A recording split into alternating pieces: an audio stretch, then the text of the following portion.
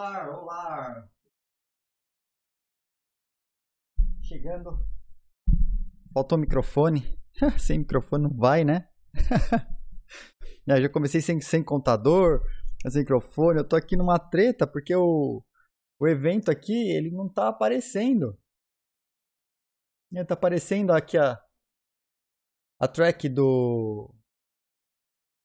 A segunda track diz que vai começar logo e não começa. E a outra, que é a track Desmystifying Bitcoin, ela tá com uma página em branco. Aí, tipo, tá difícil, né? Estão tentando aqui, estão tentando. Cadê o eventinho? Começando, né? Deixa eu inicializar aqui as traduções. Deixa eu colocar os bitcoins. Cadê aqui, ó? O valor do Bitcoin. Deixa eu botar um marcador aqui. Opa! Tá começando?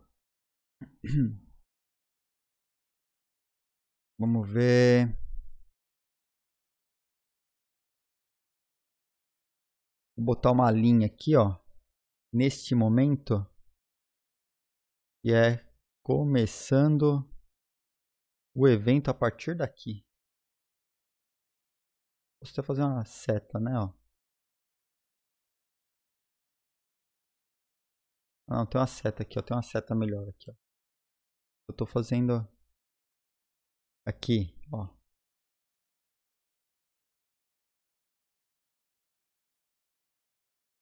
Aqui começa. Boa, tem uma seta aí. Vamos pôr a seta também no dogezinho. Pra gente marcar, ó. Começa aqui, ó. Essa aqui, na verdade, começa aqui, né? Vamos olhar aqui. Beleza. Então tem setinha agora, você consegue ver aí, ó. Os dois gráficos. Pra gente acompanhar em tempo real aí o que tá acontecendo, né? Olha lá que aparentemente... E foi, já tem o primeiro vídeo, é isso? E o segundo? O que tá acontecendo aqui?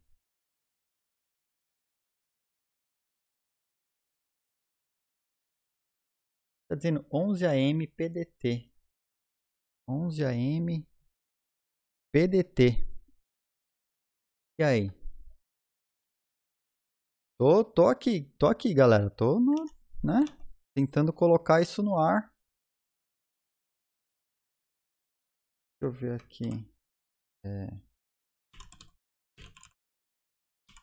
Time Zone PDT. Deixa eu ver aqui. Quero ver que horas são.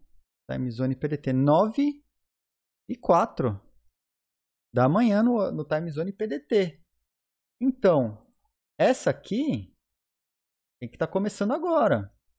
Como já tem 1h30? 1h40.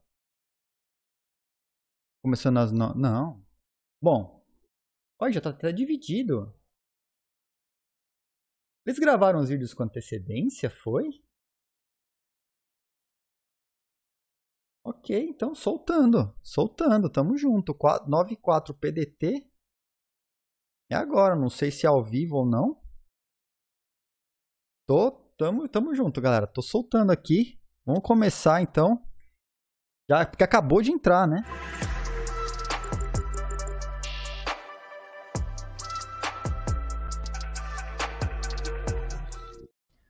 Welcome to the Demystifying Bitcoin track.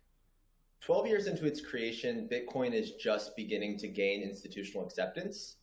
To continue to encourage adoption, education is extremely important. And while constructive criticism of Bitcoin is healthy, unfortunately, the mainstream media and influential financial research institutions still dismiss Bitcoin based on stale information and flawed analysis. In this track, we revisit some of Bitcoin's most common misperceptions in the hopes of advancing discussion and understanding of Bitcoin and the important role it will play in society.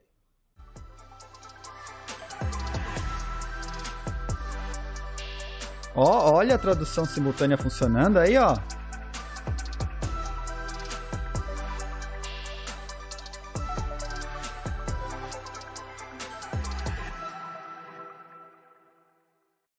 Hello, my name is Nick Carter. I'm a general partner at Castle Island Ventures and the co-founder of Coinmetrics. I'm here to talk about Bitcoin's energy dynamics, why it consumes so much energy, and what we can expect from it in the future as the protocol evolves.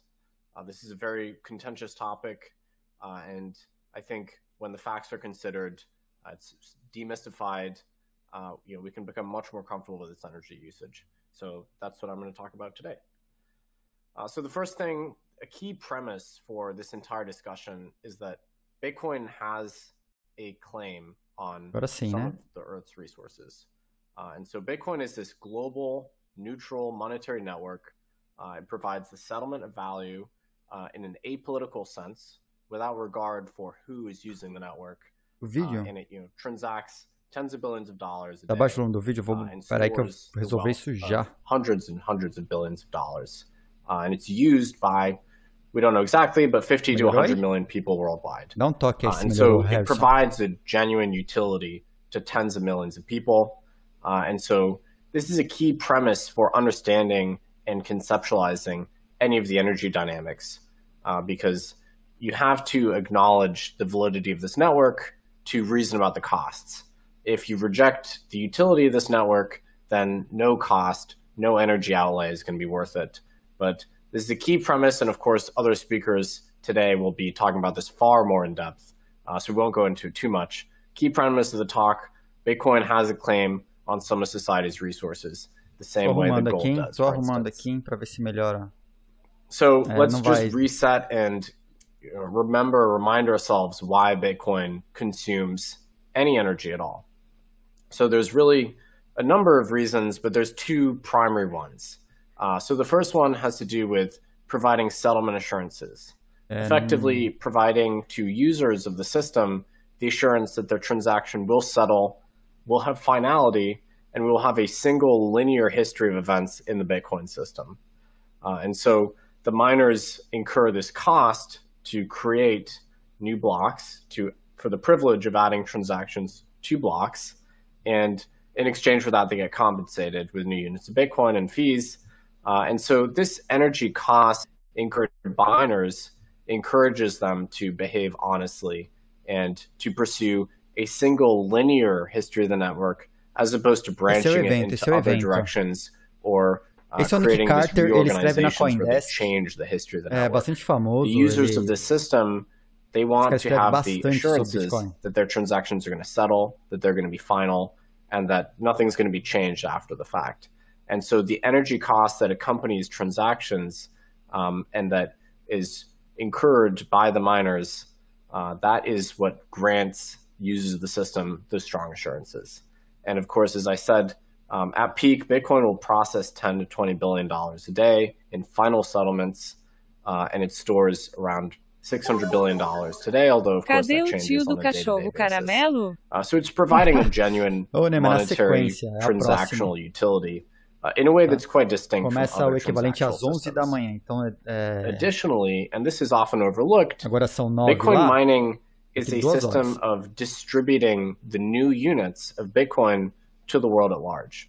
And so when Satoshi devised Bitcoin in 2008 and then created it in 2009, Satoshi had this conundrum: how am I going to actually distribute the units of this commodity to the world at large? Satoshi could have emailed, their friends, new units of Bitcoin, but that wouldn't have exactly been a fair or credible way to initially distribute these units to the world. And so the method that Satoshi settled on was proof of work, where effectively you have to spend energy and computational resources in order to obtain new units of Bitcoin. And so miners themselves, they're not particularly privileged in terms of their access to the monetary issuance, unlike, say, the Federal Reserve is privileged in terms of access to new dollars. For them, it's costless to create the dollars. Because miners have to incur this cost, they have relatively thin margins historically, and so no one is able to extract seigniorage, able to extract a significant rent from their position as the monetary issuer. Instead, it's this very much free market process. And so proof of work solves this decentralized initial issuance problem. And that's a really key thing to remember as we consider its sort of energy outlay. So as I said, Bitcoin's security and reliability derives from proof of work.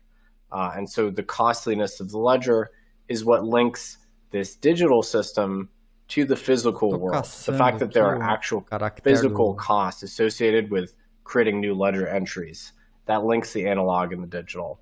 And an analogy here you could consider would be Mesopotamian clay tablets, from 3000 BC, where these accounting relationships would be inserted onto wet clay, and X owes Y, Z amounts of barley, for instance, and that relationship is described on the clay tablet, and then it's set outside in the sun to dry. And once the tablet is dried, that relationship is forever encoded. It can't be changed. It can't be reversed. Bitcoin blocks the accumulation of computational work in progressive Bitcoin blocks, gives you a similar kind of assurance. Once a transaction has occurred in the Bitcoin ledger, once sufficient blocks have been mined, that transaction is assumed to be final. And so in the case of the clay tablets, it's the sun's energy, which is providing you that kind of finality and calcifying the ledger and effectively making it robust and immutable. In the case of Bitcoin, it's computational work, which does that same thing. Now, a lot of people say, well, why can't we just strip the proof of work out of Bitcoin and insert a system like proof of stake? Well, if you were to do that in proof of stake, you would create influence proportional to the number of coins held. In the case of Bitcoin, that would make these large custodians, banks, effectively, that control lots of coins on behalf of users. It would make them the stewards of the network. It would give them effective control. And unfortunately, it's the case today that many, a large fraction of all the outstanding Bitcoins are controlled by these custodians. And so if you were to eliminate the proof of work process and impose something like proof of stake, or delegate control to these third-party validators with a lot of influence, you would lose the nice assurances. You would lose the decentralization of the network effectively. So as far as we know, proof of work provides pretty unique assurances that aren't recaptured by any alternative system. So as I mentioned before, proof of work has a couple different functions. One of them is to mediate the initial issuance of new Bitcoins. And it's interestingly the fact that historically, the vast majority of Bitcoin's energy expenditure derives from this issuance. So miners are compensated in two ways. One is through the collection of new units of Bitcoin, and then the second is through fees that users attach to transactions. But historically, the issuance of new units of Bitcoin has dominated their revenue. It's been over 90% of their revenue historically, with transaction fees being much more minor. And so when you think about the energy consumption of the Bitcoin system, this is really critical because you have to decompose transactional intensity from miner revenue and hence energy spend. It's not the case that adding more transactions will dramatically increase the energy expenditure of the Bitcoin network, as a lot of people mistakenly believe.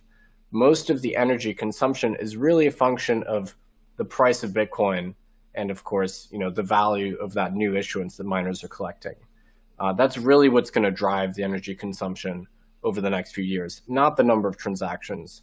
Bitcoin can scale up the number of transactions or the value of transactions without really having a linear proportional effect on the amount of energy that miners are consuming. So it's really, in the near and medium term, much more a function of the price of Bitcoin and the value of the new reward that miners are incurring. And this is kind of analogous to gold, again. You shouldn't think of Bitcoin's energy dynamics as analogous to something like Visa.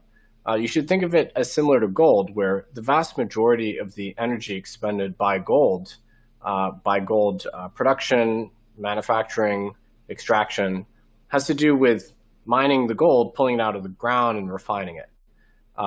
It has much less to do with moving the gold on trucks or boats or anything like that. It's kind of similar with Bitcoin. Most of the energy outlay in Bitcoin's case is a function of the initial creation of Bitcoins.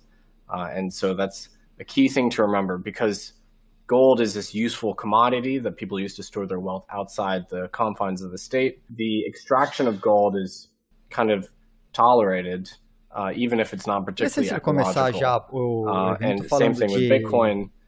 The production of Bitcoin is, still, yields and provides us with a system which is of value to society. And so it's still, something that we should accommodate effectively. Parece que é ao vivo, sim, let's just sort of set the table and actually look at some of the numbers here.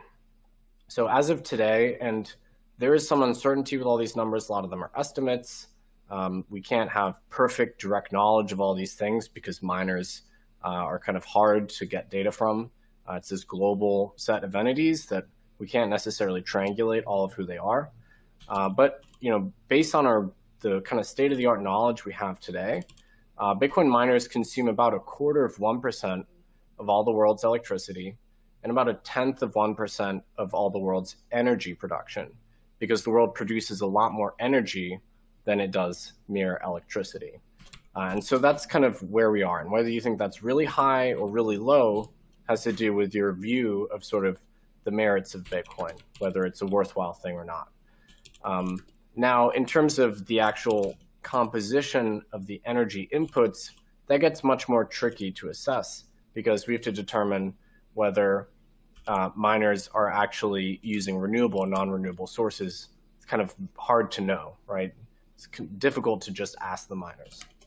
So the various estimates we have historically, Cambridge in 2020 ascertained that miners were around 39% renewable. More recent studies, the Bitcoin Mining Council, which is this group of North American and other miners, came out with some disclosures earlier this year, and they found that within that sample, the sustainability of miner operations was around 67%.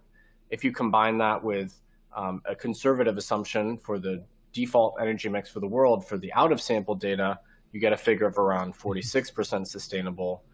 Now, sustainable means renewable plus nuclear in this instance. And so that's probably better than the global average. NHS. Tamo junto, obrigado pelo Prime. Again, a lot of that is guesswork, and we won't really know what the true sustainability of Bitcoin mining is until we get a better idea of where miners are. But our best guess is that Bitcoin is responsible for around 50 megatons of CO2 emissions per year, or around 1/10 of 1% of the world's emissions. Now, what does this actually mean? I mean, what does this compare to? So you can compare it to individual small countries, as is very commonly done. Dessa tela. Or you can understand that the world is a sort of highly globalized place, Os dados and that sobre for the most emissão de part we CO2. outsource our industrial capacity to one or two major countries, which account for the vast majority of sort of energy production and consumption. So Bitcoin's current energy usage is around 0.7% of China's energy production and between 1 to 2% of America's. And so it just really depends, how you want to compare rolando a legenda aí para vocês? To the Dá para ler direitinho? consumers of energy. Bitcoin's energy footprint is 12 times smaller than always-on devices in U.S. households.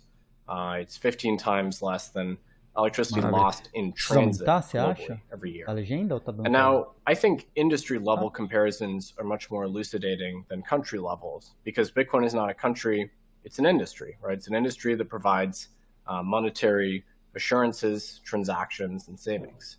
And so, this industry analysis is not that commonly done, because typically, as far as policy is concerned, we're much more concerned with, well, what's the nature of the grid? How sustainable is the grid? But you can certainly look at individual sources of energy consumption, and you can compare them to Bitcoin if you want. So there's all sorts of numbers here. Bitcoin is, slightly less than the amount of energy consumed just by domestic tumble dryers globally. Adorei essa. And of Bank course, brands a e tumble dryer ATMs, is a mais de discretionary thing. You can 4,7 always vezes. dry your clothes on the line if you want, but you know, it improves our quality of life. Da fonte So 1 we ou 2. accept Aqui the não, fact eu não that aumento it a consumes fonte, some tá? energy. Aqui é uma... Bitcoin compares favorably with the energy used by copper mining, zinc mining, gold mining. Those all, as far as we can tell, have a greater energy impact. Now, that's not to say that those industries aren't useful. I mean, they provide, you know, genuinely useful metals. This is just to contextualize Bitcoin so you can compare it to other industry-level uses of energy. And, you know, a lot of these industries, whether it's refrigeration, air conditioning, heating, tumble dryers, washing machines, they massively improve our quality of life. So we don't often think that critically about the energy requirements of those industries because they brought us into modernity. I mean, they represent the trappings of civilization. Air conditioning meant we could live in hotter places. Olha o Bitcoin, olha a Doge. So we don't regret the energy that's used on them. The same way that we shouldn't regret the energy used for this novel monetary transmission technology. This is just the mark of civilizational progress, obtaining more energy and then putting it to use in sort of efficient sources that make our lives better.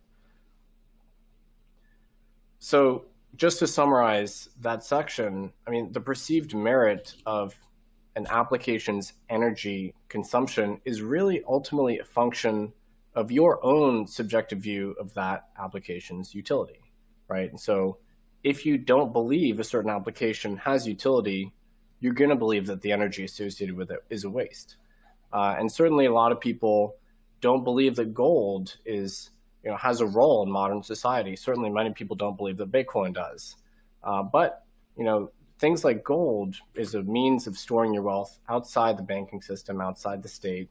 Equivalently, so is Bitcoin, in a way that's, you know, has completely differentiated qualities from these other monetary systems. So to the extent Bitcoin has utility, to the extent we acknowledge it has utility, its energy consumption becomes much more tractable and something that we can get more comfortable with. Satoshi, you know, mentioned this before, saying, you know, gold mining is a waste, but, you know, gold itself facilitates these new transactions that wouldn't be possible without it. So it's not a net waste. And similarly with Bitcoin, the issuance of Bitcoin and the energy associated with that allows us to have Bitcoin, which provides these interesting monetary assurances to tens of millions of people worldwide. And if you look on sort of a per capita basis, and other talks, I'm sure we'll cover this today, we're talking about disproportionate penetration in places with weak property rights, poor governance, high inflation, strong capital controls, places where people are very unfree from a monetary perspective. And so, you know, not everyone watching this talk will be in a situation like that. Bitcoin may not be that relevant to them. But rest assured, you know, the highest Bitcoin penetration is in places like Argentina, Venezuela, Turkey, Nigeria, Kenya. These are places where the independent system of property rights proposed by Bitcoin is extremely relevant to these people. So the good news is that Bitcoin mining, o preço do Bitcoin será maior ou menor que $31.900 ao final do painel do Elon Musk. Bitcoin mining is pretty much a synthetic process. All you're really doing Bitcoin começou, quando começou o evento, começou em 31.900. Tá, coloquei a marca aqui em 31.900. That means that mining itself can be as green as the energy inputs that the miners are relying on. And so that's pretty good news. It means that as the grid gets more sustainable over time, which we certainly expect it to, mining itself will become greener. And if you expect this transition will occur and renewables will continue to dominate and the grids, generally speaking, will decarbonize, Bitcoin can completely benefit from this. And so in 20 years' time, when grids are green, it could well be the case that Bitcoin has fully sustainable production. The other good piece of news is that Bitcoin is this highly modularizable industry where Bitcoin miners don't necessarily have to be in one place or another, so they can shuttle back and forth and disproportionately procure these sustainable energy sources. So it's you could say it's location independent. Unlike a lot of other industries, Bitcoin consumes energy regardless of where that energy is produced. And of course, this is different from, say, household energy production, where energy has to be produced relatively nearby to load centers because it has losses in transmission. Another historical analogy here would be aluminum smelting. So aluminum can be smelted sort of in a location-independent basis. And this is why you had lots of aluminum smelting in places like Iceland with abundant hydro energy. Of course, that required lots of installed infrastructure. So aluminum couldn't perfectly facilitate this energy arbitrage, but Bitcoin can. Bitcoin can be mined with as little as a shipping container full of ASICs. And so it can disproportionately penetrate those places with cheap and abundant electricity. And in many cases, that's renewable. So historically, this is why Bitcoin miners were disproportionately located in China, because China had the most abundant stranded hydro resources on the planet. China was curtailing 50 to 70 terawatt hours of hydro energy, so simply not being delivered to the grid. In 2016, 2017, that's why Bitcoin miners went to those southern provinces in China. So the world doesn't necessarily produce precisely the right amount of energy needed that the grid demands. Oftentimes there's imbalances, and Bitcoin can exploit those imbalances effectively. Stop gain, stop loss. Wind and solar Bloquito não tem stop order não, cara. Of technologies that don't necessarily generate energy in a way that's suitable for the grid to consume them. You don't necessarily have large suitable solar plants in places that are right adjacent to cities, for instance. And so you see lots and lots of wind and solar curtailment, basically energy that doesn't reach the grid. Now, they don't generate energy in a profile that is suitable for Bitcoin mining today because they're intermittent sources. But as battery technology improves, and I think we can all agree that it is generally improving, they will become smoother in terms of their generation profile and thus more suitable for Bitcoin miners. So that'll be more of a medium-term trend. Lastly, globally speaking, the extraction of hydrocarbons is always associated with the production of waste and natural gas. And that gas effectively gets flared or vented off because it's not economical to make it to the market. Now, Bitcoin miners have begun to take advantage of this flared gas and effectively capture it and turn it into energy to mine Bitcoin with. And now that gas was being flared anyway, so from a carbon perspective, it's completely net neutral. So Bitcoin can take advantage of all of these sources of curtailed, stranded, or non-rival, which is to say, energy sources which would not compete. Esse gás já está sendo gerado. Do ponto de vista do carbono, ela não é carbono neutro de maneira alguma, porque o gás ele é gerado e expelido para a atmosfera. E está sendo aproveitado, né, para a mineração. Está sendo direcionado para a mineração de Bitcoin. That are more renewable in their nature. And this is obviously happening as policymakers prioritize the sustainability of grids. There's just more and more wind and solar that we're seeing part of energy grids. And now an interesting thing about Bitcoin miners is that they represent interruptible load, which means that they can scale down their demand very rapidly and on short notice. So they're perfectly eligible to participate and really suitable for these things called demand response programs, which means that when the grid... Pessoal, acho que eu vou fazer diferente as apostas, hein? Eu comecei 31.900 no começo do negócio. Eu estou achando que eu vou fazer um refund para a galera. Acho que eu vou fazer um refund. E vou abrir uma outra para saber se o Bitcoin vai estar acima de 37 mil ou abaixo. Vocês acham 35? Vamos ver como que está agora. Ele tá muito injusto. Eu comecei com ele aqui, ó. Bitcoin miners are perfect for that. Fora que começou o evento. turning down the demand. Agora a questão é saber onde o Bitcoin vai chegar. Não que vai ser maior. If you look at the Texas demand response program, they asked you to turn off your agora consumption tá 32.115. with 10 minutes or 30 minutes notice. Miners can do this.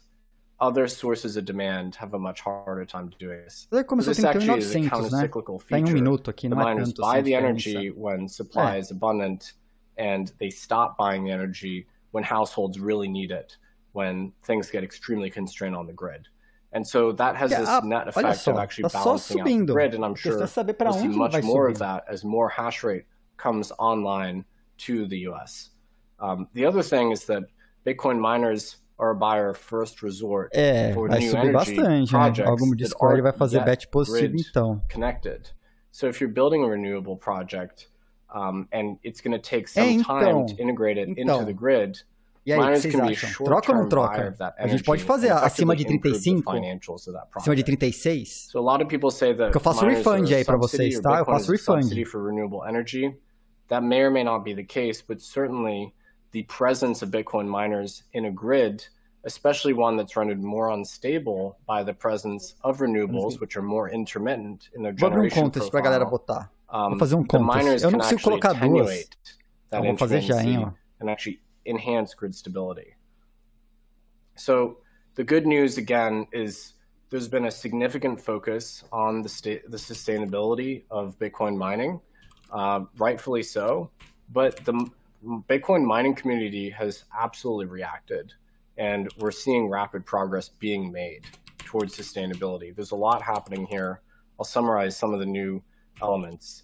So first of all, an enormous amount of Bitcoin's hash rate previously was domiciled in China, but that hash rate was very much exposed to these carbon-intense sources of energy generation, especially in Inner Mongolia and Xinjiang provinces.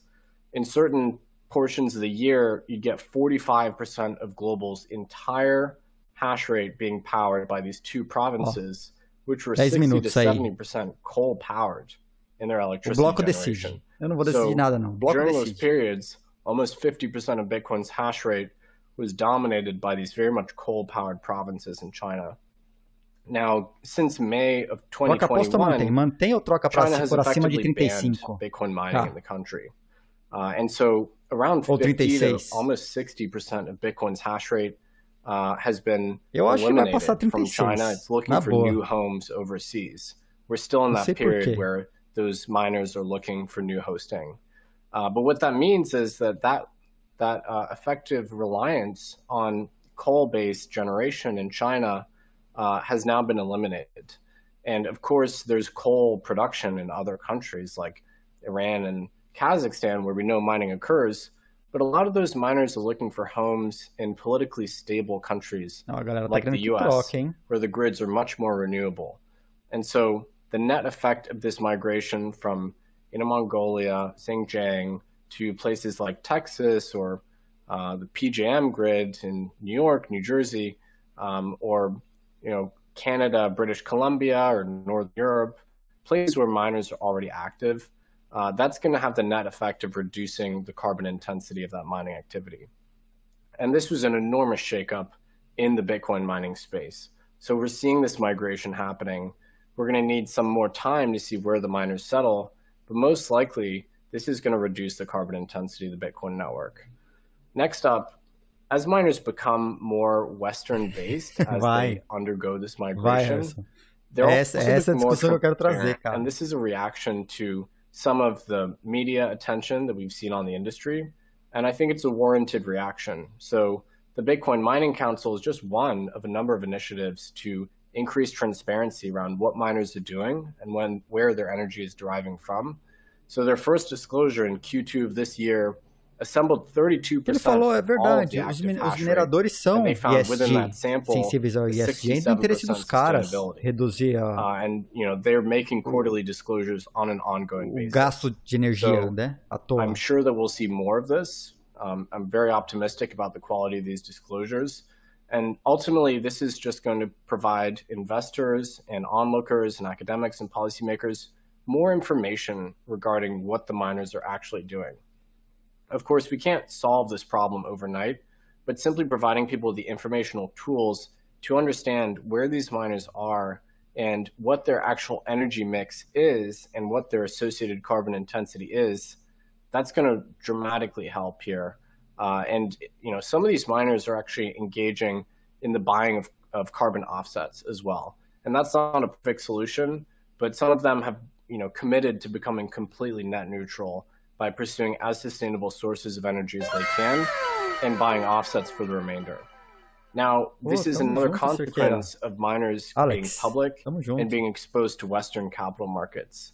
Increasingly, and we know this is a priority of financial regulators in this country, ESG concerns are a big portion of what these public market agendas involve. So as capital becomes more accountable to Western capital markets, it has a strong incentive to be more sustainable in nature, because increasingly we're seeing the cost of capital rise for firms that fall far outside the norm in terms of sustainability. Blake, eu acho que são cabeças antigas disseminando o caos, tá? Financial incentive to pursue more sustainable operations. É a galera contra e dissemina, não entra informação nova na cabeça dos caras.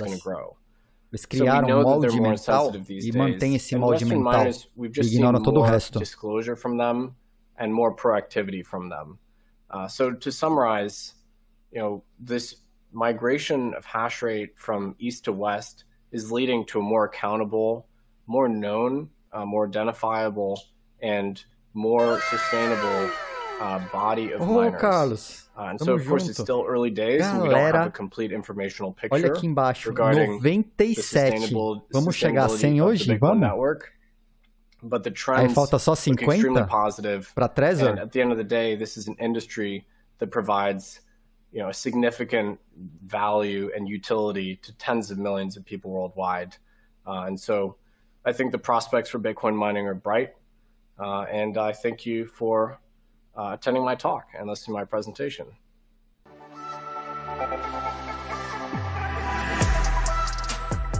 Galera, vocês viram que a apresentação dele, basicamente a gente já passou por todos esses tópicos aqui no Morning Crypto, né? Que legal. Que legal. E olha o gráfico ali em tempo real ali, ó.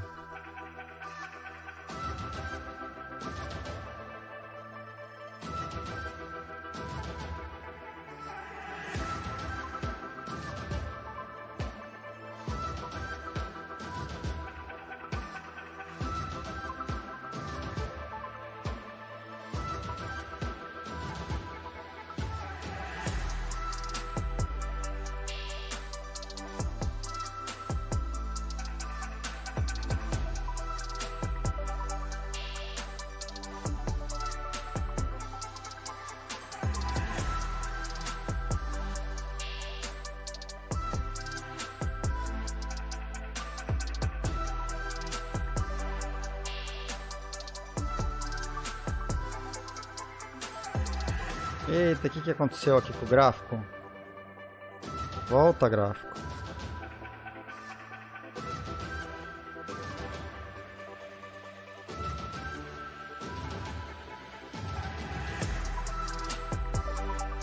Meu gráfico morreu.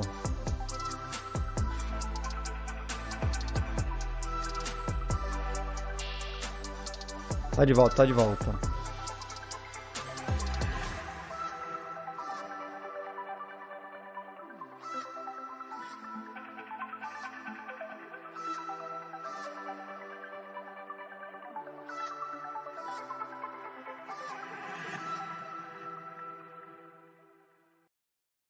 Hello, I'm Philip Gradwell, the Chief Economist at Chainalysis, and today I'm here to address a major myth around Bitcoin, and that is that it facilitates criminal activity. Bitcoin has a really mysterious aura around it. It's an exciting new technology with an anonymous creator that promises to revolutionize money, and so potentially even society. But part of the mystery also comes from how many people, But part of the mystery also comes Diego, tem uma animadinha no mercado de que vocês não fazem, né? Olha só. The Silk Road, operating between 2011 Harrison and 2013, colocou Uma coisa que eu vejo pouca discussão se processadores ARM não podem ajudar no objetivo de mais eficiência.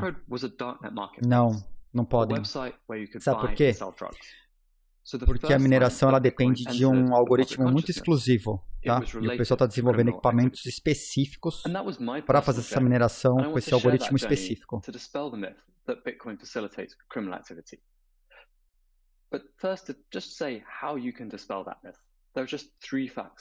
Essa palestra vai ser boa, hein, da Team Analysis. Bitcoin, due to its public blockchain, brings unprecedented transparency to economic activity. The second is that due to that transparency, criminal activity on Bitcoin can be measured. The data shows 2% de todas as transações são contabilizadas como atividade ilícita. De todas as transações. Os melhores do mundo falando isso. E tudo é rastreável. And third, Bitcoin's transparency also means that criminal activity can be traced and stopped. To give an example of that, when the US Department of Justice Guardem esse número, 2%. .NET market site in October 2019, they said law enforcement was able to trace payments of Bitcoin to the .NET site by following the flow of funds on the blockchain. Não tínhamos esse número, hein? And it's not just law enforcement. Cryptocurrency businesses around the world perform anti-money laundering checks using blockchain data to meet their regulatory obligations to disrupt criminal activity. Due to its transparency, Bitcoin has good, if not better, ways of combating criminal activity than fiat. So what is the personal journey that has led me to understand that it is a myth that Bitcoin facilitates criminal activity? I'm the chief economist at Chainalysis, a company that analyzes blockchain data to promote more financial freedom with less risk. Cryptocurrency businesses, law enforcement, and financial institutions use our software and data to manage the risks of criminal use of Bitcoin, as well as to identify the legitimate opportunities. So when law enforcement were tracing payments to that child pornography site I mentioned, they were using Chainalysis software.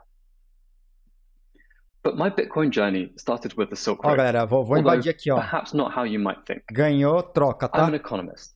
So when I read about the Silk Road on the internet, I was blown away. Eu vou fazer um refund das apostas, vou fazer um refund agora e vou abrir uma nova. Now on the Silk Road, those interactions were illegal, but it demonstrated to me acima de 35 ou 36? Bitcoin to transform all of our economic activity. 35 ou 36? In the years since then, I've been on a mission to accurately understand how Bitcoin is actually used by analyzing data on the blockchain. By 2021, both our ability to understand how Bitcoin is used and the way it is used has been transformed. 35? As this chart shows, the vast majority of Bitcoin activity is currently trading and investment. The chart shows the source on the left-hand side and the destination on the right-hand side of Bitcoin that is transferred on the blockchain over the last 12 months. The largest flows are between self-hosted wallets. These range from Bitcoin sent from a wallet I have on my phone to Bitcoin held by large institutional investors who custody their own Bitcoin. Já tá em 30. The next largest flows are to from and between exchanges, where people trade Bitcoin for fiat currencies or other cryptocurrencies. Já tá em 32.300. And as you can see, illicit entities account for a very small amount of the flows compared to these other use cases. Small enough that I've had to highlight them on this graph. And what are these illicit entities? They are the Bitcoin addresses that are controlled by people undertaking criminal activities, such as running darknet markets, scams, or ransomware. And I'll describe these further shortly. But first, I want to give you a sense of the overall scale of criminal activity that occurs on Bitcoin. And you can see on this chart that criminal activity accounted for around 2% of all the economic activity on Bitcoin in 2020. And we see some quite large absolute numbers in terms of the dollar value of criminal activity, say sort of $10 billion in 2020. But you've got to understand that these are actually quite small relative to criminal activity in the fiat economy. In fact, in the fiat economy, it's very difficult to understand the level of criminal activity because you can't see the transactions that are occurring and you can't measure it. But there's certainly more than $10 billion of criminal activity occurring. But the level of criminal activity is actually very small relative to the Bitcoin economy.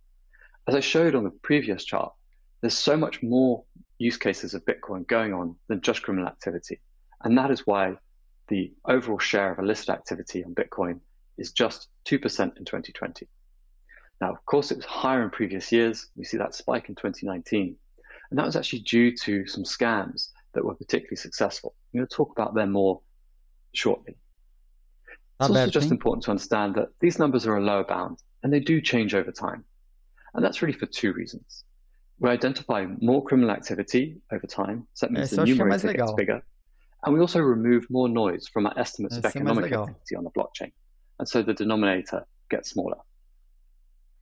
But overall, the key thing to understand is that, yes, there is some criminal activity on Bitcoin, but it's a small amount. And as I'll explain later, there are also ways in which it can be stopped. But I also want to talk about the types of criminal activity that does occur. And when we break this down, as we are on this chart here, we see that most of the criminal activity on Bitcoin is related to scams and darknet markets. Takushi, vai ficar gravada assim, e depois ela vai para o YouTube. And these are serious crimes, which is why, in my view, for Bitcoin to go mainstream, we need to measure, trace, and stop criminal activity. For example, through law enforcement action, regulation, and anti-money laundering requirements. But another key insight from this is the prevalence of scams. They demonstrate the need for a strong community and some good faith efforts to inform people about the right opportunities. Bitcoin contains so many get-rich-quick true stories that it's so easy for new people entering the space to be sucked in by a scam. So the more that we educate people, the more we can actually tackle this major source of crime. Quanto mais a gente educa as pessoas, mainstream organizations menos elas caem em golpes e guide people towards genuine investment opportunities, the smaller this risk of activity there will be. So while there is some serious criminal activity on Bitcoin, it's relatively small, and a lot of it is concentrated in scams that can be reduced through greater education and community action. But law enforcement and also cryptocurrency businesses through their anti-money laundering programs are already fighting criminal activity today. And they're actually achieving great success. I'm showing here just a few examples of the law enforcement actions that make it out into the public. And there are many more successful ones happening behind the scenes.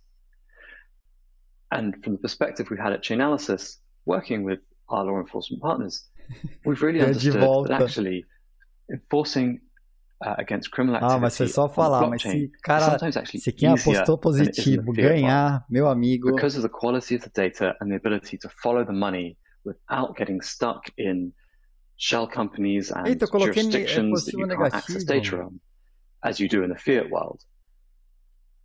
Our law enforcement partners have actually managed to do much larger investigations using collaborating with law enforcement agencies across the world at a much greater speed than they would have otherwise been able to do. And another key driver Coach Bêbado, digita exclamação commands, tem comando aí para você trocar os bloquitos de link, tá? Você passa de para o outro. People have the misconception that Bitcoin isn't regulated. In fact, because of its early history, its use on the Silk Road, Bitcoin has been under regulatory scrutiny almost from the start. And Bitcoin often falls under traditional existing regulatory frameworks. And over recent years, there's been an enormous amount of effort to build up a more comprehensive regulatory framework specifically for the asset. For example, the Financial Action Task Force, which sets global recommendations for anti-money laundering, has a cryptocurrency framework, and a number of important financial jurisdictions have developed their own cryptocurrency regulations. And so the combination of the transparency of the blockchain, the success of identifying and tracing and stopping criminal activity, and the strong regulatory framework really helps reduce the amount of illicit activity on Bitcoin. And as I've emphasized, there's just a huge amount of data available on the blogchainalysis.com, and just how it compares to the other far more numerous and positive use cases of Bitcoin. If you want to learn more, at Chainalysis, we have a wealth of information on our blog. But to summarize, really with Bitcoin, you've got to remember whenever someone says, I think it facilitates criminal activity, you should tell them that actually, because the blockchain is public and therefore transparent, we can actually measure the amount of criminal activity that's going on, which you simply cannot do at fiat. And in 2020, it was around 2% of overall economic activity, leaving 98% to more legal, interesting, productive uses. And because of that transparency, it's possible to trace and stop that criminal activity through law enforcement action and anti-money laundering regulations. So thank you very much. I've been Philip Gradwell, Chief Economist at Chainalysis.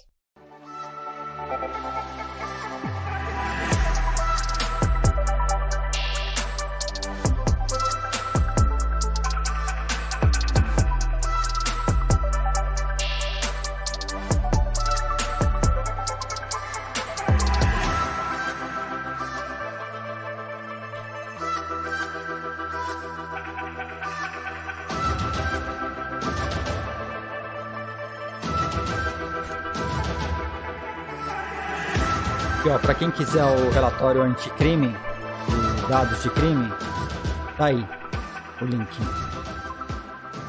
Acabei de pegar lá no site dos caras.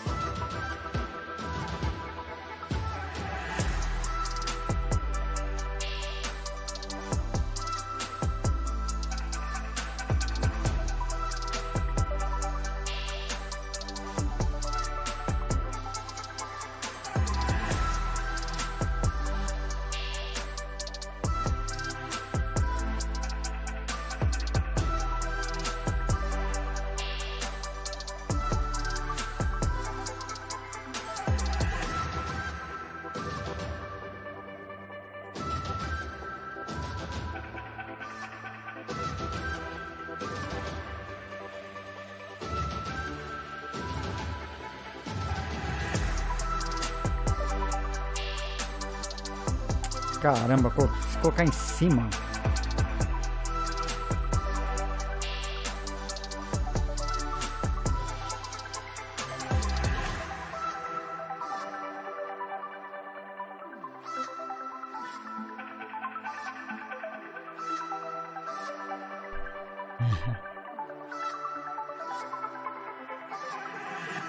Bitcoin não escala, é o tema do próxima palestra agora, ó. O Bitcoin não escala. I'm an investor at Paradigm, a crypto-focused investment firm in San Francisco. I'm here today to talk about how Bitcoin scales in layers. A common refrain you've probably heard is that Bitcoin is unscalable or that it can't securely scale to support global finance. If you've spent any time following Bitcoin over the last decade, you've probably heard this discourse in the media.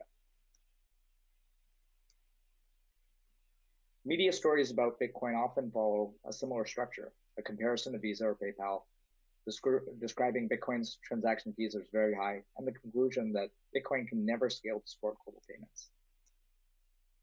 However, the core question of how Bitcoin scales isn't new at all.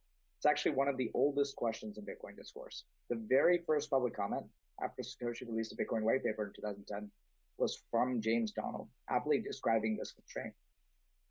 As highlighted below, he said, if hundreds of millions of people are doing transactions, that is a lot of bandwidth. Each must know all, or a substantial part thereof. Put another way, a central tenet of Bitcoin is making sure anyone can easily validate the base layer, and this caps the potential throughput of Bitcoin. The fundamental constraints that exist limit Bitcoin's theoretical transaction throughput between 4 and 7 transactions per second, or TPS. In practice, it's been closer to the lower bound, around 3 transactions per second. It's highlighted on the chart below. This is a far cry from any. Eu ia falar, ele foi bom se colocar de 4 a 7, né? Foi projetado para 7, mas faz 3. Transactions per second. This is nearly 4 orders of magnitude higher than Bitcoin. These fundamental constraints come from Bitcoin's inherent block weight and inner block times. What this means is that Bitcoin blocks have a limited amount of space to include transactions. And that Bitcoin blocks. Do Nick Carter a galera tava mais empolgada, né? Agora aí parece que deu uma descida aí para 32 e 100, 32 e 100. Why can't we just multiply all the constants? This is a major point of friction in the scaling debate. And philosophically, this was the major focus of the blockchain block size wars of 2017 and earlier. This is even seen in Elon Musk's recent. Ô, Coach Bêbado, funcionou, né? Você viu a mensagem aí no chat? The short answer of why we can't multiply the constants is that base layer scalability is a trade-off. A really simple model for this is the scalability trade-off. Os robôs aqui são fantásticos, cara. Se fosse Twitch, tava lascado. Any simple scaling solution will find it really challenging or impossible to optimize for more than 2 out of 3 of decentralization scalability. Abaixo, eu vou subir. One mental model of Bitcoin is that it's a train. As falas dos caras tá baixa e a música do intervalo tá muito alta. Tá, eu tô tendo que balancear aqui. We could decide to make each carriage on the train 10 times bigger, but this comes at a cost. In this case, the cost is all imposed on users. Olha o que eu sempre falo na live. Escalabilidade, segurança e descentralização. A gente precisa sempre colocar nesse triângulo, nessa pirâmide para poder medir. Você sempre consegue 2 e um fica meio capenga. Making blocks 10 times bigger would likely make it prohibitive for ordinary users to use Bitcoin without trusting an intermediary. The key takeaway is that one does not simply scale Bitcoin by multiplying the constants. So what is the right way to think about Bitcoin scaling? One model is that Bitcoin's base layer is a settlement network and that it should be scaled like an onion in different layers. This isn't unique to Bitcoin by any means. Virtually all payment networks scale in layers, with the possible exception of physical cash. Diego, ótimo. For example, credit card transactions from payment networks like Visa are intermediated by many, many different systems, including banks, payment processors, networks like Fedwire or ACH, and they ultimately settle weeks or months after the point of an exchange. So how is Bitcoin scaling today? Categorically, I think there are 3 big buckets to consider. The first is layer 2, primarily focused on Lightning. L2 solutions scale settlement assurances of the Bitcoin base layer with deferred settlement. This means that balances are ultimately settled on the base layer, but not necessarily at the point of a transaction. Ah, entendi. Você modificou o emoticon do Elon Musk? Agora que eu entendi. Sidechain scale settlement assurances by pegging galera, você pode modificar os emoticons que tem aí, can tá? maintain an independent security model of the Bitcoin blockchain. Sidechains come in all flavors, including federated chains, which rely on a trusted validator set, more trust minimized models, which allow Bitcoin to be able to used on other permissionless layer 1 blockchains, like Ethereum. The third approach is scaling Bitcoin off-chain through Bitcoin banks. Today, there are hundreds of Bitcoin exchanges globally, which all help scale settlement assurances using financial intermediaries. The critical link between all 3 classes of scaling solution is that they allow users to make trade-offs in the settlement assurances they get from Bitcoin. For example, a large institution making a Bitcoin transfer may naturally transact on layer 1. An application requiring a lot of microtransactions might be hosted on layer 2 and so on. Minha única consideração com que ele colocou, né, dos Bitcoin Banks, de que as transações acontecem entre as pessoas sem que esteja setado na rede, o problema é os caras criarem Bitcoins, né, criar reserva fracionária de Bitcoin e passar adiante e não ter a reserva disso, né, para poder transacionar. Isso pode ser muito ruim. When you leave your credit card with the bartender, you're effectively opening up a payment channel, just like in Lightning. The bartender updates the state of the channel after every beer you order. At the time that you hand your bartender the card, your beers are effectively paid for even if you forget your card. The bartender can always settle at the end of the night and probably leave themselves a nice tip in the process. Similarly, Lightning allows users to independently settle to the base layer of Bitcoin blockchain anytime that they have a dispute, just like they would if they had an issue with a credit card company. The Lightning network itself is a mesh composed of many different payment channels. As long as you have a payment channel that's actively funded, it can interface with any other payment channel without requiring you to go back to the Bitcoin blockchain. Most importantly, Lightning's security is proximate to the Bitcoin base layer. Counterparties are always able to settle back to the Bitcoin blockchain in the case of dispute. There's about 1,800 Bitcoin observable on Lightning today. And the Lightning network has steadily grown capacity over the last few years in Bitcoin terms. This represents about $50 million in liquidity today. Lightning is also useful because it enables native programmability in Bitcoin, and it extends the Bitcoin script that's available on the base layer. This is particularly useful for applications that require high transaction throughput. Applications like Sphinx Chat, which are enabled by Lightning, and do valuable work on Lightning developer SDKs, which are supported by Square and many other ecosystem participants. Moving to the next model of layered blockchain scaling, sidechains can help scale the Bitcoin base layer. Ó, tô colocando o link aí no chat. Eu baixei o PDF aqui. Achei o link direto para baixar o PDF sem precisar fazer o cadastro. Para se não quiser sofrer spam, né? Baixa por esse link aí. O relatório de crimes. Liquid runs on a two-way peg, moving Bitcoin between the Bitcoin blockchain and the Liquid sidechain at a one-to-one rate. In Liquid, a group of trusted validators, rather than miners, receive transactions and broadcast valid blocks. Since Liquid is primarily used to transfer Bitcoin between businesses, validators are mostly major crypto exchanges and trading firms, although anyone can use Liquid. Since Liquid relies on a trusted federation for security, block times and confirmation thresholds can be different than on the Bitcoin blockchain. On the main Bitcoin blockchain, blocks come out every 10 minutes. However, on Liquid, they're produced every 1 minute. Generally, most exchanges require 6 or more confirmations on the Bitcoin blockchain. However, transactions are generally considered confirmed after only a couple of valid blocks on Liquid. This is all effectively social consensus that users can converge on based on the trade-offs that they've considered and the settlement assurances that they consider important. In Liquid, these settlement assurances can be different because of the validators that are participating in the system and the fact that most of them are trusted intermediaries already. As seen below, the Liquid Federation has many members, including many global exchanges. Another system being used to scale Bitcoin payments and usage today is Ethereum, the second largest permissionless blockchain. Today, over 255,000 Bitcoin, or about 1.2% of the fully diluted Bitcoin supply, $8 billion worth, is tokenized on Ethereum. There are many different versions of tokenized Bitcoin on Ethereum. 255 mil Bitcoins no Ethereum neste momento. Primarily large global exchanges like BitGo or Coinbase. WBTC can be issued on Ethereum first by depositing Bitcoin with a custodian, who then gives you an ERC-20, which can then be used on Ethereum, as illustrated in the diagram below. Once the Bitcoin is tokenized on Ethereum, it can be used pretty much anywhere. Blake colocou, né, se existe barreira de tamanho no blockchain do Bitcoin. Não existe. Não existe, tá? Quando você tem um nó, você pode determinar se você quer os blocos mais antigos ou a partir de determinado bloco. Por exemplo, o nó da Original Mine, eu não mantenho o histórico inteiro, mas eu mantenho o histórico a partir de quando o Original Mine passou a existir. Aí você pode fazer prune, você pode limpar os blocos antigos. Você pode organizar isso quando você programa o seu nó. Tá? Programa não, desculpa. Você configura. Financial institutions play a really major role in scaling the usage of Bitcoin.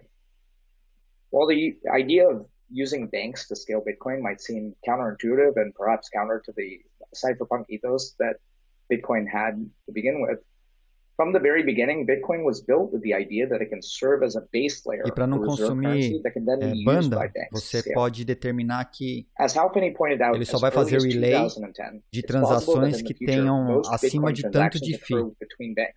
Então você pode também filtrar o tipo de transação que passa pelo seu nó que ele passa adiante. Senão ele nem fica consumindo banda, a sua banda de internet disponível, recebendo todas as transações. Ele só passa para frente, por exemplo, transação zero fee, o meu nó nem passa. There are many different protocols, such as Proof of Reserve, which can preserve Bitcoin's base layer guarantees. Aqui, ó, Proof of Reserve. Proof of Reserve allows exchanges to prove attestations of the Bitcoin that's held, so that we're not reliant on some of the issues that a fractional reserve bank might have or present in the rehypothecation of Bitcoin. Passou rápido, mas isso é legal guardar essa informação. Posso até buscar mais fontes de Proof of Reserve para a gente trabalhar. As we've seen, this is false.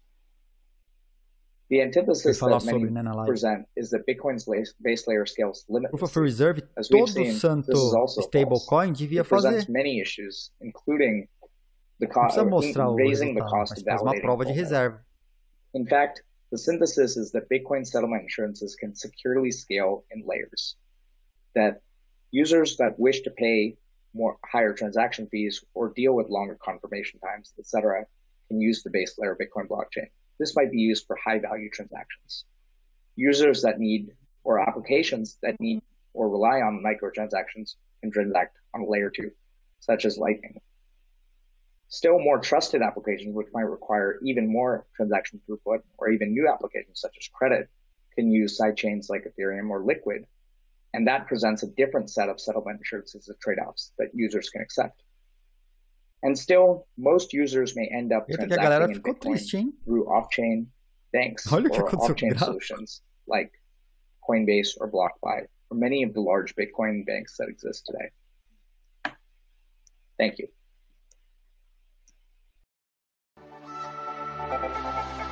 É legal, se o cara fizer prova de reserva, qualquer banco pode operar. Você consegue comprovar se o cara está operando descoberto ou não, né?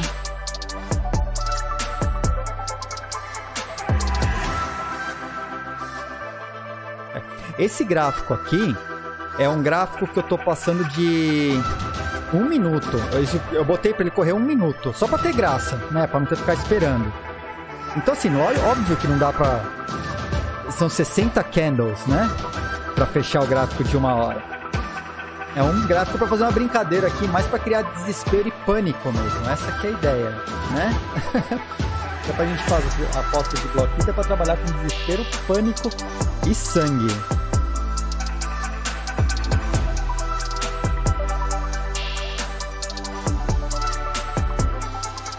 Mas assim, pra quem investe, quem faz análise gráfica, sabe que gráfico com menos de um dia, olhar menos que um D, é loucura, né? É insanidade. Você vai olhar histórico, fazer qualquer projeção com um gráfico abaixo de um D, você tá de brincadeira, né? Aí você tá no mercado de apostas com dinheiro de verdade e tá pedindo, né? Tem galera que só investe, faz day trade, faz tipo no gráfico de 1 hora. Meu amigo, pelo amor, né? Até eu que não sou investidor, já aprendi gráfico de 1D no mínimo. Os meus gráficos aqui, eles ainda fazem análise de 200 dias.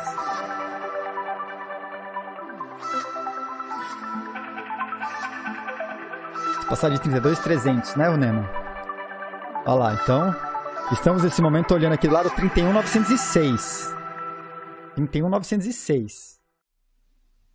Hi, my name is Nate Madry. I'm a senior research analyst at Coinmetrics, and today I'm going to be talking about Bitcoin ownership concentration and some of the myths surrounding it. So Bitcoin supply is sometimes reported as being concentrated or controlled by whales, but how concentrated is it really, and how can we measure it? Oh, isso é legal, hein? Olha, vamos desmistificar. O Bitcoin é concentrado pelas baleias. Of the current Bitcoin supply is held by only 10% of Bitcoin addresses. The second reads, Bitcoin whales ownership concentration is rising during rally. And this is an excerpt from that second article. A few large holders, commonly referred to as whales, continue to own most Bitcoin. About 2% of the anonymous ownership accounts that can be tracked on the cryptocurrency's blockchain control 95% of the digital asset. Now, while this is technically true, it is true that 99% of Bitcoin supply is held in 10% of Bitcoin addresses. This is misleading because it's implying that the supply is controlled by individuals or a few large holders, while in reality this is not necessarily the case. 2% de contas anônimas controlam 95% dos bitcoins. This is misleading. But first, I think it's important to understand how we measure Bitcoin supply and how we measure Bitcoin supply concentration. So Bitcoin supply data is completely public and verifiable. Bitcoin is a pretty unprecedented financial data set in this sense because every single Bitcoin transaction since its inception has been publicly eu marquei o evento para esse dia justamente para comemorar o episódio 50. Anyone can run their own Bitcoin node, which is really just a piece of free open source software to view and verify the complete transaction history of Bitcoin. And that's a lot of what we do at Coinmetrics. We run our own Bitcoin nodes and other cryptocurrency nodes so we can verify the entire transaction history. Now, in the context of kind of traditional banking and traditional trabalho fazer o Elon Musk aceitar a conversa do Jack lá e a galera não perceber que era para comemorar o episódio 50 do Money Crypto. Deu certo.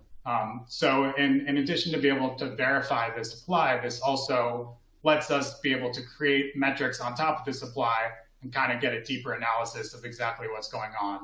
You can see in this image here some of the data that's included with and viewable with Bitcoin transactions. Programei o evento, Paulo, pro episódio 50. Which is called a hash. Não tá claro, não tá na cara how much isso. Bitcoin is sent in each transaction, and you can see which addresses it's sent to. So building off of that transparent supply data lets us compute metrics like this. And are some of the metrics that were cited in the original article. So first here, we're seeing that the blue line on the top of this chart shows Bitcoin's total current supply. And we see it's increased over time. We can track it to a very precise degree. We also see this green line here, which shows the amount of Bitcoin supply held in the top 10% of addresses. And then the red line is the amount of supply held in the top 1% of addresses. So at first glance, this does look like supply is heavily concentrated, as those articles were implying.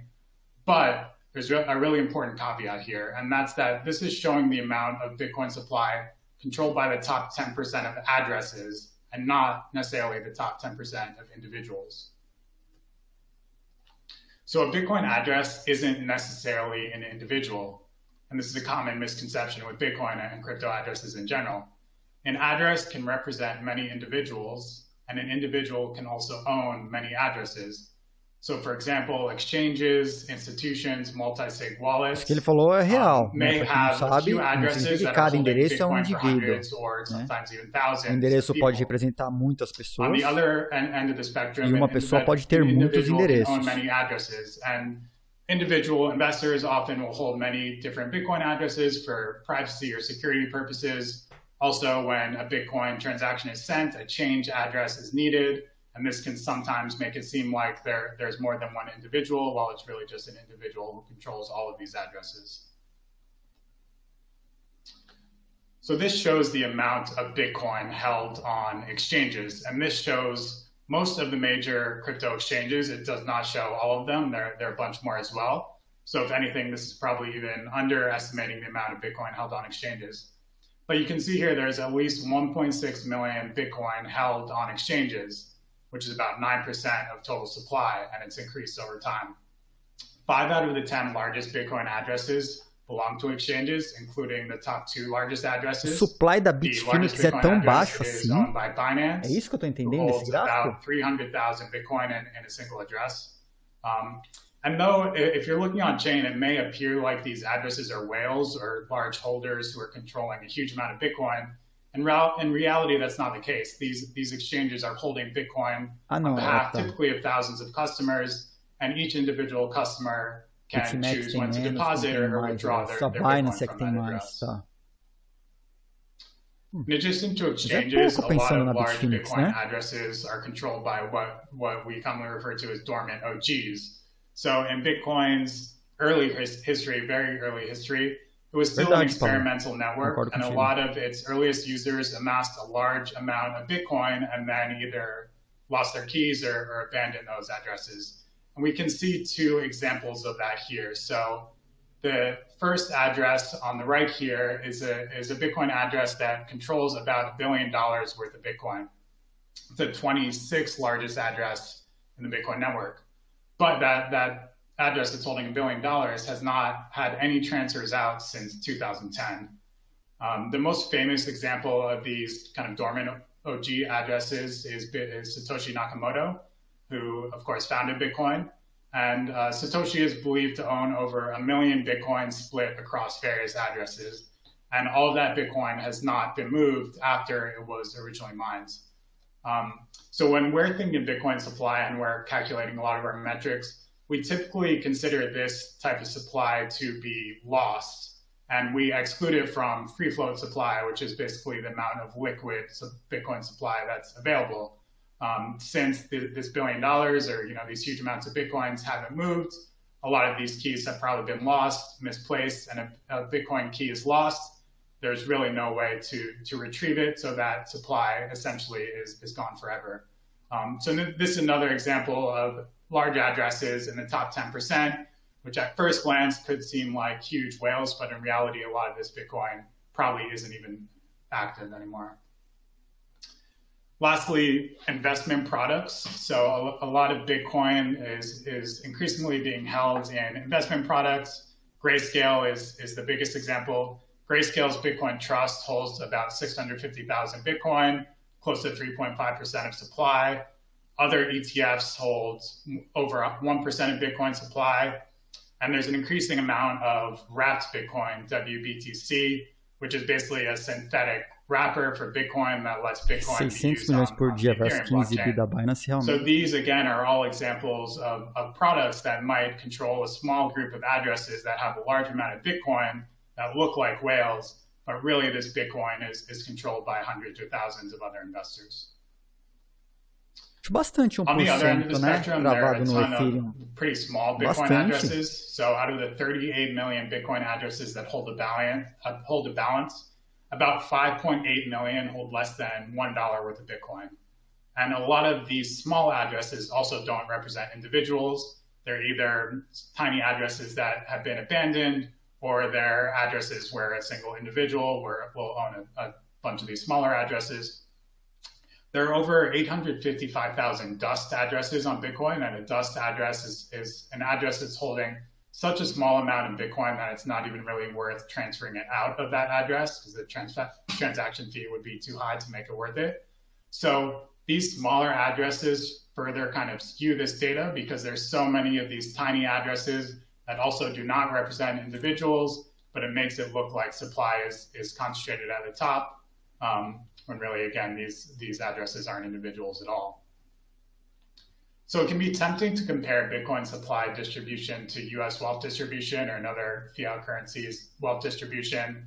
We've all seen this chart or something similar. This shows the US wealth distribution, which of course is pretty heavily weighted towards the top 1%. But this is really not a like-to-like comparison since these wealth distributions are showing the wealth distribution of individuals. And like I just went over, Bitcoin supply distribution is showing that distribution of addresses and not individuals. Instead, it's better to understand how Bitcoin's unique supply issuance works and unique supply distribution method works, and then compare it to other cryptocurrencies. So Bitcoin was designed to have fair, transparent supply issuance. And here's how Bitcoin supply issuance works. So every time a Bitcoin block is successfully mined, the miner who won the block earns newly issued Bitcoin as a reward. And at Bitcoin's inception, this block reward started off at 50 Bitcoin per block, which is a lot. And then every 4 years since then, it's been cut in half. That reward's been cut in half, and we see that here in this chart. So it started off at 50, then got cut to 25, etc. And that halving process will keep on occurring until Bitcoin's maximum supply of 21 million is eventually reached. Now, this supply issuance method is really important because it's how Bitcoin supply gets out in the first place. It's how it's distributed, but it's also really key for securing the network. So this block reward is the main part of what incentivizes miners to contribute energy and contribute hash rate to the network, which is ultimately what secures the Bitcoin network and keeps Bitcoin safe. It's also important to note that all of Bitcoin supply has been released this way. It's all been issued through block rewards, which is not the case for every cryptocurrency. And in fact, most other cryptocurrencies do not have their entire supply released this way. They have other initial methods of releasing their supply. So that's how Bitcoin supply is initially issued. But after it's given to these miners, how does it get distributed to other holders? So Bitcoin miners, like I said, earn their revenue in Bitcoin.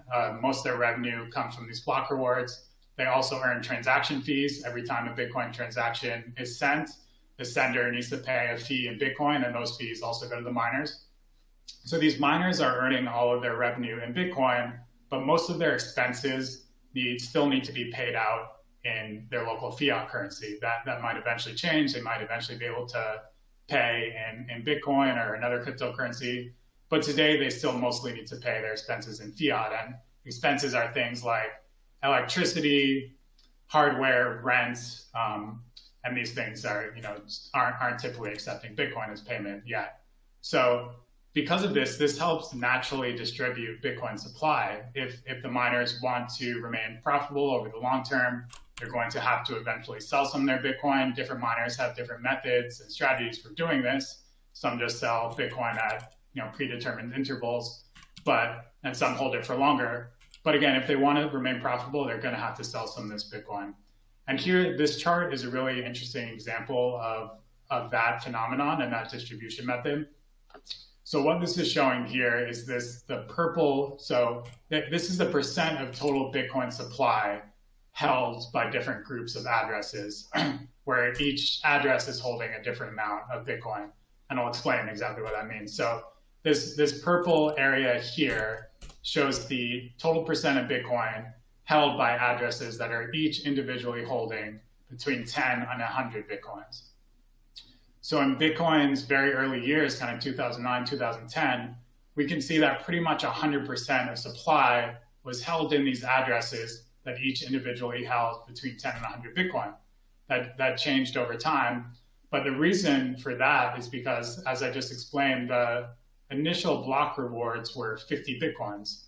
So when these early miners got their 50 Bitcoin, most of them just let it sit there in an address. They didn't really transfer it. They didn't necessarily collect more. There wasn't too much you could really do with Bitcoin in the early days, and a lot of them were still kind of viewing Bitcoin as an experiment.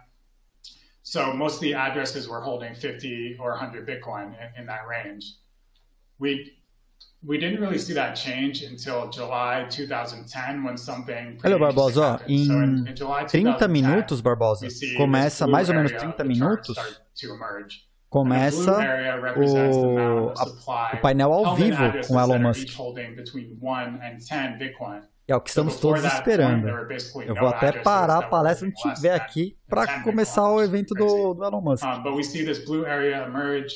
More Bitcoin supply is held in these smaller addresses that each hold between 1 and 10. And then a little later, we see the yellow area emerge, which is the amount of supply held in addresses each holding between 0 and 1 Bitcoin. So what's happening here is that in July 2010 was when the first Bitcoin exchange came online, the infamous Mt. Gox, which later got hacked and is no longer online. But basically what ended up happening is these early miners started selling some of their Bitcoin when the exchange came online. And that helped naturally start distributing Bitcoin to these smaller holders. So we're seeing this distribution play out in real time in this chart. It is important to note that this is on a log scale, just so we can really see it. It makes it look a little more extreme than it was, still only kind of like less than 2% or so of total supply was held by these small addresses. But still, this is showing how this distribution method started. Bem-vindo. So this is a similar chart but zoomed out over a longer time period, and it's on a linear scale instead of log. But we're seeing a similar pattern here. So the dark blue area is the amount of total Bitcoin held in addresses that are each holding between 10 and 100 Bitcoin. Same thing, those addresses in the early days controlled all of Bitcoin. But then over time, that Bitcoin started getting more and more distributed to smaller addresses, as well as concentrated to some larger addresses. So the pink area at the top is showing addresses that each hold at least 10,000 Bitcoin, the total amount of Bitcoin held by those addresses, which there are very few of. Then the lighter blue area is the amount of Bitcoin held in addresses that are holding between 1,000 to 10,000 Bitcoin. And again, it might look like these large addresses are holding a relatively large amount of supply, but a lot of these addresses, especially the very large ones, are exchanges or other institutions which are holding Bitcoin on behalf of others. So this is another way of viewing Bitcoin supply distribution. Instead of grouping it by addresses that are holding an absolute amount of Bitcoin, this is showing it grouped by addresses that are holding a certain percent of Bitcoin supply. So the blue area on the top, in this case, is showing addresses that each individually hold at least 0.1% of Bitcoin's total supply, which is a very large amount. So those are very large addresses. Ranging all the way down to the bottom, it's showing the amount of Bitcoin held by small addresses, held by addresses each holding less than 100. Acho que o gráfico anterior fala mais do que esse aí. So the reason I'm showing it this way as opposed to the last one is just because this is going to make it a little easier to compare Bitcoin supply distribution to other cryptos. But we can see here that by this grouping as well, Bitcoin supply is actually fairly well distributed amongst these different Ele só mostra que é balanceado, né? So here's the distribution of Ethereum's native token, Ether. And you can see that comparatively a larger percent of ETH supply is held by the largest addresses at the top. So similar thing, the dark blue area at the top is showing the amount of ETH held in addresses that each individually hold at least 0.1% of supply. And compared to Bitcoin, Ethereum had a little bit of a different initial supply issuance method. Ethereum had an initial public sale where people could buy ETH, which is different from Bitcoin, where it was all issued to miners. And we see that play out in this chart. No ICO do Ethereum foram 60 milhões de moedas. Depois uma emissão de mais ou menos 18 milhões de moedas por ano, aproximadamente. Caramba, se o cara tem mais de 0,1%, tem Ether pra caramba. E aparentemente tem muito mais pessoas com... Provavelmente são pessoas lá do início que retêm ainda quilos de Ether, né? Lá do início.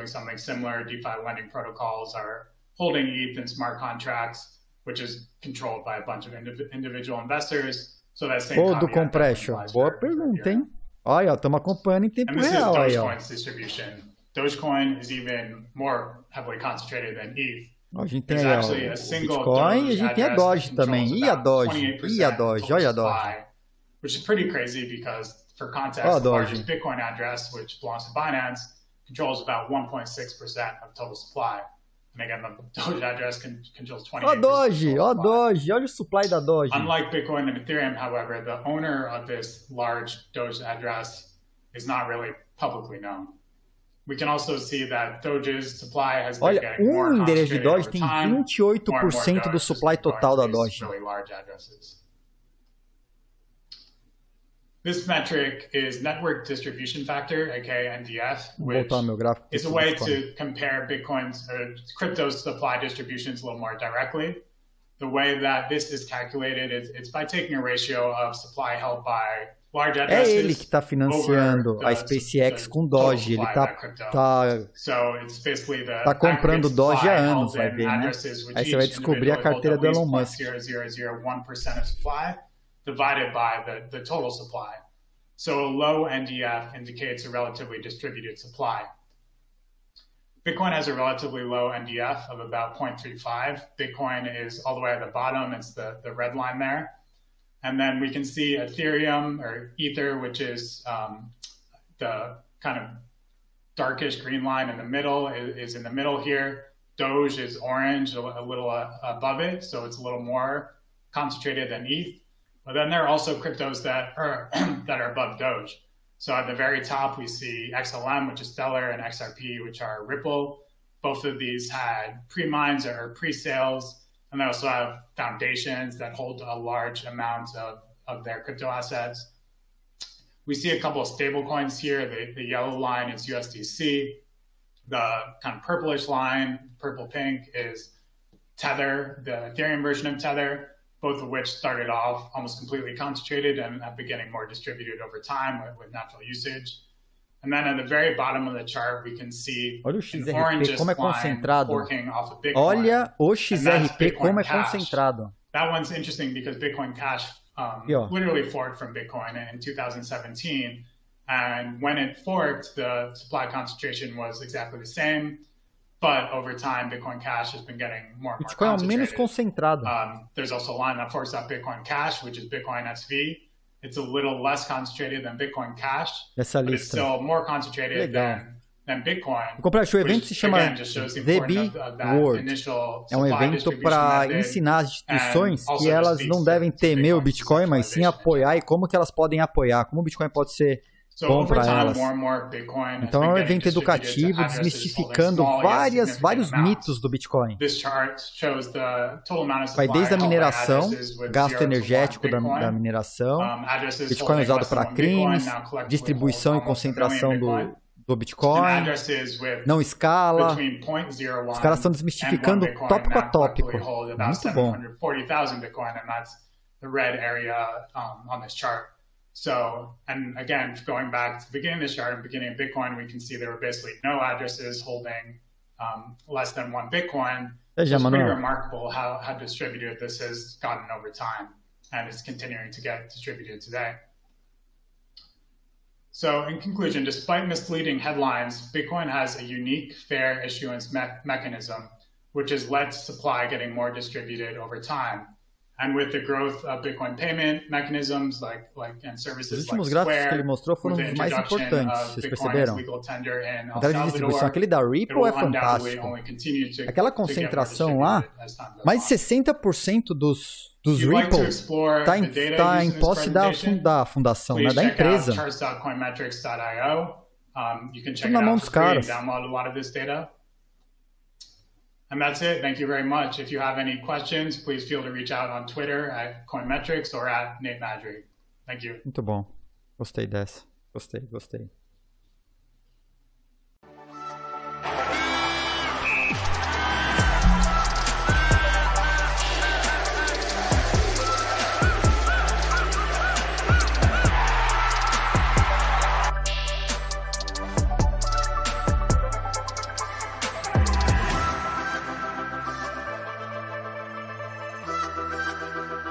Boa, Despacho, que eu vou fazer também, hein?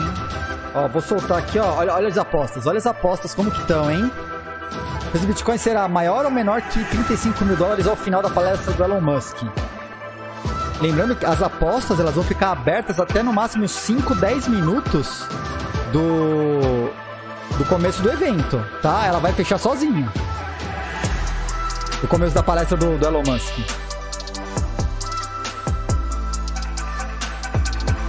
Recorde de 16 mil bloquitos. É verdade, ó.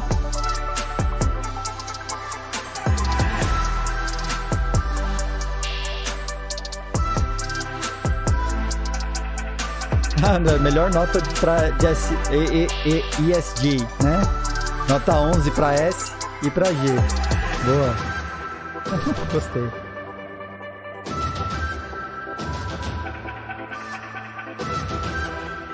Olha lá, aqui a gente tem gráfico ao vivo, a gente tem apostas abertas, tradução simultânea do evento, um sistema mágico aqui que coloquei no ar, vou até resetar ele aqui só para onde as traduções vão aparecer. No dia... Cara, deu trabalho fazer esse evento no dia do episódio 50, viu? Deu trabalho.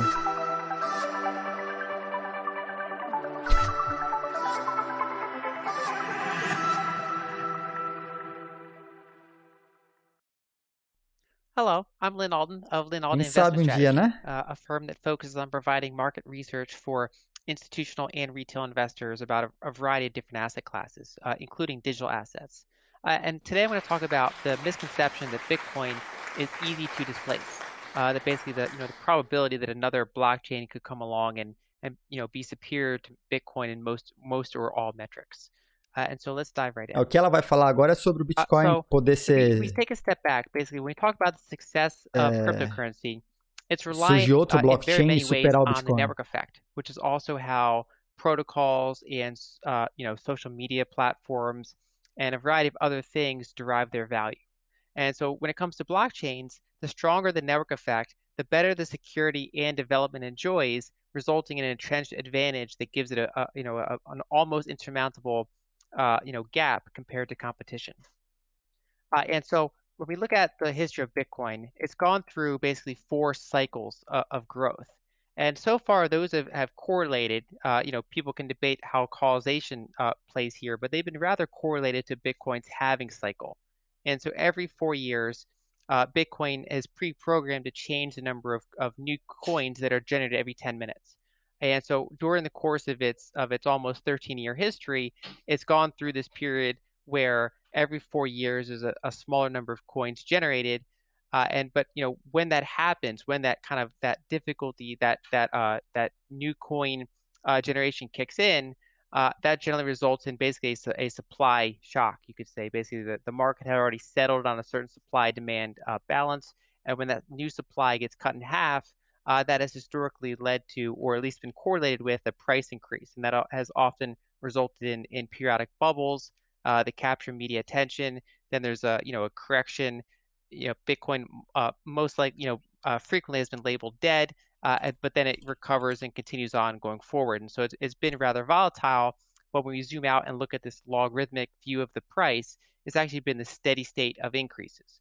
And of course, the big question is, how long will this continue? Will this reach a certain plateau of multi-trillion-dollar asset and go up from there? Or will this eventually roll over and be surpassed by either some other technology, or will the whole space just no longer be effective?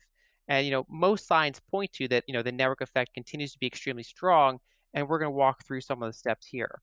And so overall, Bitcoin's irreplaceable attributes largely rest on three different categories. So there's security, scale, and decentralization. And so they all play into each other as well. So lembra daquele triângulo que eu falei, eu sempre falo, né?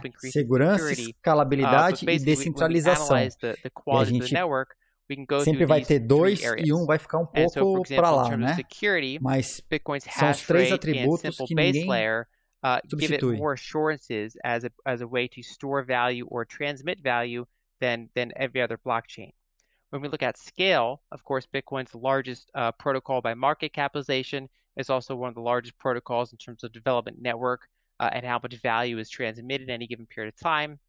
And then in terms of decentralization, basically there's more of a division of powers in the Bitcoin network compared to most other cryptocurrencies, even ones that are also pretty big on terms of scale. And so the next few slides will dive into these three individually with more detail. So if you focus on security, when it comes to a proof-of-work protocol, scale is a very big factor. And so, o sistema não está conseguindo traduzir tudo a tempo e achar uma pausa aí para jogar na tela. Ajuda nós. Power is used to secure the network, compared to some of its copies, like Bitcoin Cash and Bitcoin Satoshi Vision, that have, they've taken the blockchain, they've forked off, they've made their own changes. And so what we see is that Bitcoin has orders of magnitude more, security than those other offshoots. An analogy that I've seen used, for example, is that almost anyone, could copy and host Wikipedia, right? So Wikipedia is not that much data. You could copy it, you could put it on your own website. But what is the chance that you'd be able to actually get the traffic that Wikipedia has? Olha o tamanho da frase, saiu because even though you can replicate, the current state of Wikipedia, you'd be unable to replicate o sistema ele tem que perceber uma pausa para poder processar o sentido da frase e fazer a tradução e pôr na tela. Percentage of the user base that continually updates Wikipedia to instead go and update your version, right? So basically, Wikipedia's network effect is so entrenched that merely copying it is insufficient to become an actual competitor to Wikipedia. And so the same applies to blockchains. You can copy a blockchain, you can make your own blockchain. But unless you reach that critical mass of millions and millions of users with a well-designed protocol and appropriate decentralization and high levels of security, the blockchain is not going to be effective. And so there's only a couple blockchains that have really kind of reached that critical mass, and among them, Bitcoin has very unique characteristics. And so there's a variety of reasons that basically Bitcoin is more secure than its competing protocols. And so the fact that it uses dedicated ASICs, for example, in its mining algorithm, means that not only do you have to pay for electricity in order to mine Bitcoin, you also need to actually acquire dedicated hardware. Ela editou o vídeo.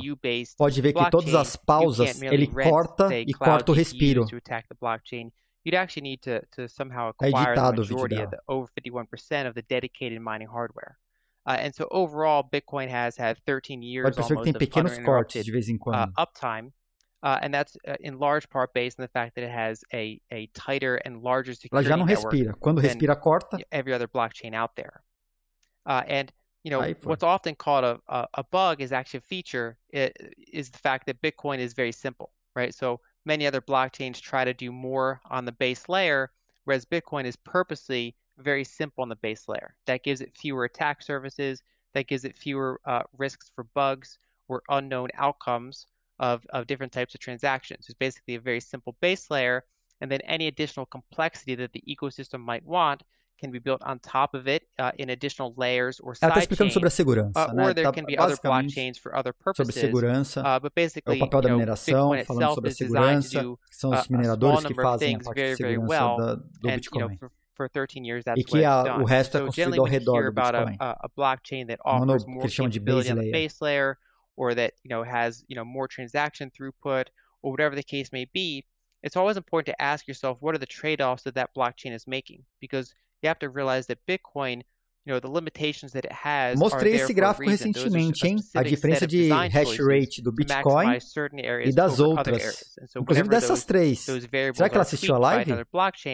Era esse gráfico aí, eu coloquei exatamente Bitcoin, Bitcoin Cash e Bitcoin Satoshi Vision, BSV. More capability Quando on the base o layer. BSV foi atacado esses Next, we'll take a dias. look at scale. And so, of course, Bitcoin has the largest market capitalization, with estimated to be well over 100 million users at this point.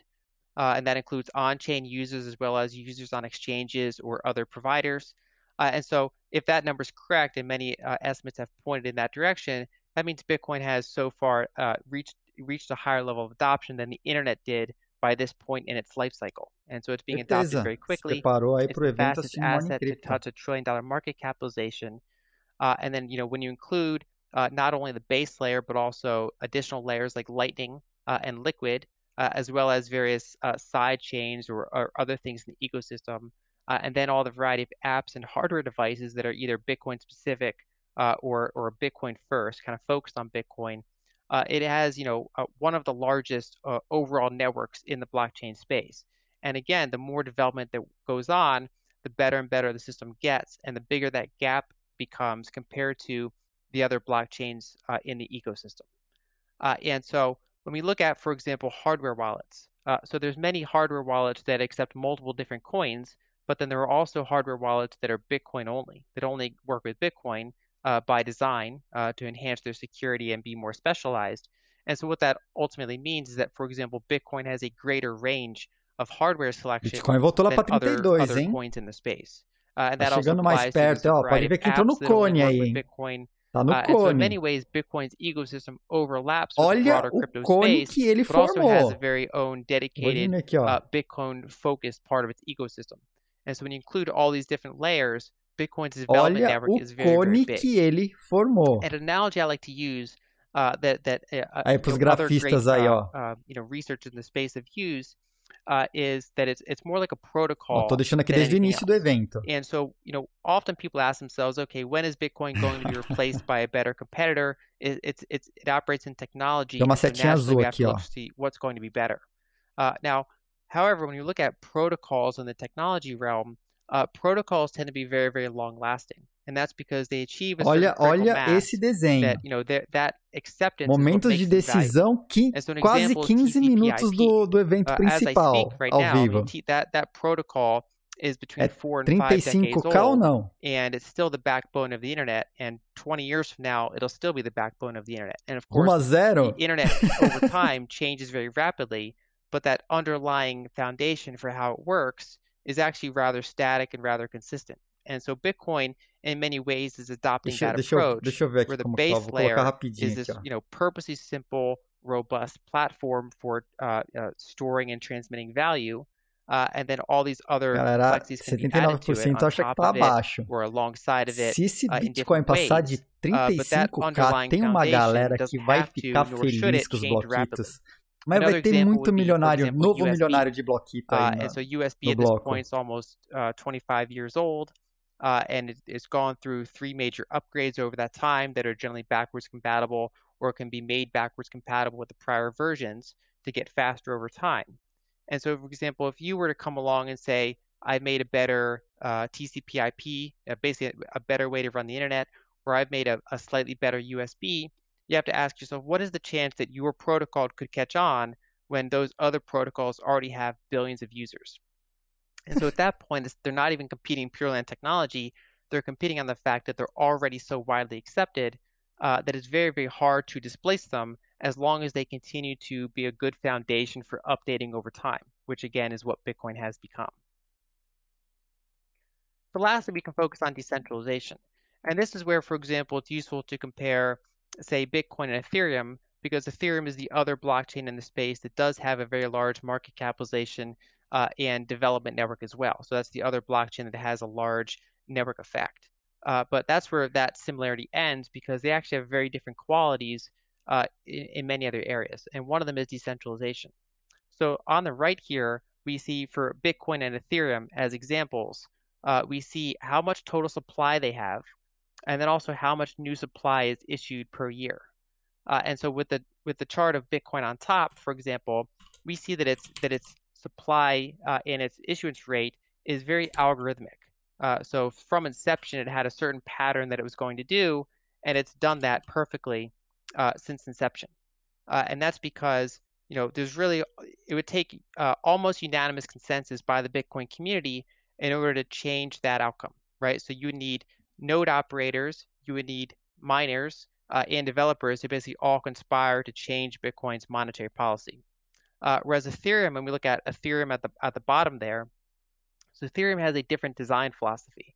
So they use, for example, difficulty bombs on the blockchain in order to basically force a quicker update path than, say, Bitcoin has. And so what that essentially does is it gives the developers more influence over that network than developers have over the Bitcoin network.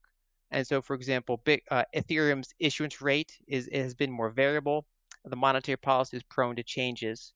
And depending on how you look at it, that could be considered a feature or a bug. Obviously, people in the community have different ways of looking at that. But the point is, those are two very different design philosophies. So one has been more prone to change, whereas one is more prone to basically, you have a very high probability of being able to understand Bitcoin's monetary policy looking out 5 or 10 years compared to a protocol like Ethereum.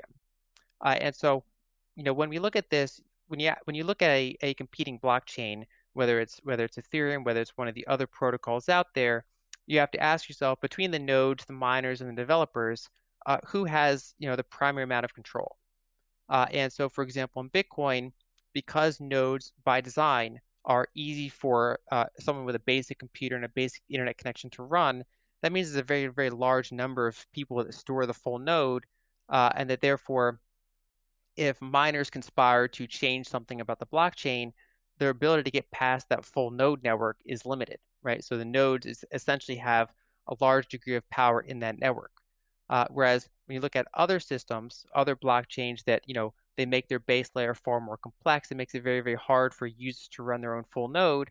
And so that, basically centralizes power more in the hands of the miners or the developers. And it becomes a more company-like system rather than a protocol, a decentralized protocol.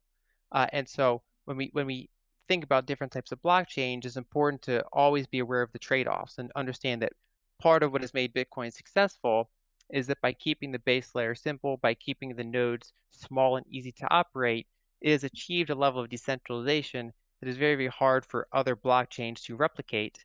And because all the features that they're adding are also adding complexity to that process of running your own full node.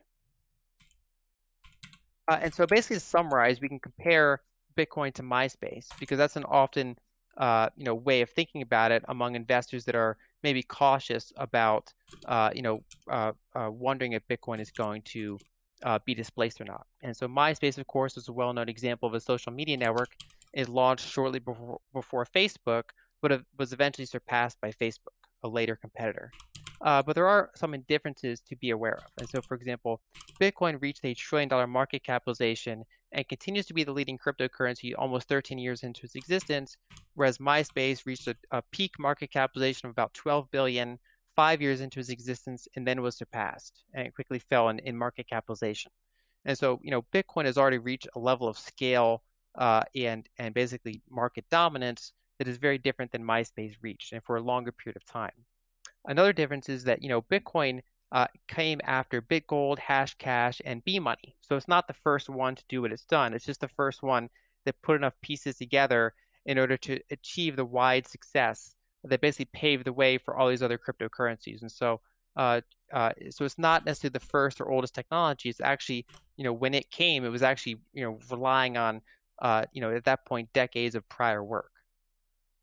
And then lastly, as we said before, Bitcoin is largely following the path of a protocol rather than a company, whereas many other blockchains in the space end up looking more like a company in the sense that they're still very reliant on their founders, still very reliant on a centralized development team, whereas Bitcoin at this point is more distributed. And so whereas MySpace, of course, as a company, it followed the path of company. It had an early management change early on. And for example, they were slow to adopt to the shifting user base towards mobile phones. And so that was a key reason why they eventually fell to later networks. Whereas Bitcoin continues to optimize exactly what it tries to optimize for. So basically, it's the fact that there's not that many features on the base layer is again by design. And so it's not being surpassed in terms of technology by other protocols. It's not being overcome by later developments, because every one of those developments comes with trade-offs in a way that Bitcoin has, that ecosystem. Será que tem gente que compara com MySpace? Ah, o Bitcoin é o MySpace. Ensure some of the prior attributes of security. Eu nunca tinha ouvido, não. And decentralization. Ô, do Compression, valeu, follow. So basically, another way of looking at it is that part of Bitcoin's success, in addition to being a well-designed protocol, is the path dependence. It's very, very hard to replicate Bitcoin's unique path dependence at this point. And so what I mean by that is Bitcoin was made by a creator that was, eventually left the ecosystem. He remains unknown, or they. And whereas many other cryptocurrency projects they take more of the path of a company, where they generally it's harder for them to achieve a level of decentralization, and it's harder for them to basically follow this very, very decentralized path that Bitcoin's gone through. It's very hard for them to distribute their coins in a fair way, and it's very hard for them to achieve the scale and the adoption that Bitcoin has. Olá, so as começa em 10 minutos, hein? Bitcoin, I own Bitcoin, 10 and I also advise some Bitcoin companies. But one thing I like to point out is that my research company focuses on multiple asset classes, and so I'm not tied to any one asset, and I'm happy to look at multiple different asset classes, both outside of the cryptocurrency space and in the cryptocurrency space. Bem-vindo, Mago da Erva. That's why, in many ways, I've continued to focus on Bitcoin, in my view, as a primary cryptocurrency that offers a lot of value and that is unlikely to be surpassed anytime soon by, a technology superior. BitTorrent faz sentido. MySpace eu nunca tinha visto. Na minha cabeça não faz o mínimo sentido. Investidores comparam com MySpace, cara. Nossa. Que nem falar, o Bitcoin é comparado com o ICQ.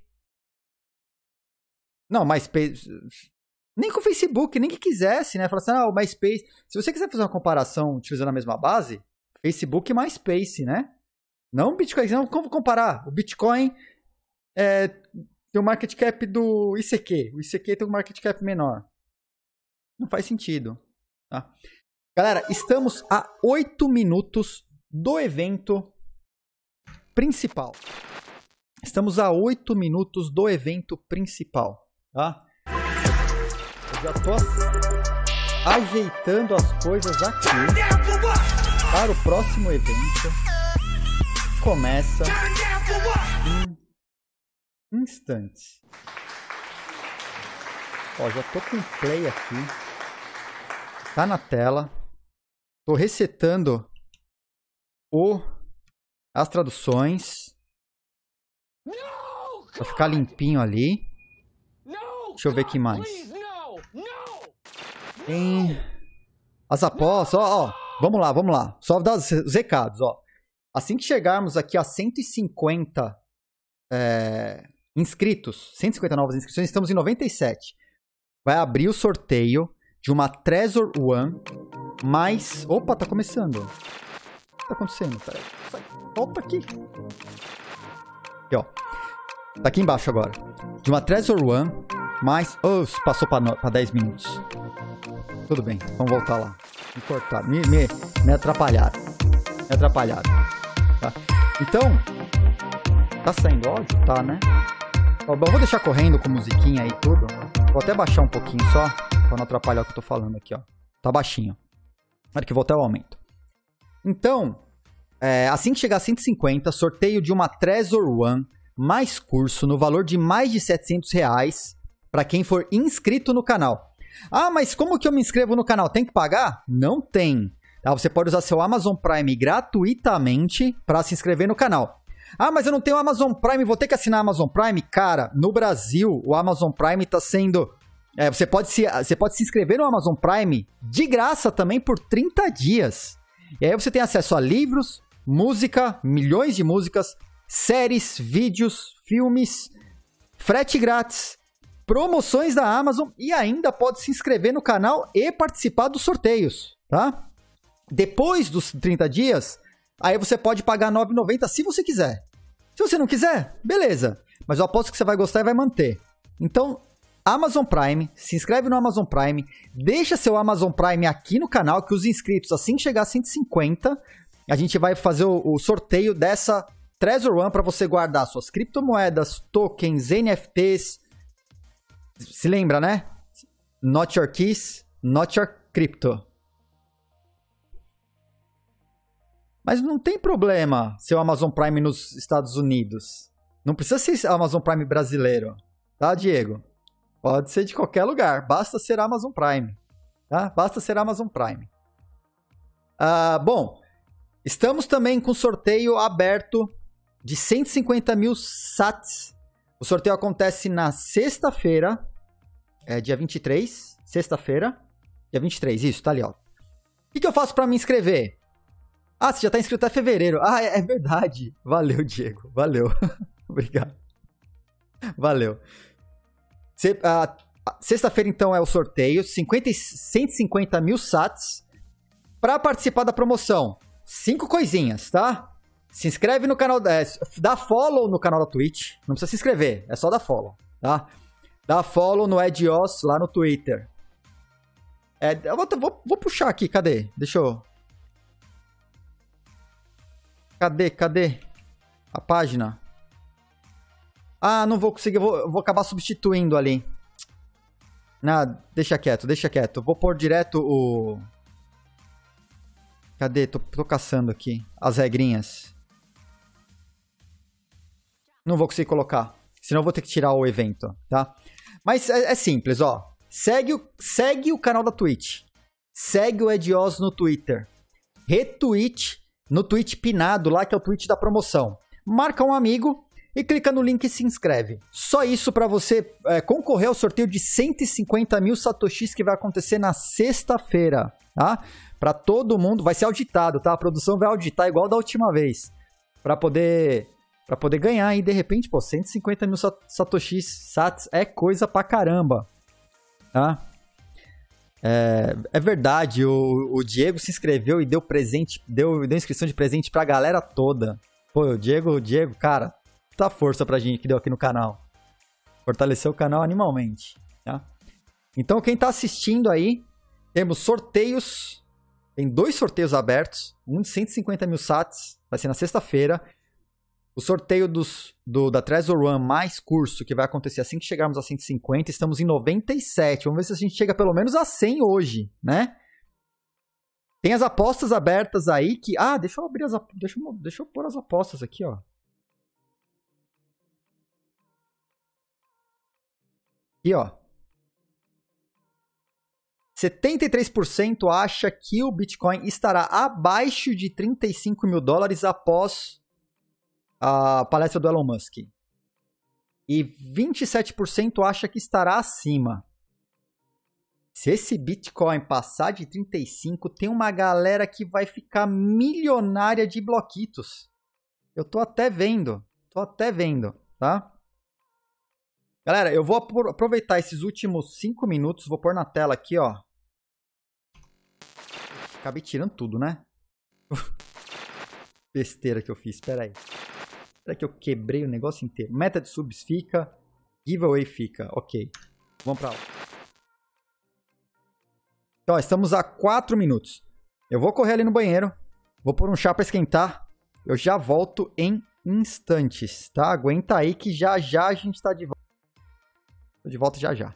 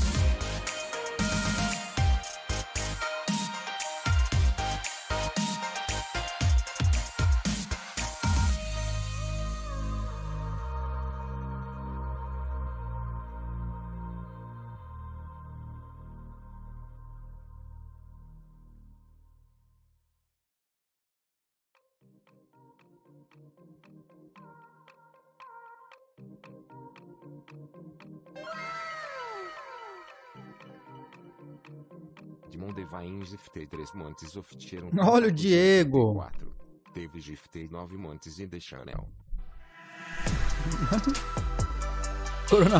Tratamento de coronavírus, o que foi aquilo? Valeu, Diego, valeu. Ô, M. Takushi. Foi presenteado aí, cara. 1 mês de sub no canal. Ô, bacana.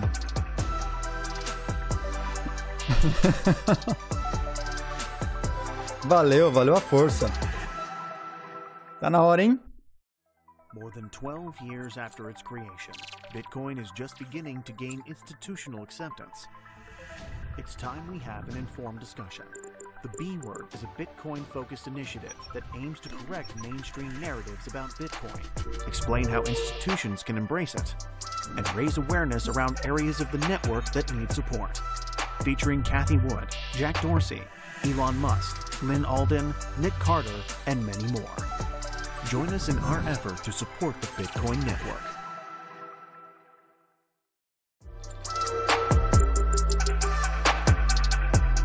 Essa é a hora, hein?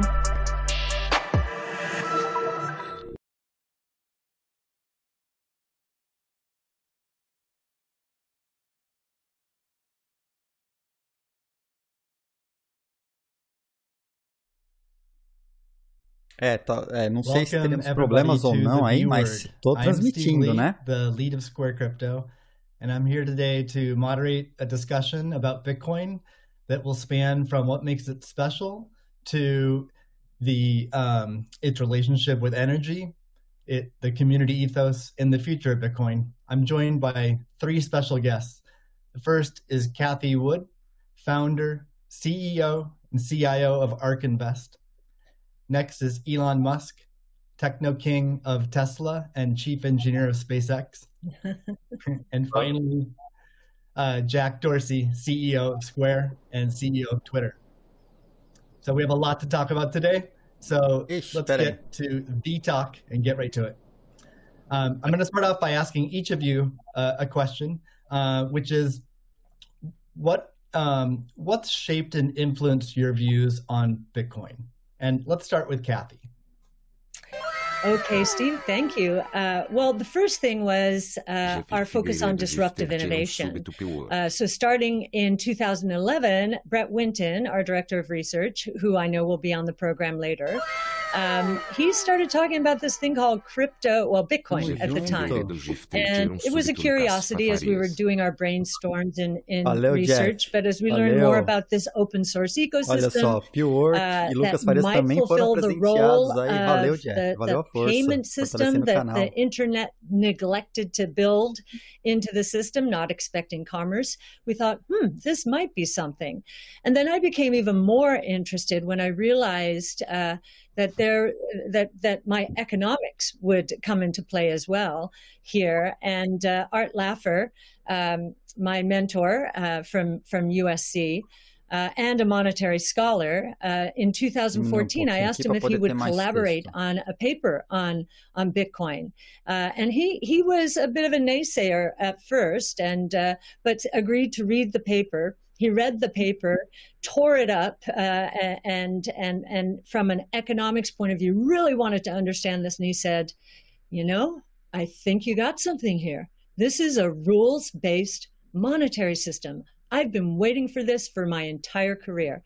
So the combination of disruptive innovation generally, economics on top of that, and the huge misunderstanding out there as to what this is, that was intriguing and launched our research effort. Thank you. Elon, what's influenced your views on Bitcoin? Well, I've thought about money for quite a while, obviously, since the PayPal days. And then the companies that preceded that, X.com, which I created, and Confinity, which Peter Thiel, Max Levchin, Luke Howry, and others created. We combined the companies and made PayPal. So I've been thinking about money for a long time. And really, I think it's best to think of money as an information system primarily an information system for labor allocation. For practical purposes, it exists in a series of heterogeneous databases, like very different databases in bank mainframes around the world. It moves quite slowly in reality. It may seem to move fast sometimes, and it does with PayPal, which is real time. But the vast majority of the systems out there are batch processing. So the actual reconciliation may take 1 to 5 business days, sometimes longer. And you have the ACH system, which is ancient and still in operation, which is allows transfers effectively like a check would be an ACH transfer, but it's not secure. And you've got the credit card systems, which are also not secure. It would be like handing your username and password to a stranger in a restaurant if you buy a meal. So there's definitely an opportunity for something that is better from an information theory standpoint. So and there you can think of it like data on a network. I think is the way to view it. What has the most throughput? What has the least error? What drops the fewest packets? Fraud, for example, being a source of error, and government interference in currencies being a source of error. But it's fundamentally an information system. So I think it makes sense to support something that improves the quality of information with which we conduct the economy. And Bitcoin is a candidate for that. It does, I think, some things well, and it's obviously it's evolving, and there are additional things like Lightning being done on top of Bitcoin. But Bitcoin per se is mostly solving for scarcity, or rather solving for essentially having no throat to choke, decentralized. So there's no one who can be coerced in any way to empty their Bitcoin account. Well, I guess they could technically, but on an individual basis, but the system as a whole cannot. A Miriam colocou, tem closed caption, tá? É só apertar o CC no lado inferior direito. Is also quite good. Legenda em inglês. Transaction volume is low. Transaction cost is high, and usability for the average person is not yet very good, but it has a lot of potential. And I should say that, like, I'm not, and I apologize for taking a long time, but there certainly is a lot to say. In general, I'm a supporter of Bitcoin and the idea of cryptocurrency in general. But as I've said publicly, we do need to watch out for crypto taking, especially Bitcoin, using proof of work to maybe use energy that's maybe a bit too much and not necessarily good for the environment. So. Pegou! Vocês viram o que ele falou? Que o Bitcoin não necessariamente agride o meio ambiente. Gaguejou pra caramba e falou. Significant thing I own outside of Tesla is my SpaceX stock that both companies. Que maravilha! So, but apart from that, I do own Bitcoin, and Tesla owns Bitcoin, SpaceX owns Bitcoin. And I do personally own a bit of Ethereum and Dogecoin, of course. So. Okay, great. Thank you. And we'll get into some of those issues in more depth as well. Jack, how about you? Pensa num cara que está desconfortável, né? The network and the community. It's deeply principled. It's weird as hell. It's always evolving, and it just reminded me of the internet when I was a kid. And I encountered alt cypherpunks when I was fairly young, and this was a topic of discussion for years. I didn't touch it until 2008 when we started Square. Elon and teams at X and PayPal inspired a lot of what we were trying to do, trying to bring in more to a physical world. But we encountered this crazy predatory system. Toma água, filho. Boca ficou seca, slow, né? That was obtuse, and I think. One of the things that we tried to do, which X and PayPal also tried to do, is build an abstraction layer around this complication, and around this predatory nature that the financial industry can tend to be, and make it work for people. But when I saw Bitcoin in 2009, you see a chance to replace the whole foundation. And everything that Elon was talking about in terms of ACH and the credit card networks were built with very different agendas in a very different time frame, and it's crazy that they still exist and they have scaled, but they just are not relevant to today, and they're certainly not relevant to the future. Galera, empolgou aí, hein? Olha o que está acontecendo. In countries like Nigeria or Ghana or India, and its interconnection with countries like the United States and Canada and all over Europe. So what really drove my thinking and drives my passion around it is, like, if the internet gets a chance to get a native currency, aumentei muito. What will that be? And to me, it's Bitcoin because of those principles, because of that creation story, because of its resilience, because of the number of tests it's been. But what inspires me the most is just the community driving it. It just reminds me of the early internet. It's the only reason that I have a career, because I learned so much from people like who are building Bitcoin today. And I continue to learn in that sense, and I'm so grateful for it. So that's a good segue into the next question I'd like to ask you, Jack, is you said before that Bitcoin changes everything. Can you speak more to that? Well, I just think that, a lot of what we experience in life, when you really get down to the foundation, a lot of our monetary policies, a lot of our monetary systems cause so much distraction and so much cost. And when you get to a system where you have the potential for people to truly own it, they can verify it themselves. You don't have to have trust going in. You don't have to trust it at all. You can verify it through source code or whatever your appetite is. And that any person can help drive the future of it. Bitcoin. And at the same time, it's not controlled by any state. It's not controlled by any bank. It's not controlled by any corporation. And these three parties of people who participate in the network, people who mine, and also the developers, constantly debating the correct roadmap and the way forward, is a beautiful thing. And I don't know of many other consensus-based models that have existed at that scale for this long with this amount of success, and we're still fairly early. So when, I met a woman in Ethiopia 2 years ago, and she was trying to create the lift for Ethiopia. Elon, I think I reached out to you at that time as well, because she really wants some Teslas. She still has to quem apostou, quem não apostou já era. Agora só no final a gente vai ver quanto que deu. All of her drivers in the same way, because there's no monetary system that she can utilize. There's nothing digital. And Africa as a continent is hugely interconnected from a monetary standpoint, but also hugely taxed in that same way. So a lot of the potential that I see, the internet having a native currency helps her build her business in a much faster way.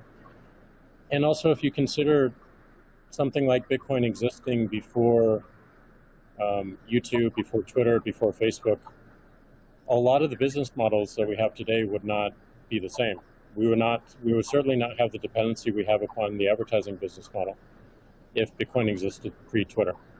And I think the amount of business models that it enables, the amount of innovation it enables going forward, especially when you can consider the whole internet instead of going country by country by country by country, which you have to whenever you're dealing with finance, it really just opens the aperture. And that is what I want to see in my lifetime, is a currency that is standard and sound for the internet that everyone can use. Great.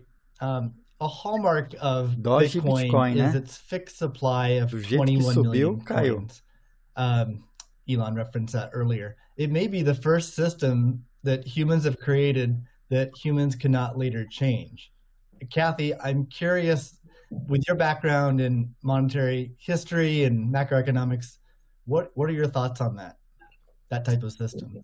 Oh, well, I'll recount the story about Art Laffer and our going through the paper. And he said, as I said, first Diego, eu tava olhando isso agora. E ele tá com um ventiladorzão lá, né? Não tá usando ar-condicionado. Tá num lugar mais aberto. Big idea. Once we had convinced him of the ecosystem itself. Now, this is the role that it's playing, given that the rule is a quantity rule, that 21 million units, is really a store of value role. So there are three roles of money. Store of value, very important. The means of exchange, so for transactions, and the unit of account. Every good priced in terms of whatever the unit is. So store of value is its primary use right now. The others exist. Unit of account, reserve currency of the crypto asset ecosystem. That's being seeded a little bit towards stable coins right now. But the store of value is a very big role. And means of exchange with apps built on top of the Bitcoin blockchain, we think is going to become more of a reality. Right now, high value transactions take place over Bitcoin, and that is a very useful role. So we look at those, and I remember saying to Art, "How big could this be?" And he said, "Well, how big is the U.S. monetary base?" Well, today it's $8 trillion. $8 trillion. At the time we were talking, it was $4 trillion. So we've gone through another crisis since then. And so this store of value, this idea that purchasing power will go up over time if demand rises relative to supply. Supply ultimately fixed at 21 million units. That's a very good thing. Purchasing power going up globally around the world. And this idea that it's a hedge against confiscation of wealth. And that can take place in a myriad of ways. But inflation, and especially hyperinflation in emerging markets, is the primary way. Talk about destroying purchasing power. So that's a very big idea. And I'll also mention deflation. In some ways, it's a hedge against deflation. I know some people are confused that we at ARC think that we're in a deflationary environment here in the United States. If that is true, the odds of a hyperinflation in the rest of the world, especially in emerging markets, is also true. So, but this deflation, and we learned from 08-09, there's counterparty risk associated with deflation. And I think Bitcoin would be a hedge against that eventuality as well. So it's a very big idea. Right. I suspect among us, there's not a lot of debate about Bitcoin's potential as a store of value. But Jack, you referenced earlier it being or becoming the native currency of the internet. Can you speak more to that and also how it relates to maybe how institutions think about it? Yeah, I mean, like just simple example, if I happen to be in Ghana and my family is in Nigeria, currently I can take anywhere from, and I need to send money back, anywhere from 10 to 30% off the top just to send that money back. Whereas, if you just focus on the worldwide remittance problem, Bitcoin solves so many of those problems today instantly. Without having to go through any intermediaries or any slowness or complicated systems that a corporation or a state created. So I think having sound money that is separate from the state is the idea. Having it completely verifiable by everyone, including the state, including corporations, including individuals, including developers who want to build on top of it, is quite powerful, and that's what keeps it secure and strong. And I think that's, we need more of that, which is why one of the reasons why this conversation is so important is as entities come into the space, it's not just buying an asset and holding onto an asset and treating it as an investment. There's something special that created this, and something precious and something very unique, which has to be protected, and we need to do whatever we can to. Tá falando real, Bitcoin não é só trade. Não é só holdar, Elon, I'm curious your opinion on this. You mentioned earlier about tem uma coisa muito especial com ele. Or the importance of throughput. E na minha concepção é totalmente relacionada à liberdade. Can you speak? Do you think Bitcoin can become peer-to-peer cash? Well, Bitcoin does have a fundamental scarcity limit at the base layer that's designed in. That doesn't mean you can't have some layer 2 system in theory like Lightning. And I understand Lightning is doing well in some small countries.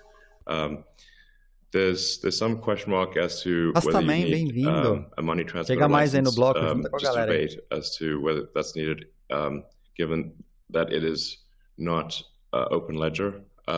So that's a whole separate debate, of course. But Bitcoin by itself simply cannot scale to be the monetary system for the world at base layer. But with a second layer, this is possible depending upon how that second layer is implemented.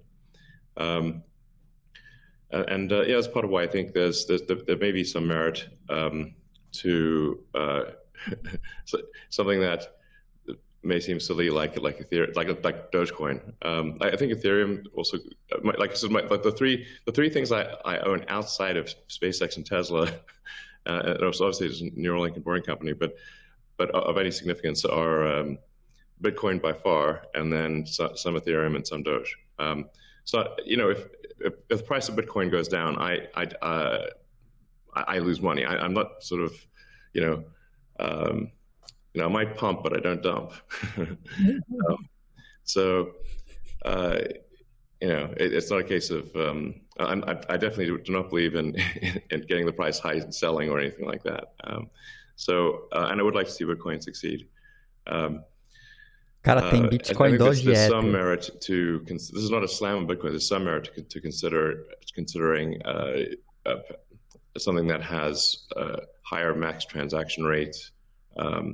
And a lower transaction cost, and kind of seeing how far you could take a single layer network where the exchanges act as a de facto second layer. I think you can probably take that further than people realize, and as bandwidth increases over time. Que ele só tem ações da Tesla, e fora da Tesla ele só tem Bitcoin, Ether e Doge, e são esses ativos que ele tem. And I think long term people will probably have access to worldwide access to gigabit level connectivity at low latency, and so at low cost. And so then your base layer could do a lot of transactions if you take that into account. So yeah, but like I said, Bitcoin with a layer 2 system certainly could scale to do a vast number of transactions. Same goes for Ethereum. Question about the scaling of the layer Antônio, verdade. The concern from the past 5 years of debate in the Bitcoin community is that would sacrifice too much decentralization and hurt the censorship-resistant properties of Bitcoin. I'm curious if what are your thoughts on that? Are you sensitive to that? And are you concerned about losing some of the special properties of Bitcoin or another cryptocurrency by scaling at layer 1? Yeah, I mean, these things are helpful to use the physics tools of thinking and say, scale up, scale down, and see if it still makes sense. So if scaling up the transaction block doesn't make sense, why don't you scale it down? And have it be, so that somebody, with a laptop from 2008 can still run a Bitcoin node. Why not slow it down?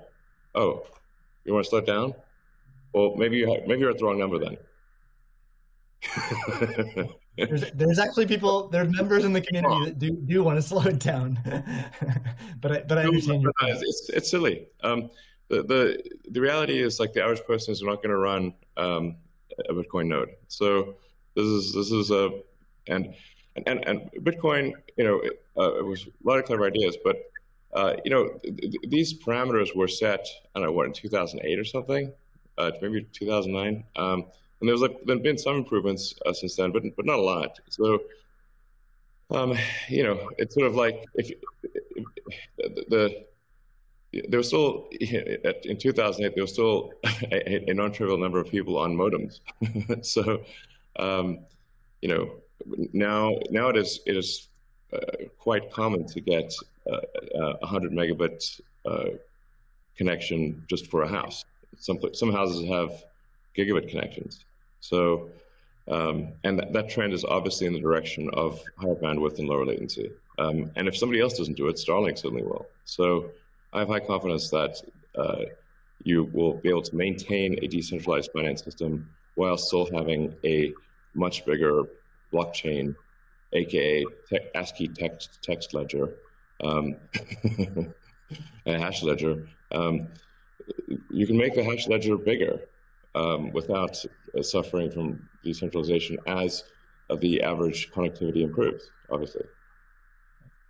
One idea would be to to put a Bitcoin full node in Starlink terminals. Ele simplificou, né, dizendo que você pode escalar fazendo o que ele chama de hash ledger. É que o Bitcoin não é só um hash ledger. Lembrando disso. Mas faz sentido. Se você tiver só um hash ledger, você escala.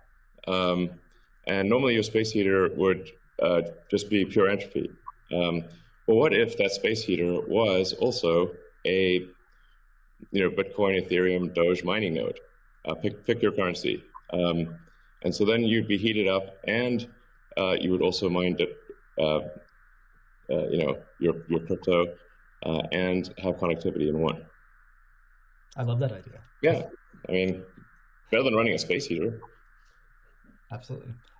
Are there any other, so you're drawn to Dogecoin a little bit. Are there any other gaps in Bitcoin that you see that cause you to be drawn towards Dogecoin? Eu tô achando que ele tava falando sobre, ele pediu para o time dele rodar um nó, né, do Bitcoin, do Ethereum e da Doge. E que o time deu Doge has feedback de que consumia bastante energia e coisas assim. Foi o que eu entendi. Ele rodou um minerador ou rodou um nó? Será que não está confundindo os conceitos, não? It doesn't take itself too seriously. Troquei para Doge, tá? Do Compresso. Não, para o Afonso. There's Occam's razor, which is the simplest answer is the most likely. It's a summary of Occam's razor. The simplest answer is the most likely one. Then there's a friend of mine came up with a variant on that the most ironic outcome is the most likely one. And then I have a variant on that, which is the most entertaining outcome is the most likely one. So if that is true, then the most ironic and entertaining outcome would be that the cryptocurrency that was started as a joke to make fun of cryptocurrencies ends up being the leading cryptocurrency. That would be the most ironic outcome. Jack, what are your thoughts on that?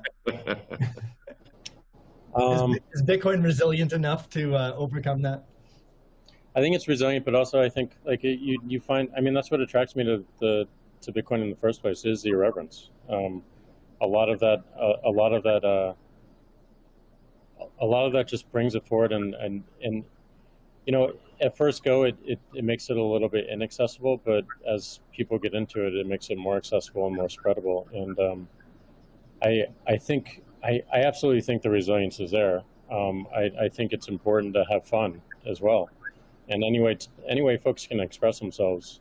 I think that goes back to the main idea of how do we create a native currency for the internet? Anything that goes towards that path, that's whatever wackiness or fun we can have along the way, that's going to make it a lot more enjoyable, and it's going to make a lot more people want to use it.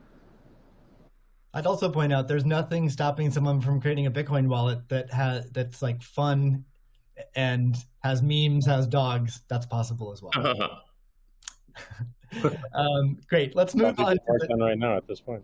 Let's move on to the next topic, which is Bitcoin and energy. It's a really hot topic that lots of people are talking about. Let's start with deixa de meme, vamos falar de coisa séria. Vamos falar de energia. You said many things about it.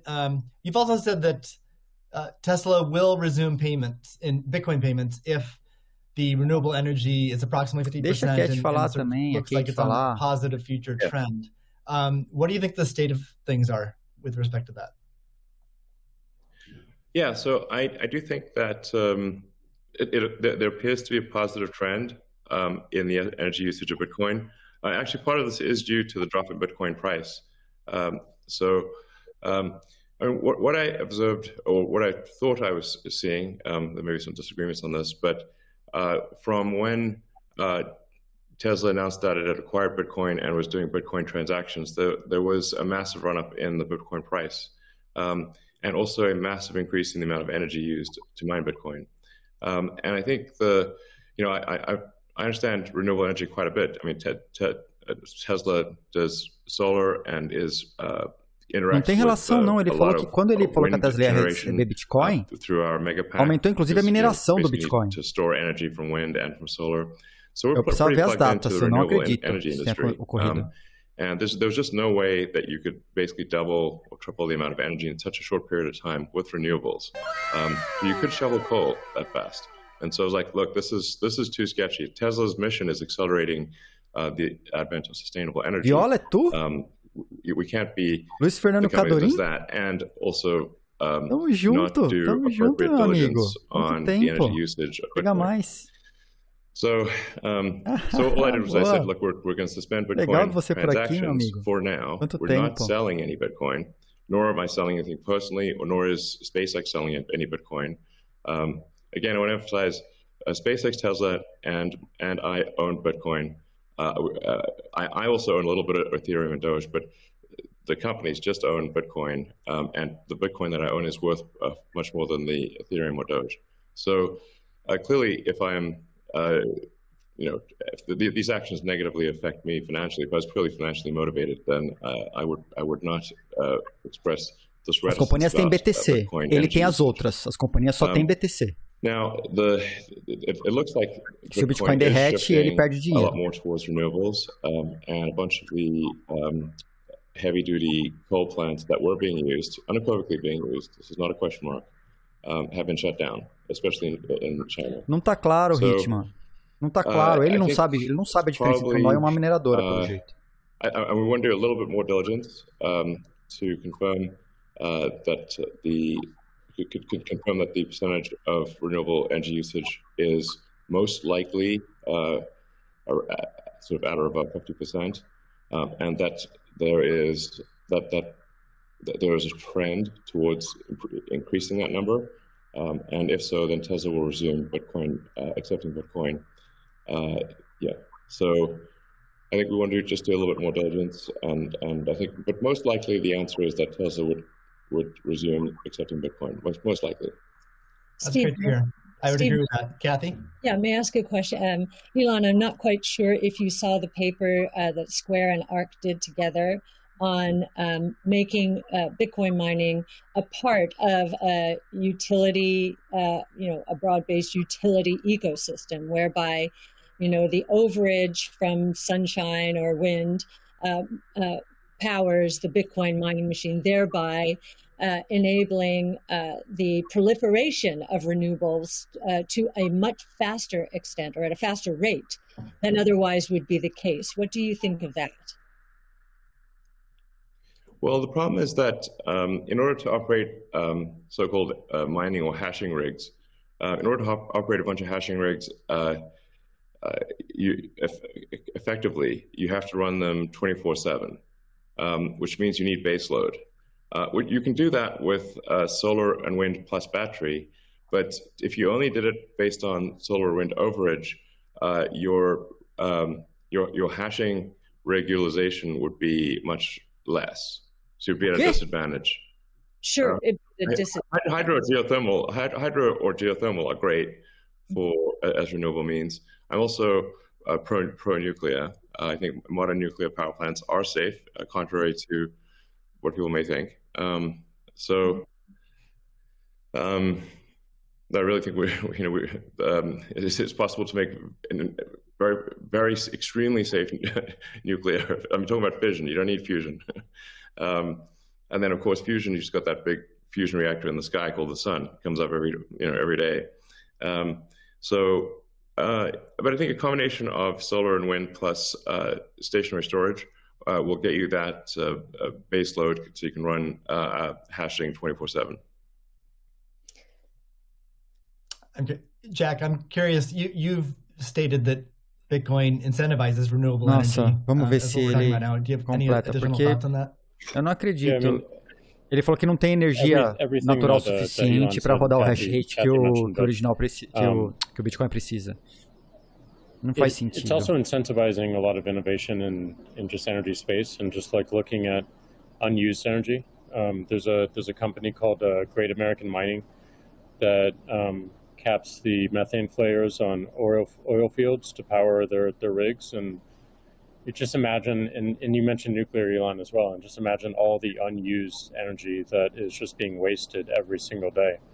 And being able to get that energy and converting it into a secure, sound money system for the planet feels like a worthy trade-off. And that's the sort of incentive that I think is most powerful, is like, how do we reuse what is being currently just dumped on the ground and wasted and not considered, and how do we do that at scale? And I think that's a bigger conversation that I think is missing. But I agree with everything that Elon has said, and also the paper we put forth. Ele disse que você tem não só a energia sustentável da natureza, mas também você pode utilizar aquela energia que é desperdiçada e jogada por nada para fortalecer a mineração da moeda mais segura do mundo. O que faz muito sentido, né? Utilizar energia sustentável, mas evitar o desperdício da energia, redirecionando aquela energia desperdiçada para a mineração de Bitcoin. Life energy into Tesla, which is a lot. In fact, I would say that I've had some pretty tough life experiences, and Tesla is responsible for probably 2/3 of all personal and professional pain combined. Just to give you a sense of perspective there. So this is a hella hard situation.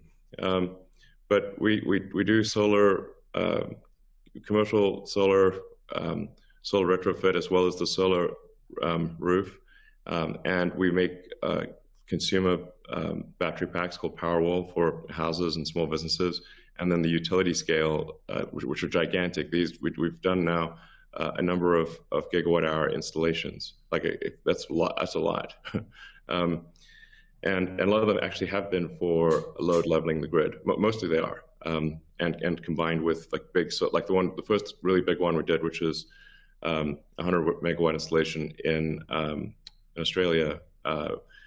That's actually helped stabilize a huge portion of the South Australian grid because it's able to react so fast. In fact, at first, because they've got a billing system in Australia that I think works at the sort of millisecond level, and we were operating at the microsecond level. The system was operating so fast that the measuring system couldn't see it. Sentido, né? But so Tesla's certainly doing a lot to enable renewables, especially wind and solar. And in fact, the limiting factor for us right now is cell production. So we need to both internally get the Tesla internal battery cells produced, as well as increased supply from suppliers. Generally, when I talk to our suppliers and they say, how many cells would you like us? How many cells can you make? Because sometimes they're concerned, is Tesla going to compete with them on cells? I'm like, no. If you want to make the cells, be our guest. It's just that we need a crazy number of batteries, and they need to be done. It obviously needs to be mined and produced and manufactured in an ethical and environmentally sound way. So, at Tesla, we really do aspire to be the good guys, to be a company that people can believe in. It doesn't mean we don't make mistakes, but that's what we try. So, but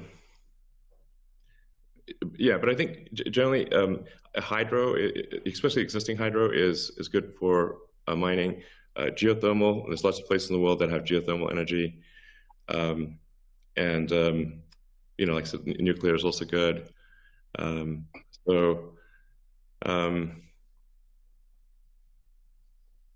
think just I'm like as I said earlier, the expectation is not that the energy production must be pure as the driven snow, but it must it can't be using it also cannot be using the world's dirtiest coal, which it was for a moment there. That's just difficult for Tesla to support in that situation. So I think, but I do think long-term renewable energy will actually be the cheapest form of energy. It just doesn't happen overnight. But as long as there is a conscious and determined and real effort by the mining community é normal assim do renewables, then obviously Tesla can support that. O Elon Musk é difícil nas apresentações dele. Kathy, we've been talking a lot about energy, but many institutions are facing questions around Bitcoin's relationship with ESG. Can you maybe speak a little bit more to what is S and G in ESG and how Bitcoin might support those? Sure. So E, of course, is environmental, S is social, and G is governance. And there is a massive movement afoot in the institutional world, especially, to embrace ESG and make sure that their asset managers are doing the same. So we've just talked about environmental, and I really do believe that Bitcoin will be much more environmentally friendly, certainly than traditional gold mining or the traditional financial services sector. In many ways, it already is, and it's just going to get better that way. In terms of social, I know that many institutions, when they are thinking of social, they think of diversity and equity, pay equity, and all of that. But from our point of view, the disruptive innovation point of view, social is much more than that. It is saving lives, of course, autonomous technology, that would be another topic for Elon. But in this case, allowing access to payment technology, as Jack is saying, everywhere around the world without friction. And just back to the remittance example, I think if I've got these stats correctly, there are certain countries in the world that are incredibly dependent on remittances for GDP. Tonga, 37%, El Salvador, which just deemed Bitcoin legal currencies, 24%, Nepal, 24%. And I think the remittance industry globally, roughly 700 billion. So saving people these egregious fees, think about it, you're paying anywhere from 8% to, as Jack said, 30% of your $100 that you're sending back to your family. That is a social responsibility, I would submit, as is just the economic empowerment that Bitcoin will enable. We've talked about that already.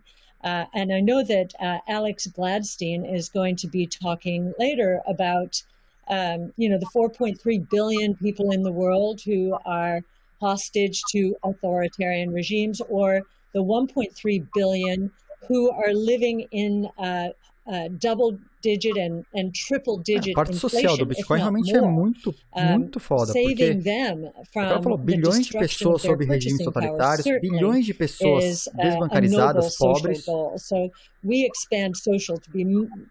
a contribuição do Bitcoin para o lado social de governança é gigante. Eu preciso só falar de meio ambiente, environment, né? Do ESG. É só energia. E o resto das contribuições, o S e o G. Estavam falando no chat agora há pouco. Financial world, and I think a huge part of governance in the Bitcoin ecosystem are the Bitcoin core developers. Now, before I met them, and I've had the pleasure and the honor of meeting many of them. Resolvido, né? That was a part of this ecosystem I didn't understand, but actually getting to sit down and talk to them, if I have a learning curve need, it certainly is on the technology side. But in terms of talking to them about economics, economic theory, failed monetary regimes historically, they know economic history, many of them, better than anyone I've ever met. Ler em inglês, tem o botão CC aí, tá? Tem closed caption.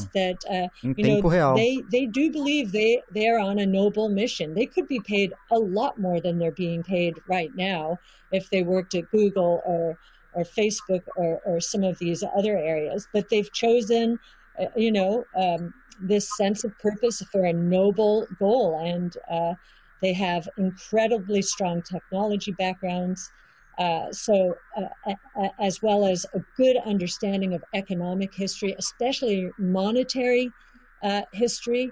And it gives me a great deal of comfort as I think about the governance of the ecosystem, much more so than I think we would find in other financial ecosystems. And just to give you an example of that, I think 2 years we were talking about Jack Dorsey. There's a big debate about reorganization. Ele roda uma empresa chamada Square, uma das empresas dele, que só lida com o desenvolvimento de coisas para o ecossistema de Bitcoin. And others at work back in 2019 when Binance tried to reorganize in order to reclaim 7,000 Bitcoin that were hacked. And they just wouldn't allow it. So we've already had some very good tests of the Bitcoin ecosystem, including developers. So that would be my answer. Thank you. And it's a great transition to the next topic area, which is Bitcoin ethos. And what is Bitcoin ethos? I mean, Bitcoin was born as open source and it's very transparent. There's also a staunch defense from the community around decentralization and a lot of the core principles of Bitcoin. So let's talk a little bit about that and what makes it special. Jack, Square has done a lot to support open source Bitcoin. Can you tell us a little bit about what Square has done and what advice you'd have for other institutions? Ele vai falar da Square agora, follow in its footsteps? Yeah, I mean, I was very skeptical of corporations when I was a kid, and I'm still skeptical of corporations today. Isso aí, and, Daniel. you know, as we've used corporations to be, you know, they've been great vessels for what we need to do and the ideas that we need to bring to the world. But, you know, Bitcoin is not that. And when we were considering Bitcoin and how Square intersected, I was really concerned with how we don't disrupt the community in a negative way, how we promote what is amazing about it, and how we help it grow in that way, in the way that it wants to. So we created your team, Steve, which is Square Crypto, which is hiring open source developers to work on whatever they want and whatever they think is most important to help Bitcoin. We created an organization called Copo, which we gave up all of our crypto patents so that the community can use them in defense against trolls and some crazy characters we won't name. And we continue to find ways that, like, following that Bitcoin path, we're going to create a hardware wallet. We're going to do a lot more in hardware. Everything that we do in the space is going to be completely open source, from the hardware design Esse que está na tela é do Bitcoin. Dude, esse aqui que está na tela agora é da Doge. A developer platform as well, in the same open Essa é a Doge. Open source, and completely transparent. So essa é do Bitcoin. I think as institutions or companies like ours Período de 1 minuto. that are getting in the space, a gente está acompanhando desde o início do evento. Back to the community is important. Que é esse frame aí é desde o início do evento. Esse é o período, da seta azul até agora. Improving the stack. And as I said before, we can't just see this as an asset that we own and an investment vehicle. This is something that has the potential to change everything and make the lives of everyone on the planet better in some small, maybe marginal way, but those margins will be meaningful as they compound over time. Oh, Rich, bem-vindo, meu caro. Elon, you've tweeted before that any wallet that doesn't give a user their private keys should be avoided at all costs. Can you tell us more about why is that important, and you know, how does what's its relationship with decentralization? Well, it's difficult to say that if you own crypto in an exchange and the exchange does not give you your private keys, it's not clear that you own anything. I mean, if there's something that if that exchange breaks or is hacked or you know, or is subject to seizure by the government or something like that, your crypto is gone. So in order to actually have not your keys, not your crypto. Decentralized finance, tá claro, né? Até o Elon Musk entende isso. I think it makes sense. Por mais dumb que then seja. You have to own your private keys. And you should be the only one who has your private keys. So if you're the only one who has the private keys, then then you own it. If someone else has your private keys, effectively they own it too, and the security of your crypto is then dependent upon them or any entity that can affect them. So yeah, I think what Jack's doing sounds like a good idea to have a hardware wallet that's the only thing that contains your private keys. I think that's like in terms of sort of empowering the people, which I very much believe in. I think you want to have people have their own wallets and be the only Diego, ones a gente sempre fala isso, cara. That have the private keys that wallet. Preço e valor são coisas diferentes. The other side of o preço do Bitcoin pode ser hoje, mas o valor do Bitcoin é outro. Principalmente, né, o valor é outro. I think we'll see an emergence too of new solutions that use multi-sig, like with a 2 of 3 keys, where the user has 2 keys. Já fechou a aposta dos bloquitos, tá? Não dá mais para apostar não. Fechou no início do painel. Can be a good solution as well. Fechou sozinho. Well, you can just put your private key in something that has dual access or voting access as an application on an existing network. Right. So the Bitcoin community is known for staunchly defending Bitcoin's principles. Sometimes it can be rude and aggressive, but I think what it stems from is just a desire to not have wealthy or powerful people or institutions negatively impacting Bitcoin or sort of changing the rules in favor of them. Estar dentro do ethos do Bitcoin, né? Ele não entende o que é o ethos do Bitcoin. Like you and your own institutions, your own companies, what role can you play in Bitcoin, and how do you positively impact it without having these negative drawbacks? Kathy, maybe start with you. Sure. Valeu, cara. ARC has stood for 2 things: democratization and transparency. Democratization, we're the closest you'll find to venture capital in the public equity markets. And I kind of feel that Bitcoin, or we have Bitcoin's DNA from that point of view. One of the things in terms of democratization is education. Olha o bullying no chat. One of our missions, values is to educate. And I do believe that that some of Yacine Elmandra's white papers, Yacine's our lead crypto analyst, who's worked very closely with you, Steve, on this conference, are helping the cause. We've done, and not only for retail investors, we found that we had to do a bit more when it came to institutional investors, just because of the way that they invest and the way they like to receive information. So just like in our investments, we've been the retail community has been more attracted to us first, and now the institutional community is coming along. So I do think our transparency of research, especially in the social world, social media, pushing our research out for free to anyone, is part of our way of helping the community. And I do think encouraging, and this is something that Jack just said, I would encourage the support of the Bitcoin core developer community. As I said before, it's amazing to me, having gotten to know some of them, how strong their sense of purpose is here. And so we'd like to be helpful in making that happen as well. That's great.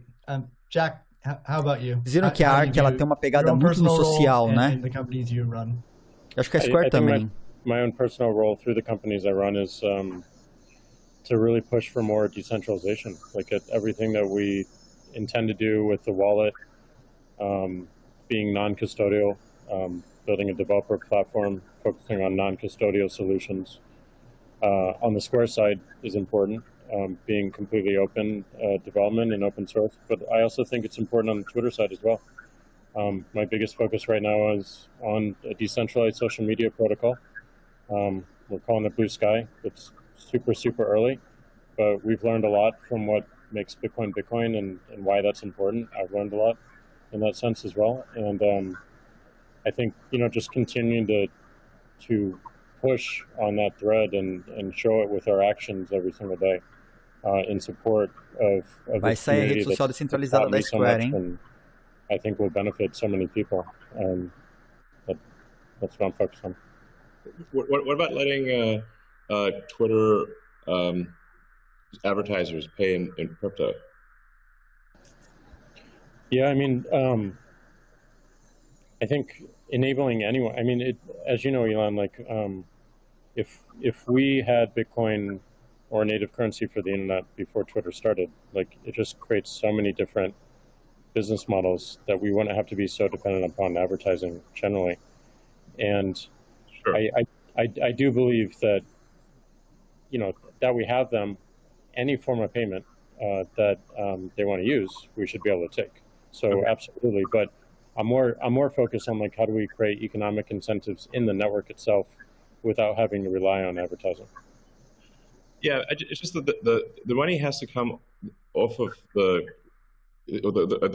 crypto so-called coins, the hash strings, have to come off and get translated into real products and services. Ele foi provocativo, né? Perguntando por que o Twitter não recebe pagamento de rede. Even at the institutional level, although I mean there are certainly many small advertisers on Twitter. It seems like accepting Bitcoin, maybe some other cryptos for advertising payments on Twitter would be supportive of Bitcoin. 100%, and also looking at just general commerce through Twitter itself.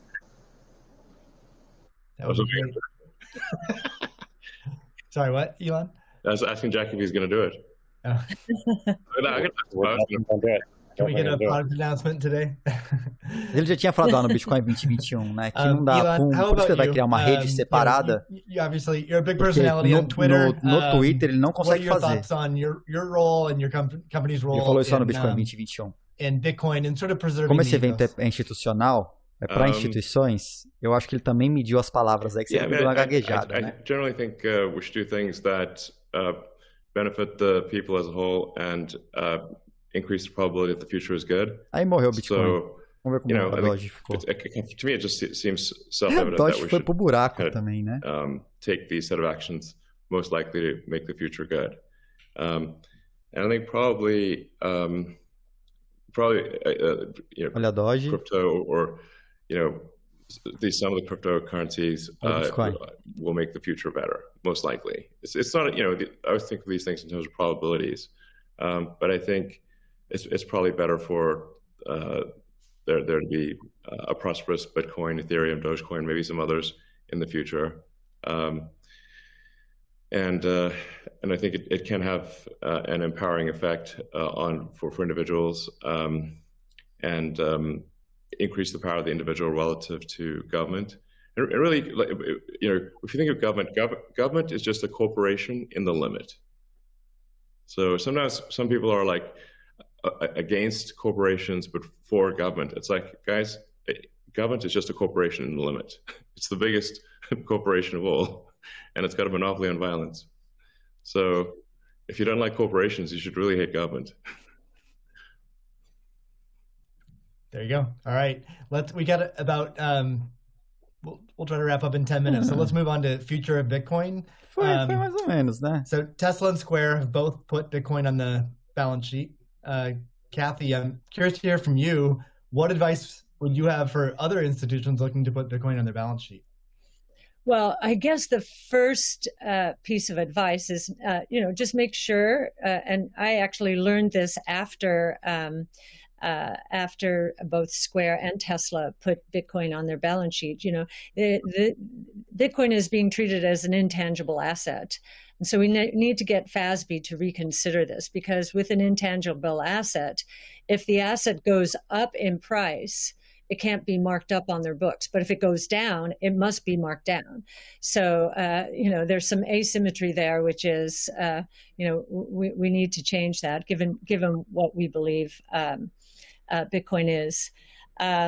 And I do believe if, I'll harken back to something, well, it was either Elon or Jack said, think about it, you take away the boundaries, the different currencies, just think about how explosive growth could be and how wide-reaching taking the friction out of the system could be. So I would encourage corporations to think about that this ability to do business anywhere in the world, ultimately, obviously, we're paving the way here.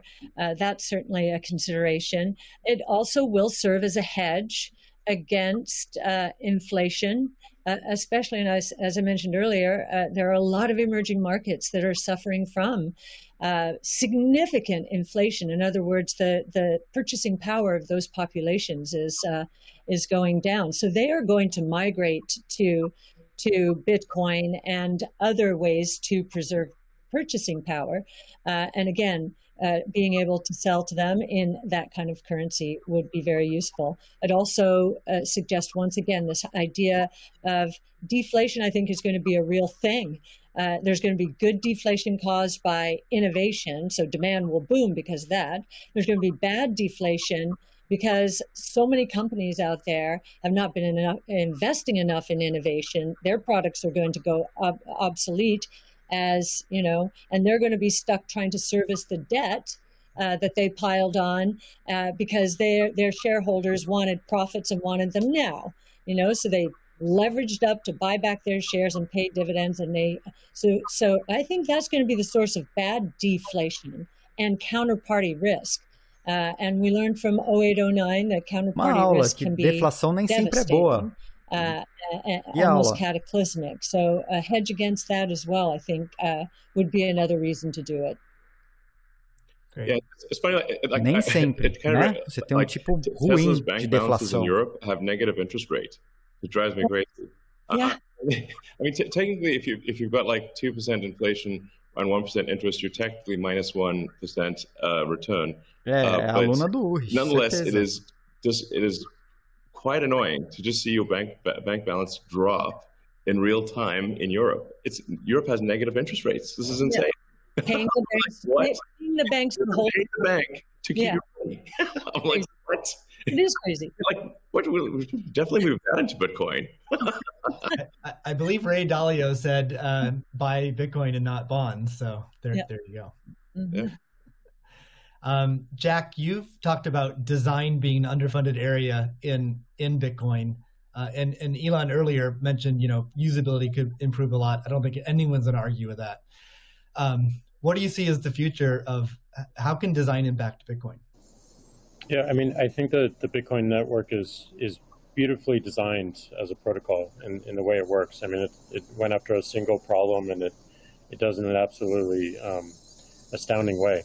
But I think the endpoints of people getting into it is still a little bit confusing. So I think the more energy we spend on wallets and making sure that wallets are simple and accessible and they're non-custodial as well. Yeah. I think the best example of this that I know of is probably this wallet called Moon. And it's just simple, straightforward. It's it does an amazing thing with key management that my mom and friends new to Bitcoin can understand. Does amazing in storage, and não sabe, quem não está vendo, o chat está discutindo a quantidade de água que o Elon Musk está tomando. So you can use it in a transactional way without having to think about it. Está discutindo a sustentabilidade da água potável em tempos de seca. Great. Essa é a pauta do chat. Let's wrap things up with a final question for each of you. I guess what is your hope for Bitcoin? How it can impact the world? Let's see, Elon, do you want to start with that? No, God, please. So what's your hope for Bitcoin? No. Well, my hope for I guess crypto in general is that it can improve the efficiency of the information system that we call money. So if the core efficiency of money is improved and and money has less error, where, like I said, error is like any kind of government interference or fraud or anything like that, this will naturally lead to basically a better standard of living and more power to the individual, which I very much agree with. Great. Kathy? Yeah, and I would segue from what Elon just said is, money has powerful network effect qualities. And so, we talked about ESG earlier. I think that, of course, that aspiration, having, this money be the best from an ESG point of view, that's really talking about solving some of the world's problems right now, which we definitely want to do. But I also am very excited about this idea of network effect and the convergence of blockchain technology and artificial intelligence from a technology point of view.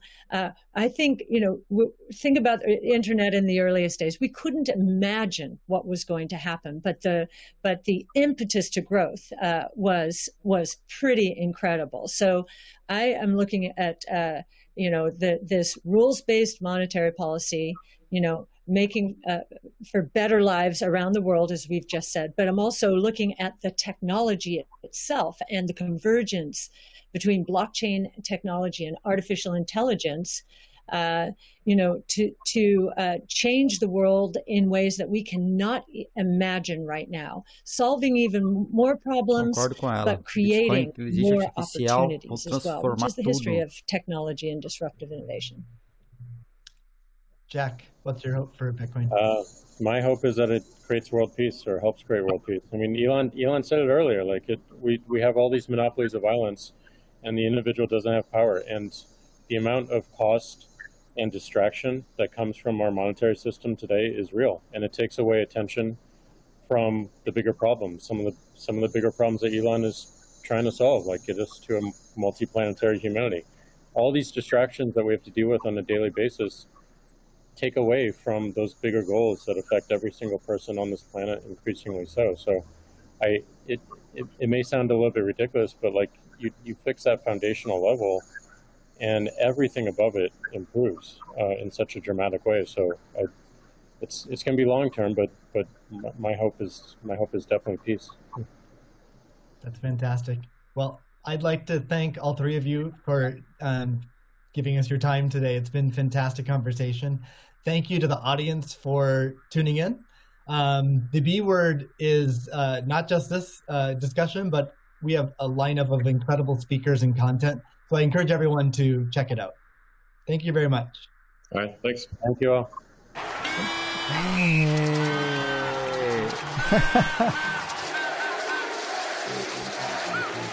Aí, valeu. Olha só. Eu acho que valeu, né?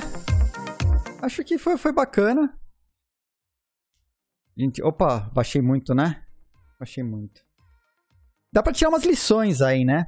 Do que o pessoal comentou. Vou deixar o som aqui baixinho aqui de fundo só, né? Eu tô vendo aqui, eles estão colocando 5 minutos aqui o contador. Eu tô de olho no contador aqui do lado. Acho que tem umas coisas aí. A galera fala muito, né, de ESG e fala muito do E, né? E o lado, o S e o G, o Bitcoin realmente ajuda muito. E o E tá sendo resolvida, né? Me parece que o Elon Musk fez algumas confusões aí, meio que entre mineração e rodar nó. Mas ele falou uma coisa que é verdade, que eu sempre comento aqui na live. Usabilidade. Usabilidade, né? Usabilidade é importantíssima. Eu acho que usabilidade... eu acho que talvez quando o Elon Musk falou sobre as chaves privadas, quando estava falando de ethos do Bitcoin, eu faria o seguinte link, eu falaria: o fato de você ser o dono das suas chaves privadas te empodera e elimina a necessidade do intermediário. É você lidando direto com a responsabilidade e tendo poder sobre aquilo que é seu. Eu iria nessa linha. Eu iria muito na linha só de que, deixou seu Bitcoin na exchange pode ser confiscada, tal. Não sei, né, se é nessa linha. Eu acho que ele meio que se confundiu um pouco ali sobre mineração e nó. Quando ele falou que o pessoal ele pediu para a equipe dele rodar os nós lá, e não ficou claro se rodaram mineradores ou nós, porque ele disse que o feedback da galera falou que consumia muita energia, aquecia demais. E não faz sentido ser só um nó, né? Eu acho que aí teve a parte meme, né? Aí fala que ele pampa, não dampa, que ele, embora a empresa tenha Bitcoin, né, em caixa como ativo, ele tem Bitcoin, Ether e Doge. Acho interessante, né? Foi a hora que o mercado deu uma subida, mas eu acho que aparentemente é um cara que ainda está atrelado a conceitos meio antigos e talvez meio cabeça dura, né? Quando ele fala que não existe energia sustentável suficiente para sustentar o hash rate do Bitcoin. Eu meio que tendo a discordar, sabe? Porque assim, se isso for uma verdade, não existe energia sustentável como colocaram no chat, não tem energia sustentável para o resto da humanidade, né? Porque a gente viu aqui nas palestras anteriores, inclusive, por exemplo, só banco e ATM é 4,7 vezes mais energia consumida do que o Bitcoin. Só banco e ATM. A gente viu uma lista gigante aqui na live, né, nas apresentações anteriores. Eu até falei, printa isso porque é importantíssimo, né? Então eu acho que tem... Assim, o que o Jack trouxe na sequência, ele meio que concordou, e eu vi que os dois estavam meio que em saia justa, né?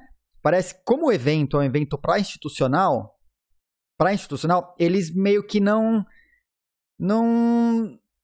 bateram um no outro como talvez fosse à vontade. O Elon Musk ainda deu uma provocada. Então, o que o Jack Dorsey falou, ele falou, olha, concordo contigo, não discordo, concordo contigo, mas eu acho que tem um monte de desperdício de energia que poderia ser reaproveitada e trazendo pro próprio Bitcoin, para trazer mais segurança pro dinheiro bom, né?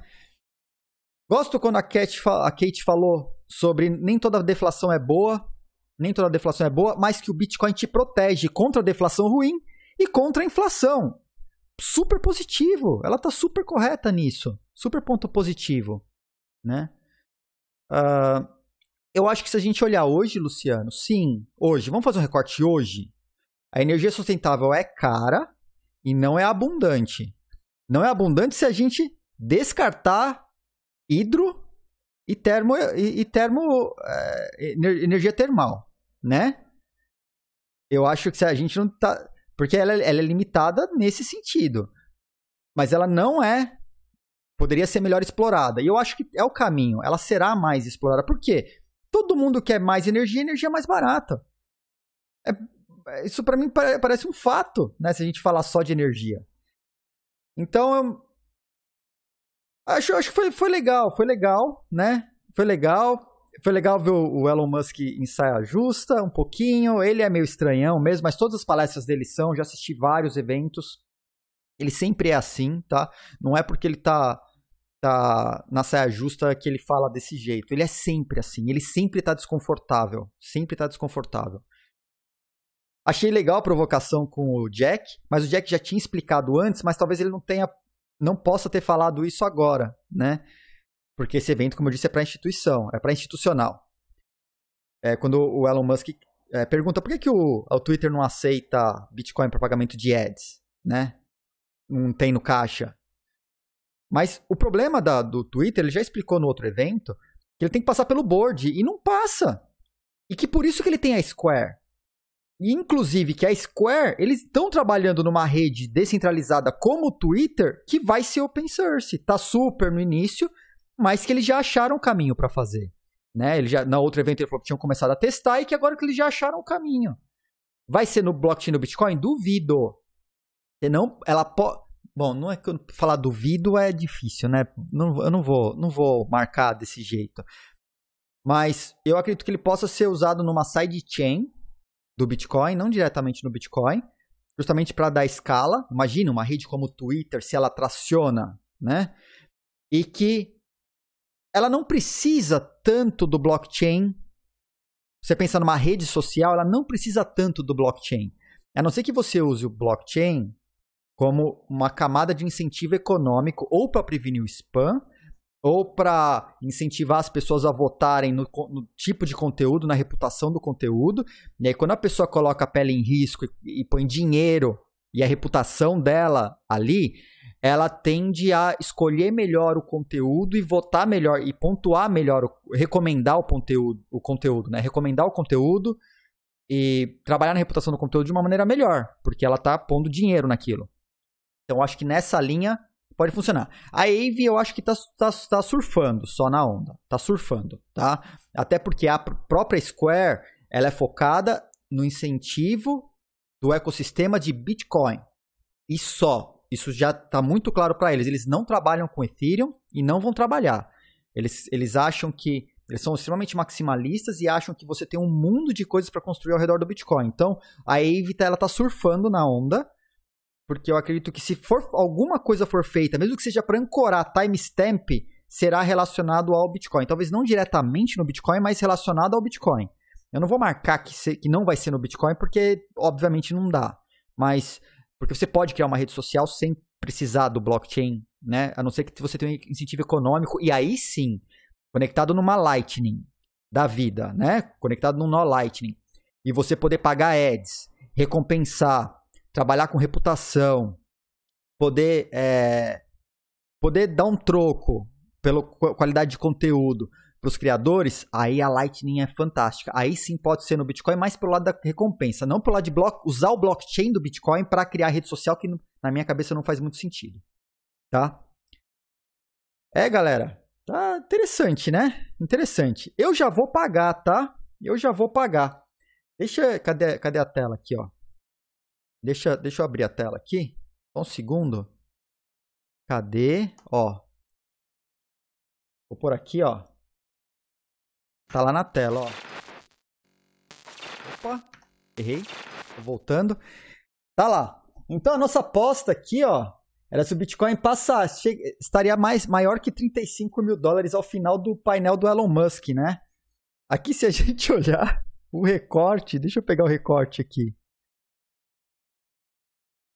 Se eu tivesse começado, estaria maior que os 31.900, né? Mais que 31.900 foi, mas ficou na mesma linha.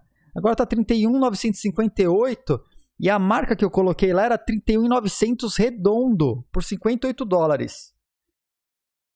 Ia tá maior, né? Mas tava todo mundo apostando no maior mesmo, né? Tô vendo aqui como que tá o gráfico.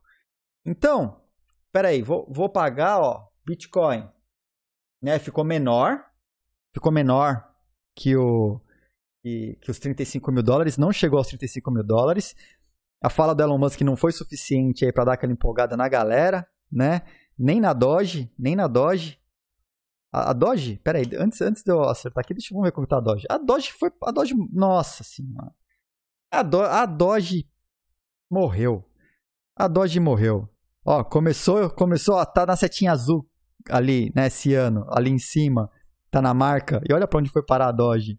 A Doge morreu, tá? Mas então, galera, ó, tá menor, tô pagando, passem seus bloquitos, marrecos, passem seus bloquitos. Não foi hoje, né, que o Bitcoin passou dos 35k, não foi suficiente. Passem seus bloquitos, marrecos, tá pago, ó lá. Tá lá no chat, tá pago, tá? Então não foi hoje que a galera ficou milionária de bloquitos aí, graças ao Elon Musk, né? As travessuras do Elon Musk. É interessante ver uma rede social que utiliza a lógica dos Rexes. Eu acho que não é tão... Porque assim, se pensar friamente, né, o X do joguinho lá, ele... Nossa, eu tô olhando agora que eu olhei pra tela e vi aqui, ó, Morning Crypto 49, tá tudo errado essa tela. Tá, ignora essa tela, tá? Episódio 49, não é o Morning Crypto, é o evento, tá? Ignora aqui, eu não mudei os textos. A lógica do X é muito parecida com a lógica dos CryptoKitties. Não é uma lógica tão complexa. Ele tem o Bridge, né? Você acasalar os bichinhos lá e surgir um novo. Você tem o adquirir, vender, comercializar, tal. E aí eles criaram off-chain todo o restante. Então, todo o que você faz nos Exes, que está relacionado à blockchain, é a história de você ter ele como NFT, com um monte de atributos. E quando você faz o bridge, né? Você acasala eles, o bridge, está bridando eles, que a galera fala, ele cria um novo, com outros atributos mixados, né? Porque surgiu o filhinho lá e ele carrega o DNA e tal. Ou seja, o DNA veio com o CryptoKitties. É só isso. E aí aquele bridado ele vai para sua wallet. O resto das coisas de luta tal, isso aí já tá mais fora, tá tudo off-chain. Tá tudo off-chain. Então essa graça toda, ela é construída off-chain, não é on-chain, né? E aí você pode off-chain, você pode construir muita coisa, né? Você pode construir muita coisa. Bom, vamos voltar lá, né, pro evento. Vocês querem um minutinho aí para tomar uma água? Eu posso voltar em 1 minuto. Vamos por 1 minuto? Mais 1 minuto? Ó, vou pôr no relógio aqui, ó. Vamos, ó, 10h25. Vou pôr 2 minutos. 2 minutos. Eu tô olhando aqui. 10h25 é meu horário, tá? 10h25 da noite aqui. Então, vamos por 2 minutos. Agora, 1 minuto. Você tem 1 minuto para pegar uma água, né? Dar aquela corrida no banheiro e voltar aí pro nosso evento que eu já vou. Ó, já tá aqui engatilhado, eu só não dei play ainda. Que é a parte que não tá mais real time. Enquanto a galera tá arrumando, eu só vou dar um tapa aqui na minha câmera, voltar ela pro tamanho que ela tava, pegar, ó, o meu mapa aqui, colocar ele do lado, que nem tava antes, né? Aqui tá beleza. Vou resetar o tradutor aqui, né, antes do negócio começar. Tá HD? O HD, né? O HD. Então, assim que virar no meu relógio aqui 10h25, eu já dou play no evento, tá? Ó, eu vou pegar a agenda do evento aqui, vou pôr na tela. Eu tava com ela aqui, ó. Tô pondo ela na tela aqui, por cima, para vocês terem ideia. A gente teve até agora 5 sessões de Desmistificando o Bitcoin.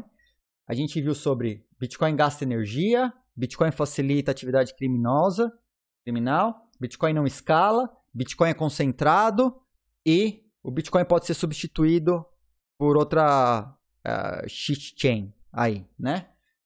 Aí veio essa track que foi ao vivo, né, com Bitcoin como uma ferramenta para o empoderamento econômico, com o Jack Dorsey e tal, que acabou de encerrar e foi bacana, não foi ruim não. Agora a gente vai entrar como dar suporte ao ecossistema de desenvolvimento. É mais uma sessão aqui, acho que vai de 1 hora. A sessão a gente vai ver ali, tem o timer, vai ver como fazer a segurança, né, da rede do Bitcoin. Aí vai falar sobre consensos, Proof of Work, vetores de ataque. Vamos falar sobre regulando o Bitcoin, né? Que a gente sempre discute sobre regulação, a gente traz esses temas aí. E vamos falar sobre preservando o ethos do Bitcoin. Custódia, ESG, Bitcoin e propriedade intelectual. Tá? Estamos aqui no 3º bloco. Temos mais 3 blocos, estamos a 4 blocos, tá? Já passou 1 minuto, já dei 1 minuto de lambuja para vocês. Essa live vai longe hoje, tá? Mas estamos juntos, galera. E vamos embora. Amanhã eu quero ver para eu conseguir abrir o Morning Crypto. Mas estamos junto. Ó, tô iniciando aqui. Vamos recomeçar o evento aqui, tá? Cadê o play? Eu já dei play aqui, por que não vai? Ixi. Morreu, é? Você tá tendo algum problema? Sim, meu amigo. Deixa eu voltar pro alto aqui, que às vezes, né? Vamos dar o famoso F5. careful, and so we don't rush into things, but there's always activity going on. And the most obvious example of a feature, a recent feature, is the Schnorr Taproot soft fork. That's a protocol change. And there are many presentations and videos and podcasts about. Ah, não, estava abaixo para mim aqui, tá? Que eu tive que dar boost animal. But from a high level, Schnorr Taproot will make Bitcoin more scalable because a Schnorr Taproot output is cheaper to validate than a pre-Taproot output, so we can have more of them in the blockchain. It improves fungibility and privacy because outputs look the same as each other. That's really important for a money. We want it to be fungible, so one coin is the same value as another coin. And there's all kinds of interesting nesse momento não, cara, a gente não está contratando não. Mas qualquer coisa, manda e-mail para contato@originalmind.com e a gente guarda o currículo, a gente olha lá e tal, e na hora que a gente tiver vaga aqui em caixa, a gente dá uma olhada e chama.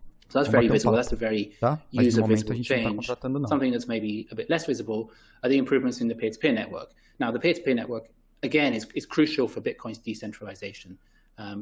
If we didn't have it, it wouldn't be a decentralized money. There would be a centralized server that could be shut down. So making sure that the P2P network continues to function properly is vitally important. And there's always lots of activity around improving it, thinking of researching different ways to improve it. One example is increased connectivity, so making the graph denser without unduly increasing the resource consumption of that peer-to-peer network. And that means it's more difficult for your node to be eclipsed or isolated from the rest of the network. If an adversary is able to do that, they could prevent you from seeing the blockchain, they could censor your transactions, they could do all kinds of things. And then network privacy is another area of research where we don't want people to be able to identify the source of transactions. And again, we have lots of small changes there and big changes, and it's an area of constant research and development. And many more. I should point out at this point that Bitcoin has bugs. Eu quero ver se a live vai ser taxada ou não, né? Porque a ARC colocou lá que qualquer reprodução da imagem da Kate, ela tinha que pedir autorização. Tava o disclaimer antes. Vou te dizer que eu não sei se vai ser taxado ou não. Vou subir depois pro YouTube e vamos ver o que acontece. Né? Olha o Bitcoin morrendo. There was such a bug in 2017. Obviously, if that continued or if it was allowed to be exploited, Bitcoin as a monetary system would lose a lot of value. Que o frame está exatamente do início do evento. A setinha. Another category of bugs might be denial of service bugs or remote crash bugs. Another category would be privacy compromises. So an adversary or spy being able to identify the source of a transaction. And another category of bugs is transaction propagation interference, so censoring transactions, stopping people from getting their transactions to miners.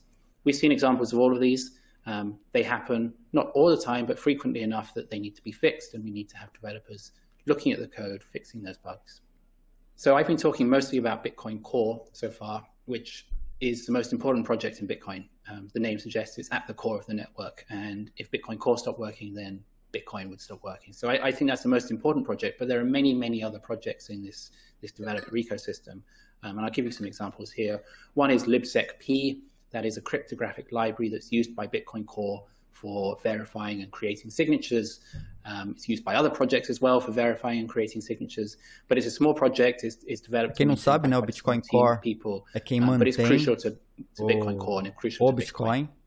So that's lower down in the software stack. It's kind of a base library, and then you have Bitcoin Core on top of it. And then maybe going up the stack a bit, you have applications that are built on top of Bitcoin.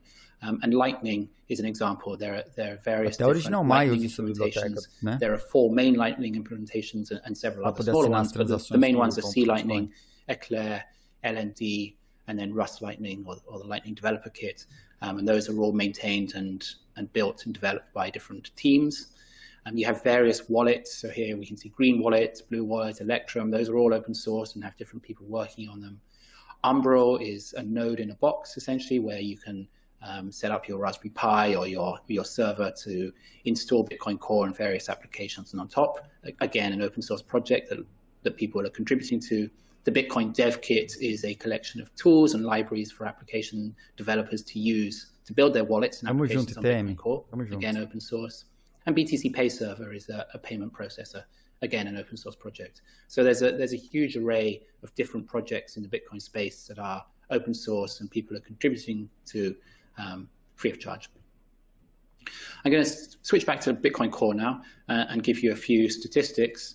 So these graphs are all normalized with 2012 being set to 1 and various metrics. So if we look at this graph, we can see that between 2012 and 2020, the number of changes merged per year has roughly doubled, which is great. But even better, the number of reviewers has gone up by over 3 times, and the number of review comments has gone up almost 5x. So we're seeing more activity, but crucially, we're seeing more intense review and more scrutinization of those changes in the code. So that's all good. That seems like a good, healthy project. And then if I add just one more metric to this graph, which is the price, those other metrics are still on the graph. You just can't see them because they're so flat. The price since 2012 has gone up over 2,000-fold. Now, I'm not saying that we should have 2,000 times as many developers as in 2012, but we now have $1 trillion network, and I'd estimate around 20 to 30 developers working full-time on Bitcoin Core. So I would argue that probably at this point, Bitcoin protocol development is underfunded compared to the value that it's protecting. That said, the development landscape or the funding landscape for developers is a lot better than it has been in the past, and there are many organizations and individuals who are supporting Bitcoin development. The first was the Bitcoin Foundation that was established in 2012, and shortly thereafter basically dissolved because of political issues. It ran until around 2015. It was funding developers. I believe it still exists, but just no longer funds Bitcoin protocol development. And the developers who... Eita! Parou pra vocês também, né? Ó. E aí, ô evento? Tá trolando a gente, é?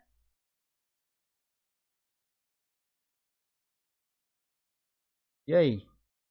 Being funded by the Bitcoin Foundation, I think found funding with MIT DCI, the Digital Currency Initiative at MIT, and they have been funding 2 or 3 Bitcoin Core developers for about 6 years now, so they've done a lot of work to support Bitcoin.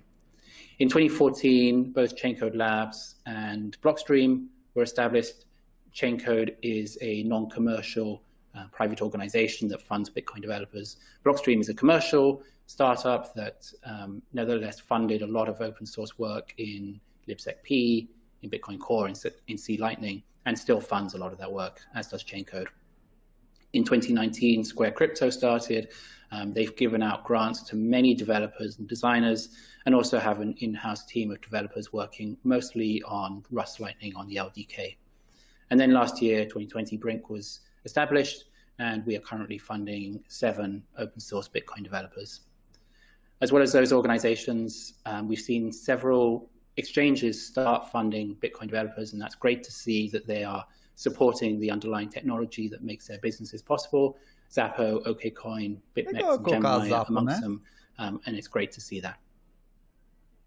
Okay, some challenges for those Bitcoin developers and the organizations funding them. I think as we see Bitcoin grow, a crucial challenge will be identifying and attracting the very best talent to work on Bitcoin. Bitcoin development is hard. There's a lot of very difficult technology. It's a mix of cryptography, peer-to-peer networking, security, all kinds of very difficult stuff, and you mix it all together. Cara, os caras estão com algum problema lá que deu de novo. Ó.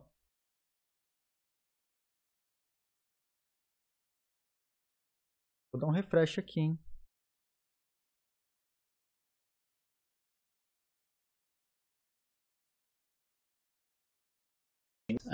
Sadly, several of the Bitcoin protocol developers are currently being sued on spurious legal challenges, and that continues to be a thorn in the side, and we hope that they'll get the support they need to continue the work that they're doing.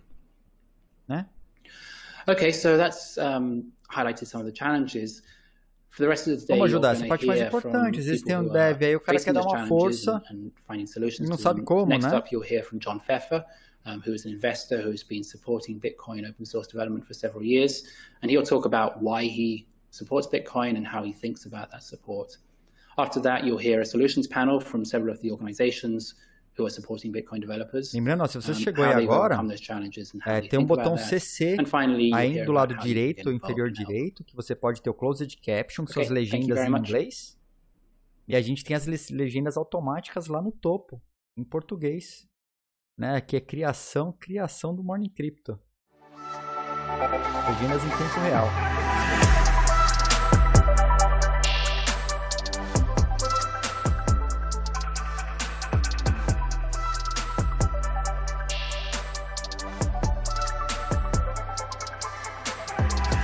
Peter McCormack. Ele é editor, redator na CoinDesk, não é? Ele? Peter McCormack, eu acho que é sim. Cadê?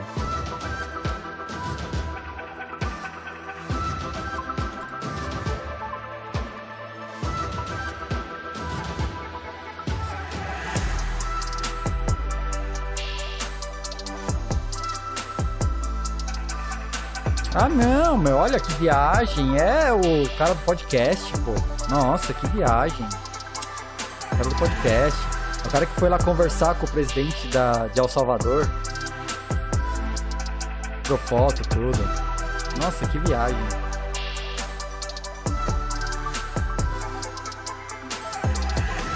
$50 segundos. Aí. É o próprio. Cara, se tivesse deixado lá em 3900 mesmo, ia quebrar as pernas de uma galera. Tá todo mundo apostando no Bitcoin. Eu salvei, tá? Quem perdeu não perdeu tanto.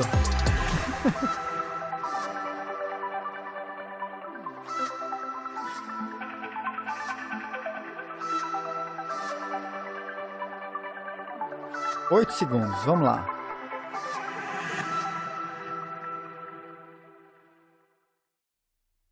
Hi there, I'm Peter McCormack. I am the host of the What Bitcoin Did podcast. I'm here to interview my good friend John Pfeffer, covering the second session of supporting the developer ecosystem landscape. How are you doing, John? I'm wonderful. How are you?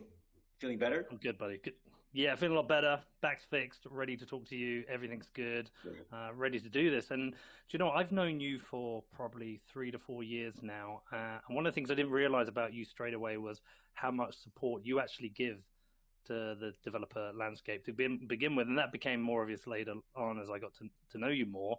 And I just think it'd be a really interesting place for people to start is for you to talk about your background and interest and your investing thesis, but why with Bitcoin that has given you this imperative to support the developers?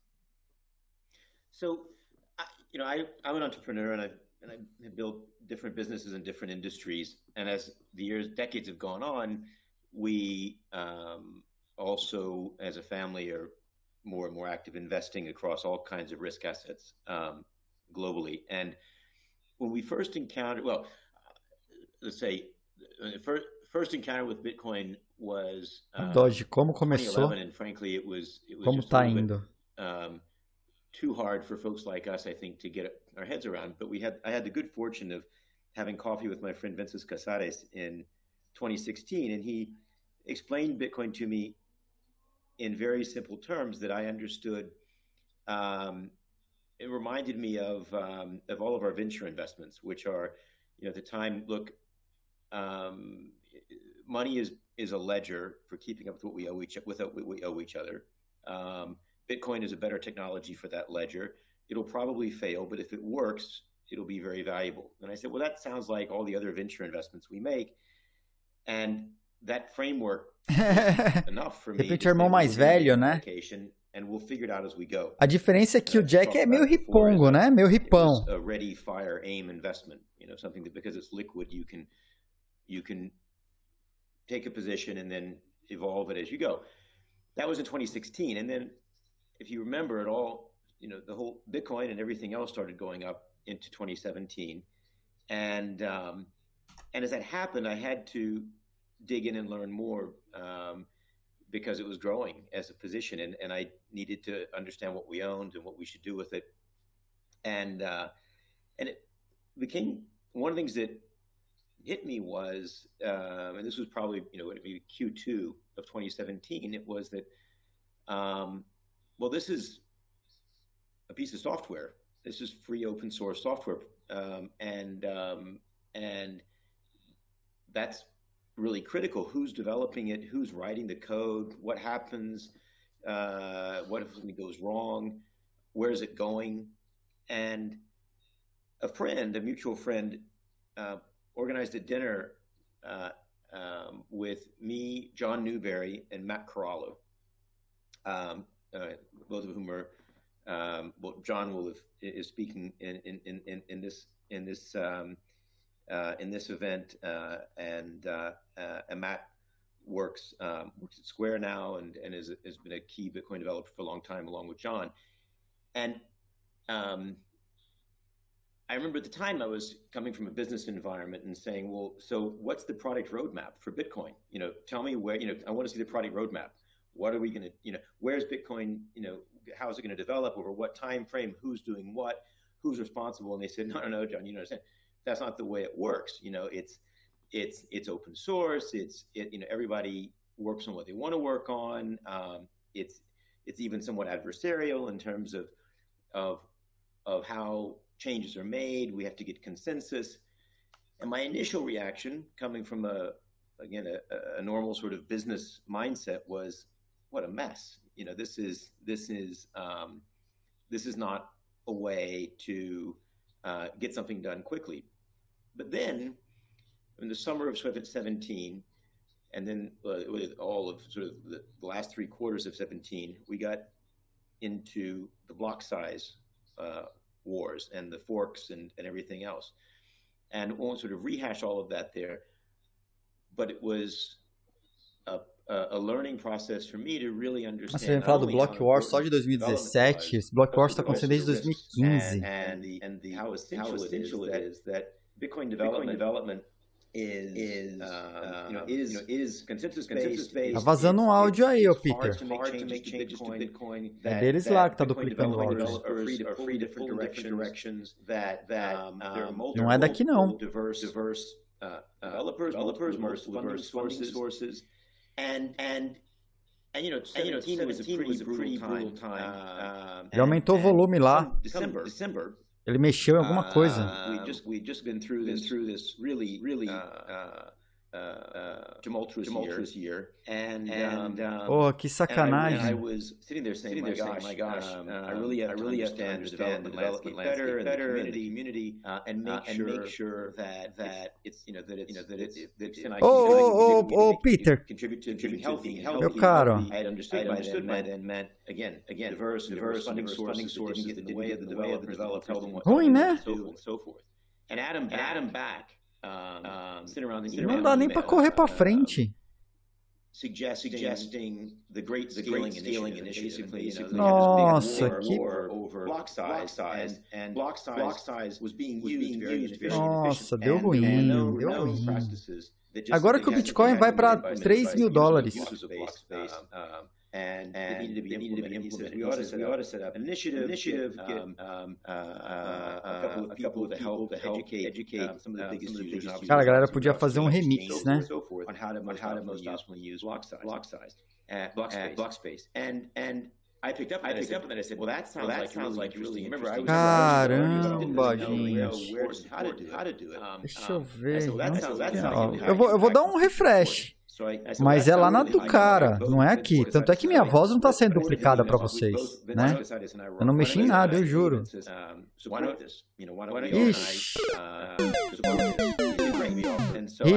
Hip.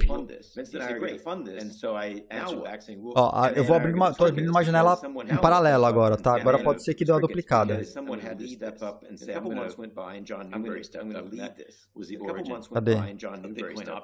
Abrindo uma outra janela aqui. that was kind of how it all started. That was the process. Was I went through this. That was kind of how it all started. That was the process. Vixe, a segunda janela não tá nem abrindo. Deu ruim. Peraí, vamos achar. Gaguejo mais que o Danilo. On the contrary, we needed a diverse. On the contrary, we needed develop a ecosystem and just set out to try to contribute to that. Restartei aqui, ó. Tava travado, tá? Era no meu. Era no meu, tinha uma segunda janela aqui, com ele travado de fundo, só rolando o áudio e o vídeo travado. Desculpa, galera. Resolvido, foi meu. Mas começou sozinho. Começou sozinho. Essa janela é a janela que eu tinha aberto pra olhar os tópicos, que eu falei pra vocês os tópicos. Resolveu. Foi culpa minha. Mas tava travado outra janela. Foi mal. Foi eu que quebrei. Desculpa, Peter, desculpa. Eu vou falar, essa galera da produção aqui é dose. A galera da produção quebra tudo. Absolutely.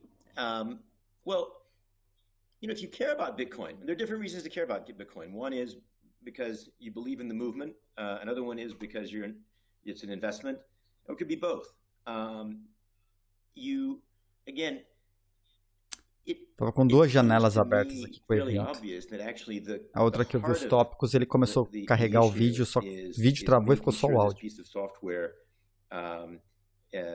Is stable, secure, and evolves, in a constructive way. I would argue it's kind of obvious that, from a risk perspective, it's obviously the biggest risk. The biggest risk is inside.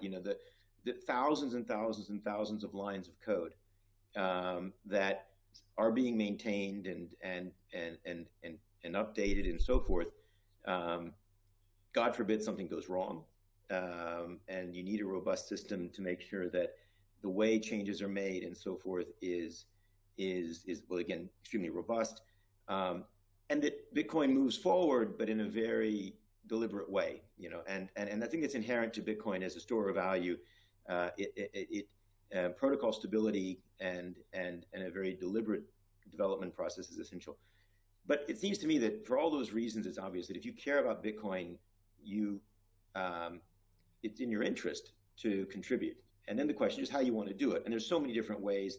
And in some regards, I think, well, actually, I wouldn't even say in some regards, I think absolutely the diversity of opinions, the diversity of ways to do it, the diversity of sources adds as opposed to detracts. The fact that even different supporters may have slightly different tacks, that's healthy. Yeah, I mean, that's a really good point, because one of the big newer contributors to raising funding for open source development on Bitcoin has been the Human Rights Foundation, and they specifically focus on issues relating to privacy. Big shout out to Alex Gladstein for everything he's done there. When I first started to become aware of this was a couple of years ago. I went down to Chain Code Labs in New York and I interviewed John Newbery. Interestingly, I also met 3 of the residents there. One of them was Carla. I spoke to her again today for the first time, which was amazing. She's now working at Lightning Network, working on LND. One of the interesting things, though, is since then we now have Brink, which is based in the UK, because Chain Code is New York, but we also have the HRF. We have all these different strands of projects. It isn't just core, it is the Lightning Network, or it is privacy. And I think that's what you're talking about there, right? Absolutely. By the way, I was remiss in not mentioning Chain Code earlier when I talked about Bitcoin Optech, because John was working at Chain Code, and they very kindly made him available. And Chain Code are have been sort of the models for anyone who's supporting Bitcoin development for a long time.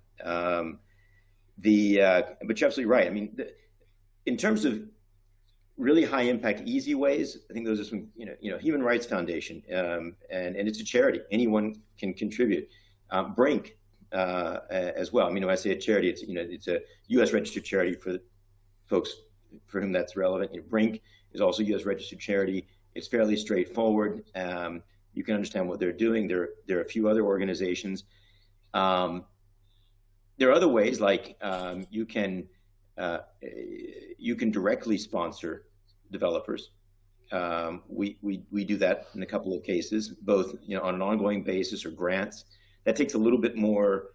You have to be reasonably plugged in order to kind of know where to go and how to do o link it. da Brink.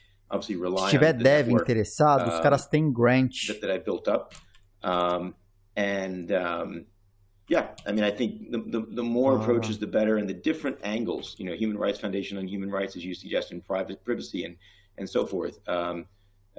Brink adding a non-US dimension. Ela tem grants e suporte para desenvolvimento open source no Bitcoin. Então, se você é dev e quer desenvolver no Bitcoin, eles estão falando sobre a Brink, que é uma iniciativa super nova para apoiar desenvolvimento de coisas novas no ecossistema do Bitcoin. E os caras têm grana. Então, se você é dev e quer contribuir, daí é uma forma de você se subsidiar enquanto você desenvolve coisas para o Bitcoin. Não precisa ser dev e ficar, vou fazer só minhas contribuições, não vou ganhar nada com isso. Não, você pode ganhar sim com isso. Big investors come in and try and support networks such as Brink being built up in different locations. That's only going to be good for Bitcoin. Absolutely. And by the way, again, like John Newberry's example, when he raised his hand to say, well, I'll do Bitcoin OpTech. There's we need more funding, but then we also need developers or leaders. A Carla, que ele citou agora há pouco, eu tô olhando aqui, ela tá no board da Brink, eu não sabia. Ele conheceu há anos atrás, trabalhou na Lightning Labs, né, e na Team Code. Ela tá no board da Brink. In fact, often I think aqui, it's legal. Someone stepping up and saying I'll do it is maybe the scarce resource. I also think one of the other interesting things, just harping back to what I mentioned about meeting the residents at Chaincode, and then I've interviewed Amiti since, I've interviewed Carla again today. When I met those, they were just enthusiasts who were interested in the Bitcoin network. It isn't that there is a network flush with developers are appropriate. One of the important models is also finding people who might be interested in Bitcoin and training them up. So that's a really good point. There's a whole bunch of things to say on that. First of all, it's important to remember why do we need sort of philanthropic development of Bitcoin development? Because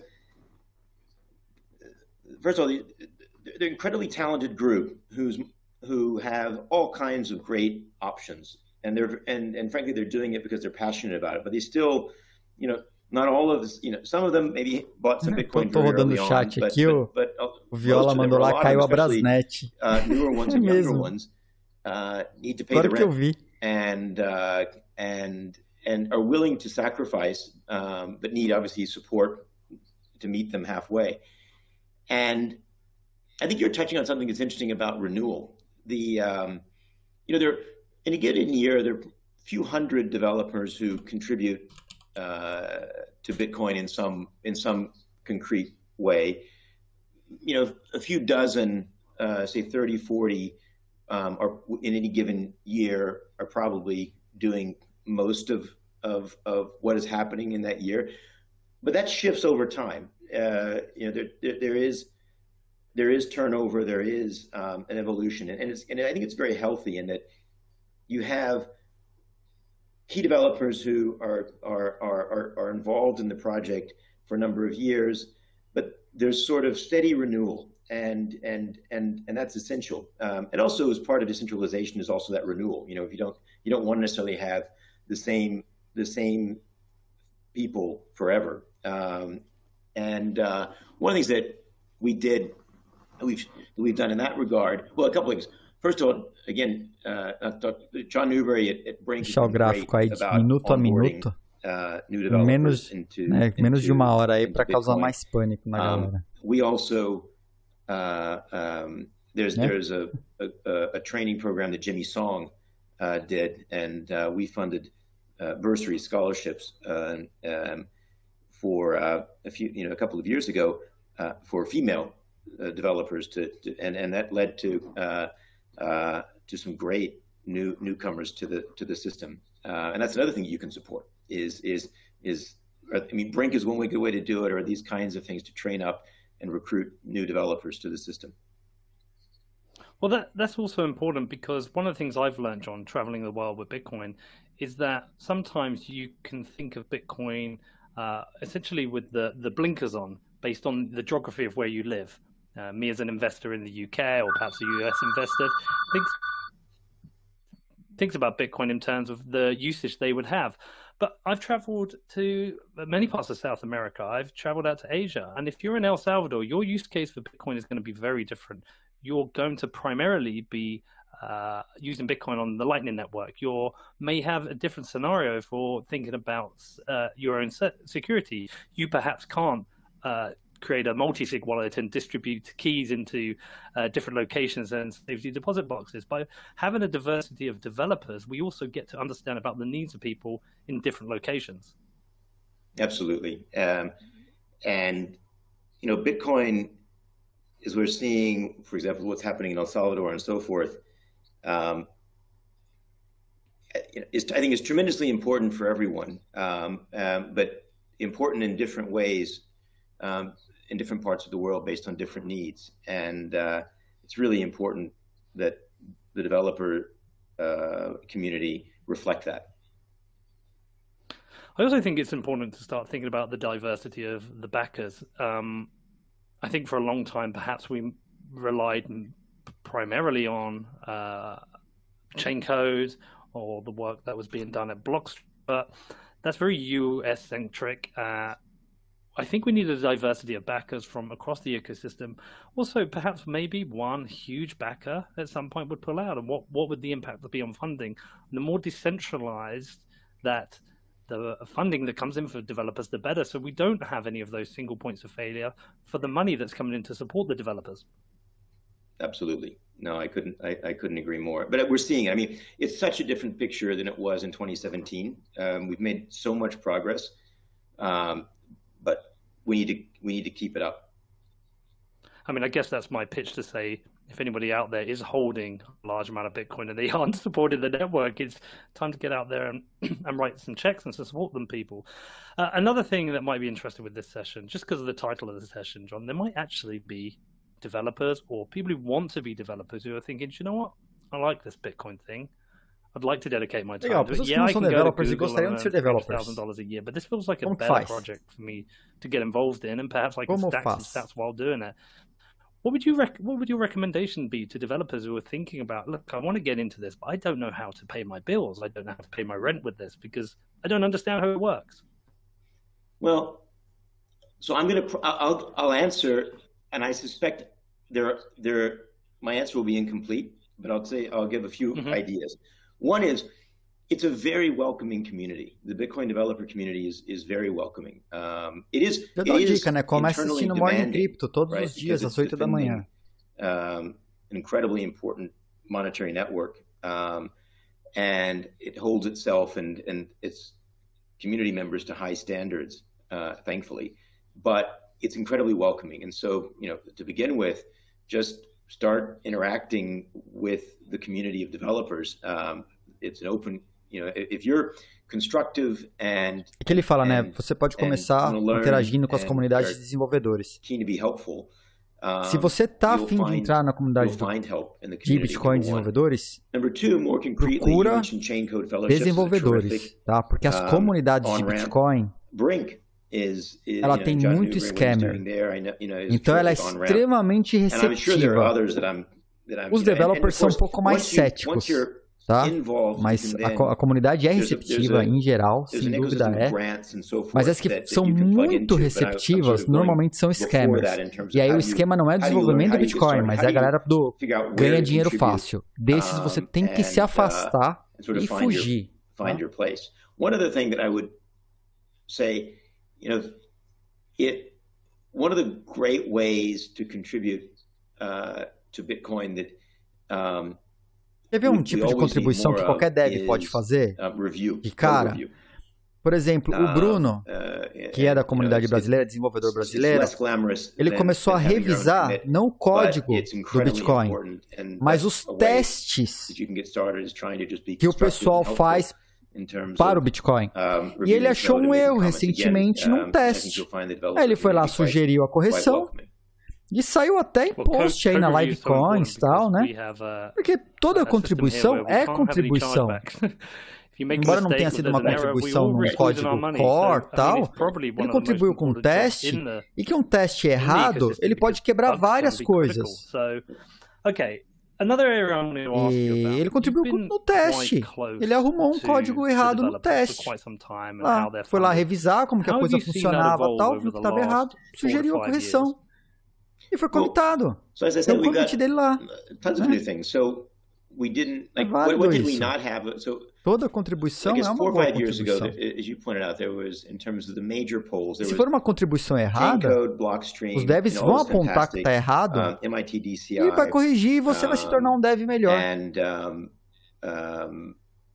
You had obviously some independent developers. Tem a comunidade do Bitcoin no Discord, sim. By companies like Zappo. Narcélio está lá, por exemplo, na comunidade do Discord, né? And that's continued, but now we have many more developers being funded by exchanges, and, to work on Bitcoin, to work on what they want to do. A gente tem devs em diversos blockchains. A gente tem dev no Ethereum, tem dev na Decred, tem dev na Nano, tem dev no Bitcoin, Salem tá lá. Others. I mean, it's not an exhaustive list that have sprung up.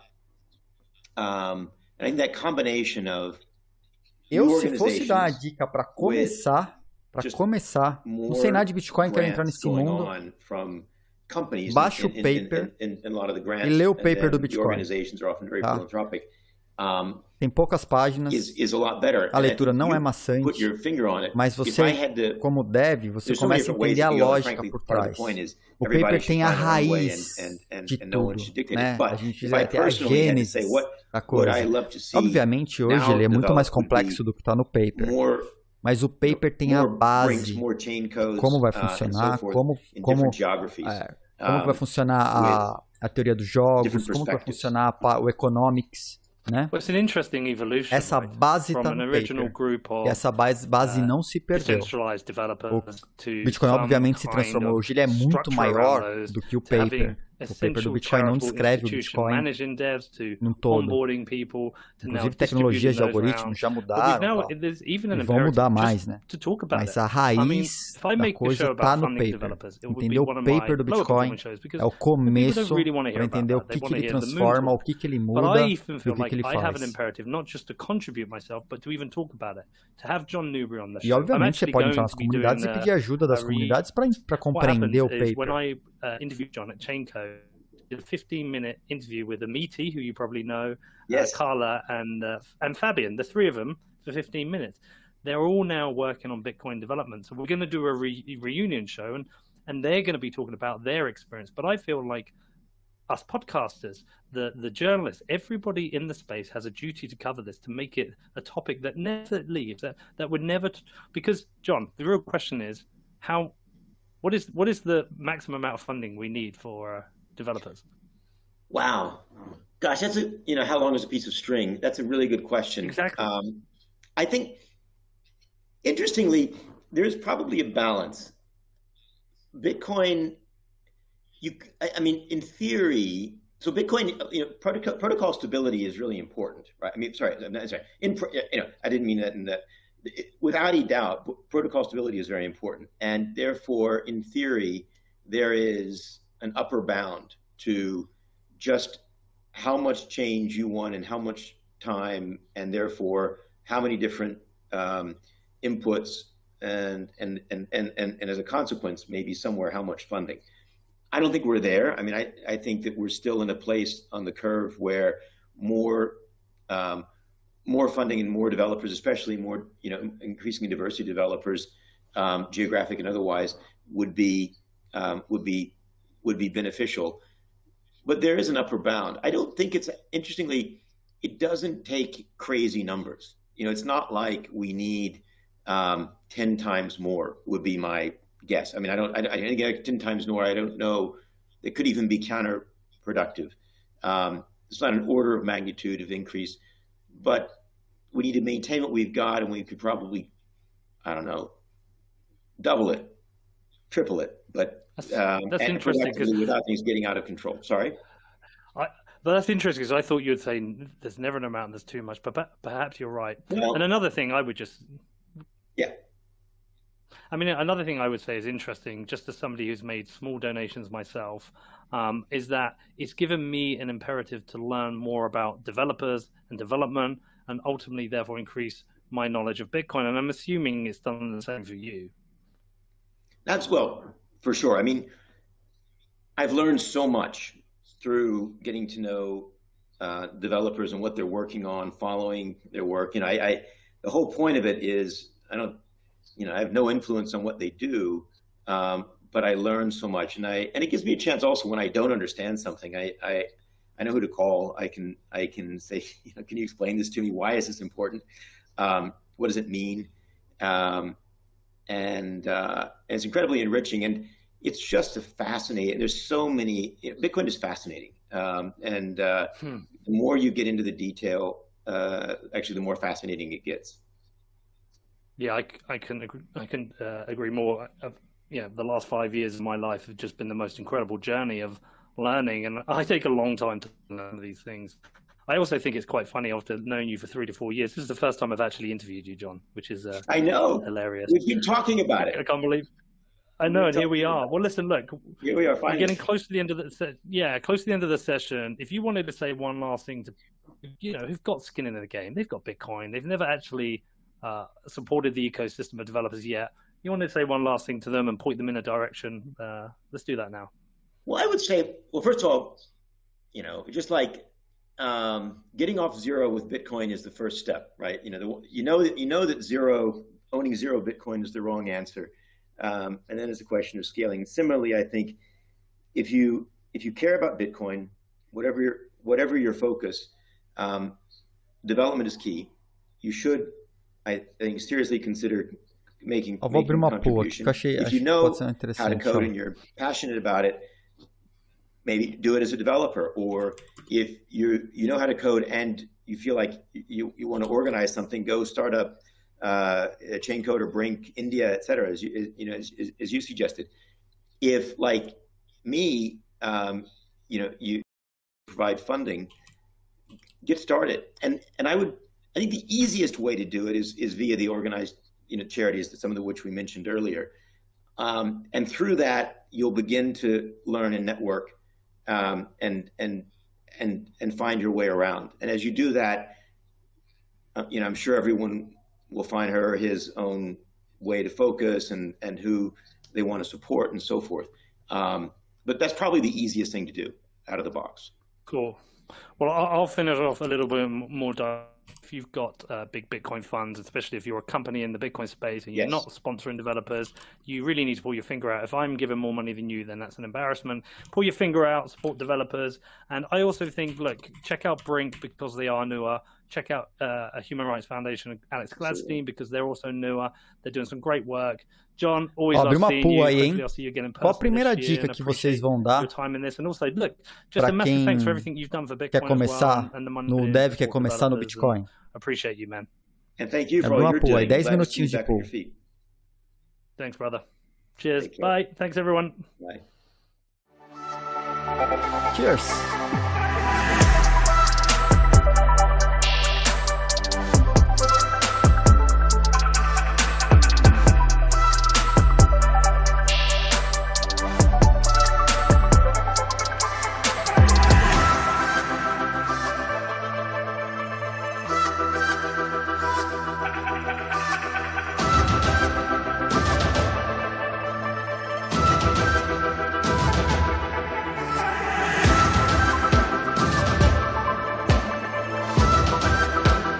Já, Angelete, já o tiozinho já falou. Vou baixar um pouquinho aqui.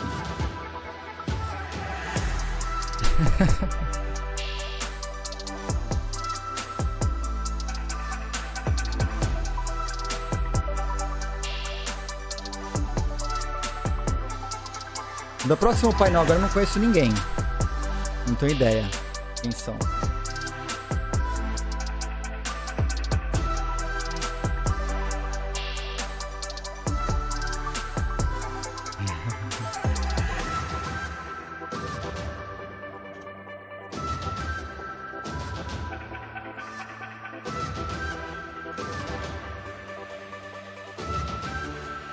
Qual que é o próximo tema aqui? Peraí.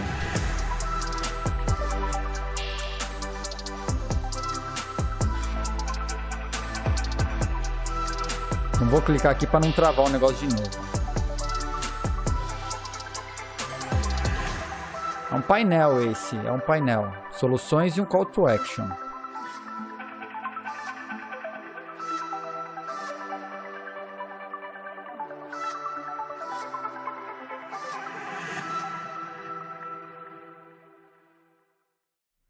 Hi, I'm Jonas from Chain Code Labs, the head of special projects, and I have the pleasure of speaking with folks across the ecosystem who are supporting open source Bitcoin developers and contributors. So let me introduce you to some of our panelists. Hong? Os próximos três painéis são muito legais, viu?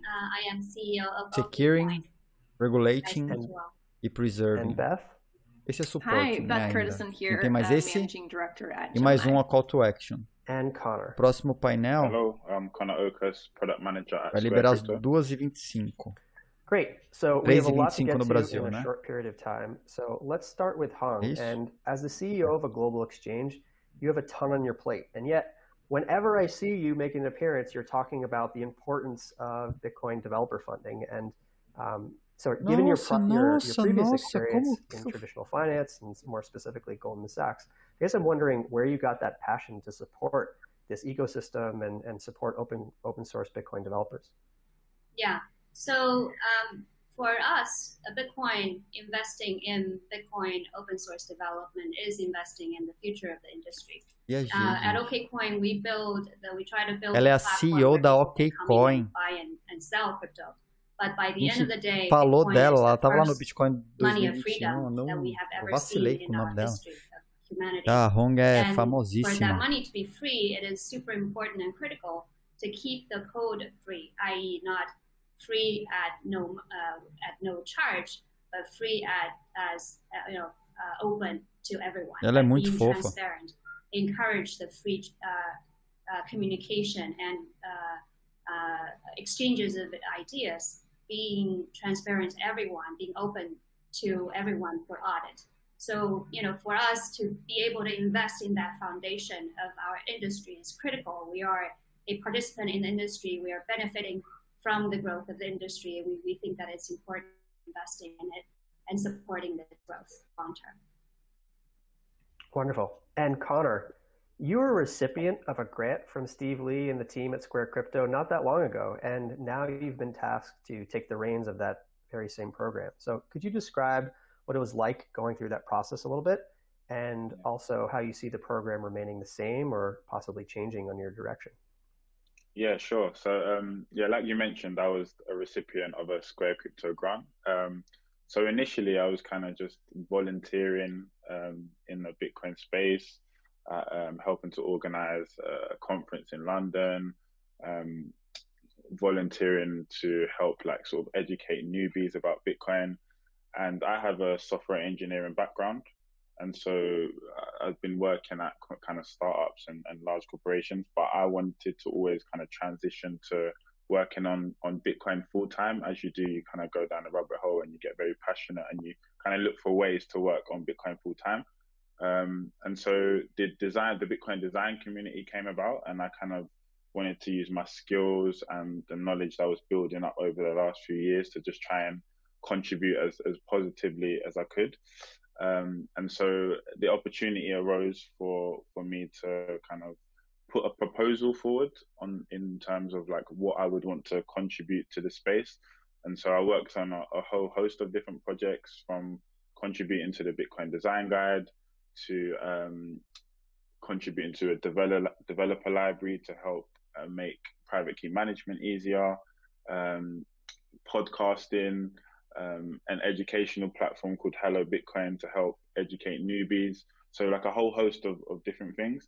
And after the 6-month grant had finished, I was also given an opportunity to join the Square Crypto team full time, which was super exciting for me and an amazing transition. So seeing what it's like to be a grantee who had never contributed to open source or Bitcoin specifically before, to now kind of being on the other side and trying to look for talent and look for projects that are going to Ele está contando a história, né, da jornada dele, que ele era só um contribuidor de eventos, né?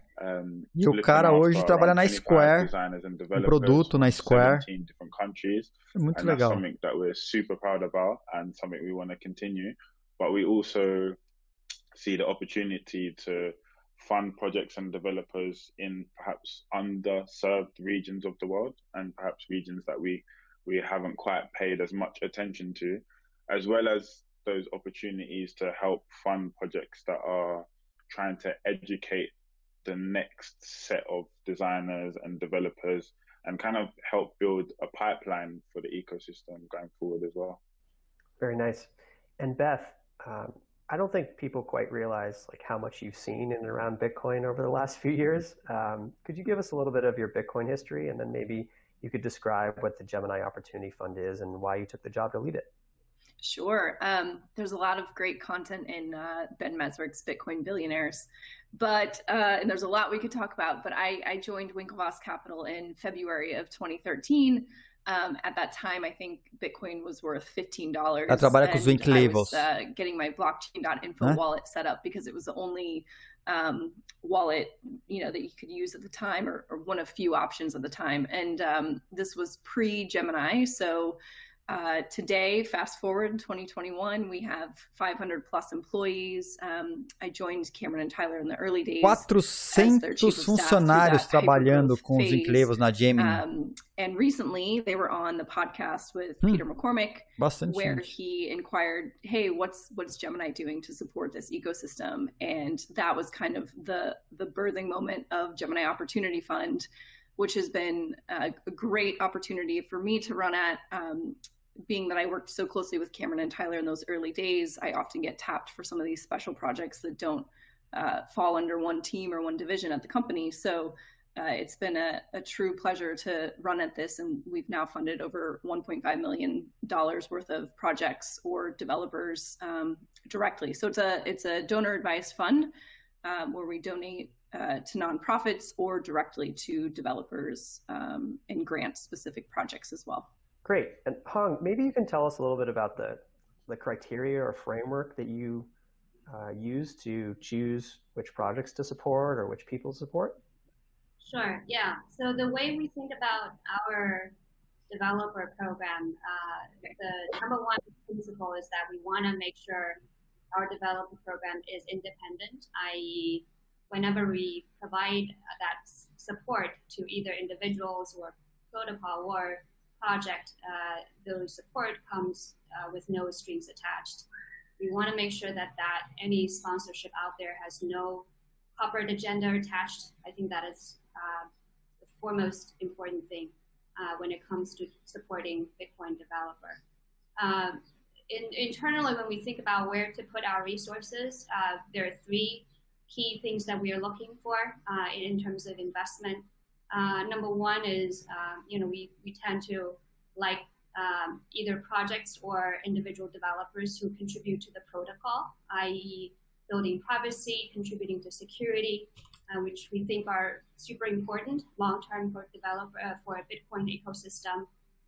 Second thing that we would like to invest in are promoting adoption of Bitcoin, either in terms of specific projects like BTC Pay that we supported for a year, that's promoting the payment side of the system, or mobile adoption of Bitcoin, or Lightning, the second layer building of within the ecosystem. And the last thing that we feel very passionate about, and we generally look for those type of characteristics when picking our sponsored recipients, are people, individuals, or projects who are contributing to the building of the ecosystem, i.e. some of our sponsors are really strong at participating in PR, which we think are a major bottleneck in the ecosystem. One of our most recent recipient, Marco, is a core maintainer, which we also think that is super critical to the ecosystem, that is kind of undervalued to some extent. Some of our recipients are also very big advocate of mentorship, i.e. building that mentorship and helping other developers who want to be developers to kind of really understand what's going on and learn how to be part of the ecosystem, either in a more formal situation like Brink, or in a more informal situation like what Amity has been doing. So we feel very strong about those kind of initiatives where people or individuals were making contribution to those areas. So those three are generally the key themes or areas that we try to prioritize our investments in. Obviously, Square Crypto are doing a lot of good things that we would like to partner with them. Chain Code is also doing a lot of things that we have been learning a lot from you guys in screening those candidates. But mostly those three areas are what we're looking for. Yeah, and let me add that thankfully Chain Code isn't really in the grant business, so we've offloaded all the hard work to you all. Maybe the same question to you, Beth. You've been doing this a little not as long as maybe the other folks on the call. So how have you sort of thought about the criteria and the frameworks that you use? Yeah, so we just launched in December of this past year. So we are definitely early on this process and so thankful for our first 3 devs that we've sponsored, Amity, Dhruv, and Harold, who are working through the kinks with us as we build this out. But really we focus on 3 specific areas. So one is those sponsorships direct to the core developers. Secondly, we partner with foundations such as Brink, as Hong mentioned, and Human Rights Foundation. All of those folks are doing such a great job of creating this ecosystem and continuing the development of the pipeline for additional developers to get on board and work on this. So that we're very grateful for that connection. And then also to specific grants. We recently sent a small grant, which hopefully made an impact to a few different developers working on a Mac Mini project. So just making that small grant, it's a little non-traditional, but it helps go a long way so that these, the funding can make it to these incredibly talented developers that are working on really interesting projects. So those are kind of the 3 funding mechanisms that we approach this, and we really lean on the community. It's such an incredible community, an approachable community, and Chain Code and you, Jonas, have been such a huge help for us as well. So that's kind of our approach. And if there's any projects or opportunities, folks can reach out to opportunityfund@gemini.com. And I work closely with Rich Smith on our security team at Gemini, as well as my dev counterparts to assess these projects and opportunities. Connor, now that you're sort of on the other side of the table, how are you thinking about measuring the impact? Like, how do you figure, one project versus another project? Just like what kind of long-term impact it might have? Yeah, so I think the nature of open source work means everything is kind of transparent, everything's in the open, everything is verifiable. And so we can kind of get a general sense of how a project's doing, how a team's doing, how an individual's doing by using tools such as GitHub, watching conversation, tracking issues, seeing what gets merged, seeing where there's consensus on things, seeing where there's maybe a bit of friction, and kind of just understanding at a more general level. But we also lean quite heavily on the communities as well and see like what are the community's response to the grantees? Is there like a general consensus that this vou publicar lá no Twitter o resultado, hein? Is contributing positively to the project and the ecosystem as a whole? And I think ultimately we want the grantees to be happy, and we want them to be excited to work in the space as well. So we'll very occasionally check in on them and see if they need any additional support, or if things are going smoothly, like what we can do to kind of help them maintain that. Some grantees are really good at kind of documenting their work in some type of diary fashion, whether it be like a weekly, bi-weekly, or monthly report type thing. That is by no means necessary if like someone was to take on a Square Crypto grant, but it is nice sometimes to have more formalized way of kind of understanding someone's progress.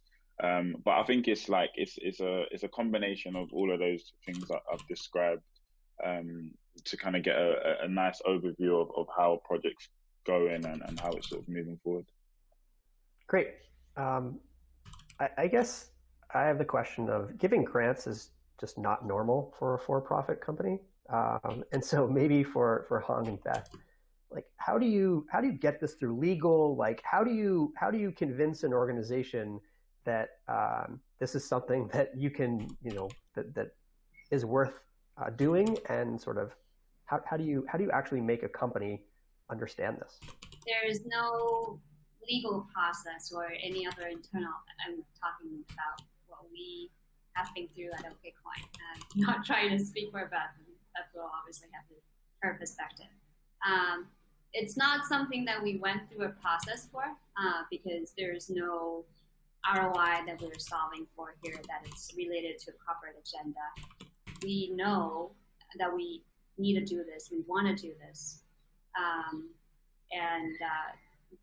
The only thing that I think worried us a little bit upfront was how we make the judgment call where to allocate our money. And luckily we have Jonas, you and your team and the community and Square Crypto to help us with that.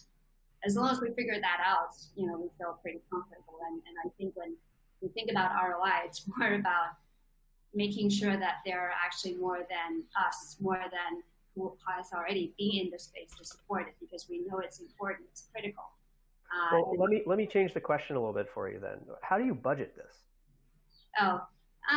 We set aside some budget based on our own revenue and what we can afford to do on an annual basis. So right now we have we are allocating $500,000 to do that. Maybe later on when we grow bigger we can do more on an annual basis. Tem link para o paper fácil aí? Temos. Great. And Beth, you spun this up from scratch. What was that process like, and how did you, again, justify this across the different verticals across the org? Yeah, well, I think to Hong's point, she's obviously the CEO of OKCoin, and I think it makes a huge impact to have the founders, or the CEOs, or exec level really pushing for these efforts. So that's kind of how this came about. At Gemini, as it was founder led. This was só não vai conseguir acessar se você tiver em OK. That Gemini felt the need to show up and be a part of and support the ecosystem. So, and it seems it's the same way at Square Crypto. It's the CEO is leading the way as far as what's important to them. Claramente so really, manipulada we're just trying a to support votação. what's already happening in the community and just find a way to fund these projects and these people quickly and seamlessly. So that helps. Yeah, it helps to be CEO, I guess, and or to have the CEO supportive at least. Connor, Square Crypto is a little bit different than I think that otherwise exists in the ecosystem, and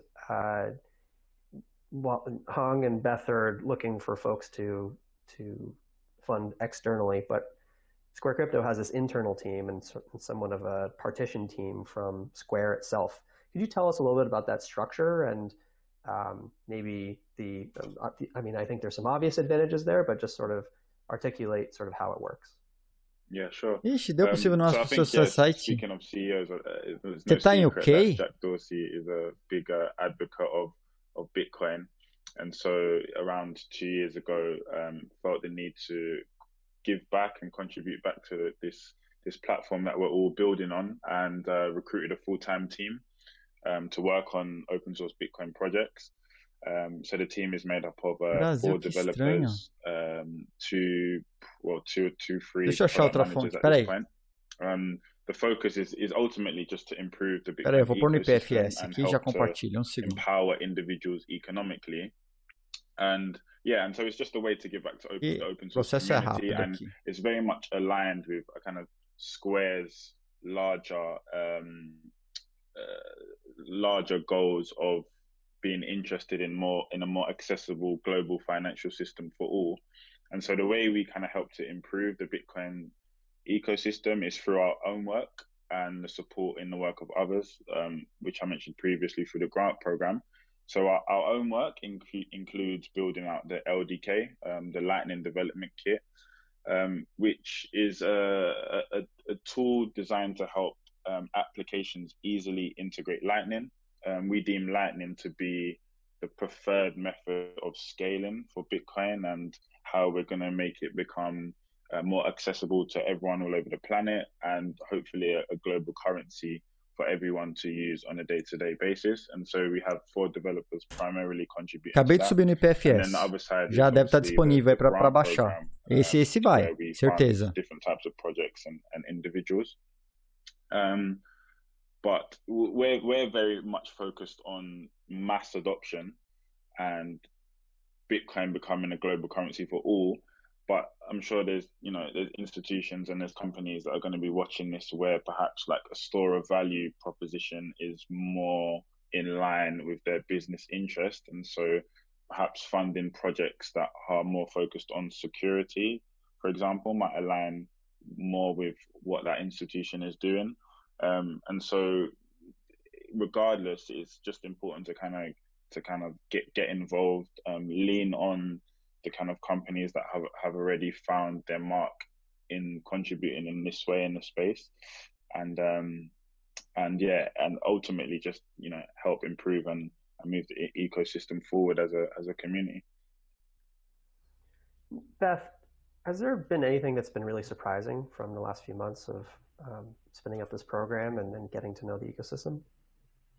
Yeah, I think from a positive perspective, I mentioned this before, but the community has been so approachable and willing to help out, to put you in touch with different devs or different projects that are going on. So that's been really refreshing, I think, because you don't necessarily see that in all industries or all communities. So I've really been grateful for that. I would say we definitely have some work to do when it comes to the administrative efforts of onboarding devs or projects or getting the funding to them as quickly as possible. Obviously, Bitcoin was created to solve that specific problem for the world, and I think we have some work to do there. But we're working through the kinks, and I think we'll be in a better place soon. But eu racho de dar risada com a galera do bloco no Twitter, there's some open source tools marcando out there, o Atila, Fernando Urrich, and help Federal Reserve, other exchanges or other o Elon Musk, have kind of a blueprint of how to do this Mike Tyson and seamlessly to get na promoção de 150 mil sets.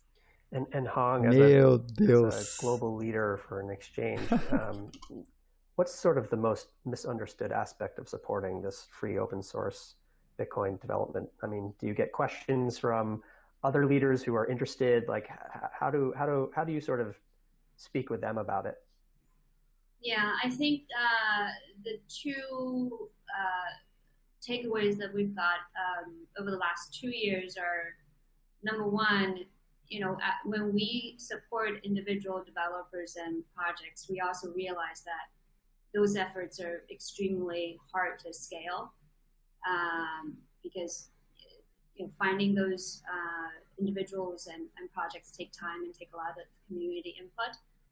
And at the same time, the Bitcoin developer community also in itself has a lot of bottleneck that need help externally to work through. For example, PR bottleneck and maintaining work. Those are things that we hope that we can do a little bit more work together with the community to figure out how we can actually help and make the overall supporting work more scalable. And then the second thing that surprised us a little bit actually was a recent survey that we did with our customers, with our own customers about developer. Ô, louco, se o DNS Block meteu block no bitcoin.org. Actually, 80% of those who have been surveyed actually don't know how a Bitcoin developer is being supported. 30% thought that actually they were paid when Bitcoin transaction happens, naturally. And then another 30% think that miners actually pay them, which would have been nice. But once they realized that actually the Bitcoin developers actually work on themselves, and they need to find their own financial support or just allocate their time part-time to this work, then most of them, 80% of them actually are willing to participate in this in one way or the other. So I think that raising that level of awareness in general would be quite helpful to the ecosystem. So those two are kind of surprising to us over the last two years journey. And Connor, I guess, how do we make sure that this grant program and this kind of support remains decentralized? We don't want people ask Chain Code all the time, when are we opening an office in X country or X continent? And it's not going to happen. But so how do you think about decentralizing the funding and support for these devs and other contributors? Yeah, so I think companies and institutions just have to get involved. I think they all have, a vested interest in seeing the success of Bitcoin, and the more you contribute, whether it be through funding or through development, design, whatever it might be, increases that probability of success. And Bitcoin is something that's going to keep improving over time, and there isn't just sort of one way to contribute. At Square Crypto we have the grant program. Chain Code looks at a more educational approach. The Human Rights Foundation and Brink take a slightly different approach as well. So if we can just continue on in that vein of having more and more organizations contributing in the way they see fit, leaning on current organizations that are already in the space, and if we can get to, I don't want to pull a number out here, but 25, 50, 100 organizations all contributing in different ways, to me that feels like a good place to be in. So it's a long journey, but I think we can get there, and we're starting to see lots of different types of organizations show the enthusiasm to want to contribute. So that's the main thing. So just get involved is the kind of TLDR, really. And in that vein, and I think as the closing question, we'll go around the horn here. Beth, a questão que ele perguntou foi sobre como funciona, né, a descentralização. O que você acha da descentralização de funding para desenvolvedores e tal? Eu falou que é interessante e tal, mas eu acho que em matéria de sucesso em descentralização de funding, eu acho que o Ethereum está à frente. O Bitcoin tem um nicho muito pequeno de funding para desenvolvedores. E eu acho que do Ethereum, ele é muito mais descentralizado e distribuído por meio de propostas, como por exemplo a Gitcoin. Nossa! E eles estão aprimorando muito a governança desse funding para projetos. My DM is open too, and I've got a lot of support and help from you, Jonas, and the rest of the community. So we're here to help. And by the way, this is the area where we actually see exchanges partner up, right? We have partnered up with other exchanges previously on sponsoring, and Amity now goes to Gemini too. So this is an area for everyone to really help help us grow. Se você parar para pensar, a Gemini, falando em funding, né? Investe bastante e tal, a própria Bitcoin e tal. A Gemini colocou coisa de $1 milhão numa porrada de startup. Não é nem uma porrada, algumas, né? Então você parar para pensar que $1 milhão em algumas startups não é muito dinheiro. Não é muito dinheiro. É muito pouco. É muito pequeno o investimento. Like the panelists have said, the people working in the Bitcoin ecosystem are ever so lovely and ever so friendly, and so we'd love to kind of hear from you and help in any way we can, really. Well, thank you all for your thoughts, and I think echoing the sentiments of everyone here, we'd love you to get involved. Please do reach out. It shouldn't be too hard to track us down. So thank you all for joining, and I think that's it. Thank you.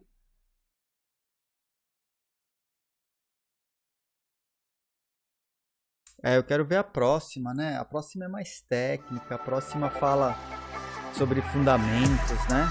Eu acho que vai ser legal.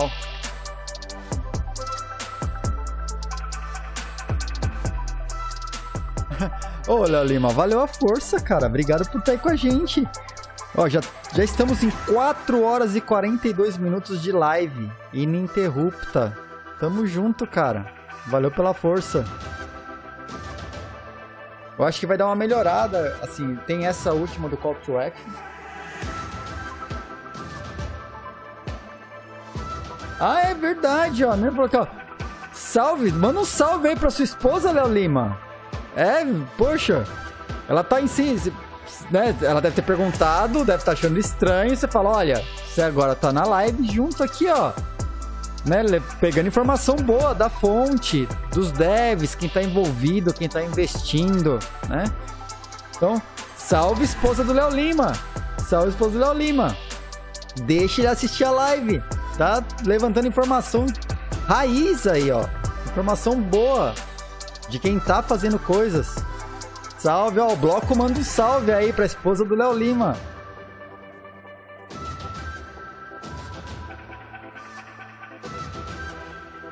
Tamo junto.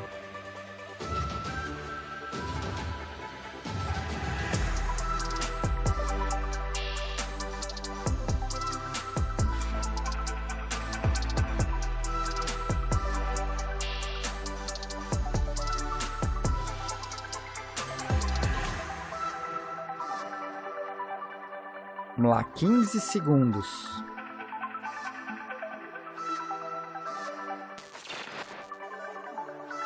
Salve a esposa do Léo Lima. Deixa ele pode chante alive, por favor, e nos.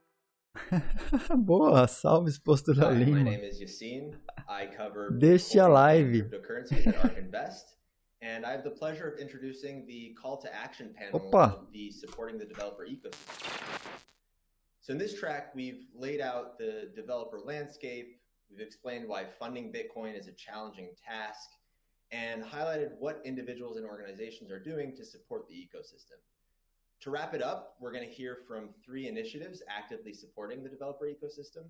We'll start with Mike Schmidt, co-founder and director of programs at Bitcoin Brink, a nonprofit organization that exists to strengthen the Bitcoin protocol by supporting and mentoring new contributors to open source Bitcoin development through its fellowship program, and supporting the work of established Bitcoin protocol engineers through its grants program. We'll then move on to Neha Narula, director of the Digital Currency Initiative at MIT, who will explain the importance of funding Bitcoin security research and share a new initiative within MIT DCI designed to continue to harden the Bitcoin network. Vai trazer a pessoa do MIT agora para explicar, né, como é importante fornecer funding, principalmente para manter a segurança do Bitcoin, Chief né? Strategy Officer at the Human Rights Foundation, a nonpartisan, nonprofit organization that promotes and protects human rights globally. Alex will discuss the Human Rights Foundation's Bitcoin Development Fund, which was launched in June of 2020. Eita! Eita, que cortaram o cara! Na hora do call to action, a coisa mais importante, precisa trazer dev pra junto. Na hora que vai falar, vamos fazer como que cortaram o cara.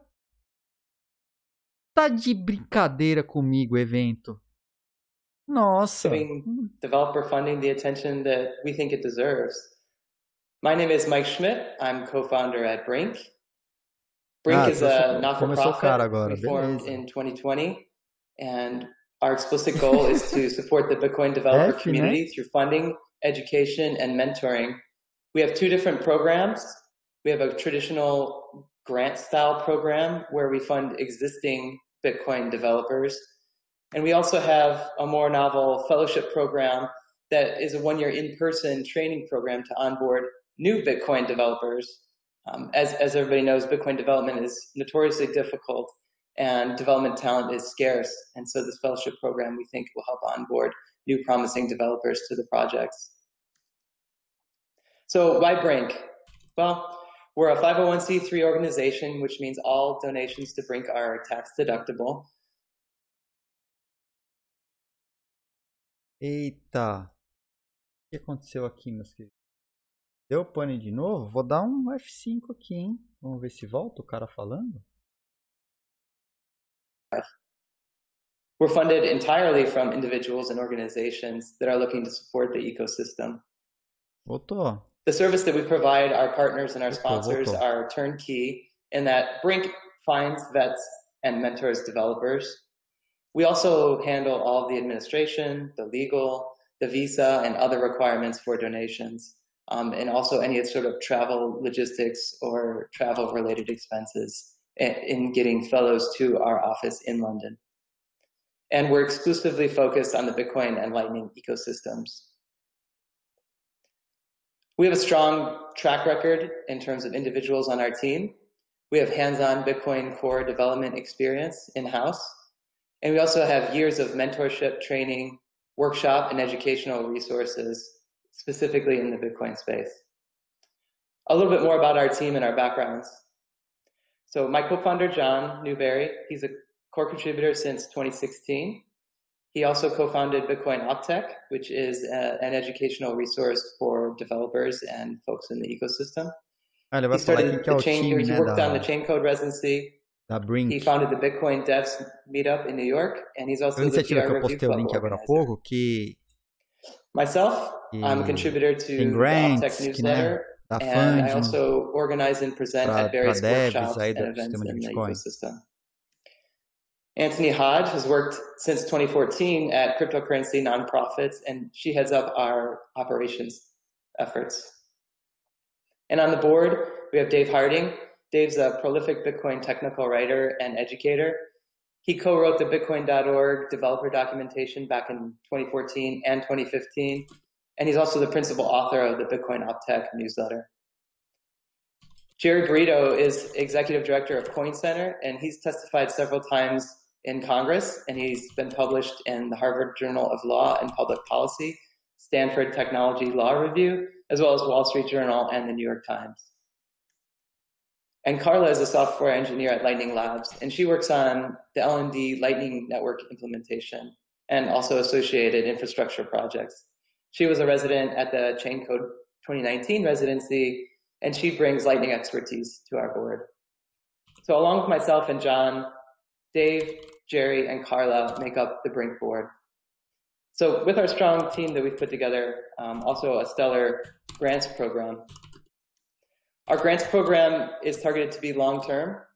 Long-term grants are more sustainable for the developer versus piecemeal, sporadic donations that happen maybe online, can fund a developer for a month, and then they don't know where their funding is at for the next month. So we're targeting those long-term grants to allow the grantees to really focus on Bitcoin and related development work full-time. They're also independent grants, Matheus, tamo junto. A developer no can validador work aí. on whatever they Chega choose mais to aí work on no chat. within their expertise, and they're not being told what to do or necessarily how to do it by Brink. As mentioned previously, we have a strong technical Acabei de mandar lá no Twitter, né? Você é dev, não sabe of como, quer desenvolver, quer ajudar a desenvolver o ecossistema de Bitcoin, não sabe como? Cola aí na live. Então tá rolando uns probleminha técnico lá, né? O negócio para. E volta. Alicos is working on Bitcoin Development Kit, which is a kit for wallets to more easily implement Bitcoin into their wallet software. Habasto is one of the most prolific Bitcoin Core developers. He has a ton of Bitcoin Core and Bitcoin GUI commits. And we've also just recently announced Larry and Sebastian as our second round of grantees, and they're focused on code review and testing. For more promising but less experienced developers, we have the fellowship program. And that fellowship program is a year-long focus on Bitcoin development, and it's on-site in our office in London, and mentored by my co-founder and longtime Bitcoin developer, John Newberry. And it builds on his experience organizing the chain code residencies and also mentoring new contributors over the years and running the PR Review Club. And there's a few different organizations that are doing traditional grants, but we really think that this fellowship is completely unique to the industry. And furthers onboarding new talent to the ecosystem. Right now we have Gloria Zhao, who's actually in London and has been there for a couple months, already contributing very valuable work under her package relay efforts. And we've just now have a second fellow whose contract is just recently signed and we have not yet announced, and this person hasn't started yet, but we're excited to announce soon. None of this fellowship work or grant work would be possible without contributions from our founding sponsors. Entrepreneur Wences Casares and investor John Pfeffer, who contributed initial funds to get us off the ground and fund us for the first few years in terms of our operational and legal expenses and upfront expenses. So we thank them because it's their faith in us, but more importantly, their belief in the value of investing in developers that got us where we are today. And so where are we today? Where is Brink today? Well, Brink has $3 million pledged in just over 9 months of operation. And as we've seen, we've already funded 5 grantees and 2 fellows. And while we're all very happy about that,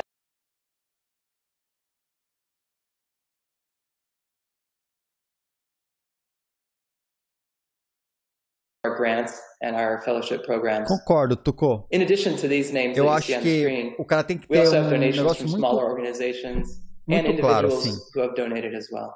Melhorar a usabilidade So, if you're interested in da what we're gestão de working chave on privada and na what we're trying to wallet. achieve here, Criar uma feel wallet free to para subscribe to our crianças. Brink email newsletter, where we talk Fazer projeto about what our educacional fellows de are working Bitcoin on, what our para grantees are working on. infantil We announce ou new para rounds of adolescentes. grant recipients and fellow recipients, and keep everybody Colocar updated with the projeto development como ecosystem. eu gostaria de fazer aqui, Likewise, né? you can follow Bitcoin Brink on Twitter, where we have similar Utilizar updates. projeto de Bitcoin para Feel streamers, free to reach para out, fundear donate at canais, brink.dev, por to exemplo. chat about how we can partner Projeto bem together claro to de como fazer further isso. the development Aí ecosystem consegue, você tem and sempre que fechar fund o escopo. additional Não é só projects and vou developers desenvolver in the para space. Bitcoin, mas é vou We also desenvolver accept online este donations on projeto our website, específico que brink.dev. utilizará que vai And fomentar o because we're a Bitcoin 501c3 no ecossistema, vai melhorar we algum are also aspecto. eligible to be listed under O donor projeto ele tem que advised ser bem funds. And so escopado. if you don't see Brink listed under your donor advised fund, feel free to reach out and we can discuss that as well. Thank you for your time and consideration, and we hope to hear from you. Hello, everyone. My name is Neha Narula, and I am the director of the Digital Currency Initiative, which is based out of the MIT Media Lab. So what is the Digital Currency Initiative? We engage in Bitcoin and digital currency research and development. We're housed at MIT, and we primarily focus on unsolved challenges in security, scalability, and privacy. So I want to talk about digital currency and where we are. Manuel, mas aqui tem problema, It's not done. We're not done building Bitcoin. There's still vai ter ponto centralizado e alguém vai conhecer a chave da really pessoa. fundamental challenges that we need to solve in order to do that. Essa solução descentralizada não é tão simples. Existem diversas soluções, inclusive descentralizadas, com criptografia e tal. E o problema é que você cai na usabilidade. Hear about that support Bitcoin and Bitcoin development. Well, we're really here to address some of the fundamental digital currency challenges by conducting long-term research. We have been around since 2015, and we have been supporting senior Bitcoin developers since then. So we are a neutral long-term home for senior developers. And we're also in a unique position to leverage the MIT ecosystem of experts in economics, security, distributed systems, cryptography, and more. Our mission is to empower individuals by making it as fast and easy to move value across the world as it is to move information. And surprisingly, that does not mean we just work on Bitcoin. So in 2015 and 2016, we hired 3 important core maintainers and developers, including the lead maintainer. And MIT became the first university to employ core developers and to really put its stamp on Bitcoin as a research-worthy, important protocol. In addition to that, we started doing some work on central bank digital currency research in 2016. In the intervening years, we have worked on really important projects like bringing smart contracts to Bitcoin, disclosing vulnerabilities, publishing ideas that can help scale running Bitcoin nodes, implementing really important monitoring to make sure that the Bitcoin system is running the way that it's supposed to be running. But in addition to that, we are in a unique position to talk to governments and lawmakers and other folks in the public sector to help explain the technology and work with them to understand digital currency better. Tá? And what we're doing this year is eu vejo wallet de wallet que tem essa solução. Ver as palavras, salvar as palavras agora, deixar para depois. Então ela está guardando a chave de maneira aberta na wallet. Aí você pega o celular da pessoa e você consegue ter acesso a seed direto. Eu não gosto dessa solução. Ela resolve a usabilidade sem sombra de dúvidas. A pessoa não precisa lembrar. Mas tem um problema de segurança aí que é muito anyone grande. can start mining, anyone can go and look at the code, which is posted online. There's no a usabilidade resolve você diminuir a segurança, percebe que a balança facilita a usabilidade, a segurança vai para o espaço. Na nave do Jeff Bezos. Open source software. That means that there isn't really a leader or a manager. There isn't a roadmap that the developers are necessarily following. This is all done in a decentralized manner.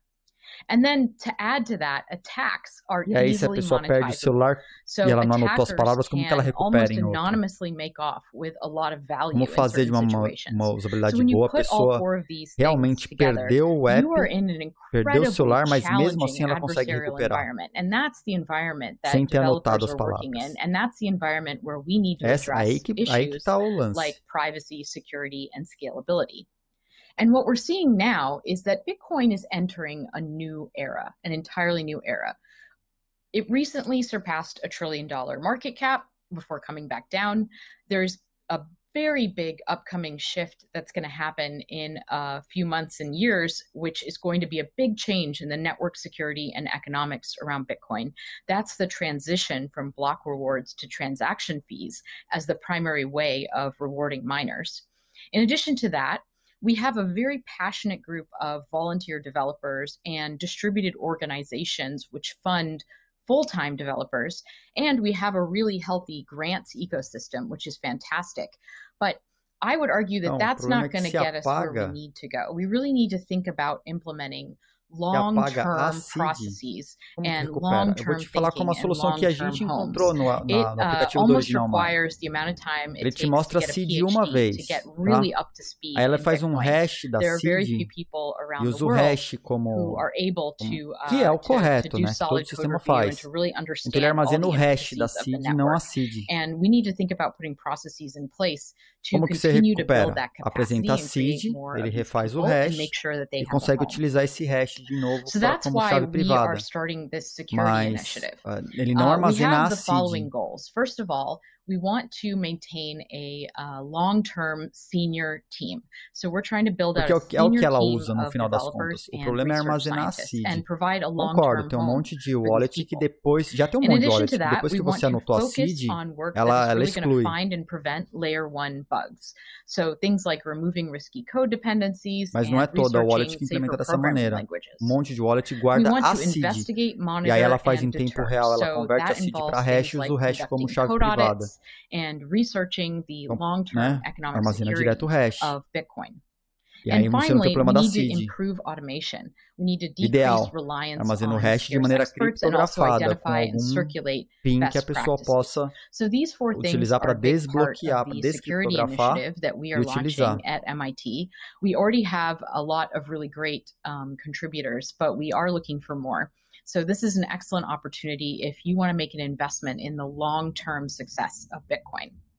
É, o problema de Our usabilidade é goal here is to complexo, cara. O help bring design melhorou Bitcoin's muito. global Era security pior. infrastructure Melhorou muito. up to par with a system that is actually capable of guarding a $1 trillion market, no matter what is thrown at it. So I want to tell you a little bit about some of the folks that we have at DCI. In addition to myself, we also have Vladimir Mas a questão ainda Vanderlaan, continua who essa. A is pessoa a anota Bitcoin e core perde. developer and has been the lead A maintainer pessoa for anota e over 5 perde. years. A pessoa tira Taj print e Draja, perde. who's a research scientist, He's a co-inventor of the main Cara, scaling solution for Bitcoin, the Lightning Network, and is doing a lot of really important work bringing smart contracts on top of Bitcoin. Corey Fields, another longtime Bitcoin core developer, his expertise is in the build systems and peer-to-peer networks and security. And Medaris Birza, he's a research scientist with a PhD in cryptography from MIT. He's a co-author of the Zero Cash paper, which was the predecessor to Zcash, the cryptocurrency, and has done a ton of work in zero-knowledge proofs.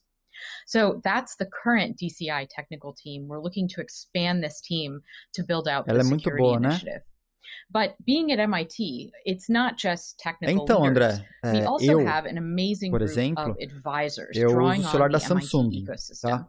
So that includes folks from Sloan, like Simon Johnson, former chief economist of the IMF, Rob Townsend, an economist, criptografada, Ron que não compartilha nem a memória com a área aberta do celular. Então, o que eu tenho de informação sensível está na área segura do dispositivo. We were really lucky to have some core important people in the ecosystem as part of our advisory board while they were at MIT as well. That includes the current chairman of the Securities and Exchange Commission, Gary Gensler. We're sorry to lose him, but he's a former advisor at DCI. And Christian Catalini, who is one of the co-creators of Facebook's Diem. So those are former advisors at DCI. We're really lucky to be in a place as vibrant and exciting at MIT, where we get to work on Bitcoin and bring students and faculty and researchers into our world, help share with them some of the really fundamental problems that we're going to need to solve in order to bring Bitcoin to the next level. If you are interested in supporting our work, here's how you can get involved. Aí o Nox, que era uma ferramenta que você instalava à parte, ela se tornou integrada nos celulares da Samsung, mas é o Nox. No fundo é o Nox.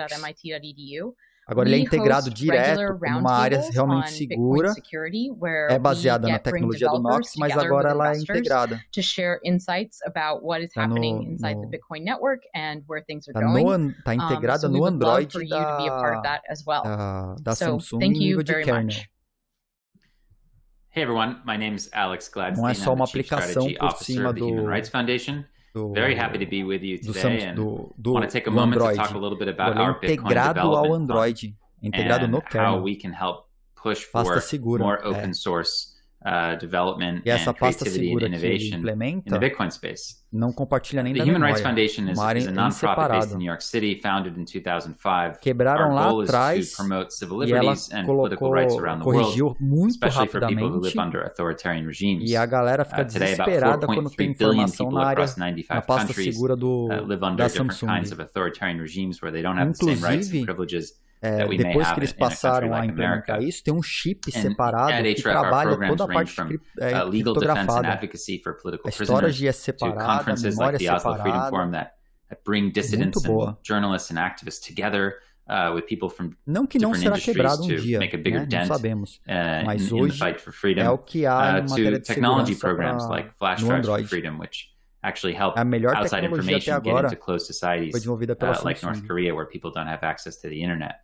We're led by a board of Eu uso esteemed demais e é o international que me faz human repensar rights toda vez advocates like Gary Kasparov posso and pegar celular mais former barato? political prisoners from many countries. Poderia. And our work Eu tô parado no S9, has an impact annually mas reaching me leva a considerar many millions of continuar na people around the Samsung world. por causa dessa Now, área segura we que os do caras criaram, this que é in a couple muito different boa. ways.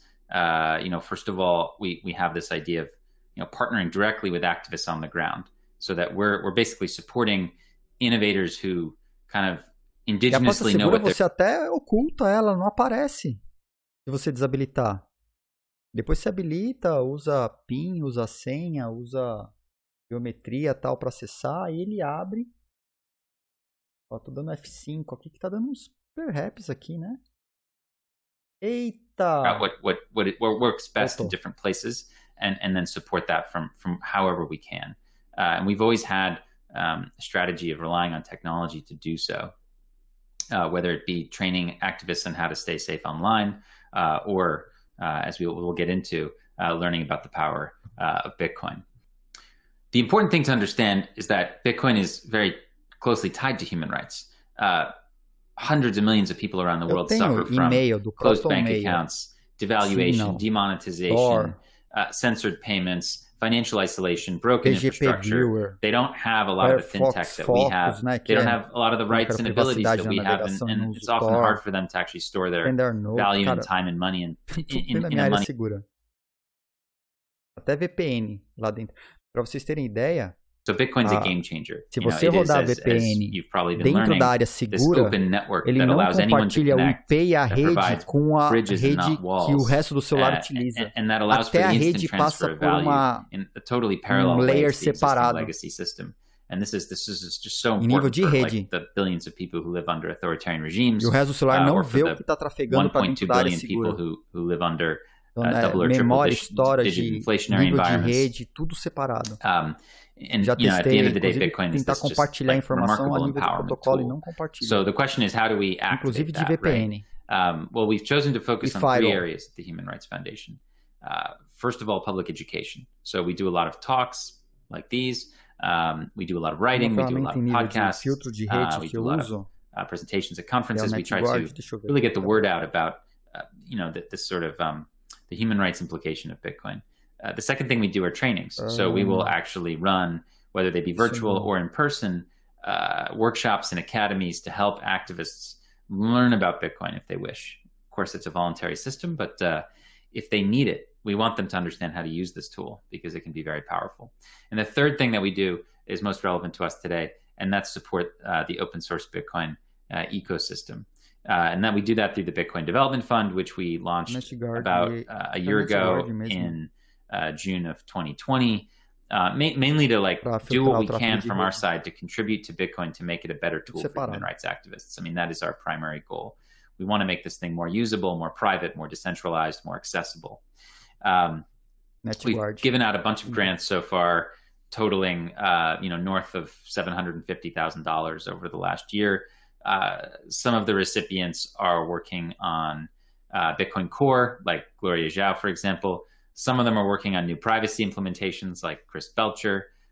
Some of them are working on the Lightning Network, maybe someone like Fode Diop.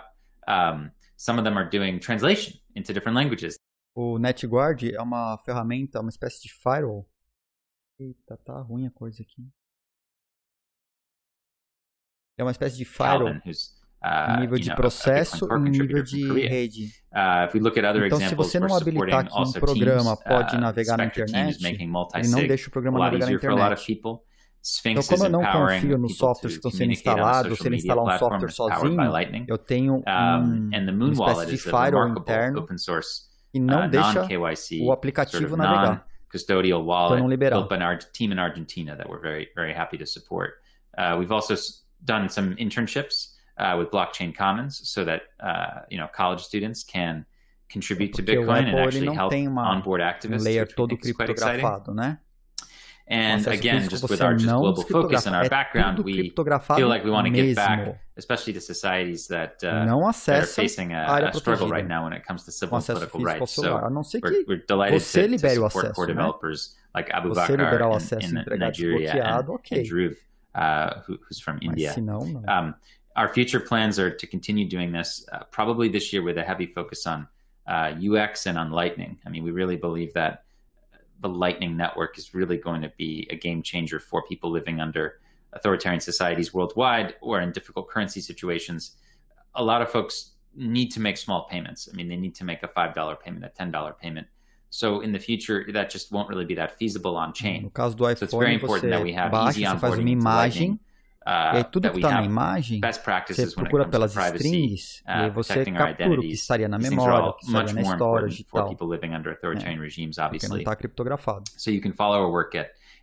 Essa área segura da Samsung é todinha criptografada. Memória, rede e storage. Você tem ideia, você quer rodar um aplicativo, você tem que instalar o aplicativo dentro da área segura. Então você tem uma aplicação que roda fora do que é o celular normal. Dentro da área segura, você precisa instalar o aplicativo, você precisa instalar de novo o e-mail, você precisa instalar de novo o browser. Ele duplica o celular. Só que numa área criptografada. How do I use it? We're going to have a faucet. We're going to help people get involved. We're going to talk about Lightning, multi-sig. We're going to talk about how to spend your Bitcoin on services like Bitrefill or no Android Paxful. Você baixa inteiro. We're going to talk about receiving donations and remittances through things like BTC Pay Server or Strike. We're going to talk about who controls Bitcoin and how does it work in that sense from a political angle. That's always very interesting to activists. We're going to talk about the political backstory of the cypherpunks and Satoshi, and we're going to explore the political nature of Bitcoin. We're gonna look into Bitcoin mining and try to help explain why it's actually quite important. A criptografia está instalada no Bitcoin system.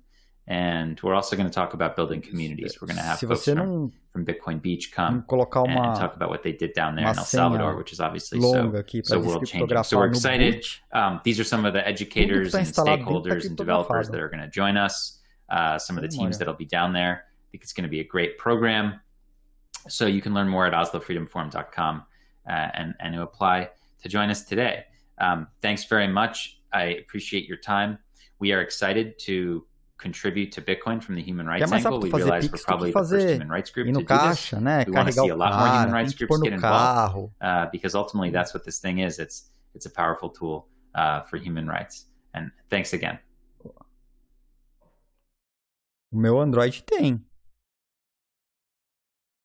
Na verdade ele apaga, né? Ele apaga o botão View Web. Isso o iPhone também tem.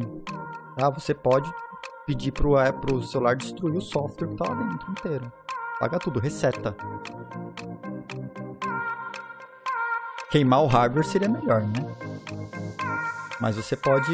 Tem para Android e para iOS tem já... O Samsung, o Android no geral você pode instalar. Eu usava quando não era Samsung, eu instalava. Para você ter ideia, eu tenho o próprio Android, né? Ele tem uma espécie de comando de pânico que ele... Não no Android, mas na minha parte de senhas e tal, que ele bloqueia, eu uso o OnePassword, ele apaga o OnePassword de todas as senhas. Ele limpa a memória. Está alto demais, né? A música deles é muito alta. Então tem um... Por que isso, né? É um botão, é um sistema de pânico, por exemplo, vou passar na alfândega. Eu estou passando na imigração, estou viajando, vou passar na imigração. E então você tem o lance do desbloqueio hoje com Face ID ou com retina, né? Com olho e tal. Íris, não retina.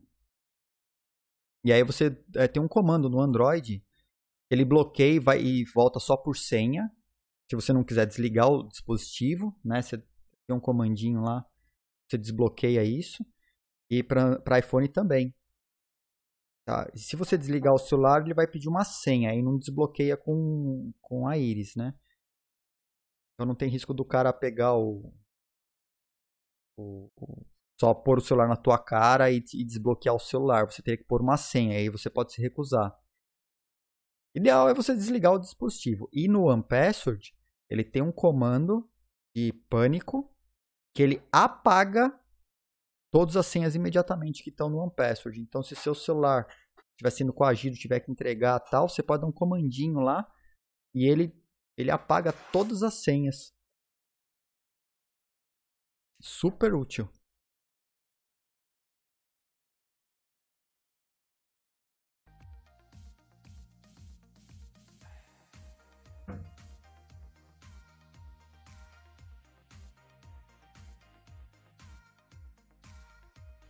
Para recuperar o celular inteiro é mais difícil, né? Mas é aquele lance do backup que eles fazem, que você reinstala um celular novo, né? E ele traz todas as aplicações e tal. Então, a maior parte das coisas elas são todas web hoje. A maior parte dos backups estão na web, de alguma maneira, né? Ó, galera, 1 minuto. Tô de volta em 1 minuto. Vou no toalete, vou pegar uma água e já tô de volta aqui, hein? Pegar esse intervalo aí, tem 1 minuto e meio.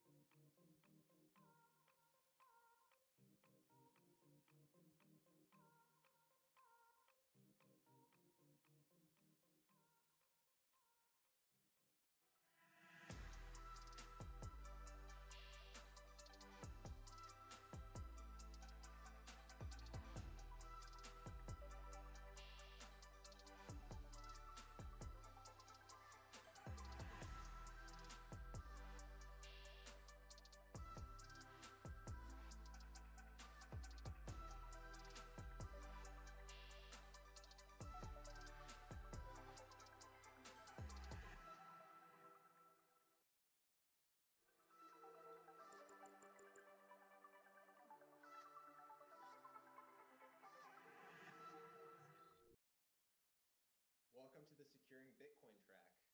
Unlike traditional assets, Bitcoin is software running on a decentralized network.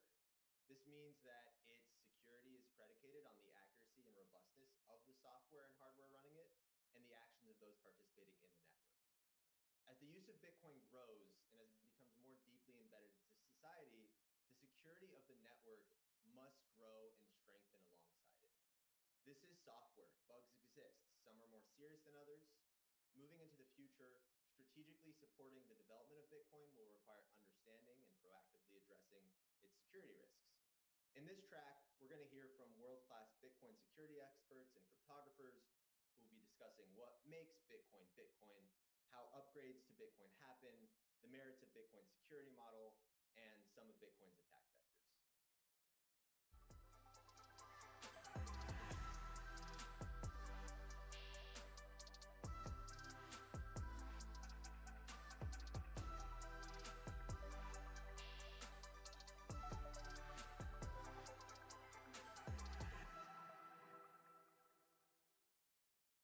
Hey, I'm Matt Corallo. I'm a open source engineer with Square Crypto. I've been working on Bitcoin, whether contributing to Bitcoin Core or other projects for a little more than 10 years. And today I'm going to talk about consensus. So what consensus means both from a technical context, a lot of nuance about the technical details of exactly what a consensus system means, and then also how that impacts how we make changes to Bitcoin and how that impacts how people consider the stability of Bitcoin in the long term and what everyone needs to do in order to maintain that stability. You may have heard before that Bitcoin is fundamentally a consensus system. But what this means from a technical lens is that every node, that is every full node and everyone using their full node to accept Bitcoin or interact with the system directly, must agree on the exact current state of the blockchain. So that means everyone needs to have the same exact understanding of who holds which Bitcoin, how much each output is worth, which scripts and which public keys are required to sign to send Bitcoin, and every detail around all of that must be identical across every node. If that's wrong, or if somehow we have a failure of consensus, this means basically that there are two Bitcoins, right? If Bob thinks that Bob has a Bitcoin, but Alice thinks that in fact she holds that Bitcoin, and they both think there's plenty of confirmations on both, then we don't have a single Bitcoin currency, but we have multiple currencies. And so somehow we have to have every node agree on everything. So the magic of this that really allowed Bitcoin to exist was the proof of work. So the proof of work is this great thing that allows us to come to agreement by creating a block once every 10 minutes, and we rate limit the block creation so that it's roughly once every 10 minutes, but it's also random. So a different miner finds a different block at a different time, and we can always see who found the first block, and miners are incentivized to try to continue building on that, and then we end up with this nice linear history of blocks, and we can all agree on the ordering of transactions, and we can all agree on who holds which Bitcoin. Of course, this only actually works if the rules of the system, so the rules which define whether a block is valid or invalid, whether a signature on a transaction is valid or invalid, whether a proof of work meets the correct target, and tons of other rules are enforced identically across every single node in the network. So this means that if Alice, for some reason, her software decides that a block is invalid, but Bob's software accepts the block, then again, we have... E aí?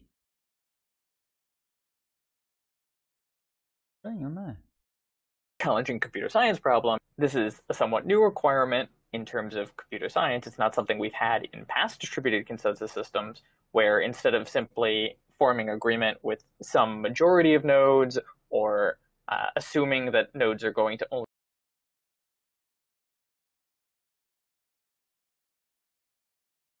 be malicious, some small hash power miner might decide that if they can create 2 Bitcoins, if they can cause this kind of fork, then they can make substantial money, right? They can convince someone that they have Bitcoins when they don't have Bitcoins, or any number of other attacks. 140 and so, megabits. as a result, the software can't just be good, but must be perfect.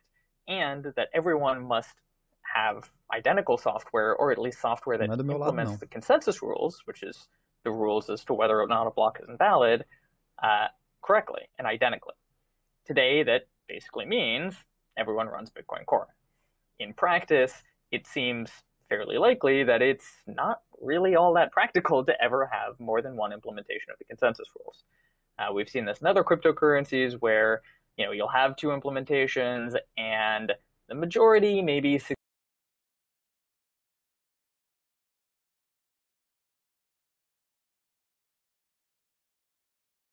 occasionally randomly just get forked off. And if they were using that node actively to accept payment and deciding whether a payment is valid on the basis of that node, then they might have lost money. They might have had a double spend. They might have, again, been told that they had money when, in fact, they did not. Ultimately, the consensus rules, this set of rules, which is enforced by every node 24/7, 365, is what defines Bitcoin. It is what determines the 21 million coins limit. It's what determines the issuance schedule of those coins. It's what determines the feature set for transactions and when they can move money around. And ultimately, all of these decisions have long-range impacts on the way people can or cannot use Bitcoin. Thus, it's also very important that changes to the consensus rules stay consistent with what people view as Bitcoin and what people view as the principles behind how Bitcoin can or should operate. But what if we want to change the rules, right? So how do we do this when we said that every node in the network must in fact enforce the exact same rules at the exact same time, all the time, with no downtime and no changes? How do we in fact upgrade Bitcoin and add new features or whatever we want to change? So this is actually a relatively difficult problem. There's kind of 2 general solutions. So the first one you can do is wait. So if we kind of start by assuming that everyone has already agreed to a change, right? So we start, solução é que aconteceu com o Taproot probably agora, incorrectly, né? but we'll talk about that Você in a passa minute. por uma We start by votação. assuming that everyone says, yes, this change is good, Se we're for good to go, let's aprovado, do it. porque o problema é que We still have todos os nodes nós that are rodam gonna as update at mesmas different regras. times. Me We still colocou aí. have, E nem todos os someone might nós forget to fazem update o a node upgrade for ao many mesmo months, tempo. and we don't want them to Então lose você faz uma funds as a result of votação, an update that aguarda o maybe resultado da they even were votação, aware of, but they just kind aí of você dá accidentally tempo forgot para for a little bit of time. os nós se So adaptarem, if we se wait long atualizarem, enough, right? So if we e aí a say, partir de all right, determinado we're going to ship momento, this new começa todo consensus mundo change, a this change aceitar as mesmas to regras, the né? definition Então, of porque a gente sabe que Bitcoin, Taproot vai ser aceito a partir de and novembro. we're going Já tem to tempo para o pessoal include it implementar. in a release of Bitcoin Core. Everyone's going to run it, but it's not going to actually activate. We're not going to have the new change be the definition of Bitcoin until sometime maybe a year from now or maybe 3 years from now, but more than enough time for everyone to have upgraded. Then we can safely roll out changes without having a sudden breakage of the network. Of course, that kind of sucks, because then anytime we want to make a change to Bitcoin, it takes 3 years, 2 years, whatever. Either way, we certainly can't make changes within reasonable time frame, especially after it might have already taken a year or 2 in order to write the software, test the software, plan all of the design details, etc. So the other and more commonly used approach is what's called soft forks. And so again, like we used proof of work to solve the problem of agreeing on the transaction ordering, we also can use proof of work as a little bit of a cheat in order to deploy changes to the network, aka forks. Você não obriga todos os nós a rodarem as mesmas regras, porque é uma alteração soft de software, no software, ela é soft no software. Então, se o nó quer rodar as regras A, B ou C, ok. A rede continua compatível, não hard fork, onde a rede muda as regras e todo mundo precisa necessariamente rodar as mesmas regras. This is great. Of course, we can't consider these rule changes active and complete at this point, because if it's only hash power enforcing rules, well, that's today's hash power. If someone else comes along tomorrow with hash power that these rules could change, and we certainly don't want to ever store funds in a new set of rule changes, which tomorrow's hash power could simply decide to not enforce. So we still need to wait for nodes to upgrade and be actively enforcing en masse before we use some new rule set, but we can use proof of work to kind of bridge the gap and allow us to deploy changes more quickly without waiting on every node to be upgraded. Of course, now you get to the obvious problem of how do you know what people are running? Because everyone needs to be running the same rules at the same time, it's fairly easy if we never change the rule set, because you just run the same rules that everyone's been running since day one. But as we deploy new changes with SegWit, with Taproot, with other rule changes, you still need to have very high level of confidence that you are enforcing the exact same set of rules as everyone else in the network. Today, there's not a great solution to that. The solution is kind of, well, you just trust that everyone's running the latest version of Bitcoin Core. Of course, if we were going to always trust that everyone's simply running the latest version of Bitcoin Core, we might as well have the Bitcoin Core developers run a bank, and we don't really have a great need for Bitcoin. Luckily, there's a lot of diverse people within Bitcoin Core with diverse sets of views, contributing, and even more diverse set of people monitoring what Bitcoin Core developers do, allowing for the ability for the community to respond if Bitcoin Core were to do something that's maybe not in the best interest of most members of the Bitcoin community. But this is something that could definitely be improved upon. Large economic actors, large Bitcoin holders, large exchanges, large payment processors which accept or deal with Bitcoin could, and likely should, state publicly what version of the consensus rules they're running, aka exactly which set of software, which release of Bitcoin Core or a fork of Bitcoin Core or what have you, they're using to validate the rules of the Bitcoin network. This isn't a suggestion that large economic actors should declare support or support against. This isn't a suggestion that large economic actors should declare support for or declare that they are against some set of changes to the Bitcoin rules. Ultimately, they alone don't get to decide. But even a passive voice of stating, this is the version we're currently running, might very well be very helpful for ensuring that the community stays in consensus as Bitcoin continues to grow, as potentially more different software exists in the network, and people use different things to enforce the rules. I mentioned at the beginning that we have to kind of assume that everyone's ready to go with a fork by the time we start moving on to the activation phase. Of course, things aren't so simple.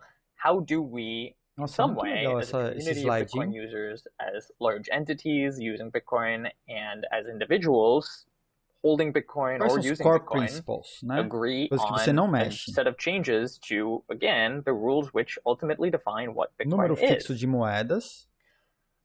It's a emissão, not an easy problem, de emissão, and sadly there's not an easy solution. E que chaves privadas mantêm as coins protegidas. Generally buy into, hopefully, if you're a user of Bitcoin. Qualquer regra pode ser alterada se todos concordarem. Schedule that, you know, if you store your funds todos nós temos que concordar em alguma coisa chamada no novo Bitcoin, depois que as regras foram mudadas. Moving those funds, generate the signature before those funds can be moved. All these kinds of standard things. Also, something like censorship resistance. Definição clara do que é o consensus, né? E não tem processo para formar isso.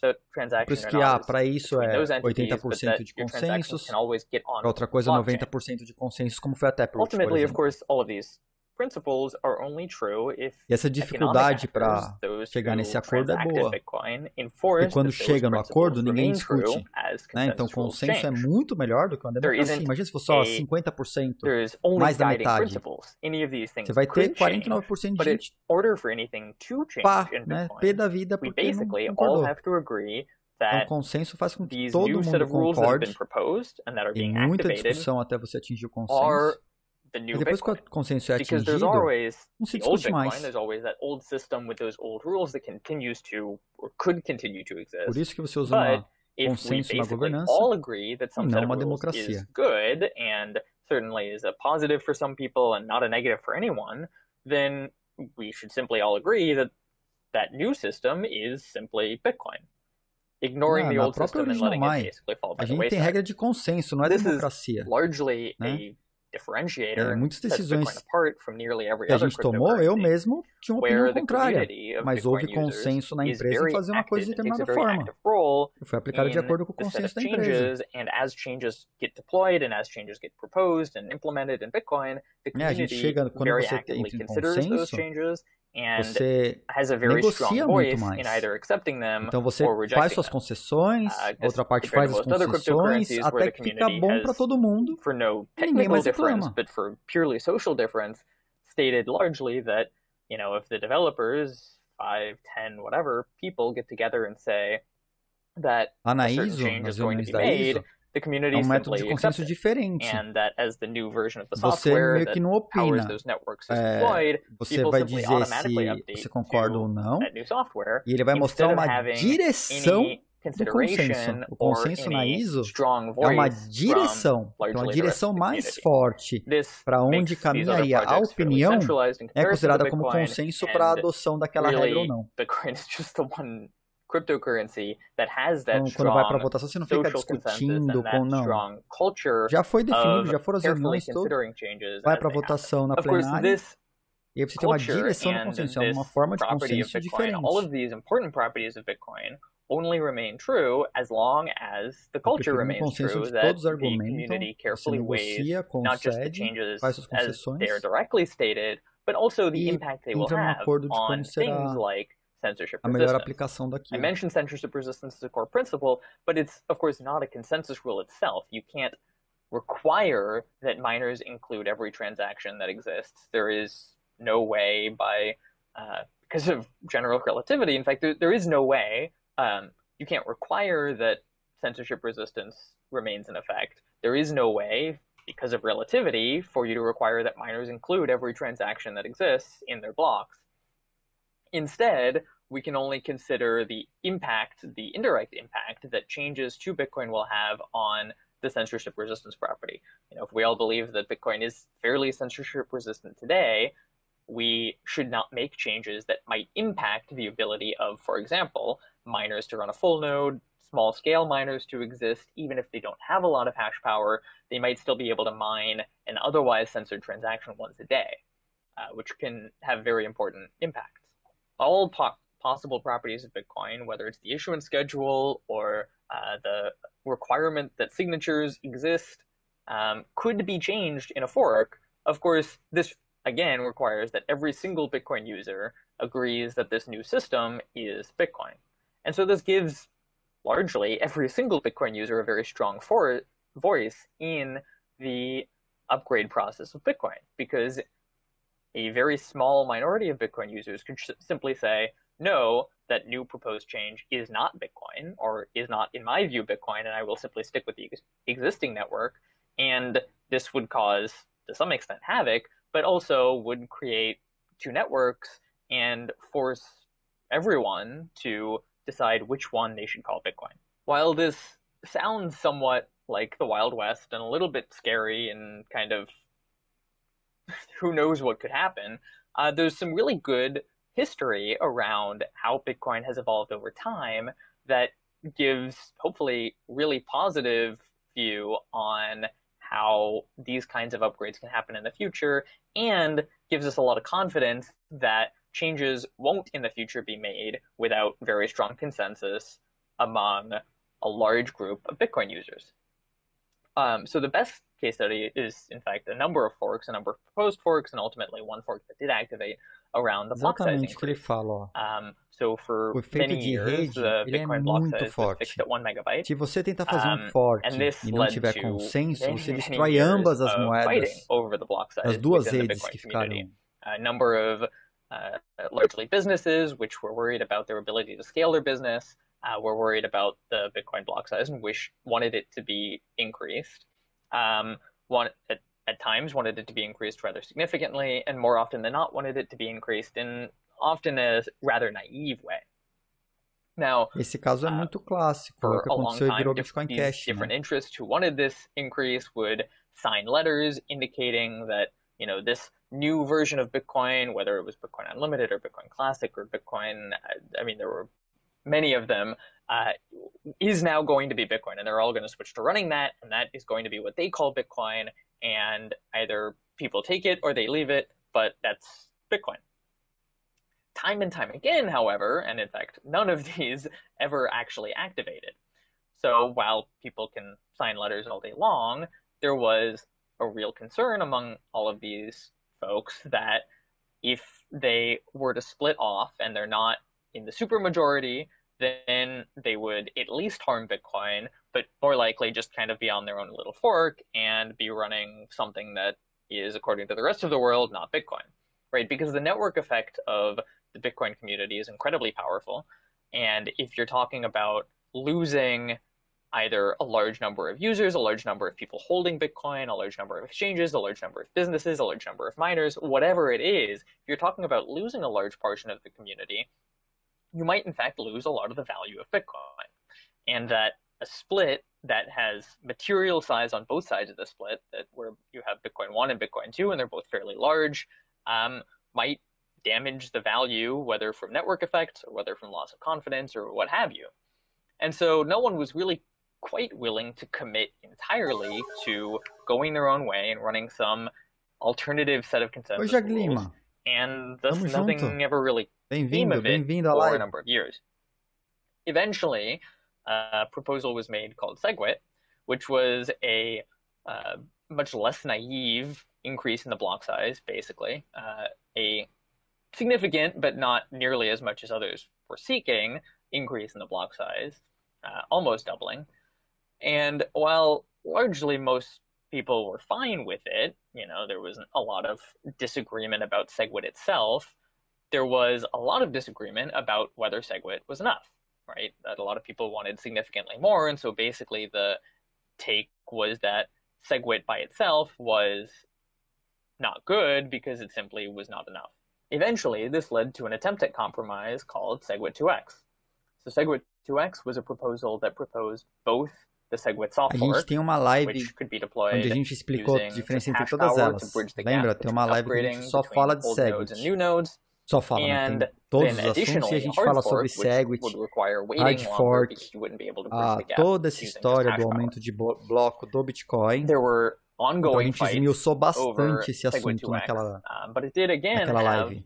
Signatories signing a letter saying, we're going to call this new thing Bitcoin, of basically every significant business in the Bitcoin community, as well as most of the miners in the Bitcoin community. But what it didn't have is it didn't have a lot of users. And ultimately, the markets were allowed to express their view. Several exchanges offered, either directly or indirectly, a futures market for basically deciding that you want to get tokens on the SegWit 2x Bitcoin or the original Bitcoin. Eu acho que é o episódio 11. One or the other, but you wouldn't get the other one. Na Twitch and the mesmo. market expressed its view rather clearly and stated that it didn't want SegWit 2x coins, it wanted original Bitcoin. Episódio 11. And New York so, Agreement aconteceu por causa da SegWit e o ASF. For this thing, and in spite of the aí na Twitch ou você vai encontrar no YouTube. What ended up happening was a further compromise where both the far to one direction supporters of block size increases who supported SegWit 2x, as well as those far to the other end of the political spectrum within Bitcoin who didn't support that and wanted kind of the opposite of that, were allowed to both basically claim they won, but ultimately the resolution being that only the minimum agreeable subset, the thing that everyone largely agreed on and not the other pieces, was activated in the form of SegWit, and not the later proposed hard fork or any other changes that had been proposed. So while there was lots of political machinations at the time, this very, very strong desire to not split Bitcoin and to have only one asset at the end of the day was so strong that Bitcoin won. That the only thing that activated was the thing that no one really disagreed with and helped some people, maybe didn't help others, but the other things that some people really strongly disagreed with and some people really strongly agreed with didn't happen. A gente só fala This is sobre really esse good caso for do aumento Bitcoin de bloco do Bitcoin. in the sense that Bitcoin exists to be this A very gente falou stable system bastante sobre isso, that tá todinho nesse corte aí. exists and isn't going to change out from under you, that you can have some level of confidence that the properties it has today are going to be the properties it has for some time into the future. And while it might get changes and might get upgrades in the future, that those fundamental properties that hopefully most users of Bitcoin, most large transactors of Bitcoin find as important, they will continue to enforce, and that these will be the properties that Bitcoin has for a long time, in spite of the somewhat messy and complicated and undefined process for changes to Bitcoin. Ultimately, at the end of the day, it's up to you to prevent bad forks. It's up to all of the large transactors in Bitcoin, the large users of Bitcoin, the institutions holding Bitcoin who care about the properties that it has, that it interested them in buying in the first place, to take a stand against forks when they don't make sense, and to remain neutral on forks or be positive on forks, but refuse to run any changes to the consensus rules or agree to any changes of the consensus rules until they have absolute confidence that the vast majority of Bitcoin users and transactors is in the same boat as them. That any chance of splitting is a worse outcome than any possible changes that could happen.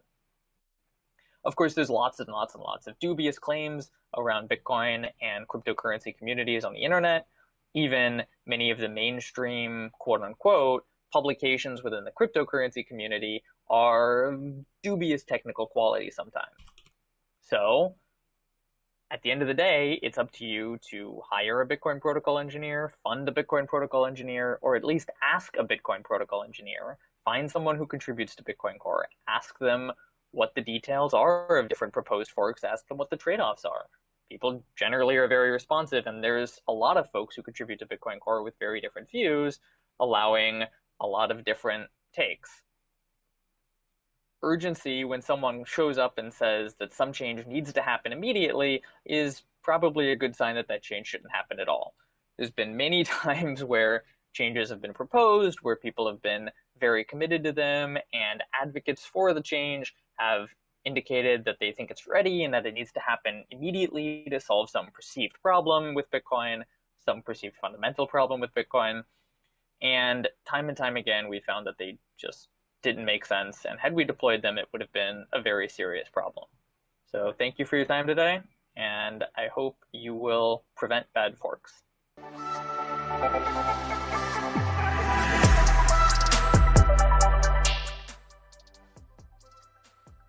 Ô, Thiago, tudo jóia?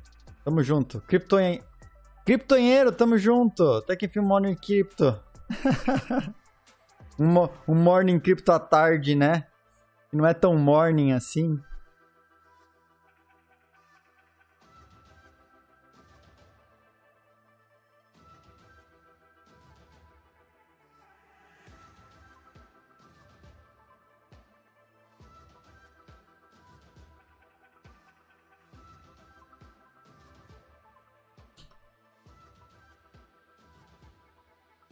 Oh, Crypto Fênix. Caramba, os caras ficam escondidos aí, a gente não sabe, né, quem que tá aí na boa, não tá.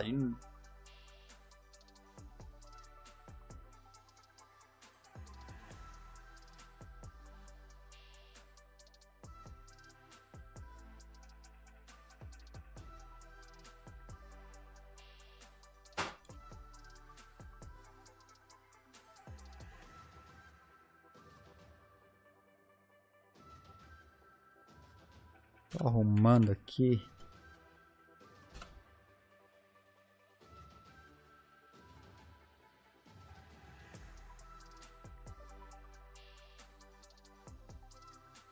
Tá na Austrália.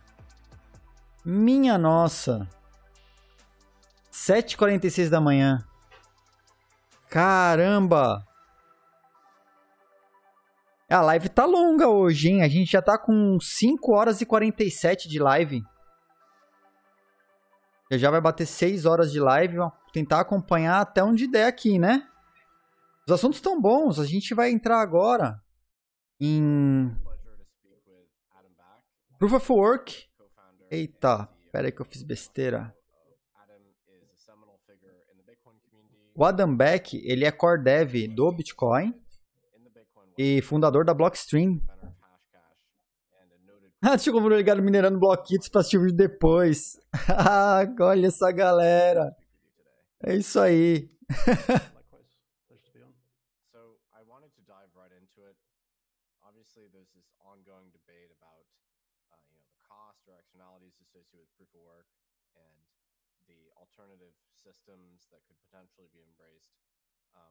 What to you is the significance and purpose of proof of work in Bitcoin? Kind of the primary purpose of it. Vai ter live amanhã.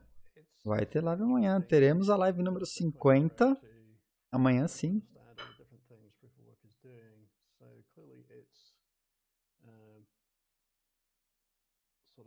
Providing a decentralized way for people to acquire new coins by mining them. And so, you know, if you look at alternative systems where there's a central issuer that sort of pre-mines or creates all the coins with zero cost, then there's a political dynamic where they're handing them out. So Bitcoin provides a sort of geopolitical neutrality, no central party. It's also part of what makes Bitcoin permissionless, that anybody can mine and they can mine anonymously. And I think that's an important factor for Bitcoin because it keeps, you know, kind of policy aspects out of the protocol. But Bitcoin's trying to be cash settled bearer because transaction disputes. O som tá baixo? Pera aí. Desculpa. The legacy fiat baixo da rails. Por causa daquela música do intervalo, que ela é muito alta. Voltou. And then, of course, the miners are also a kind of tiebreaker for, well, there's a kind of tie-breaking with a race condition between different people mining at the same time, potentially. Eu baixo no intervalo e esqueço de voltar quando começa o cara a falar. Ordering the transactions.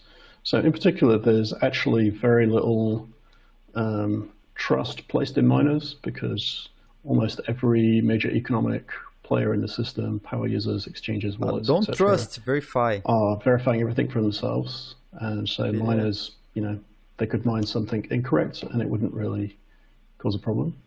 And also miners have very little governance control of their service providers in effect. So, you know, their opinions about protocols or about block sizes, you know, going back to the 2015 discussions, don't really weigh that heavily in the network, and the number of those things turn out to be relatively subtle and non-obvious at first glance.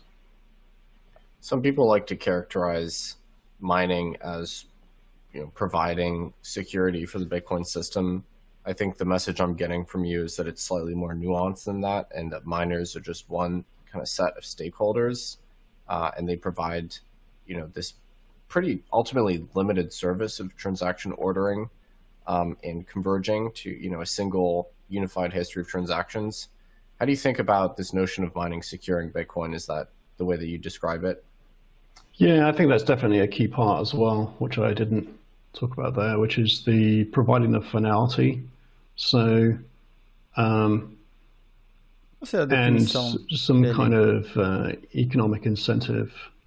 So I think you see that with other commodity money, like physical gold. Os mineradores têm papel muito pequeno. It's a system é só ordenar as transações. Because money has a cost. I think money that doesn't have a cost pouco mais. ultimately ends up being political in nature. So people closer to the money, so-called Cantillon effect, are going to be advantaged. People with the purse strings to create more money have enormous political power, and ultimately, you know, as with the Genesis block quote about the Chancellor of the Bank of England printing lots more money, you end up with the sort of conflict of interest situation where you get this so-called moral hazard, where, you know, central banks have monetary policy committees and policies, but when the going gets rough, they cave to political expediency. And invariably, that actually is more painful and more expensive in the long term, leading to,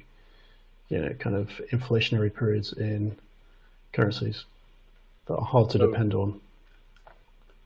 So speaking of central banks, I mean, other competitors to Bitcoin or alternative systems like to tout, the merits of stripping proof of work out of the system and instilling a set of validators or other kind of privileged entities that perform a similar function, determine the finality of the ledger and sort of the outcomes in the database.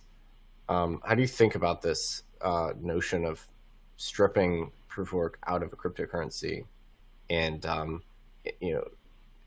instituting some other validator? O que você acha dessa história de tirar proof of work da criptomoeda? As Bitcoin gives you? No, I mean, that basically reinvents the status quo. And I think, an interesting hook to start to pick that apart is an observation by Paul Stortz, which is that there is an economic interest on the part of every economic actor to acquire currency units, namely Bitcoin in this system or, US dollars in a currency system. And so there should logically be a financial incentive equal to that value, the new currency units that come into the market to obtain it. So, if Bitcoin is producing, so many hundreds of billions of dollars of coins at a given price per month, up to that economic effort will be expended to obtain it. And the same applies to, fiat currencies as well, or proof of stake systems. So in other words, that effort will be expended regardless. That's just a kind of economic reality. And then the question is, but it's disguised. So the question is, well, where does that economic effort go? So, it goes into lobbying, favoritism, ultimately wars, over currency control and military expenditure, accounting and audit to deal with double spends and irregularities. So the costs are ultimately borne anyway, and I would say typically in a less efficient and clean way, i.e. one more subject to biases and corruption and political favoritism. So I think Bitcoin has a much cleaner way and avenue for people to express their economic interest to obtain new currency units, which is you can mine or you can buy from others who have mined.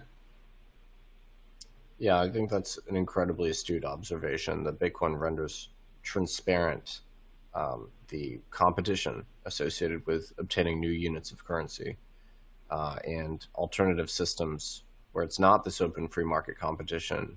You still have this economic motive and you simply get a veiled kind of or obfuscated form of proof of work.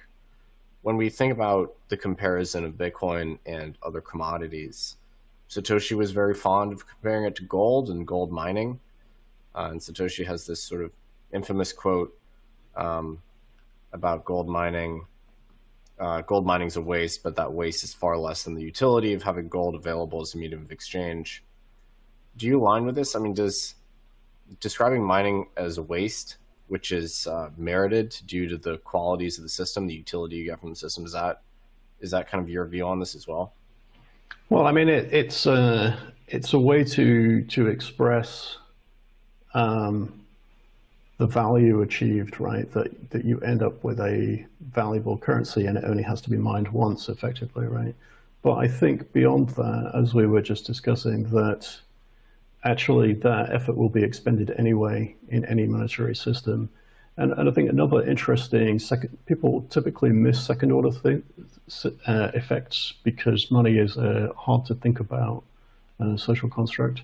And so in particular, any money that is spent on something has to come from somewhere. There has to be an alternative where it would have been spent. And so if you think about the alternative of people who chose to mine Bitcoin or people who chose to buy Bitcoin from miners, what would they have done in the alternative? Let's say in their life before they got involved in Bitcoin or before they chose to invest in Bitcoin.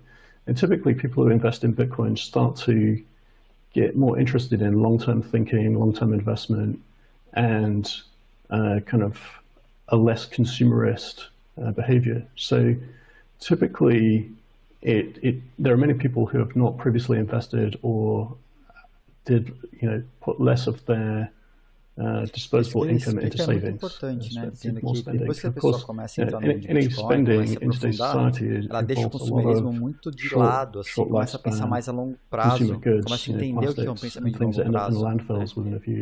Tem muitas pessoas no mundo profissional não entendem que a coisa ela vem de um lugar para ir para outro. The case that Bitcoin is actually, already o dinheiro é criado carbon do nada, negative os bancos, e muita the expenditure gente that's acha que going o dinheiro into é free money, veio do nada. Bitcoin O units Bitcoin não é is assim. coming from somewhere, which is the alternative, and so people are spending. And the other thing is that people look at the point in time cost of mining, but historically, consumismo, né? Many coins have already been mined, and they were mined at far lower prices, and so at a far lower electrical cost. Right. Yeah, so the average carbon intensity of a typical unit of Bitcoin has to reflect the historical energy expended to mine when the hash rate and difficulty was lower. And so there was just less energy instantiation. So Blockstream, I think it's well known, engages in mining. How do you think about that as a kind of a US-based firm? How do you think about miners' obligation, if one exists, to be transparent about where their energy derives from? I mean, some would say it's an industry like any other, but also equivalently, there's a huge amount of press coverage and pressure on miners to kind of be more transparent with sort of their energy mix and things like that. Yeah, I mean, so Blockstream is a Canadian parent corporation, so we have mining in Canada and in the US, and over time in more sites. So we're expanding the number of sites we have. Actually, our energy mix is quite a bit above average. We're over 80% zero emission, and a part of that is from the mining we're doing in the Quebec region of Canada. So that province of Canada has hydropower and other renewables, which comprise 99% of the power makeup. So, and actually, the people, any kind of complicated topic is more nuanced than typical media coverage. So you get sort of unrepresentative or assumptions about things that need to be fixed or fixed in very wrong ways compared to what the actual issues are. So I think in particular, the amount of power that the entire Bitcoin network uses, não falou muita besteira não, cara. Ele tava até que 10 to 12 gigawatts. Eu acho que ele estava intimidado. The Quebec province of Canada has more unused power than that. Ele só soltou as asinhas quando ele deu uma provocadinha no Jack Dorsey, perguntando por que o Twitter não aceita Bitcoin como pagamento para os ads. Mas ele estava intimidado, assim, so there's a surplus of green power. In fact, the problem is getting political access to it. So, in Montreal in particular, the power generation company is government-owned, and due to unfortunate set of political events around an election, there is some confusion, and they placed a moratorium on access to that. 99% green power that's going to waste, and it's actually very difficult to get access to it as a miner. So, we've been expanding in other areas, but there are other areas, into the US particularly at the moment. And there's a good energy mix there as well. So I would just say that it's not a shortage of green power. It's, there's a lot of bureaucracy around power grids. And so people talk about governments incentivizing green power with, carbon credits, or, I think Tesla, for example, gets quite a lot of its revenue from carbon credits. But in practice, there's a green power, and Bitcoin miners are unable to use as much of it as is effectively going to waste, and that also represents, a financial loss to that province, because they could sell that unused capacity for, presumably $1 billion plus a year of revenue to the province. Right, and the political pressures in China, effectively terminating mining in China, at some points in the last couple of years, 50-60% of that Chinese mining operation, which was dominant globally, was based on coal. So you have to imagine that the elimination of that dirtier mining is going to work to the benefit of Canadian, US, Northern European miners, and to the benefit of the sustainability for the network. Well, I mean, I think there were two discussion topics with China. One is, I think ideally you don't want too much mining in one political zone, because you want just enough, at least enough decentralization so that one regime couldn't influence, impose a policy on transactions that are processed. And actually, lesser known, but the Blockstream put out a graph from analysis that showed that the proportion of global hash rate in China had actually been decreasing over the last 2 years. So it wasn't just the last kind of recent curtailment.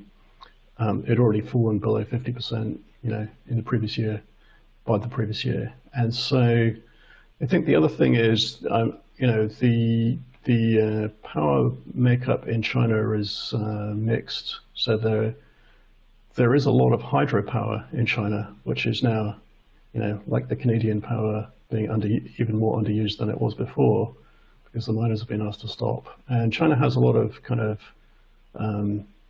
large infrastructure projects that were built out in advance. So there are kind of, large hydro dams far away from populated areas where there was something planned, but it's not built yet. So that, interessante falar, né, das hidrelétricas, porque chegaram a construir hidrelétricas para abastecer mineradoras de Bitcoin. E com esse banimento, né, o governo toma para ele a hidrelétrica instalada, pronta, funcionando.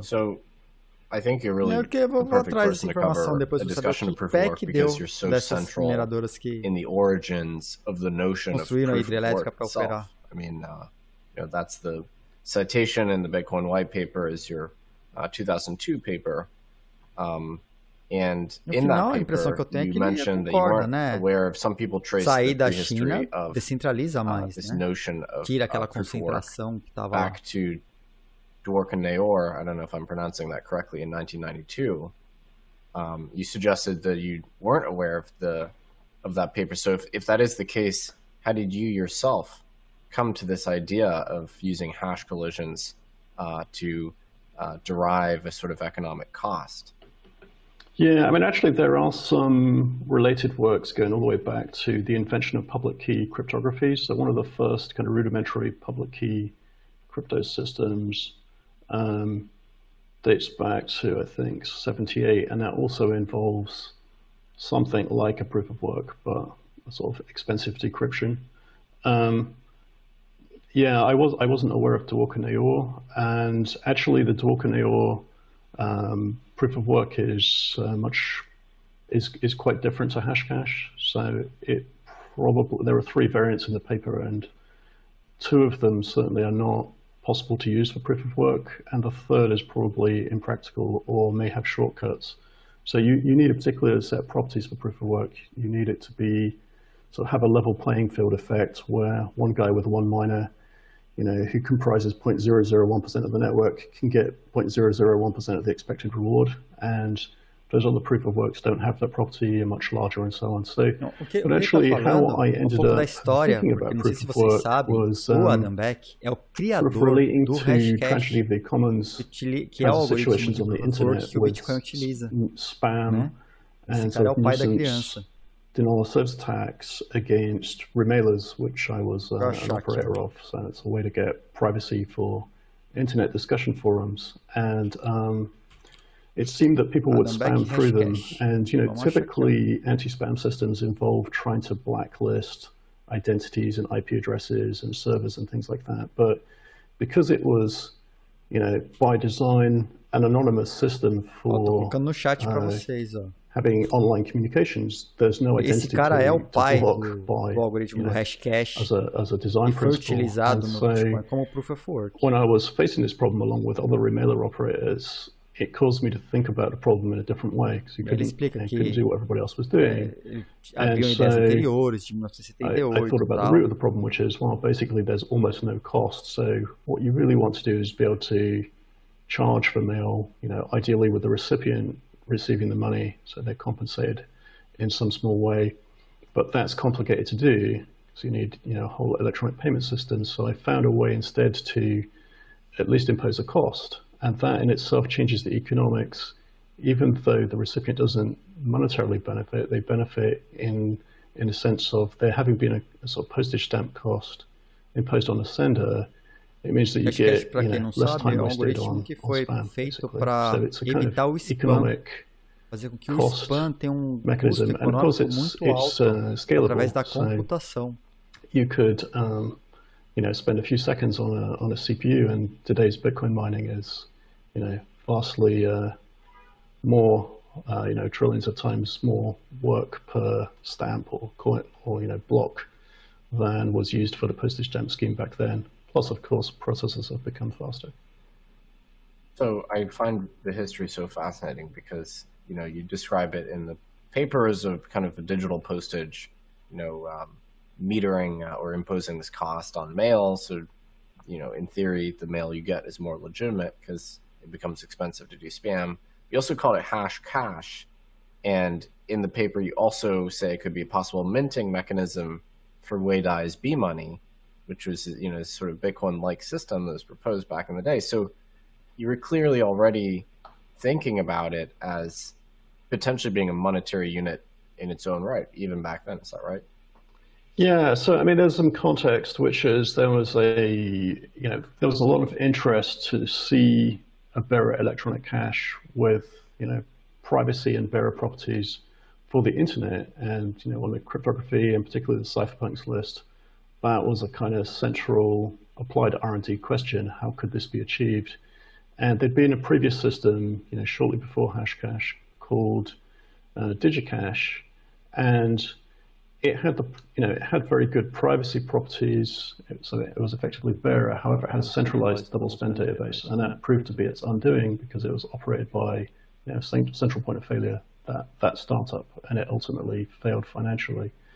And so I think many people who were interested in this applied research, who want to build and deploy systems, took that as an object lesson and realized that for a system to succeed, it would need to be decentralized.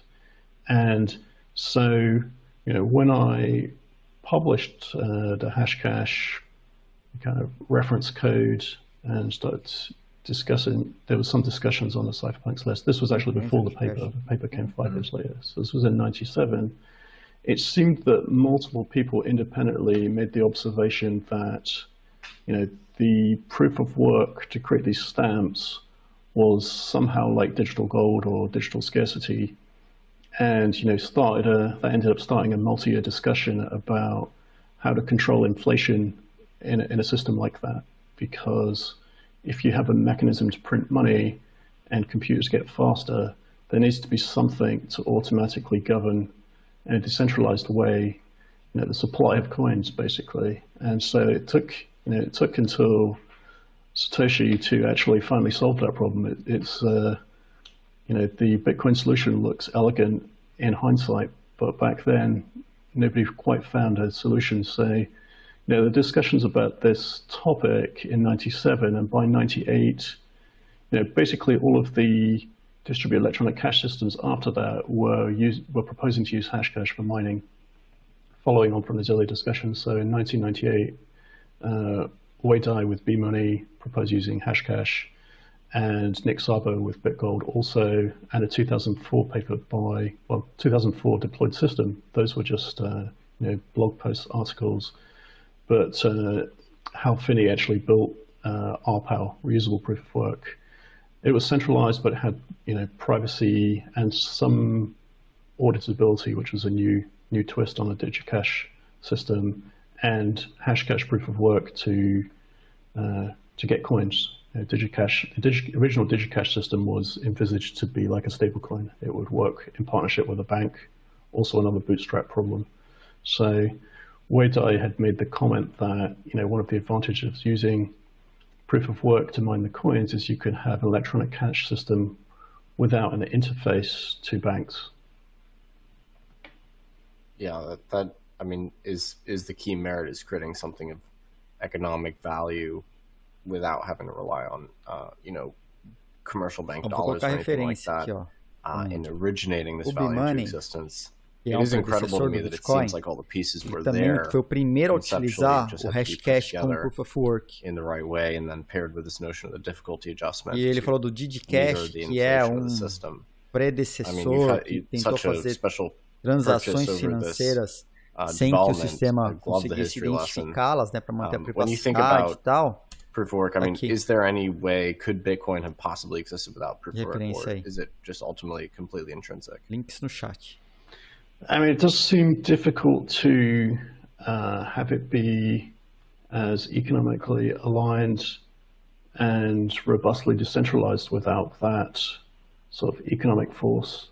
As we were discussing, the alternative systems tend to be much closer to the fiat system, and it's not clear to me particularly that, a fiat-like system, which is Bitcoin, na verdade, ele já effectively a federated model with a central party that's created the coins, would necessarily be ultimately better than fiat systems, because fiat systems, they have highly qualified monetary policy experts, where the proof of stake crypto systems, without naming names, are effectively managed by some developers, some company execs or something, mostly with zero prior experience in monetary policy, economics, and so on.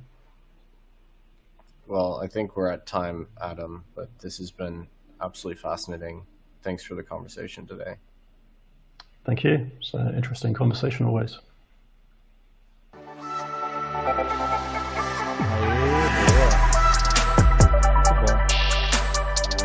Ó, temos 2 minutos. Vou comer um pedaço de pizza aqui, eu já volto. Né? Não precisa comer também, já é 1h15 da manhã. Eu tô, só com o almoço. Tá, já volto, galera. Um minutinho aí, tô de volta.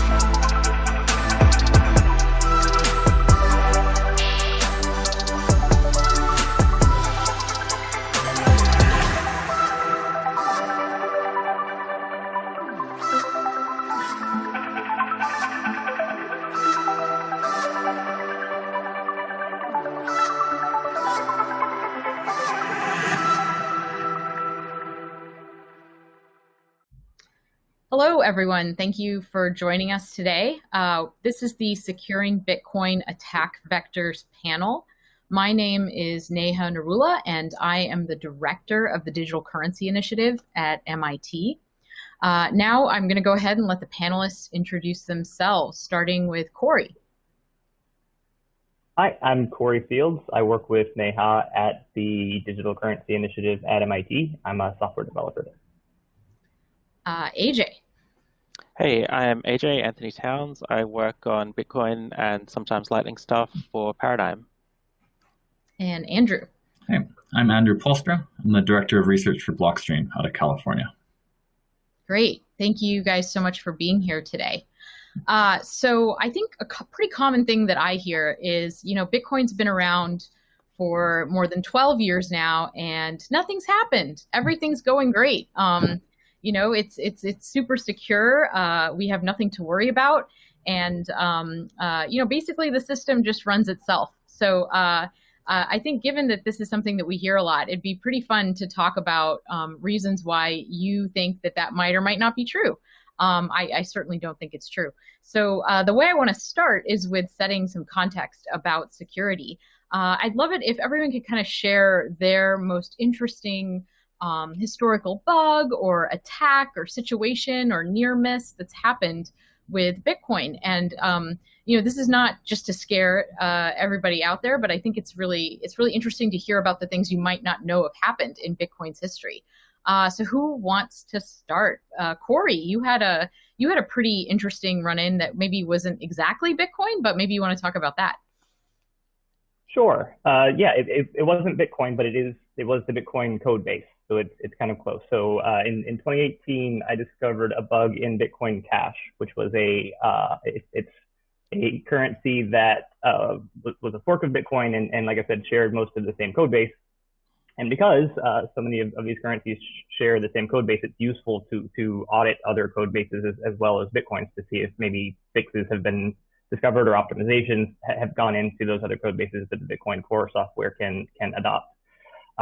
So in looking for optimizations and fixes, I actually found a bug in Bitcoin Cash, and that bug was one of the something that was potentially exploitable. And this class of bug is called a chain split bug. So what I discovered was that I had the ability to create a transaction, and if I broadcast this transaction to the Bitcoin Cash network, I could effectively fork the Bitcoin Cash network into two parts. So one half of the network would say, this is what the ledger looks like, and the other half of the ledger would say, this is what the ledger looks like. And without some sort of immediate panic and reconciliation, it would just split off into two forever. Well, Corey, maybe you can explain why that's bad. What does it matter if that happens? Yeah. So basically, Bitcoin and cryptocurrencies, the value is that there is a universal shared ledger, and the entire point of Bitcoin, the distributed consensus mechanism, proof of work, all that is to be able to come together to find one ledger, and it moves forward, and because it's a blockchain, everything builds on top of everything that has come before. So essentially, if you have one transaction that makes it into a valid block on one side and one in another side, these two will never reconcile again. So at that point, if you say, what is the value of Bitcoin Cash, or what is the, how do I transact with Bitcoin Cash? You have to be more specific at that point. You have to say, are you on this side or are you on that side? And that's pretty catastrophic because, if you're trying to accept a currency that has split into two, you now have to decide which one you want to take and which one is the real one. And it becomes this huge social problem. So for that reason, this class of bug, like I said, we call it a chain split bug, has the potential to be one of the most catastrophic in cryptocurrencies like this. But to me, the interesting part of the bug wasn't actually the bug itself. It was the disclosure and how disclosure works. So the problem with finding a bug like this is because I could craft a transaction that would fork the network, anybody else could also. So if I go around saying I discovered this bug and then someone else forks the network, then it looks like I did it. And there's really no recourse there. So I had to be really anonymous and sneaky in the way that gets disclosed. And so that itself was a whole experience in going through the process of this, anonymous disclosure. But at the same time, you have to convey the importance of the thing. So you while you're just this anonymous node on the internet, you also are trying to communicate the fact that this is a really big deal. So that was going through that has actually kind of changed my perspective on Bitcoin a little bit, because it's finding a bug like that and going through it, it makes you realize kind of how brittle and how or at least how possible it is for this to happen in other cryptos as well. Yeah, I mean, going through that with you was a really interesting, eye-opening experience for me as well. And for anyone who wants to learn more, there's a couple blog posts that Corey wrote about that experience and about security in cryptocurrencies in general. So I certainly learned a lot from that. And, you know, when we're talking about, you know, the really scary part about this bug, I think, is anybody could broadcast a transaction. Right. That could do this, right? Anybody in the world. There's no gating mechanism. There's nothing that keeps Right. There are lots of other classes of bugs that require like a miner to do something or an exchange to do something or for users to collude in some way. But this was just one person. Just, you don't even need hash power. One anonymous person on the internet could just destroy the value of this currency. So yeah, it's really, really scary. Yeah, definitely. Well, moving on, I want to talk about, we only have so much time, and I want to talk about more fun bugs. Andrew, why don't you tell us about an interesting situation, what you think, why don't you share yours with us? Sure. So I've got an oldie, but a goodie. So I'm going to talk about a bug that's actually been, arguably is still in Bitcoin. It's been there since the very beginning, since long before any of us were involved. This is known in the Bitcoin space as a SIG-hash single bug. And the way that this works is that when you sign a Bitcoin transaction, you have the ability to specify which parts of the transaction you'd like to cover. And the idea is that any part of the transaction that you cover can't be changed, right? So normally you would just sign the entire transaction saying, I'd like to send this money from me to somebody else. You sign the whole transaction, it goes out there. Nobody can change it because it has a signature on it. That's sort of what a digital signature is it's a way of making something immutable such that only the person who made the signature can change it, and then only by recreating the signature. So in Bitcoin, sometimes when you're doing multi-party things, you might want to say like only sign the inputs of the transaction and only one of the outputs, or sign all of the outputs but not all the inputs. And the idea there might be that somebody else could come along and like add more inputs to the transaction, right? And then maybe you would sign like a partially funded transaction and somebody else would add more to it. And one of the things that you can specify is basically you can choose to specify one output of the transaction that you want to cover with a signature. You can say like, I'm trying to send this money to Neha. I'm going to sign the output that goes to Neha. Or I might say, well, I'm just sending the money to anybody. So I'm going to sign my own change output, but then leave all the rest of the outputs untouched or something. And essentially what you do is you say like, I want to sign the 0th output, or the first output, or the second, or so on. And there's an interesting question that the software has to answer as to what happens when you try to sign the 3rd output, but there aren't 3 outputs, right? And ideally what would happen is that the transaction would just be invalid, right? You aren't allowed to do that. If you do that and try to broadcast to the network will say, well, you know, this doesn't make sense, so we'll reject it. But in fact, what happens is that due to a quirk in the Bitcoin code base dating back to 2008, I guess, internally, Bitcoin nodes, Bitcoin validators will replace the digest of the transaction to be signed just with the number 1. Just a plain old number 1. It has nothing to do with the transaction. It has nothing to do with anything else. So if you were to sign the number 1 with one of your keys for some reason, anybody could take that signature and use it to steal all of your coins by saying, well, I'm going to take the signature of number 1. I'm going to claim that it's a valid signature on the transaction by exploiting the SIG-hash single bug. And in practice, this isn't an issue. Because nobody would sign the number 1 like that. It's quite difficult. It's not even like the hash of the number 1. It's not like one structured as a proper message. Like you really have to go like open a computer algebra system and like manipulate signatures by hand to make this happen. But what's especially interesting about this bug, so not only did that slip through, this is already kind of surprising. And if you're a cryptographer, maybe your hair is raising because you see like raw numbers being moved around in place of messages. The scary thing is, this number 1 actually just represents an error code inside of the C++ code base, and sort of the way that C++ was written back in 2008. Often you use raw numbers.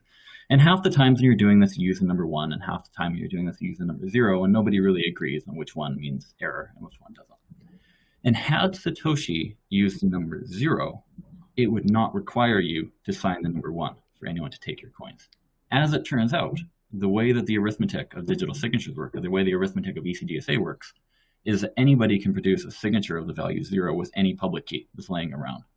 So had Satoshi made like a coin flip in a different direction, then accidentally it would be possible in Bitcoin to spend coins by signing the algebraic value 0, not the message 0, but like just like the number 0. And then you could take any coins out there on the network. And had this been the way that the bug was, well, probably we would have removed the bug by now. So because you have to sign 1, we've actually just left it in Bitcoin. Like to this day, you can still use this if you want to fool around. But had it been the number 0, this potentially would have been very catastrophic. So there's kind of a near miss here due to a very understandable, or at least understandable in 2008, C++ coding error. Sort of crossed several layers of abstraction to then play with the raw algebra that you would see in like an academic crypto paper describing digital signatures that would have led to a catastrophic break where like all the signatures were meaningless. And so this is comparable to a total chain split, I'd say, in terms of catastropheness. So I'm going to stop there and see if AJ can top this. Yeah. I think, well, we'll talk about how do you even compare these things in terms of how bad they would be. I think that's a super interesting question. And it's really interesting what you're describing, that crosses so many different layers, and that is also still there. It's like, this is a weird thing, but we're just going to leave it there. It's probably better to just leave it there, sort of as evaluating how much harm can be done. So and it also makes you really think about, well, what's going to happen when it's time to upgrade cryptography? I think that's a really challenging question. But AJ, yes, I would love to hear about what is your favorite story. So my favorite story is from pre-Bitcoin stuff. It was from when I was involved in Debian, which was we had a bug one day that someone found that was the random number generator in the SSH daemon. So the SSH daemon is what you is how you remote administer any computer. So it's meant to be a secure thing, so you use cryptography to connect, and you have a secret public key that you use to authenticate yourself. And so every server needs to generate its own public key that proves that it's the right server, and every user has to generate a public key that will prove that they're them. And a change in the SSH code to hopefully make it more secure was made to include a bit more randomness. But instead of including more randomness, it included just the extra randomness and not all the randomness that they had before. And so it ended up that everyone who was running a Debian system who was generating a key, so any new installs or anyone who wanted to update their own key to access all their servers, was generating one of basically a handful of the exact same keys that everyone else was using. And so for a period of about 2 or 3 years, I think, randomizar chaves, né? A gente all the keys that anyone generated on Debian was the same small set, and anyone could just generate all those keys, try them, and access any server that had been set up to access these keys, or fake being any server that had set up being one of these keys. And I avoided hitting that bug because I just don't update my keys often enough, so I missed that period. Cada instalação the next upgrade was that gerava a mesma use one of these as a little script to check if it's this, and it reports that your system's insecure and that you'd better update as soon as possible. And so that was the maintainer in Debian of SSH doing an update, getting a single line of code wrong, and no one noticing because, hey, it's open source, there's plenty of other eyeballs looking at it, why do I need to look at it? And it's a security hole for every Debian Ubuntu system for a couple of years. AJ, if you had to describe sort of what is the real world impact of that for someone who's not, maybe isn't using Debian or, isn't running it on their computer, but what would be something that would tangibly affect them as a result of that bug? So if you're using any software as a service that's running Debian underneath, which is a lot of them, that means that all the data on that server of yours is accessible by anyone with these keys that are meant to be the secure keys that only the admins of the service can get in, but because there's only a few, anyone can guess them. And lots of people have extra security on top, like firewalls and VPNs. And so if they're secure and you can only SSH through a VPN, then you've got the extra layer of protection. But for all the Amazon web servers and stuff that are just direct SSH in, not good. Yeah, probably a lot of things were affected. But that was very sneaky of you. You didn't mention a bug in Bitcoin, but that's okay. I guess technically I did not make that a requirement of this question. I wouldn't say that this is my favorite by any means, but I do feel like we have to mention the inflation bug of 2018 just because it was kind of crazy. And that was a point in time when this time it wasn't anyone could broadcast a transaction. It's specifically a miner had to mine a transaction. So at least, you had to be capable of mining a block, but so a miner could have mined a transaction that inflated the supply of Bitcoin. It would have been very obvious that this happened, but still it's a little terrifying, since part of the goals of Bitcoin are to maintain a certain distribution of funds and a certain cap on all the Bitcoin that will ever happen. So that one was super fun and interesting, I think, just because of the existential crisis of what Bitcoin is, the effect it would have had on that. And I think, I think that sort of leads me to the next thing I wanted to talk about, which is, hopefully this hasn't totally scared you, but I think if you're in the audience listening to this, what you should take away is that people in Bitcoin take security very, very seriously. This is very important. And part of the reason for that is because that's kind of the whole point. The whole point is to be able to create this open permissionless system that anyone can join, anyone can access, anyone can transact within, and at the same time protect money, which is pretty challenging to do.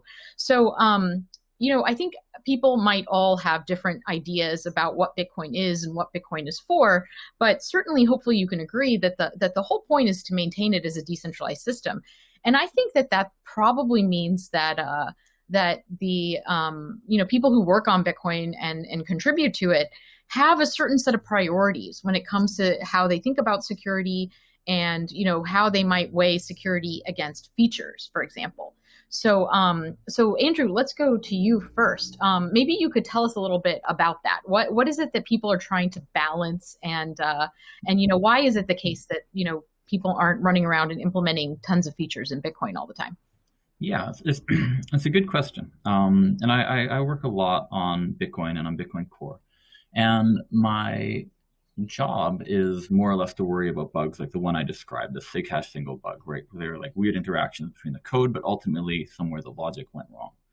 But what my job would be, if I knew how to do it, would be to worry rather about the decentralization of Bitcoin. And that's a very big word. There's a lot to fit into there. And the two aspects that I'll touch on, because I know we don't have several hours to discuss this word. The first is usually what people mean by decentralization, which is roughly that anybody with fairly limited computing resources, with limited CPU time, with limited bandwidth, and so on, is able to join the network and is able to verify the transactions. They're able to get caught up with the current state of the network and continue to move forward. And that's certainly a big priority for everybody in Bitcoin. We really want to make sure that everything's computationally tractable. We really worry a lot about things that would require extra disk space or extra bandwidth or extra CPU time. And often we need to trade off additional capacity for the system against that goal of making sure that it's still accessible, even to people who have a constrained view of the network, whether because they don't have access to good hardware or because they actually have a constraint, like maybe they're working from behind a state firewall, or they're connecting through a satellite system, or they for some reason don't have good access to a lot of data or the ability to process a lot of data. But the second part of decentralization that I worry about more and know less how to deal with is maybe something that I should call legibility, right?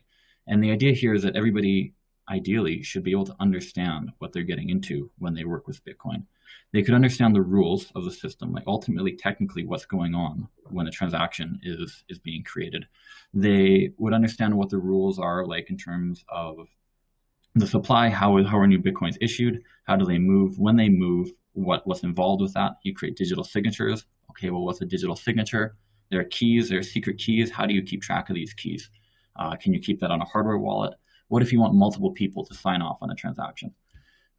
What if you want to do, and all these things we can sort of do in Bitcoin, and it's already kind of a very large system that is difficult to describe. But then what if you wanted to somehow support multiple assets on the system? What if you wanted to have an inflation schedule that was more different? What if you wanted to have different people that, so this is tying into the inflation schedule. What if you wanted to have knobs in the system that humans were allowed to manipulate? What would the implication of that be? What if the fee schedule was different? What if the way that, okay, here's, I'm sort of leading into another thing that we'll circle back to in a few minutes. But what if the way that miners were paid was not by them getting new coins, but by individual transactors putting choosing to attach a network fee to their transactions. And the theme that I'm getting at here is that right now, to understand Bitcoin, what worries me is that you somehow have to be a computer scientist and a cryptographer and an economist, and nobody is all of those things, right? And I would like for us to move closer to a model where people are able to wrap their heads around this rather than farther away from that. So the goal, whenever I try to work on the Bitcoin system, whenever I make changes or propose changes, I try to make sure that everything I'm proposing is somehow simpler in some sense than what went before it, I guess, with the goal that Bitcoin will be legible to people who don't have access to years and decades to turn themselves into certain kinds of specialists. Yeah, if I could maybe take a stab at summarizing what you said, Bitcoin is already complicated enough. It's hard enough to reason about the way it is, and trying to reason about something with more features would be even more complex. We want to move towards simplicity rather than complexity. Does that kind of summarize a little bit? Yeah. So, I mean, AJ, I guess I know you've been spending a lot of time looking at other cryptocurrencies in addition to Bitcoin, just kind of as part of what you've been doing. How do you think about sort of what Andrew just raised, and how do you think about the security ethos in Bitcoin? And are there choices that that you think have been the right choices to make or the wrong choices to make? Like, I'm just kind of curious how you approach this, and if there are any examples that help you articulate this. So I think Andrew covered a lot of what I think is the most important stuff. So decentralization and making stuff as simple and understandable as possible. And one of the difficulties in that is just that because Bitcoin, we like to do soft forks and we don't like to change things too much, kind of in order to keep it understandable. There's this whole backlog of complexity that you either have to keep things the same so that you're not making changes underneath everybody, but like you've got this Zcash single stuff, you've got how code separator works. It's all this weird complexity that some people understand, but very few, and the people who do understand it hate it and want it to go away. And trying to kind of combine those two goals is pretty difficult. And as far as all the other chains and stuff go, that gets into the economic stuff. So like at the moment with Ethereum, or at least a couple of days ago there was, maybe it's been resolved now, there's been a whole discussion about whether all the people doing the MEV, minor extractable value stuff, should be saying, hey, we've discovered a better way that we could have done if we hadn't committed these blocks a few minutes ago. Let's just reorg the blocks out, get more value that we could have gotten from arbitrage or whatever. And who cares if we're doing more reorgs and that's kind of destabilizing the chain? It gets more profit immediately for us. And I think that goes back to one of the concerns I've seen from other people raising, which is that you want Bitcoin to be the most valuable thing on the Bitcoin chain. You don't want other assets like the US dollar or Tether or whatever to be what's driving people mining Bitcoin and what's driving the security of it. You want that to be Bitcoin, so that at least the incentives are kind of aligned, so that everyone working on the Bitcoin chain wants the Bitcoin value to rise. There's not a whole lot of working on cross purposes. And so Bitcoin chain, I guess in summary, to add to what Andrew thinks about, I'd say trying to clean up as much of what's possible in historical code that we can, and just trying to keep incentives aligned so that we don't encourage people to work against what Bitcoin's trying to do. Yeah, I think well said. Corey, do you want to add in to that anything about how you think about security in Bitcoin? No, I think that was pretty well said. I do want to add, though, that to Andrew's point about complexity. So a few years we forked in a new feature to Bitcoin called segregated witness or SegWit. And one of the biggest hurdles that we had so this was an upgrade. This was kind of a response to the block size debate that went on for years and years. But one of the biggest problems that we had was convincing people that it was okay, convincing people that it was safe, because there were constant memes generated saying, this makes Bitcoin insecure, or you're not signing your transaction or your whole transaction, or you're missing some data, or just all of these kind of untruths. But they're really hard to dispel just because of how complicated this stuff is. So there is this kind of tension between sometimes we really do want to simplify, but also in order to simplify, you have to complexify first. Yeah, I think that's incredibly challenging. All right, we only have a few minutes left, but I really wanted to get this question in, which is things that you are scared of that haven't happened yet. So what is something that really worries you that might happen? I think it's really important to get to this question, because I think it's important that people sort of learn about the state that Bitcoin's in and what might or might not happen. I believe in sharing information. So let's kind of try to do this rapid fire, if that's okay. Okay, so let's do this quickly, and then we'll wrap up. Andrew, go ahead. Sure.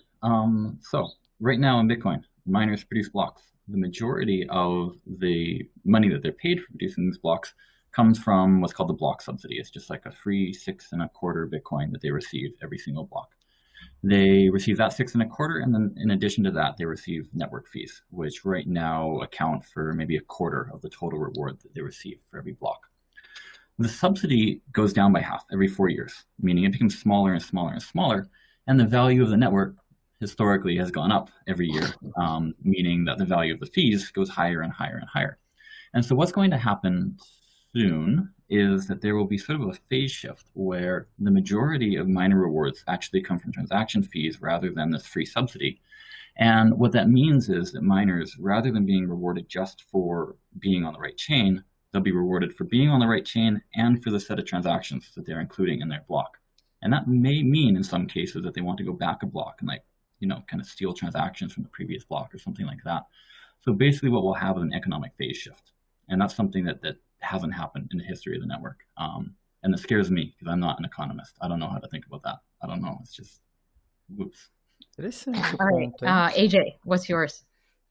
I guess the thing I'm most scared of is people joining Bitcoin as developers and waiting a while, establishing a reputation, and then trying to deliberately insert bugs. That's a good one. I'm also worried about that. There might be some of those in our midst already, sleeper agents. Corey, what about you? I think my biggest fear is one of the technical ones. So either like an inflation bug that comes through or a chain split bug. But my thinking has changed over the years, because I think one possible outcome is that something like that happens and there's not all that much of a reaction, meaning that the price doesn't tank or the universe doesn't end, which it should. So if something like that were to happen and there weren't some major public outcry, then what would the value of the thing be? And we have seen that in other cryptocurrencies, where you actually amplify and increase the value of the things, because now it's just free publicity. So I'm afraid of if there is a major bug or a major attack, it may not actually do what it should. Yeah, if we had many more hours, we could talk about, what might happen in the event of various attacks and how to fix them. Mine is that there's some gnarly bug in the peer-to-peer network that just, I don't know, isolates nodes and causes a network split, just because the peer-to-peer network is something I find very difficult to understand and model in my head. Okay, let's close. So we only have a couple minutes left, but what is the long-term project that you would want to see to improve Bitcoin security over the next 10 years? And keep in mind, there are people watching this who might be able to help make some of that happen. So Corey, I'll start with you.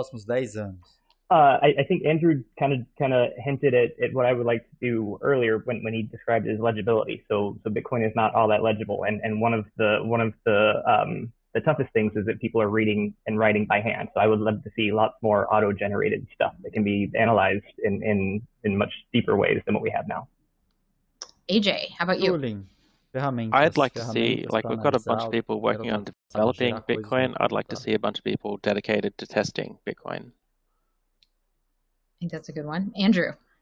Yeah, related to what Corey said, I'd like to see a project to try to get all the consensus code somehow in a form that it can be reasoned about and analyzed automatically, something that is legible to mathematicians instead of being, legible to almost nobody, right?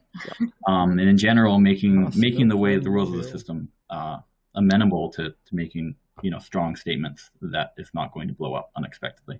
And more reliability for sure. Absolutely.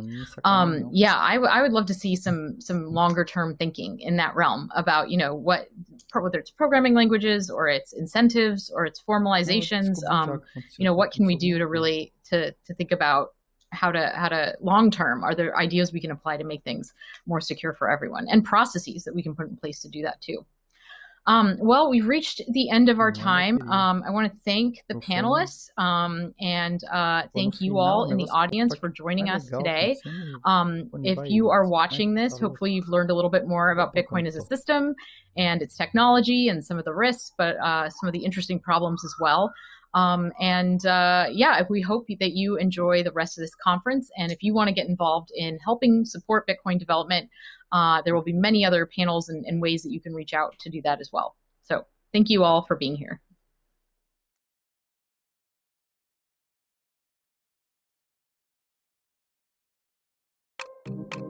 Aí temos 3 minutos, 2 minutos, 1 minuto.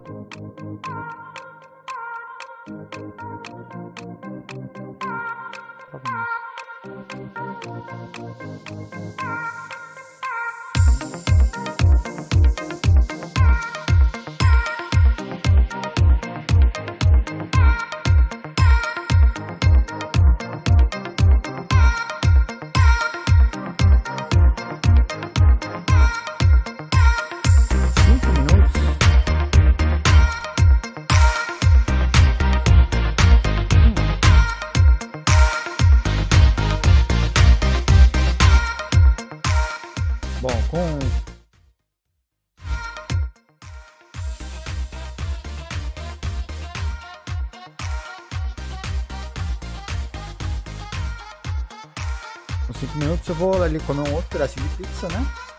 Enquanto eu espero aqui o próximo.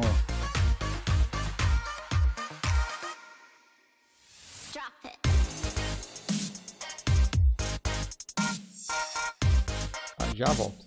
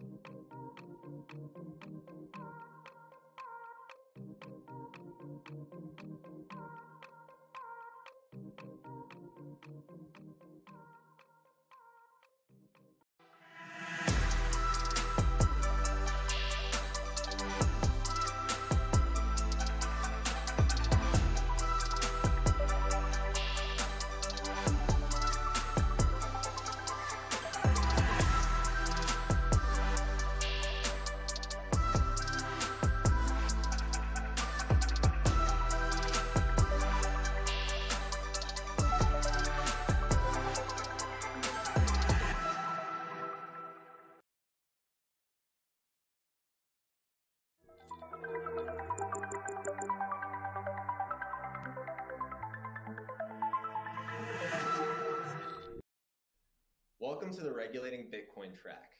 It's no secret that there is growing interest of Bitcoin on Capitol Hill, and contrary to popular belief, Bitcoin is not an unregulated asset. As the next wave of participants adopt Bitcoin, it's imperative to continue to educate policymakers and advocate for sensible regulatory approaches to Bitcoin. As we'll discuss in this track, Bitcoin is an open network and in many ways doesn't need the government's permission to grow. But it still is important to discuss how Bitcoin policy fits into the larger legislative priorities, how it should be driven by the innovation of Bitcoin, and how to promote this innovation and regulatory clarity of Bitcoin in a thoughtful way.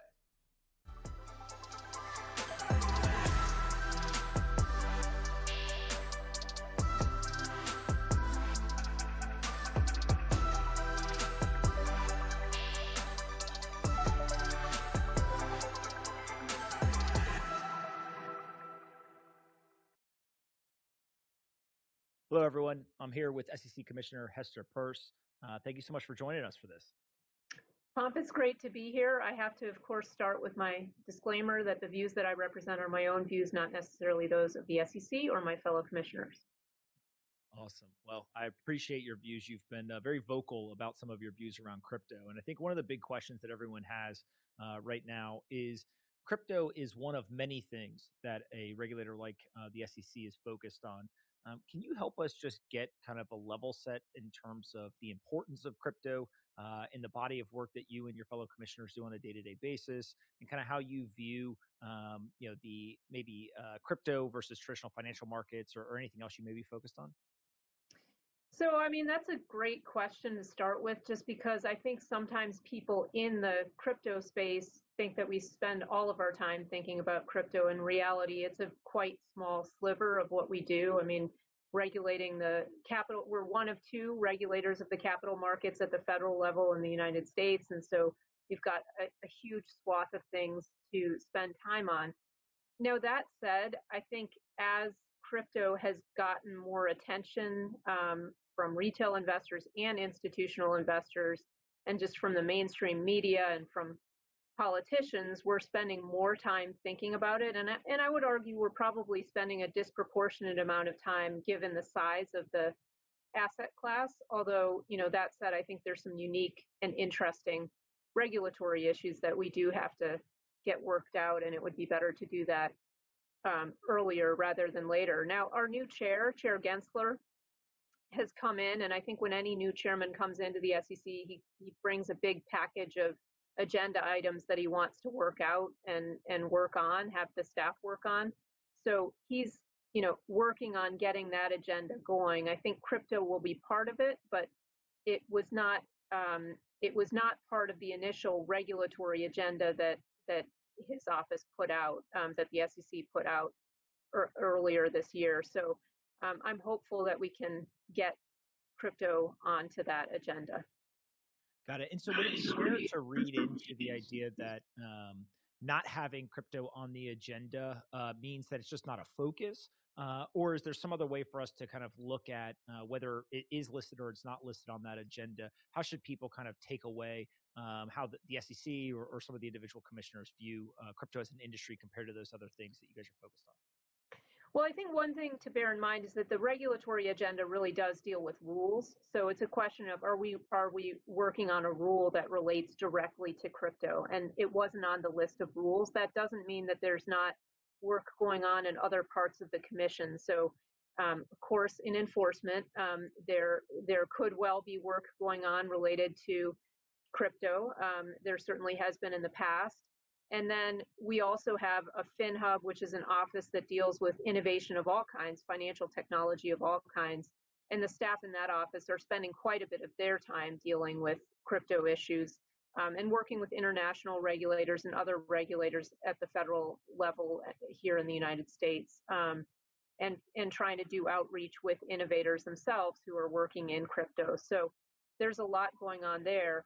Now, I think every commissioner has his or her own set of priorities, and I think I'd like to get my fellow commissioners to spend a bit more time thinking about crypto, so that we could do something sort of constructive in this space to provide more clarity, which is what I think is really needed. I'm a little shy to ask the question this way, but if you were to kind of think through or speculate on maybe some of the other commissioners and their viewpoint on crypto, the fact that they're not spending maybe as much time as you are, is that something because the industry is smaller? Maybe there's not as many of the large institutions on Wall Street that have been participating historically. Is it just not a personal interest? Like, what do you think is kind of driving maybe the lack of interest or the lack of attention to it versus maybe some of the other issues? Não quer nem colocar Well, and I certainly don't want to speak for my fellow commissioners, and they they're all very knowledgeable about a whole range of issues, and I think they're all interested in, based on things I've heard them say publicly, I think they're all interested in. Não, tá terminando de comer, Léo. I don't want to suggest otherwise. I just think that there are a lot of really pressing issues on everyone's agenda. For example, I'm thinking a lot about how does the economy come out of COVID-19 and reopen, and how do businesses that really struggled to make it through that period, how do they keep their doors open and grow and get their clientele back? So that's something that's really on my mind. And everyone has different, the former acting chair Lee, has spent a lot of time thinking about climate change. So everyone has different issues, but I think people, especially as the asset class has grown, people are spending more time thinking about it here at the Commission. Got it. One of the topics that definitely is top of mind for people in the crypto industry is the Bitcoin ETF. There's been a slew of various applications that have been put in over the last kind of 6 to 9 months.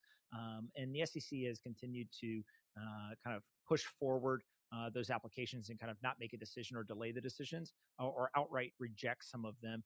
Any color or insight that you could provide on the ETF situation, and maybe some more elaboration on your recent comments that, in your opinion, it sounds like the ETF should have been approved a while ago, and the argument against it is kind of Tô vendo, esses caras estão deixando o computador ligado aí na live, aí minerando bloquito. Tô de olho. Tô vendo. We would not yet have approved one, and other countries are moving ahead. We now have a good example in Canada, which not only has a Bitcoin ETF, but also one based on Ether. And so I think we can take lessons from the experiences that foreign countries have had. Obviously, our regulatory structure is different here, and so we have to apply our own set of rules. But as I laid out in my initial dissent on the first Bitcoin exchange-traded product that I thought we should have approved, I mean, I think we are applying a different set of standards to this asset, to this type of exchange-traded product than we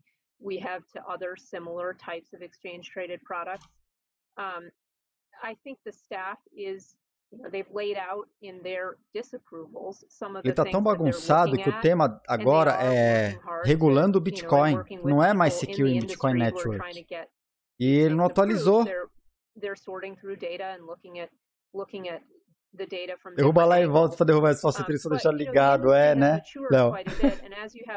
Se eu estopar a live e voltar, a galera vai ficar maluca. Falseteiros. É isso aí, falseteiros. Minerando bloquito. Ela farmando bloquito.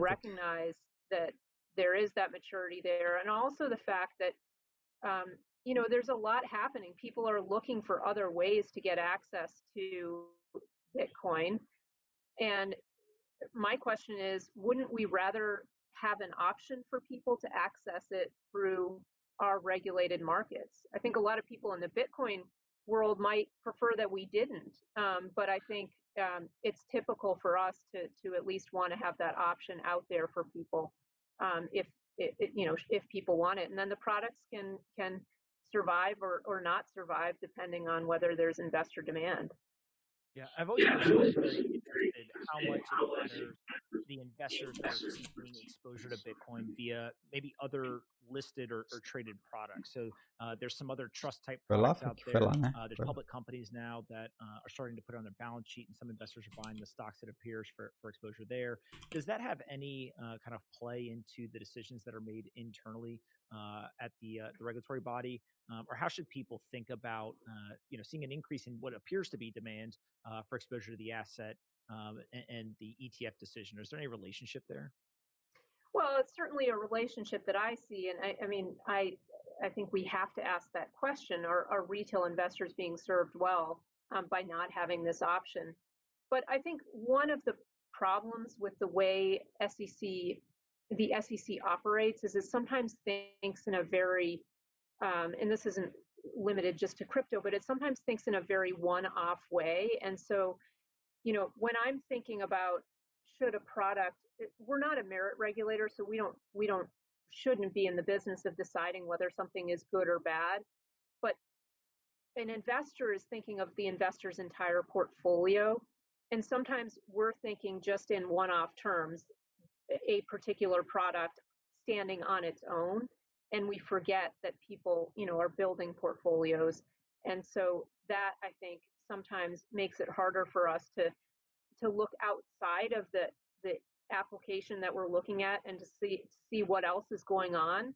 In this case, what else is going on is that there are other products that are sort of substitute exchange-traded products, whether it's a company that has a lot of Bitcoin in its treasury, or whether it's another kind of product that's not available on exchanges, but is available in some other way. And I think we do need to take that broader context into account. You mentioned earlier that other countries may be kind of moving forward at a faster pace, introducing products that the U.S. has not yet approved or introduced. There's definitely countries in North America, so Canada. Ela que está com volume alto lá. Example. We also see some movement in South America and then also in Europe. But the Asian region seems to be the one that people constantly pit the West versus the East. Any thoughts or kind of insights into what's been going on in China or some of the Asian markets and their kind of relationship with crypto, which, frankly, has been somewhat volatile. It seems like at some points they've embraced it. At other times, they've really said, hey, we don't want Bitcoin here. We don't want Bitcoin mining here. And so how do you view that situation? And does that play into it all, how you kind of evaluate Bitcoin and the regulatory environment here in the United States? Well, we always have something to learn from how other people handle these kinds of things, these kinds of innovations. Whether that's a positive lesson or a negative lesson depends. And so I think we're always kind of watching. I'm concerned, of course, I want us to be the place where everyone wants to come to both innovate and invest. And so I want us to have the best set of rules, just because we do have the deepest and best capital markets in the world, and I think we should pair that with being the most. Mandei lá no Twitter que eu tô de olho nesses falseteiros farmando bloquito na live longa. Harder for a big market like this and one that has really established rules to turn on a dime and do something.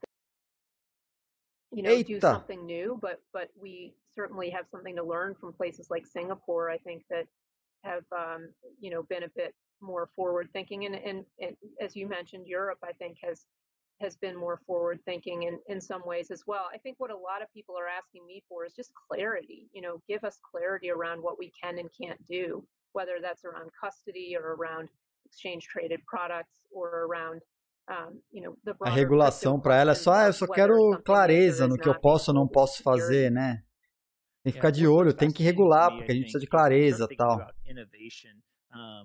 regulation is a component of that. So is taxes. So is just the pure entrepreneurship, the investment that happens in these markets. One of the key differences in the market, let's say in kind of Bitcoin and the broader industry versus the traditional Wall Street world, is this asset trades 24/7, 365. There's an element of decentralization to it. And so is it fair to ask regulators to evaluate what appears to be a different type of asset with some key different criteria to it with the same framework that they would look at a traditional asset? Or does it not really matter and it's just a financial asset, and you think that the same frameworks that we've always used kind of continue to apply here with an asset like Bitcoin? Well, I think with exchange traded products, you can really build them with very different underlyings. And that's one of my areas of disagreement with my colleagues. I mean, they're looking below the exchange traded product and they're looking to the Bitcoin markets and they're saying, whoa, these markets look really different than the markets we're used to regulating. But I mean, certainly that's true with the gold markets too. Those aren't regulated in the same way the securities markets are. And so I think the beauty of exchange traded products is that you can take an asset that may trade very differently from our equities, and you can put it into a form that allows people to trade it in the accounts that they have alongside their equity portfolios. And I think that's a really valuable characteristic. That's why exchange traded products have been so successful. We're talking here, based on your public comments at least, I think that you tend to be kind of more sympathetic to Presta atenção view of the world, in terms of nessa leitura. O cara que está entrevistando, entediado e feliz com as respostas da burocrata, falando que tem que regular, proteger, entender, acompanhar, não sei o que, o cara cruzou os braços. Presta atenção nessa cena. O cara está de braços cruzados, de pé, entrevistando a burocrata. You're optimistic that we can kind of catch up. Veja só. To go ahead and move forward and check all the boxes that regulators are looking for. I mean, I always worry about us falling behind. I think we can't rest on our laurels. We are, we've got great markets here and we've got great innovators here. But part of the reason I wanted to be part of the commission was that I think we don't always handle innovation well. And the idea of being a place where people want to come and build things and do interesting things, that's really important. That's sort of the core of who we are as a country. We're a place where people try new things and they build interesting things, and that should always be what people think of when they think of the United States. I think it can be easy for a country like ours to become very focused on the rules and on making sure that everything happens and no one gets hurt. And of course, that's a role that we as regulators play. We try to protect investors and prevent them from getting hurt. But I think one of the pieces of preventing investors from getting hurt is making sure that they have access to the full range of opportunities. You do actually hurt investors when you withhold opportunities from them. So I certainly do worry about that, and I certainly worry that there's some worrying statements, I think, coming out of DC around the idea that it's sort of the government. Uma vez escutei do regulador brasileiro uma coisa muito parecida com o que ela está falando. Eles precisam garantir garantir que os investidores tenham acesso, o mesmo acesso ao investimento. Por isso que eles têm que regular. Garantir que o acesso ao investimento seja igual. Então, por isso que, por exemplo, no caso das criptomoedas, teria que regular, porque os investidores não têm acesso e eles precisam entender e colocar as criptomoedas na mesma regra do restante. Entendem que se trata de criptomoedas, está falando de outra coisa, que pode ser tudo que já tem e mais, né? Difícil. If there's problems and a potential solution is out there and folks don't have access to it, then that in some way would be hurting them as well. And so it's very dependent on almost the perspective that you take. But it sounds like your view really comes from just give people access to kind of all rational options and then allow them the choice to make as to kind of how to allocate their portfolio? Yeah, I mean, I think that's certainly the right way to look at things. We do, we should view it as trying to give people the widest range of options possible. We have rules that we are going to apply, and we should apply them, fairly and equally across the board. And I should say, at the same time, if we're going to have this more open perspective, people need to be careful when they make decisions about what to buy, what to put in their portfolio. They need to be thinking about it and realizing that you can lose money. And that's a message I always try to give to people is, when you use your money to buy anything, you need to be careful and think about whether it's money you can afford to lose, and think about your risk tolerance, think about your other needs. So that's it, with freedom, of course, comes responsibility. So hearing you say that as a SEC commissioner, Com liberdade to a lot of folks vem who, responsabilidade. World, who are pretty well versed in investing. But we've seen a Olha recent só, surge in que legal interest in young escutar isso people dela. in investing in various Com a things, not liberdade just vem in certa Bitcoin, responsabilidade. cryptocurrencies, but also in the stock market, etc. How does financial education play into this? And if you even kind of take it further into like accreditation laws and stuff like that, just how do you think through what is the responsibility of kind of the market participants versus maybe a regulatory body versus our school systems or anything like that around financial education? Well, I think no one would argue against having more financial education in the schools. I think I love to see kids starting much younger, getting to know about the financial system, about opportunities in the financial markets to build their retirement portfolios and so forth, but also about opportunities for them to participate in that sector. I think it's wonderful that retail investors are showing an interest in participating in the equity markets. Of course, they have to be careful, and of course, they have to realize that they can lose money. And so that needs to be part of what the investor education is out there. We do have a website, investor.gov, that people can go to, and that has lots of good information on there. But what I think that we've done wrong at the SEC is that we've taken the view that maybe we should stand in for investors and make some decisions for them. And that's where you get rules like the accredited investor rules that say, you know what, if you're not wealthy, we're going to assume that you're not sophisticated and that you can't make these investment decisions for yourselves. I'd like to see us be much more willing to let people prove that they Vou te falar que um dos papéis da SEC é decidir pelas pessoas se elas estão aptas ou não a fazer investimento. Se você é rico e você está apto a fazer, aí ela deu uma parada, titubeada, perceberam? To invest in the markets, in the private markets. And so I would love us to have a much more open door approach. I think there's something really un-American about telling people, no, we've decided that you can't participate in these particular markets. That said, I also get a lot of people who, when they do lose money, they come to me and they say, well, wait, I lost money and I want you to do something about it. And so my message is always two-sided. It's, hey, I want the door to be open for you to do with your hard-earned money what you want to do. But at the same time, if you make a mistake, take that as a learning experience for the next time, and really do your research and make sure that you know what you're getting into. So it's kind of a two-sided thing, but I really think the SEC needs to be careful to avoid falling into the trap of becoming a merit regulator, because we as regulators can't know what's best for every American.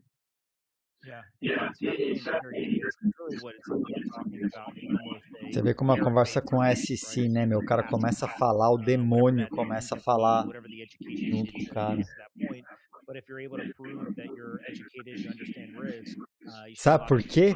Porque esse é o idioma que o regulador escuta. É isso que o regulador entende. Na verdade, tem um tradutor. Tá vazando o áudio, tá vazando, mas é que tem alguém traduzindo o que o cara tá falando para a linguagem do demônio. E aí passa para ela. É isso.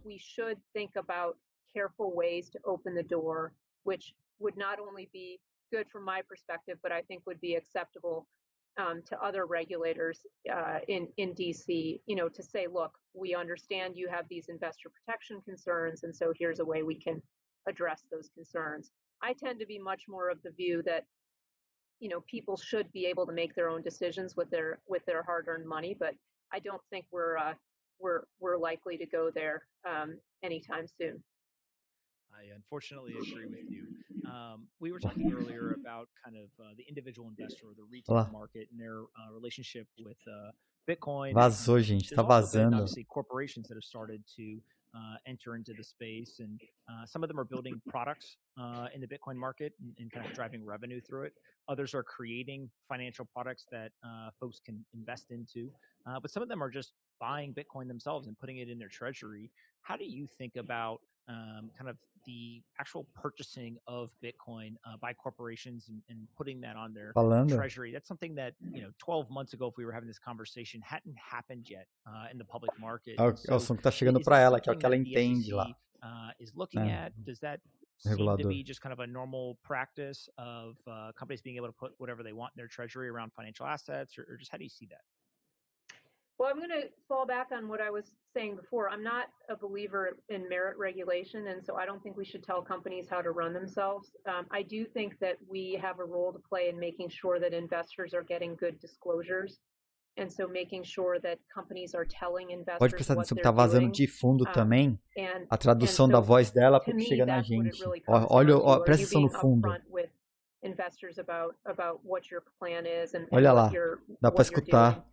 But I don't want to get in the business of running companies. É ou não é para ter medo da SEC, gente? Along those lines, I think a lot about the adoption of Bitcoin being kind of É ou não é? individual and then organizations, so both financial institutions and corporations, and then kind of that last bucket of adoption really being nation states or central banks.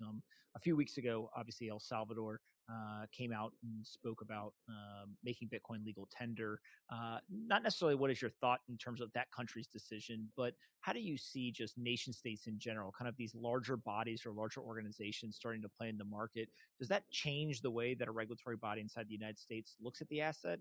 Or do you kind of fall back still to just it shouldn't really matter necessarily what other people are doing? The asset is the asset, and we should just underwrite that. Yeah, I mean, I don't think that it's our place to really judge that kind of thing. But again, I think it just plays into if you have institutions and nations using an asset, it's likely that the markets for that asset are going to become more mature, and I think that then plays into answering some of the questions that the staff had, for example, in considering these Bitcoin exchange-traded products. So I think that's where it sort of intersects with what we do at the SEC. Got it. And the last question I have for you is just around how folks who are either listening to this or folks in the private market, corporations, or financial institutions, how can they help the SEC, whether it's from an education perspective or actions that they take, or how do you see them kind of interfacing or interacting with you and the rest of your fellow commissioners? Well, I certainly love it when people come and talk to me. I am always in need of learning more, and so I appreciate people who are willing to take the time to educate me. And I think that that's true of my colleagues too, both on the commission and on the staff. It's always helpful to get education from people who are spending all of their time in this industry. So please do inform us, educate us. I know it can be time consuming, but we really do greatly appreciate that, and I think that will help us to be better regulators of the space. Unfortunately, as we started out talking about, we do lots of different things, and so it can be really easy to fall prey to just reading the headlines, and the headlines are on this topic are often not positive headlines, and so make sure that you're giving us the rest of the story. And that you're telling us the really exciting things that are happening in this space too. I think sometimes it's so easy to focus on the negative that we forget the really positive possibilities and realities around crypto. There were many bad things said about the internet 20, 25 years ago. So that turned out okay. I think that hopefully the narrative will change over time. What would be your best suggestion for folks who do want to reach out, help educate you or your colleagues? Where can they do this? Or a website that you want to send them to, or some other destination? Well, if they want to talk to the staff, they should go through FinHub. There's a page on our website that provides contact info for FinHub, and then come to me, Commissioner Peirce at sec.gov. I really do welcome the chance to talk to people, so please take me up on that. Awesome. Well, Commissioner, thank you so much for your time today. I think most people in the Bitcoin community really appreciate your kind of rational view of the world and your constant kind of advocacy for the view of having Bitcoin treated as the rest of the financial assets are. And so we will definitely have to continue to watch as you continue your work. Thanks so much, Pomp. I really enjoyed this. Ó, vou aproveitar aqui, vou dar um refresh nesse momento, né?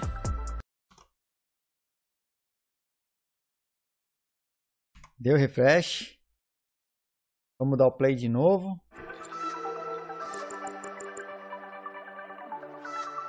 Não fica mais. Welcome to the Securing Bitcoin track. Unlike traditional assets, Bitcoin is software running on a decentralized network. This means... Quebrou.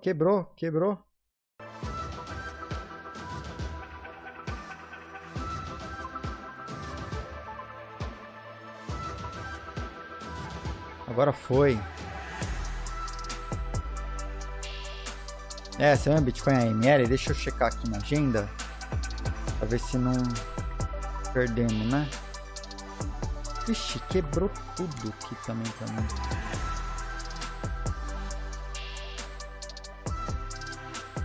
Nossa.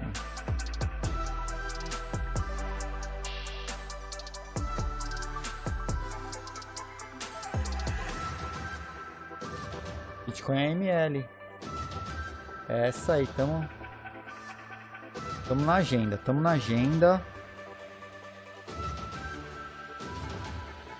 Beleza. Vamos ver como vai ser o formato aqui que eu vou...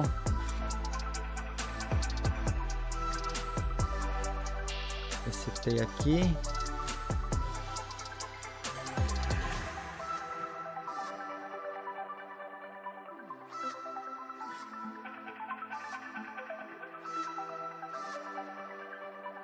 Ô, Lucas, uma hora eu vou. Estamos chegando no final. Acho que faltam 5 palestras só. Hi, welcome to the second panel of the Regulating Bitcoin track. I'm going to be your moderator for this panel discussion. I'm Peter Van Valkenburg. I'm the Director of Research at Coin Center. Coin Center is the leading nonprofit researching and advocating the policy issues that affect Bitcoin and other cryptocurrencies. I have an incredible panel with me today to discuss. We were actually joking right before we started this that you've just heard hopefully a very energetic discussion about securities law. We're going to be discussing anti-money laundering policy, which it may surprise some of you to know. AML. There are actually a lot more simple answers in this space, maybe because of some excellent and well-earned regulatory clarity in this space. So I don't know, maybe we'll send a couple volleys over to Commissioner Peirce. Acabou de acabar, ó. Você perdeu na entrevista o que o entrevistador perguntava, tinha que traduzir para língua de demônio e passava para o pessoal da SEC. E aí o que a SEC falava, aí eles tinham que baixar para não dar tão na cara, né?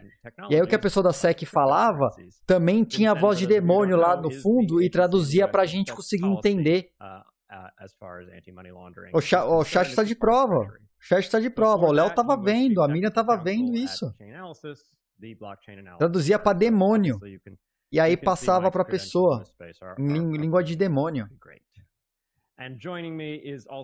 Ó, o Thiago está de prova também. O BTT estava vendo. They are the developers of, or they are some of the developers of the Celo protocol. Previously, he was head of risk management at Capital One. Before that, he was head of AML compliance at Bank of America. And he was also at the Justice Department for over a decade, most recently as the chief of the asset forfeiture and money laundering section in the criminal division. Dark mode, yeah. Again, pretty sterling credentials. So with that, high expectations, guys, for a good conversation, but I think we'll just jump right in. So for those of you who are not maybe intimately familiar with what FinCEN has done in this space and how anti-money laundering policy has evolved with crypto, you may be surprised that we've had pretty clear guidance since 2013. Provavelmente. This is not a new area. Ou Temer, né? So I want to start out with sort of amanhã eu só abro a live com o Henrique Cristo. Ignore the past for a bit. Come right to the present. And I want to ask both of you to sort of give me what you think. Então, eu tenho um vídeo perdido em algum lugar. Eu tenho o Henrique Cristo benzendo meu celular e tablet. In our ability to address the flow of criminal monies through these networks and regulating businesses in a reasonable way for Ele abençoou meu celular e tablet. Evento. Thanks, Peter. Great to be here with you all. No UPix. Yeah, I think that's such a em great São Paulo. question, particularly to Sério? not look at the past. And I think I'd start by saying money laundering is constantly evolving. Os dois. It's a very moving target. O celular and I also don't want to overstate any tablet. gaps in coverage because, as you noted, não na FinCEN's sequência, regulations are designed mas to be foram. principles-based and technology neutral, and the point of that is to remain flexible for changes, both in the financial technology but also in money laundering. So I don't see a lot of major gaps. Eu acho que já tinha passado, já tinha inspirado já a benção do Henrique Cristo. There's spaces where data de validade, eu acho. We'd like to do more. I think as a really more globally than domestically is our concern.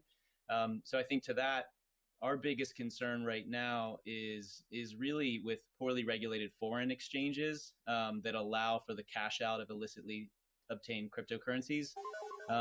We're really not seeing a lot of that cashing out happening in the U.S. side. The U.S. exchanges, not surprisingly, have pretty strong AML programs and financial Cristo integrity. Cristo, looking né? at risk-based approaches, like we've said since 2013.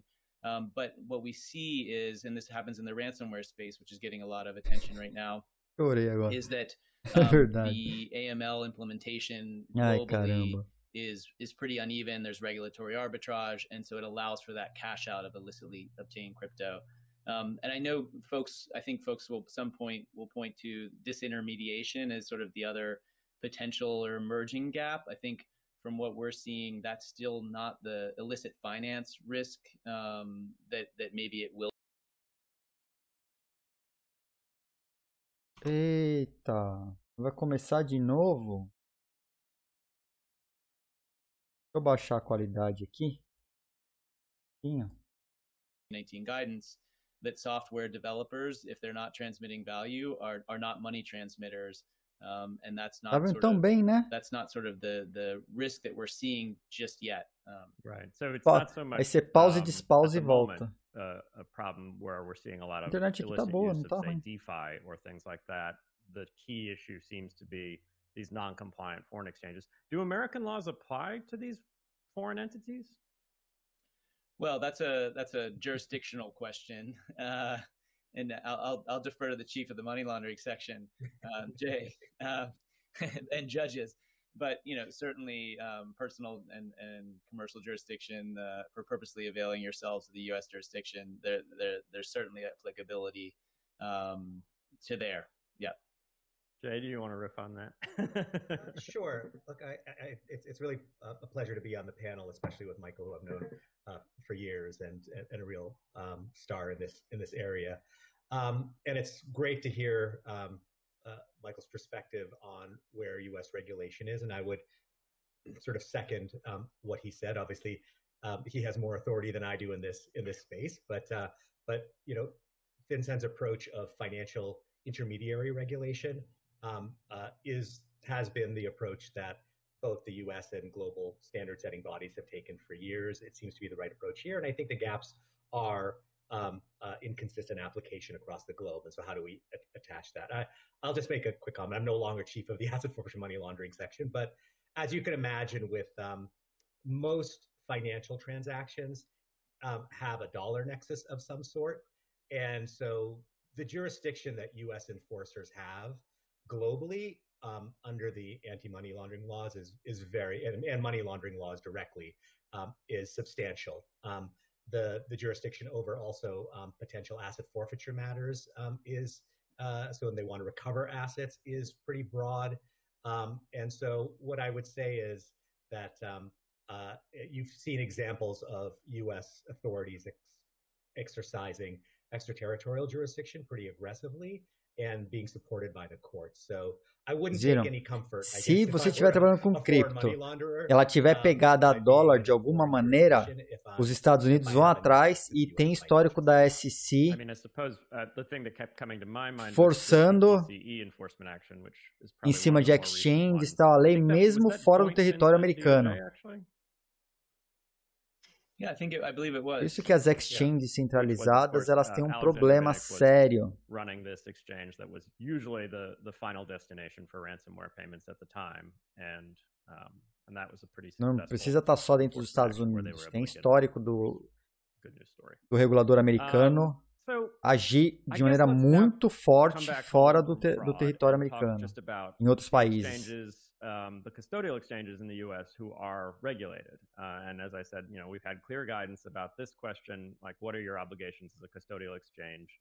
Since 2013 from FinCEN, you have to know your customers, you have to do suspicious activity reporting, all these things.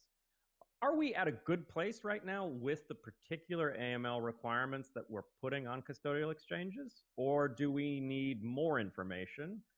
Or do we need different requirements than we are already placing on regular old money transmitters and custodial exchanges? Pergunta é boa também. The thing that's triggering this question for me is tá bom do jeito que tá? A gente precisa de mais informações? Ou precisa de informações diferentes? But the still pending rulemaking that started last December, which asked for additional reports in the form of currency transaction reports for crypto, and maybe even special record-keeping rules. And counterparty identification was something that was controversial there.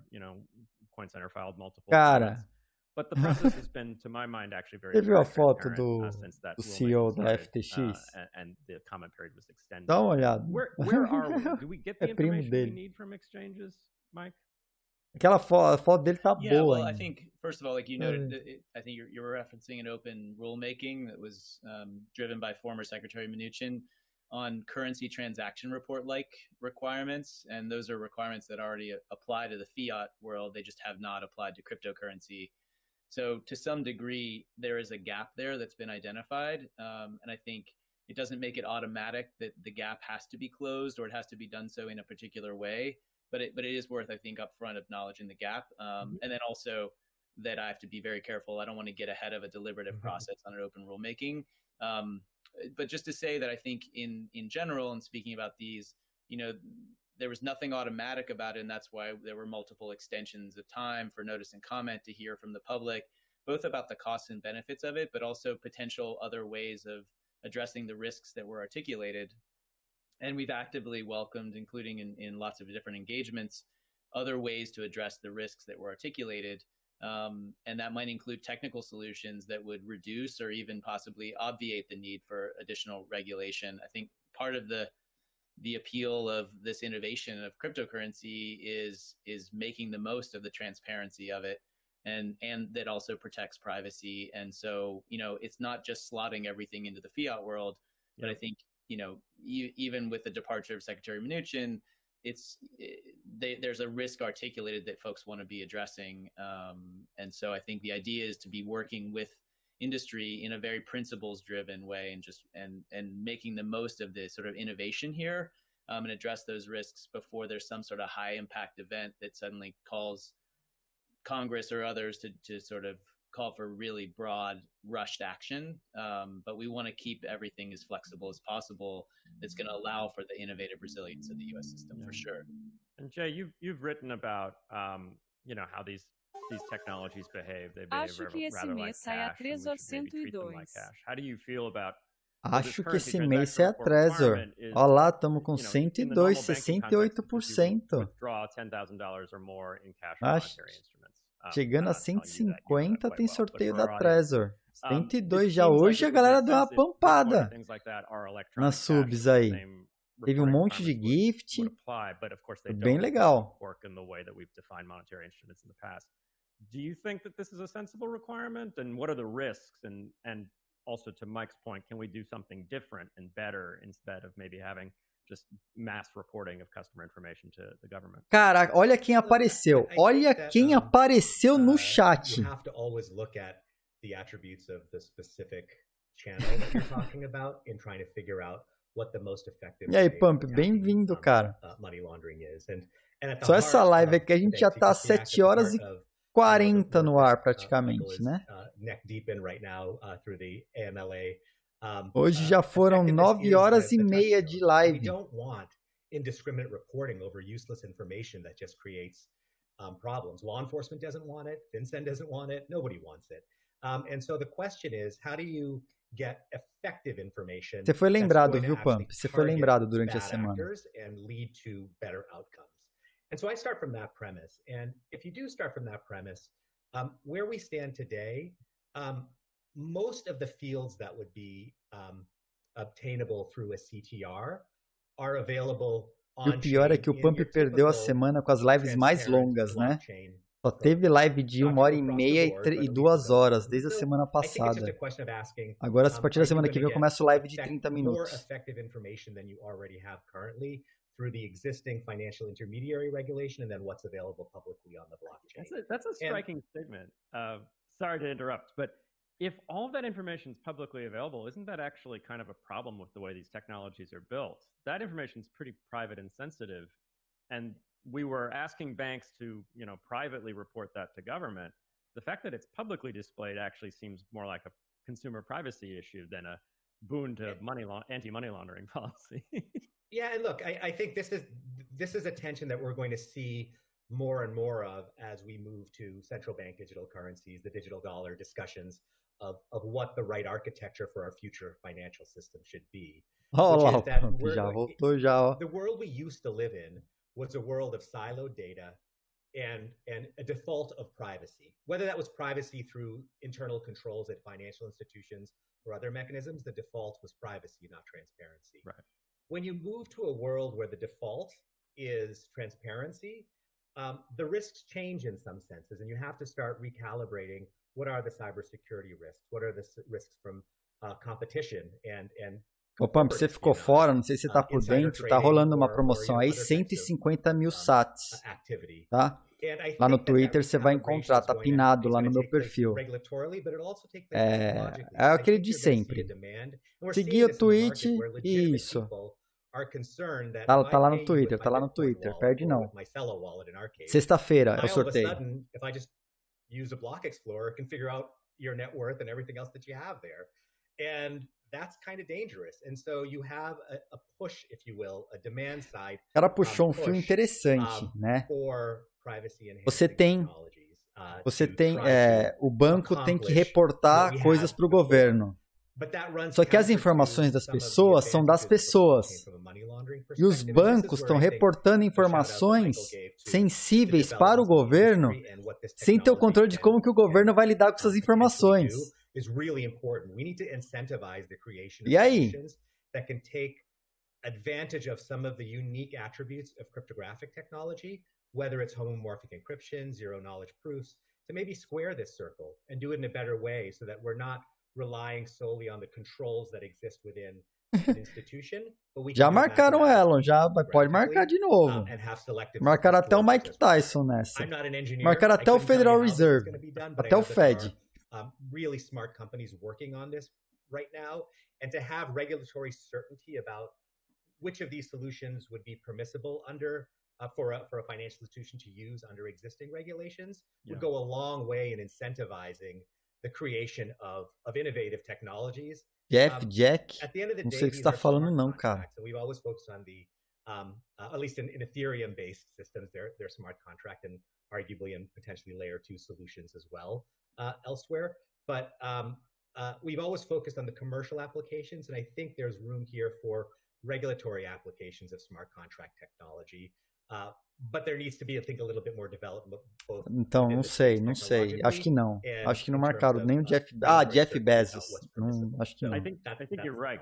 Because the worst case scenario is in some ways a naive application of some of the reporting requirements and a naive usage of the technology. If you have a plain vanilla Bitcoin transaction from an exchange to an individual, and the reporting requirement requires the exchange learn the name and physical address of the individual, which was one of the things proposed in the recent rulemaking, government will be compiling a list of names and physical addresses matched to Bitcoin addresses, which is sort of a golden treasure map to who you can find who owns a lot of Bitcoin according to the blockchain, where they live, and how you can extort them, basically. This is one of the main concerns of, I think, that rulemaking. Mike, when it comes to os caras têm que fornecer na regulação, tem que fornecer nome, endereço e wallet Bitcoin para o governo. Então o governo, além de tudo, além de ficar fazendo tracking das wallets de todo mundo, ainda tem o endereço para ir lá e tentar confiscar e bater na casa das pessoas. É para isso que o AML funciona.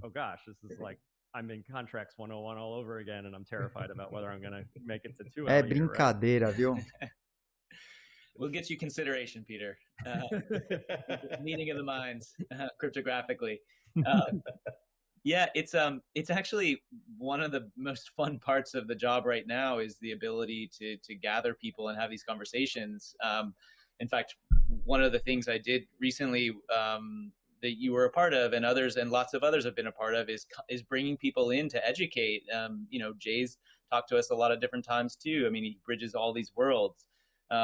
Like every one of them, law enforcement, traditional banking, crypto banking, platforms, software development, it's sort of everything. And so we're having conversations constantly. And it's actually been amazing.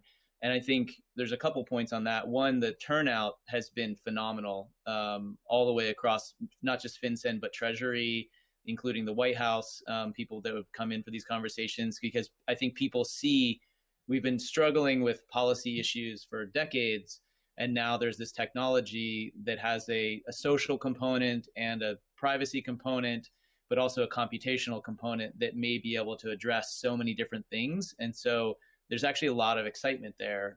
And we've brought in core developers from privacy technology, not for backdoors, but just to have conversations about how they can do great things with this technology, and even just how they all do it a little bit differently. I think even just having that conversation is really illuminating to say, well, how are you different from these guys over here? Not just from a commercial standpoint, but like what makes it better, and what are the trade-offs you've made, so that we're thinking through what's possible. And then we set up an innovation hours program that we had a call for everyone to come in. We do a monthly day where people come in and talk about technology innovations with us, that we can give feedback for the clarity that they need. But also so that we can get educated. It's for both of those things.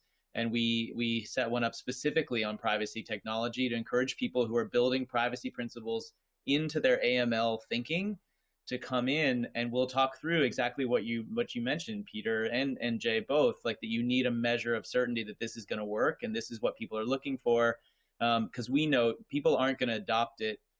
Frankly, even if FinCEN is okay with it, if they feel like other regulators that might be in the space aren't going to be. And so we're having those conversations, including discussing, we don't call them sandboxes, but we do a lot of pilot programs as much as our resources can handle and people are interested in doing. And that's part of that, is to have that sort of certainty that people can have to go out and try things. Because for us too, if it's a technical solution to a policy problem, that's good for everybody. And that's where we want to be. We want to be protecting privacy, which is a fundamental principle of American founding, the Constitution, along with the right for self-determination, for liberty to flourish, to not have violence done upon you. And so the idea is to put all of this together. And I think that's the exciting part with this technology that's leading to a lot of great education and conversations.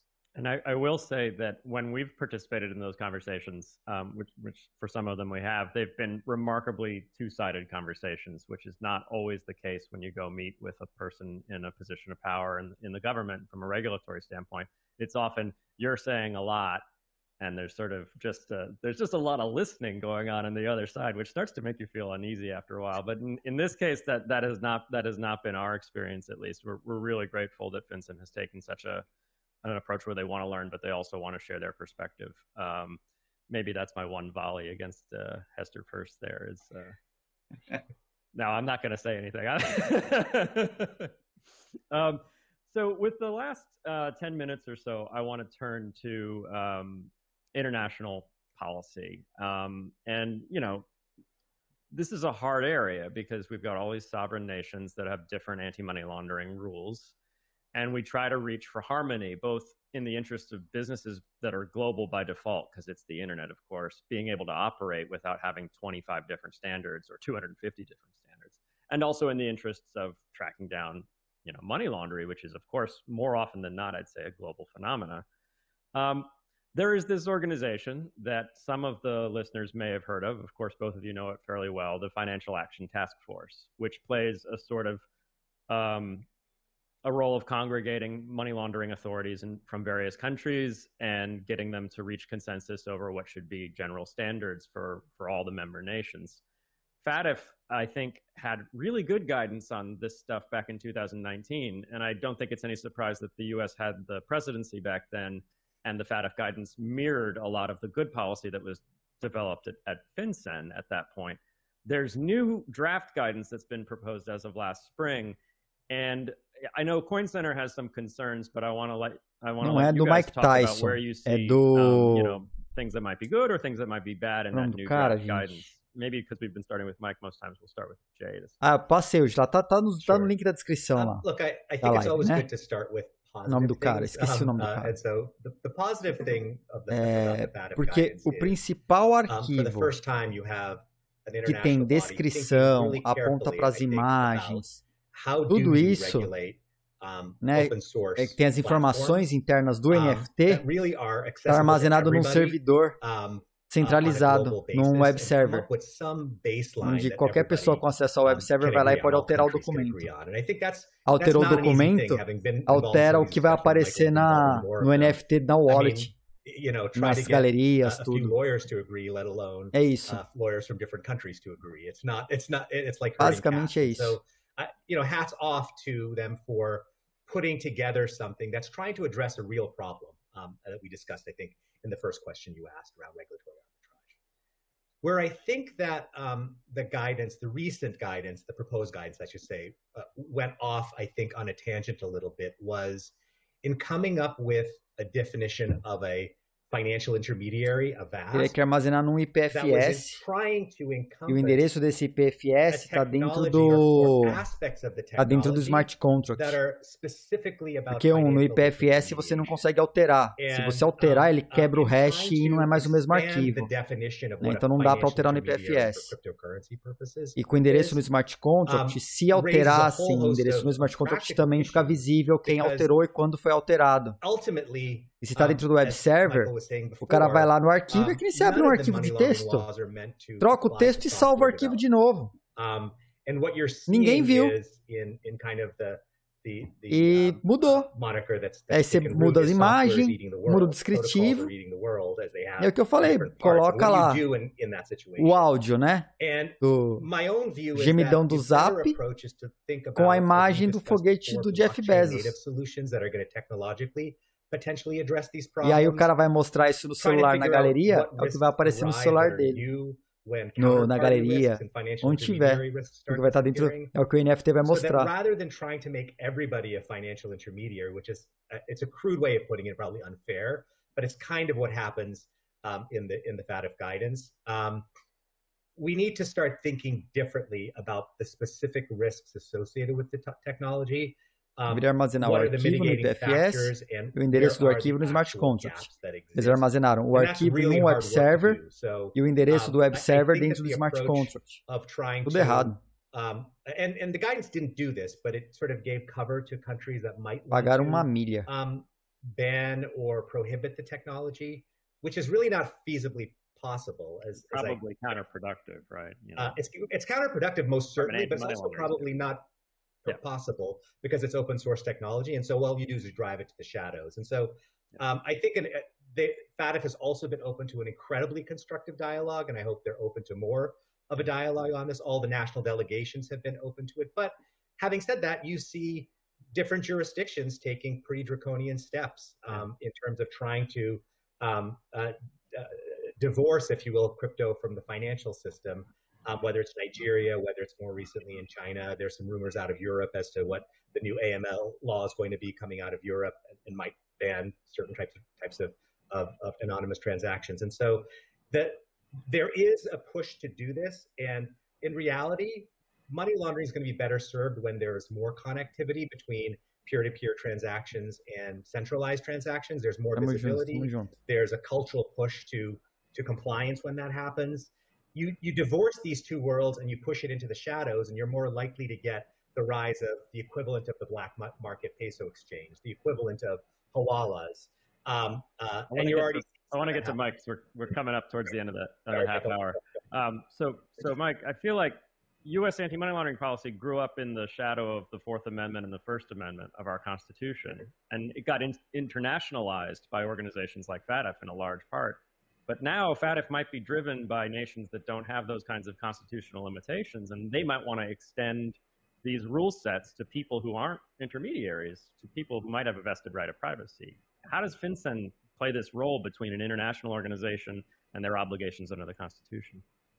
Yeah, I think it's a great question. I mean, I think, first of all, every single thing Jay said made so much sense and resonated that he sort of very helpfully framed what my answer is going to be, which is that we have to have these conversations, and we have to. And as I've said, you know, I'm just the BSA administrator in the Financial Intelligence Unit. I'm not the head of the U.S. delegation, but in every single one of these conversations that we have with international partners and with the delegation, what we've said is we're public servants. We take an oath to the Constitution and to protect American values and American people. I administer that constitutional oath to every single person who joins FinCEN. And that's reflected in our 2019 guidance, that we don't consider software development something that is not speech.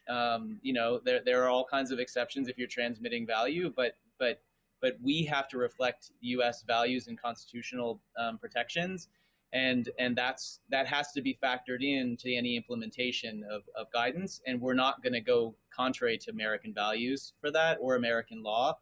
And so we need to have these conversations that are factoring that in, because this doesn't have to be a zero-sum game. Like, the point of this technology is to embody personal sovereignty in ways that protect people with transparency, but also protect privacy. That's great. I wish we had a whole nother half hour to talk, but I'm afraid we're at time, and I don't want. Basicamente ele falou. So, thank you so much. Tem que proteger os interesses dos Estados Unidos e também levar em consideração a privacidade, no final das contas. Né? Thank you. Great to see you all.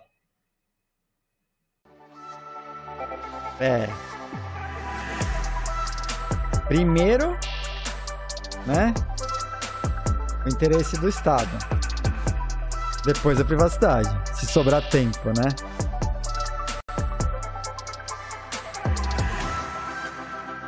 Agora teremos congressistas, tivemos reguladores diversos, caras de AML, reguladores, em 1 minuto e meio. Teremos agora congressistas. A visão do Congresso, dos políticos americanos. Interessante, né? Vou fazer uma dessa no Brasil, pra vocês verem a visão dos nossos. Hey, heads.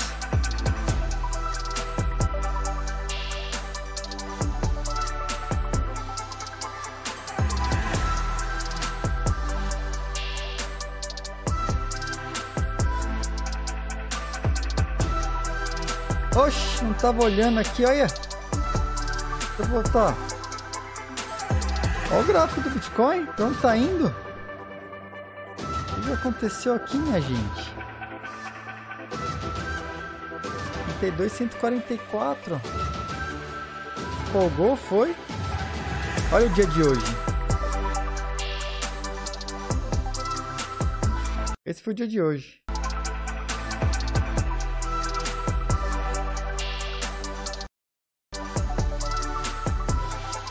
Aqui foi quando o Elon começou a falar. Aqui foi quando... Deixa eu desenhar aqui, ó. Aqui foi o começo do dia. Aqui foi quando o Elon começou a falar. Aqui foi depois que ele continuou falando. Hi, and welcome to today's E agora tá Bitcoin, retomando aqui, ó. a view from Congress. Esse é o dia de hoje. Contrary to what we're hearing E from esse é a many Doge skeptics, que... Bitcoin is not unregulated, as Peter's panel on the current state of AML underscores. Começou aqui. In addition to the work of the agencies, Congress has played an active role on issues related to Pampou no Bitcoin. começo. Isso aqui foi o Elon Musk. Depois, ó, só... I'm Senior Policy Counsel at Coin Center.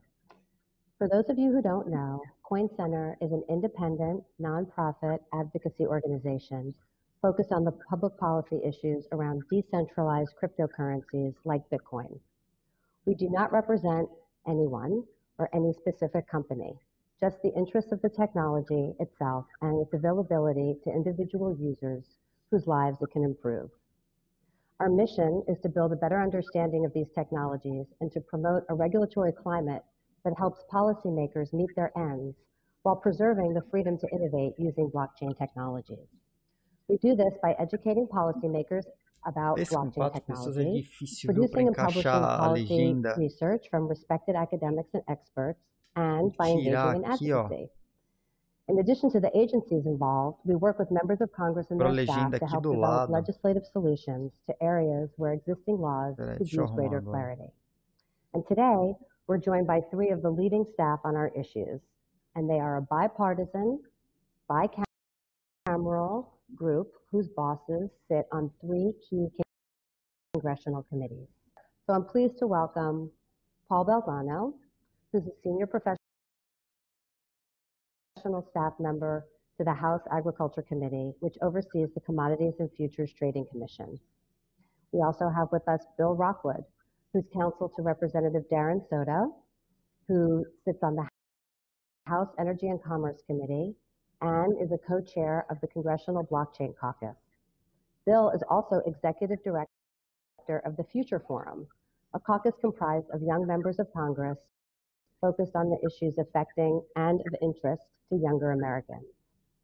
And last but finally not least, we have Landon Zinda, who's counsel to the Senate Banking Committee. And prior to that, he was legislative director to Representative Tom Emmer. A lot of the issues that legislators and policymakers struggle with is how existing financial services regimes apply to this emerging area. What gaps exist and how to close those gaps is needed. And this work generally falls into the following areas.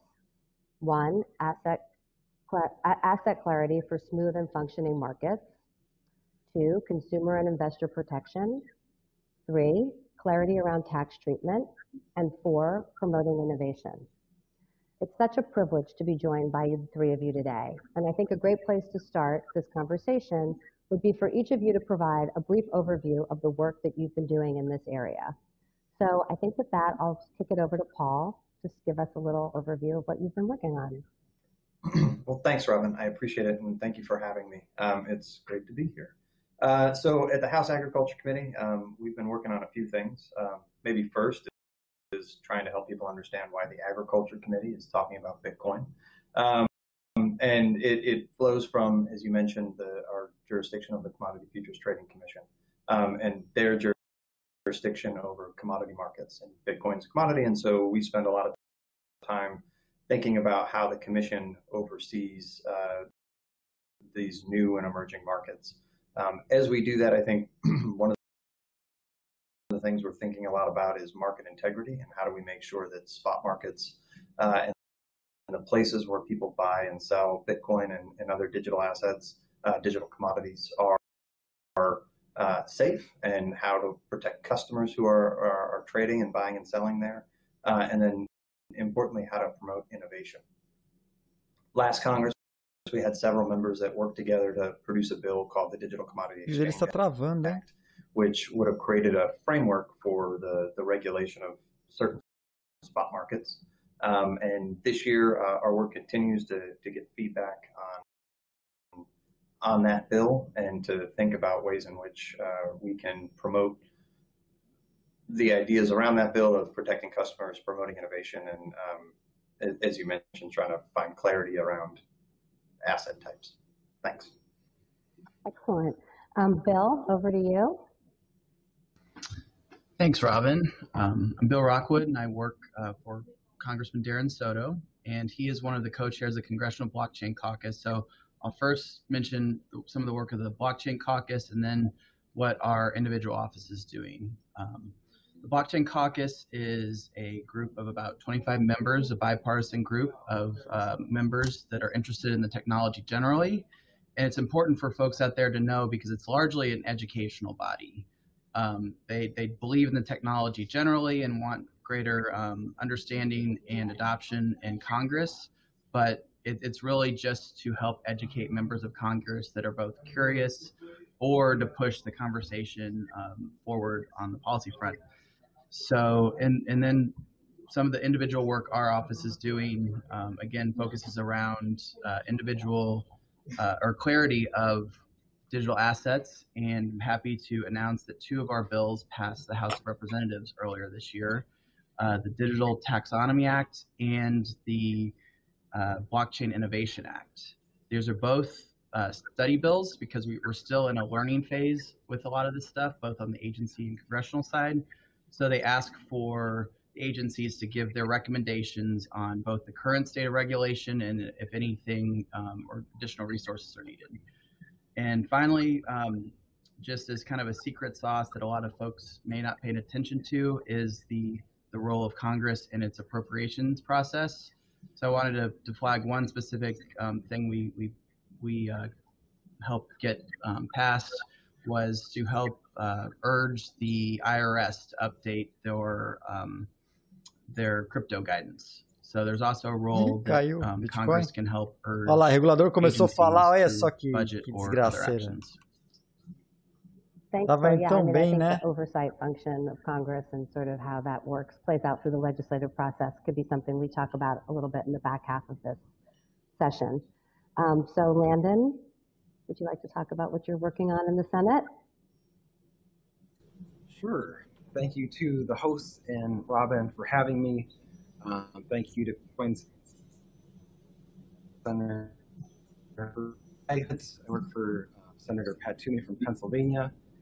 I am on the Senate Wi-Fi, so I am not always going to be very clear, but hopefully I will come back and be clear. He is the ranking member of the Senate Banking Committee, and the Banking Committee has jurisdiction over banks, surprisingly, securities, and other issues related to cryptocurrencies. Prior to that, I worked for Tom Emmer from Minnesota, who's also the co-chair, and worked on a number of his bills related to cryptocurrency as well. Essa é a última palestra da parte de regulação. Esses aí são políticos, falando de projetos de lei, essas coisas. E aí a última é sobre o ethos do Bitcoin, aí volta provavelmente mais uma coisa mais do ponto de vista mais filosófico do que é o Bitcoin em si, né? And potential issues related to non-custodial use of cryptocurrency services. That letter expressed concern with a number of those provisions and urged updating and revised guidance, and also expressed some of the concerns related to non-custodial services and having to potentially. Nessa brincadeira aí, a gente acabou de descobrir mais um farmando bloquito, né? Essa história do Jeff é, fui lá brincar com meu sobrinho, voltei, tá tendo live, deixou o computador ligado na live pra farmar bloquito. Tamo de olho, cara, ó. Tamo de olho aqui, a gente tá mapeando aí quem que tá farmando. That Coin Center is a big priority for us and that Representative Emmer worked on, and I believe also Representative Soto was supportive of many times, is the Blockchain Regulatory Certainty Act that would provide a safe harbor from state money transmission licensing requirements for non-custodial entities in the cryptocurrency space. Landon, do you want to start maybe and talk about why that's important, and then Bill, if you want to add anything?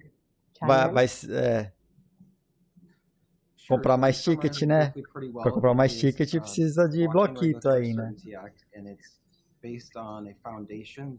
Ó, o Léo tá direto, aí, ó. O Léo já fez umas 4 caixas de chá. Já não vai dormir nunca mais. Bloquito seu novo Bitcoin. you should not have to register as a state money transmitter because in fact those laws are there. Vamos fazer DeFi de bloquito, né? Give up control of their assets for a period in order to transfer them. So if you never take control of monta oráculo, of another's, you should not. Aí você queima o bloquito aqui e emite no blockchain. Yeah, so I think that's just important for folks to know that that's out there. It hasn't been reintroduced this year, but it's something that's been introduced in prior Congresses, and we may see again. I don't know, Bill, if you want to do anything you want to add to that. Yeah, we were just happy to support and make it a bipartisan effort. I think that's always important to highlight in Congress. So we made it a bipartisan bill, and we were curious for what it does, or wanted to be supportive for what it does, and also the idea of good faith. That if people are acting in good faith, then if the rules change down the road, they shouldn't be punished for it. Yeah, clarity around that is always a really important thing to achieve. So now I'd like to move really from, that was a really great background of the kinds of things you guys are working on, and hopefully gave our audience here today a flavor of the kinds of things that we interact over and that you're thinking about. But taking a more general approach, I'd just like to have a basic general conversation about the issues that I think might be of interest to our audience today. So I'm just going to start off with a sort of big picture question. Eu andei pensando em umas coisas aí, é que eu não tenho tempo para implementar, mas a hora que tiver tempo, vou ver se eu consigo prototipar no XGH, né? Fazer um bot para o canal da Twitch. Okay. E ele interage com as APIs do Stream Elements. E aí eu tento botar num oráculo, né? Então boto o bot funcionando. Quem quiser transferir, dá um comando aí no chat. A ideia é essa, que o próprio cara faça. Dá um comando no chat, o bot pega o comando, bate na API do Stream Elements, deduz o bloquito e cria num blockchain via oráculo. Yeah, I think it varies a lot member to member. Entrega para o cara os bloquitos. There are a couple of great advocacy organizations that are bringing awareness. Pensei numa coisa nessa linha, assim. E aí tem que ser um robô, porque tem que ser automático, né? I think it was Facebook. Aí o robô, você se cadastra, igual esses robôs de chat do Telegram, que você entra e se cadastra no robô.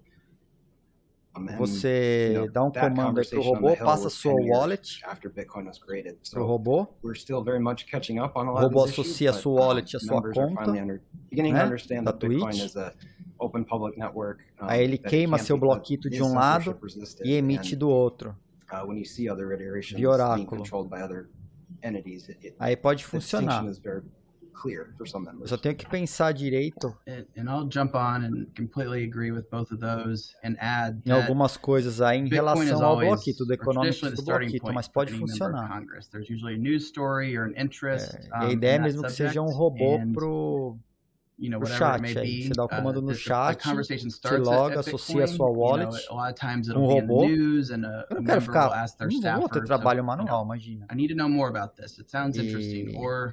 Aí o robô queima seu bloquito de um lado e emite do outro na rede. Sort of those points of contact that help facilitate those starting conversations, and it's really to help make sure that there is a distinction between these different types of assets. I think when some stories are in the news, eu preciso fazer o bootstrap, né, do projetinho. All these things are the same.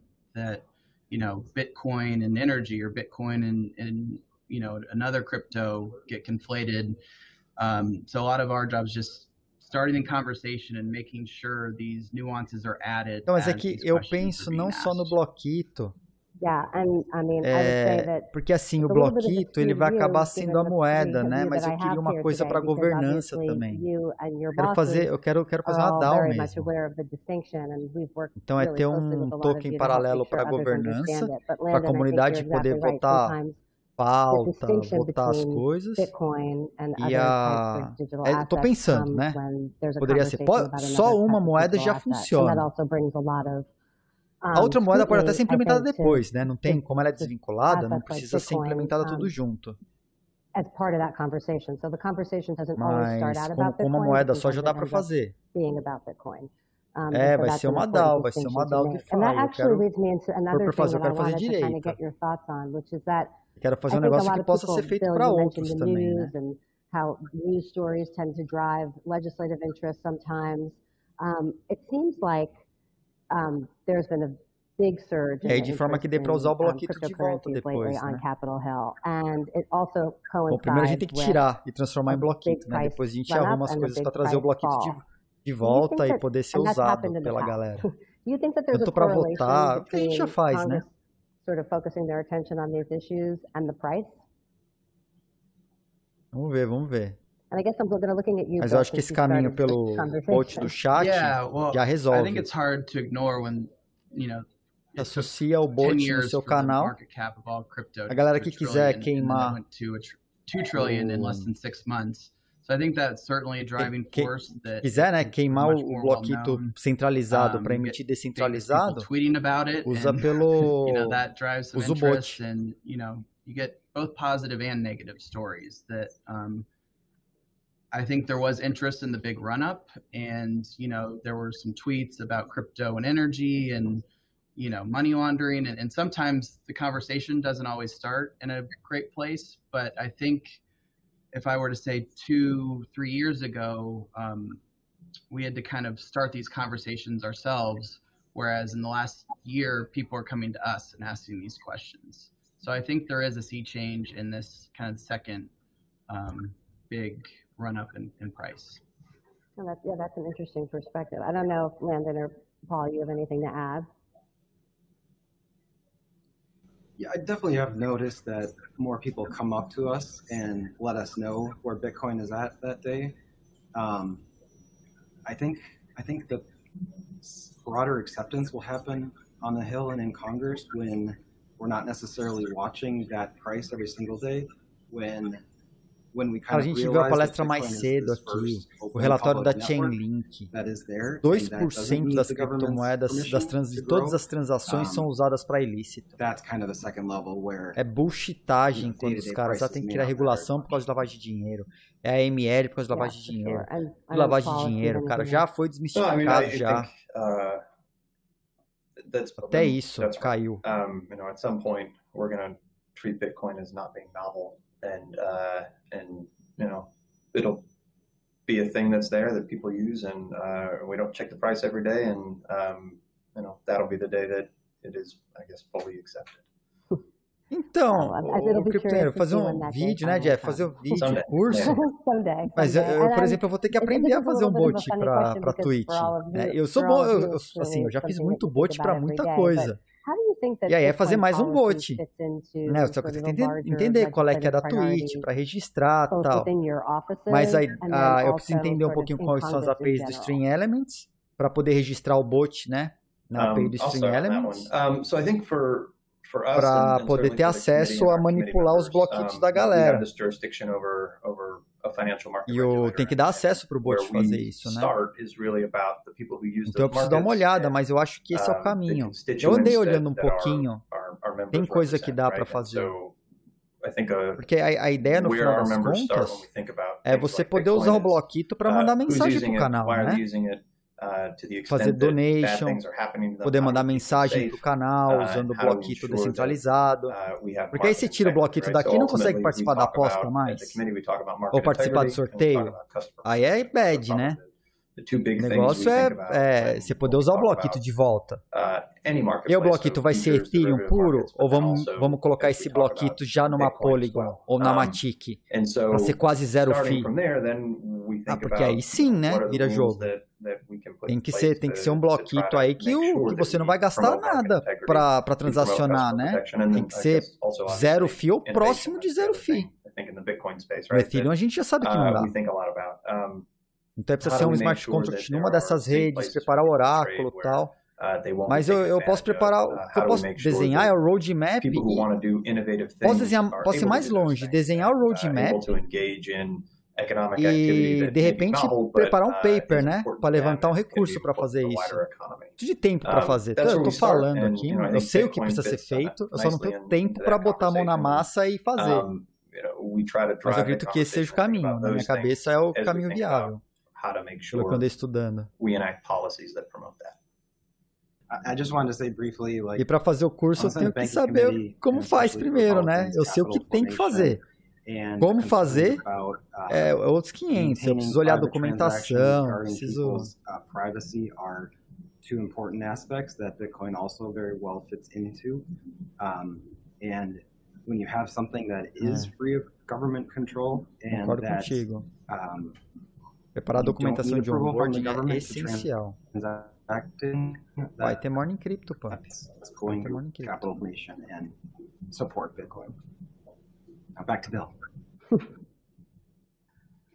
And yeah, I think Bitcoin is a great use case that a lot of the initial questions we get, Bitcoin tends to handle very well. Like Landon mentioned privacy, and there are a lot of misconceptions, and it's sometimes those are the best questions to be asked is you know, a misunderstanding of something in crypto, and then having an example of like, well, actually Bitcoin is highly secure and you know, is metal proof, and you can't alter the ledger once it happens. That, you know, sometimes misconceptions are actually great. Cara, já tô com 10 horas de live aqui, hein? 10 horas e 17 de live.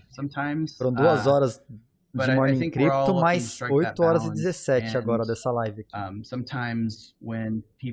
Isso porque eu comecei essa live aqui, já eram 7 horas da noite aqui na Estônia, né?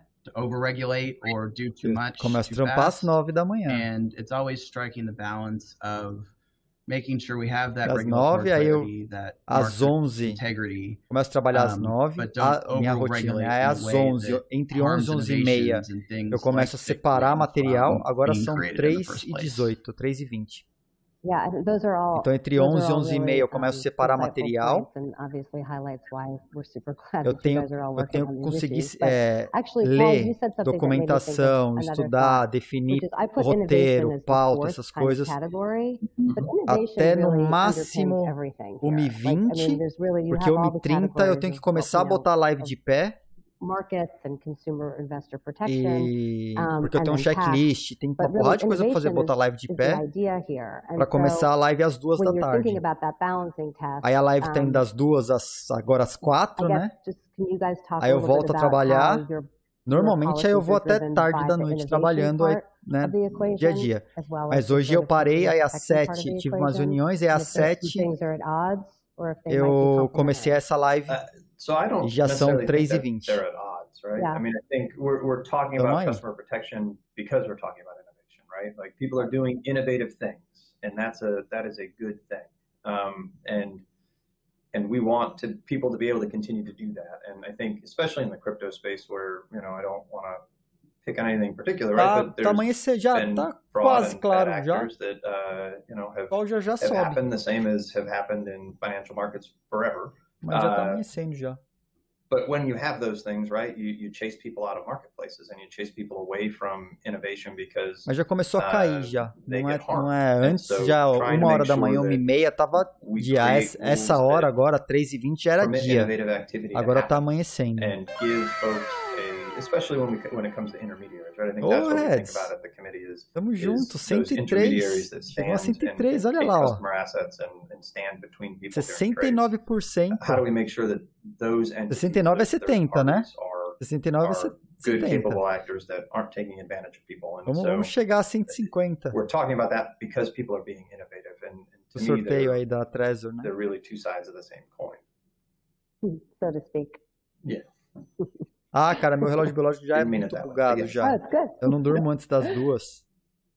Todos os dias. I don't know if Landon or Bill, you want to jump in on that. If not, we can move on to something else. Go for it, Landon. I don't know much. I mean, Robin, you do bring up a great point. In the context of Bitcoin, we're not going to stop it. The innovation is here.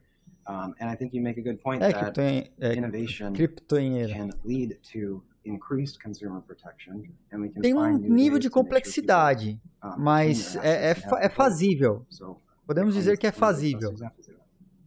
Yeah, for sure. Yeah, I think those are great points. Binance eu não gostaria de fazer na Binance não. Mas Matic ou Polygon sim. One of the statistics we often use in our office to communicate the need for clarity is that a lot of these startups in the blockchain space spend up to 50% of their startup costs on legal fees, just because the lines of compliance are a little ambiguous. So if you were to apply that to things like Bitcoin, I think it's hard to say that those would even exist. And that when you clarify those things, you know, kind of as Paul mentioned, when you have the rules for the road, it drives out some of that wild west mindset. Agora você tá com Bitcoin aí na frente, ó. Promote innovation and finding the right balance of regulatory clarity. É o primeiro Bitcoin. Do it in a thoughtful and prudent way. For sure. So we're almost towards the end of our time, and I thought a good way to end would be sort of on a lightning round. I know that's everybody's favorite term. About one thing either for our audience to be keeping an eye on, or one thing that you're keeping an eye on. Jeff, não conheço. As a closing thought. So I'm não conheço. Nunca parei para ver. And then go to Bill and then Landon. Já ouvi falar, mas eu não conheço. I think one thing I'm paying attention to is spot market regulation. We've heard from Chairman Gensler. We've heard from a number of senators who've started to weigh in, and certainly our committee has its own views around these new intermediaries that are growing up around that are trading venues for crypto and Bitcoin. You know, those entities have a regulatory environment today. They are regulated today. They have a complex regulatory environment. And I think there is plenty of interest in Congress in our case, maybe making that a little bit easier or a little more coherent, I guess. And in other folks' case, maybe making it a little bit tougher. And just that is an issue that I think is going to be a bigger issue this year and into next. Yeah, I think you see that the issue of spot market regulation coming into the dialogue from a lot of different ways. So I think that's definitely something to be keeping our eyes on. Yeah. Bill? Yeah, I guess just the themes and the tone of the conversation generally, that I think if you look at crypto Twitter or, you know, the things that make the news in Congress, there's still a very large divide between those that are very educated in the space and those that are new. So I think just hearing what the average conversation on the street is and the tone and the tenor, and how these things continue to be framed. And I guess just one piece of advice, because, you know, Bitcoin is only 11, 12 years old at this point, that vou pôr o time frame aqui desde o começo da live. For the first time, even if it's a question that you might roll your eyes at or something you Essa é a janela da live years ago, inteira. If that's the point that the person is starting the conversation, I think tem uma setinha verde aqui, ó. Even if, you know, it may be a project or a coin you can roll your eyes at, it's a great time to mention things like Bitcoin and well-established things that, you know, I think this is a time of collaboration where this industry has been defined by, you know, rogue innovators. But I think we're far enough in the conversation where we need to start to collaborate and find ways to work together to continue this evolutionary process. I think that's a good thought. Landon? If this is my last chance to speak, I'll do 3 things on the lightning round real quick. Thank you for having me. Thank you to Robin for hosting. Please engage with us. We can't learn about things if we don't know about them. We do our about them. Your senator, your representative, show them what you're doing. What's cool. O cara reclamou que não tinha pouco tempo para falar, que eram as últimas palavras dele e a conexão dele zoou. I want to give a shout out to Representative Anthony Gonzalez from Ohio, who was probably the first member to put in the congressional record the term decentralized finance. So DeFi is. Não conhecia não, Jeff. Eu vou dar uma olhada depois no Morales, plataforma de desenvolvimento de apps. Conversation going forward. I think that's a really good point to end on. And I just want to thank the 3 of you so much again for taking the time. And I think as our audience would know, if they managed to make it through our session, we have some really great minds thinking about this in Congress and supporting the efforts of the members of Congress there. And we're very... Os caras cortam, meu. A galera tá falando, eles cortam a galera. Aconteceu isso em todas as lives. É muito absurdo. Que mancada, os caras não põem o vídeo inteiro. E aí, quebrou de novo o bagulho para deixar em full screen?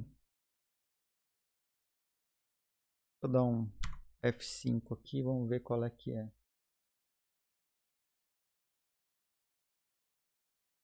F5.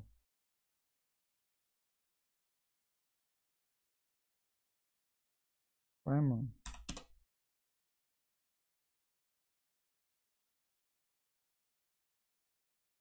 Observando o ethos do Bitcoin. Aí.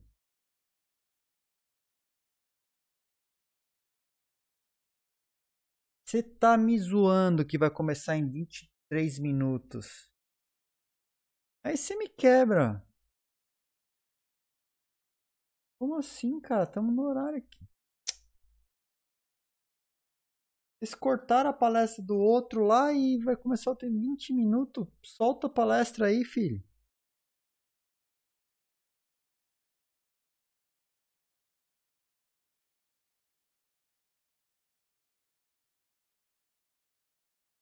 Não zoa, gente. Gente, é o último bloco. Que mancada, hein? 23 minutos é de lascar, hein? Caramba! Que mancada dos caras. Minha nossa.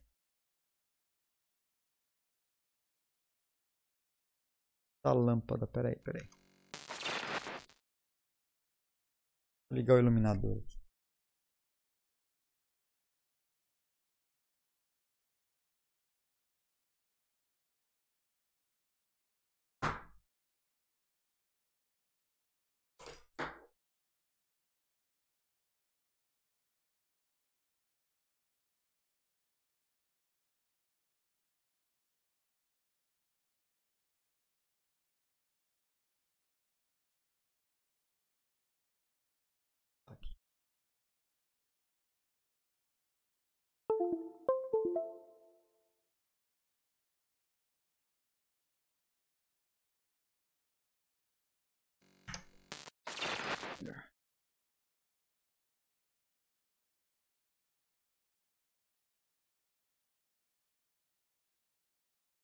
Interessante. É que o Ivan, o Tech é muito grande, né? O cara tá estabelecidaço, né? Nessa praia.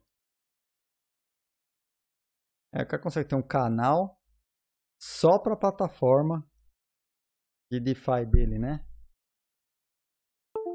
Chega lá.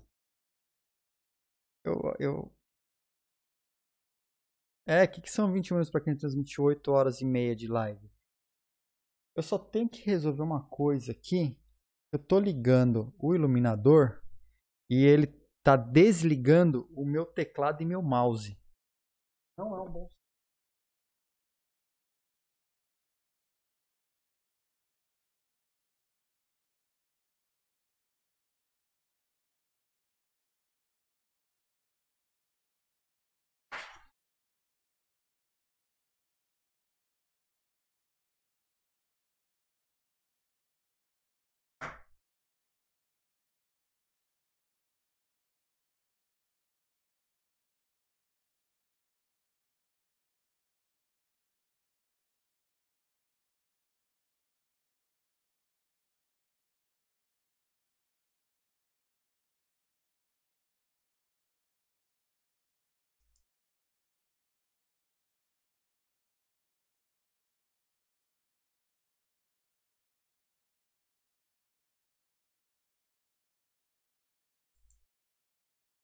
Pronto.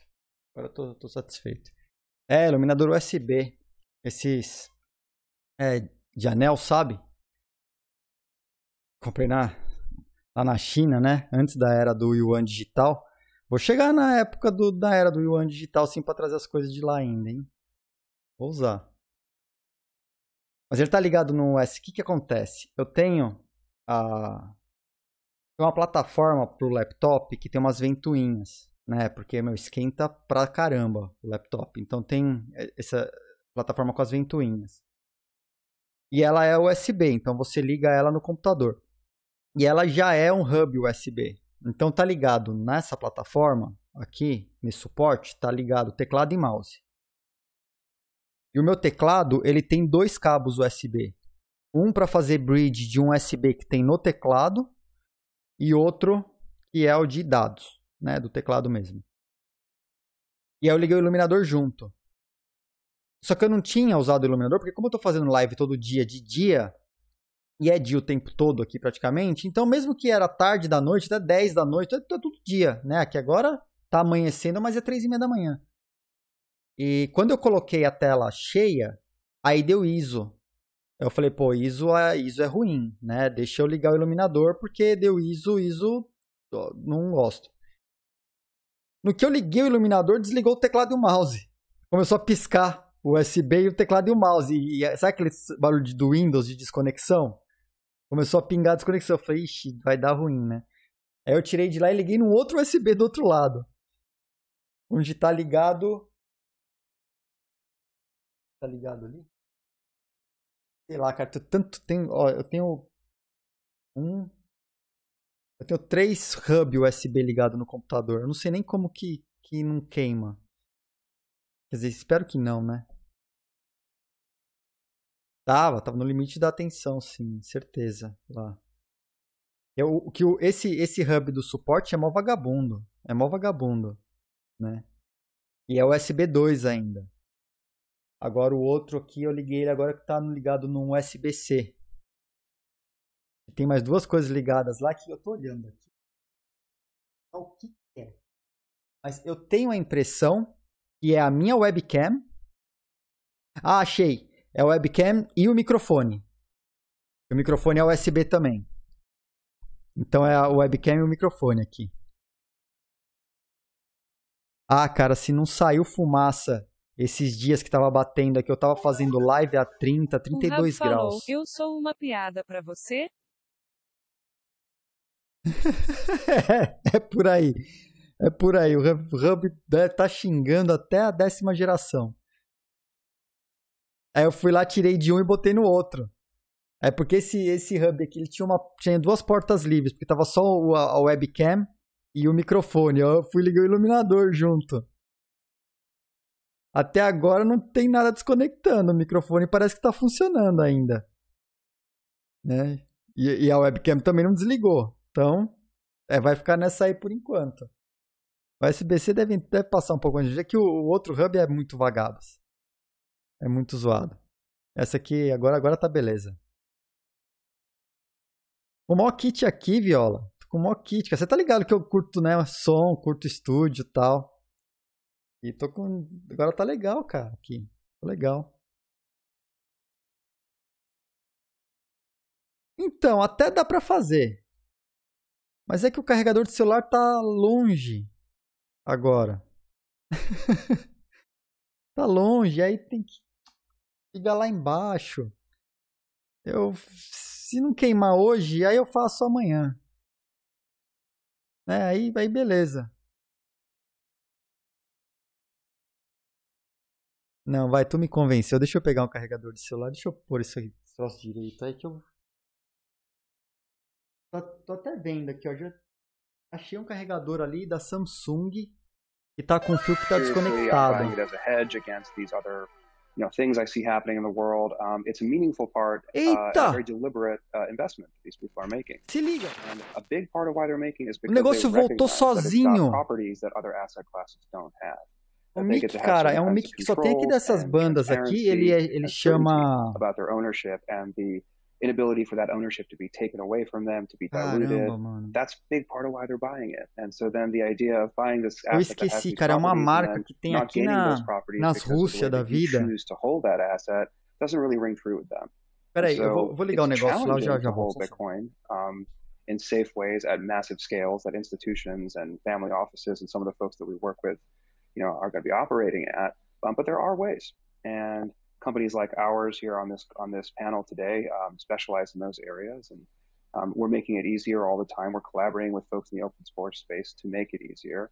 But I think the saddest outcome would be if Bitcoin were invented with and had all these amazing properties, people didn't understand them or value them enough to care and preserve them, and we somehow lost these properties through delegating our control and our custody to third parties because we didn't want to think in a nuanced way about this very important problem. So I'm really happy to be part of this panel today. It gives me an opportunity to kind of bang the drum and talk about smarter and safer ways to get what large holders are looking for. So Dhruv, you mentioned trusting third parties. Obviously, Unchained Capital and Casa are third parties. A lot of people, when they approach Bitcoin for the first time, they think about it from their traditional perspectives.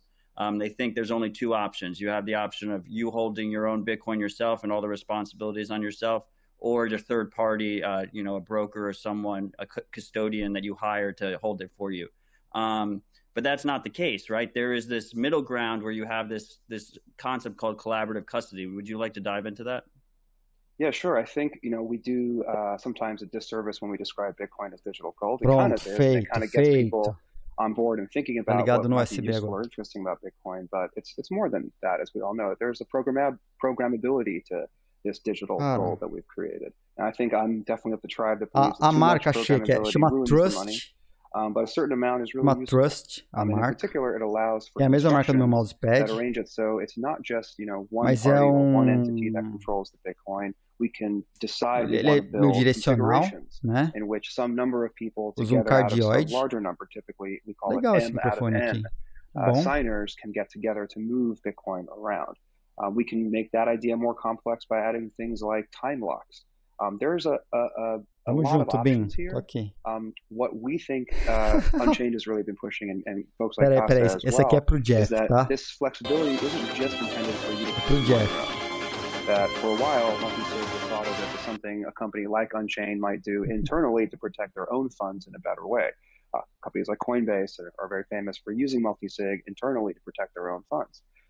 Collaborative custody comes from the idea that multi-sig can be used to protect funds across boundaries, such as people or companies, and that this might actually be the best and right way ele veio com braço aqui, inclusive, cardioide, a qualidade dele é boa, in our view, over attempting bem direcional. Aí aqui no software estou usando um filtrinho, né? Estou usando um noise reduction, estou usando monitor everything all the time 100% yourself, or just giving up the essential properties of Bitcoin and asking someone else to do all that hard work. Estou usando um compressorzinho e o noise gate, que ele não pega som de teclado, tal, ele fica bem silencioso quando eu não estou falando. Ele corta o áudio, tal, tá bem reguladinho. And which ones you want to delegate to other key holders in your quorum. A qualidade ficou bacana, parece até profissional, né? Absolutely correct way for the largest of Bitcoin holders to custody their stacks. Awesome. So Wiz, I mean, you've often considered the Bitcoiner's Bitcoiner. You've been around for a long time in the Bitcoin space. You see all these institutions coming in and playing around with Bitcoin for the first time. To you, how important is it that they, start to understand Bitcoin best practices? Yeah, that's a good question. Melhores práticas de Bitcoin and I was just playing tourist on the Bitcoin beach, and it was really surprising to me to see how the Bitcoin economy was developing there for, the real average individual, just peer-to-peer mom and pop shops. Like, how does a grandma use Bitcoin? And surprisingly, they tend to use these completely centralized 100% custodial Lightning wallets. And at first I was surprised by that, but I thought about this for a while, and I realized that actually it makes a lot of sense for muita gente me fala, cara, você tem que explica Bitcoin como se você explicasse para sua avó. Eu não gosto dessa abordagem. Eu vou explicar o porquê. Eu acho que a gente tem que trabalhar com um público que está muito próximo da gente, né? Com quem vai usar mesmo para valer. Explicar como se você fosse explicar para sua avó e pensar nisso como foco, porque a gente que leva a sério, eu acho que não é o caminho. Não é como você vai ensinar a pessoa mesmo a usar o Bitcoin, porque a geração dos nossos pais, né, provavelmente nossos pais, tios, avós, não é a geração que vai fazer o grande uso do Bitcoin. Eu acho que é uma fase depois. A gente pode perder muito tempo passando o que é o Bitcoin para eles, explicando como usar, quando a gente precisava mesmo falar com a juventude, porque são eles que vão substituir todo o nosso sistema bancário, né? A gente fala, na verdade eu vi gente falando, né, no chat, no Twitter, o próprio Luciano, né, que tá sempre aqui. Cara, nossa geração usou cheque. Eu usei cheque. E não vou nunca mais usar cheque na minha vida, né? Os mais idosos ainda usam cartão de crédito. A gente não vai mais usar cartão de crédito. O jovem não vai saber o que é isso. O jovem não vai saber o que é conta bancária. Então, por que não incentivar o jovem a fazer como o mercado Bitcoin está fazendo e outras exchanges? A FTX fez parceria com um time de CS, de Counter-Strike. Até trocaram o nome do time, do TSM, do FTX. É TSM FTX. O Coinbase patrocinando o campeonato de CS. Mercado Bitcoin patrocinando o campeonato de CS no Brasil.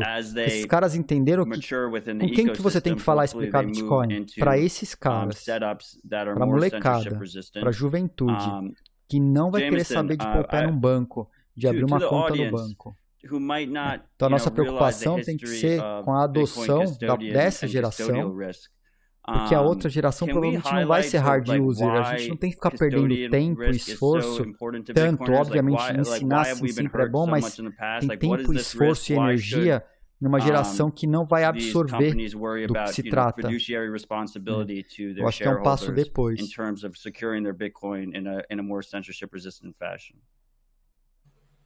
Yeah, I mean, it all comes down to the properties of Bitcoin as a new asset class. Kind of like Bruce alluded to, this is a new system that allows us to do things that haven't been possible não pode gastar esforço e tempo com coisa que não vai te trazer retorno.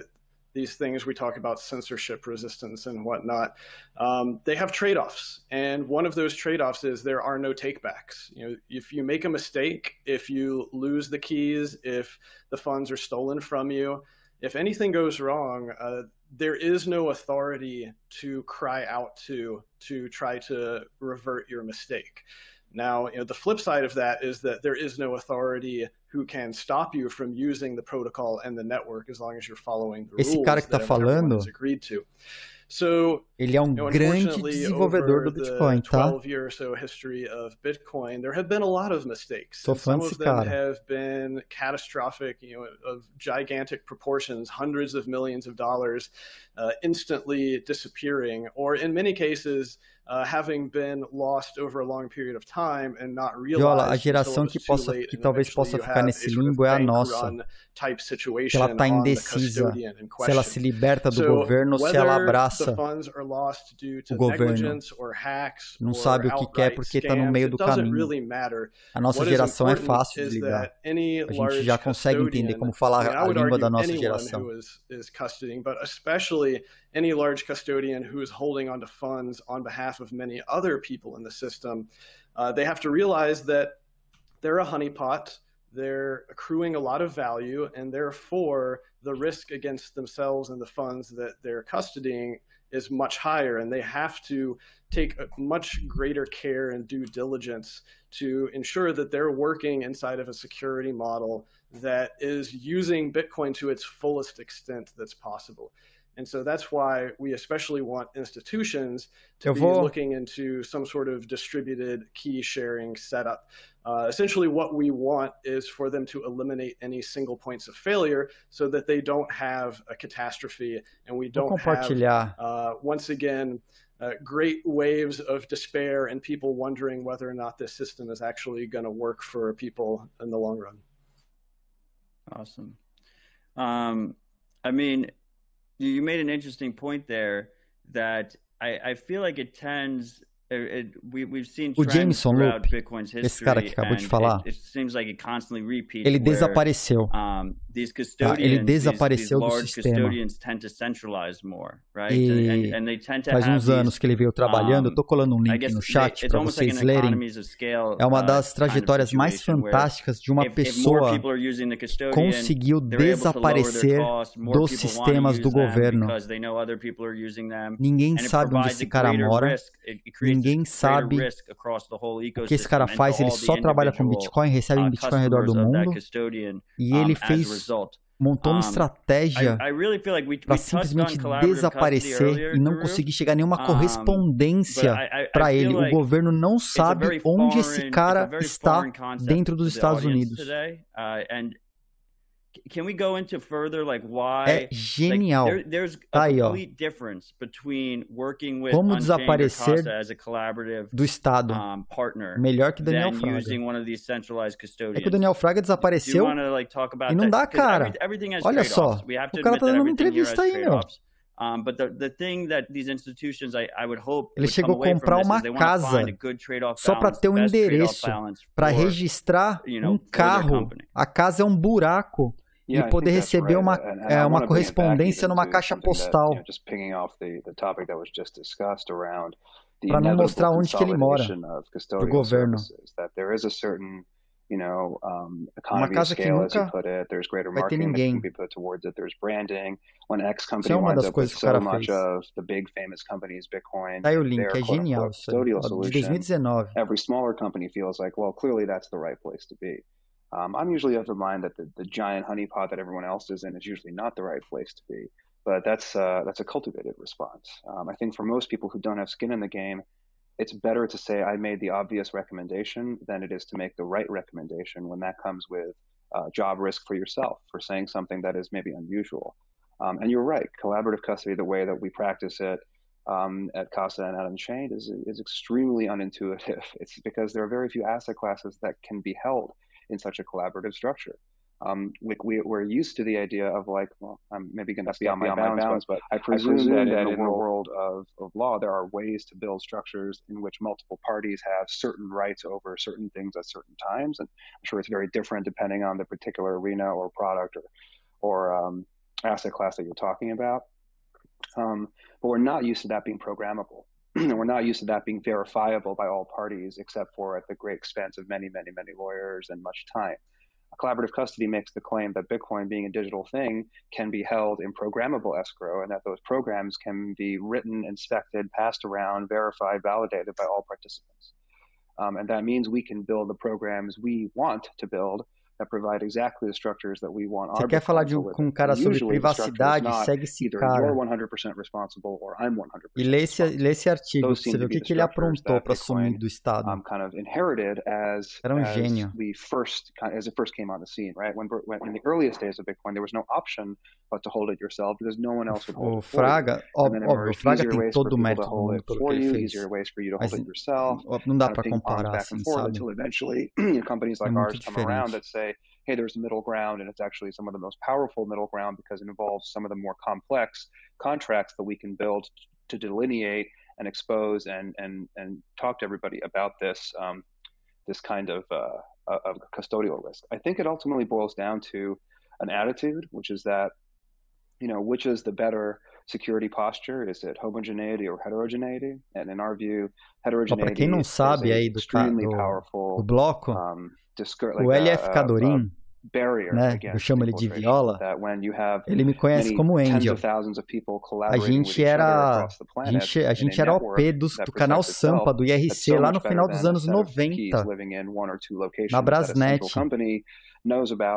gente ia para encontro junto. Maybe certain people have access to that document. It's much easier to imagine getting through one homogeneous dos anos 90, cara, a gente era o P do Sampa. A galera fala assim, você não manja, sabe nada de redes, mano, não manja de rede social, meu amigo. Moderar canal igual o canal do IRC, meu amigo. A gente sabe o que é troll. Mais de 20 anos.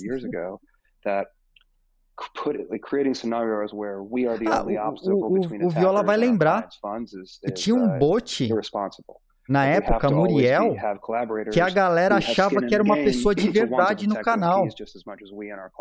Ele deve lembrar da Muriel. Os caras iam chavecar a Muriel e ela respondia no privado para os caras e ficava batendo papo. A galera fica fazendo bot de autoatendimento hoje, a inteligência artificial, tudo. Já tinha isso no IRC naquela época. É porque você... Eu peguei você chavecando o meu bot. It's almost this idea of trying to eliminate central points of failure, whether that's in a malicious external attacker or whether that's an internal issue that you have, or whether that's something that will make you put a target on your back, because as a company, then you have to step into that position. Wiz, I mean, you've done a lot of work with the BISC network, which is I guess a decentralized autonomous organization. That's operating in a heavily regulated. O Viola, chamo de Viola, mas o nick dele era violinista. E aí Viola é pros íntimos, né? Ele é maestro. Esse cara é maestro. Tocou em diversas orquestras no Brasil. As grandes orquestras no Brasil. Esse cara tocou. É maestro, né? Um músico de mão cheia. Eu sou um baita de um fã. E a gente saía das baladas no meio da madrugada, ia comer dogão lá no parque. Lá, como que era o nome? Parque, sei lá o que lá. Perto do Ceasa. E o cara começava a tocar, Parque Vila Lobos, começava a tocar violino no meio do dogão, 4 horas da manhã. And histórias, temos histórias. That allows you to verify what the Federation is doing. In the case of like the Liquid Federation, you can verify both the assets, the Bitcoin holdings that the Federation controls, and the liabilities of the Federation by viewing how many IOUs they've issued, and you can run the numbers and make sure that they match up.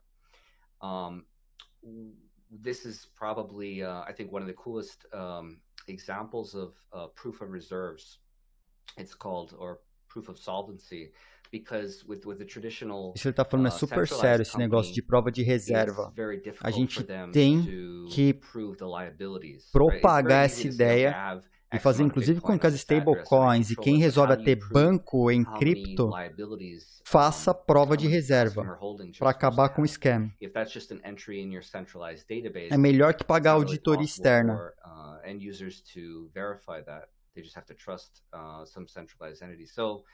By making it its own peer-to-peer network with cryptography, Liquid and also BISC in other ways allow the users of that federated network to verify a lot more than would typically be possible with a centralized setup. Awesome. Yeah, I mean, a lot of times where we run into issues is where it enters almost the traditional world, leaves the Bitcoin conectada world, no Bitcoin, provavelmente ele está falando de RSK. So, I mean, proof of reserves is one of the topics that we did really want to hit on here. Is this idea that you want to know if there's a Bitcoin custodian, if there's someone holding a lot of Bitcoin, specifically if they're holding your own Bitcoin, are they actually holding the amount of Bitcoin they say they're supposed to be holding? Is there paper Bitcoin? This is a story that we've heard as old as gold, where, you know, is there more gold being printed than is actually in the ground or outside of the ground or whatever? And with Bitcoin, we actually have the ability to do these verifications rather than just trusting entities.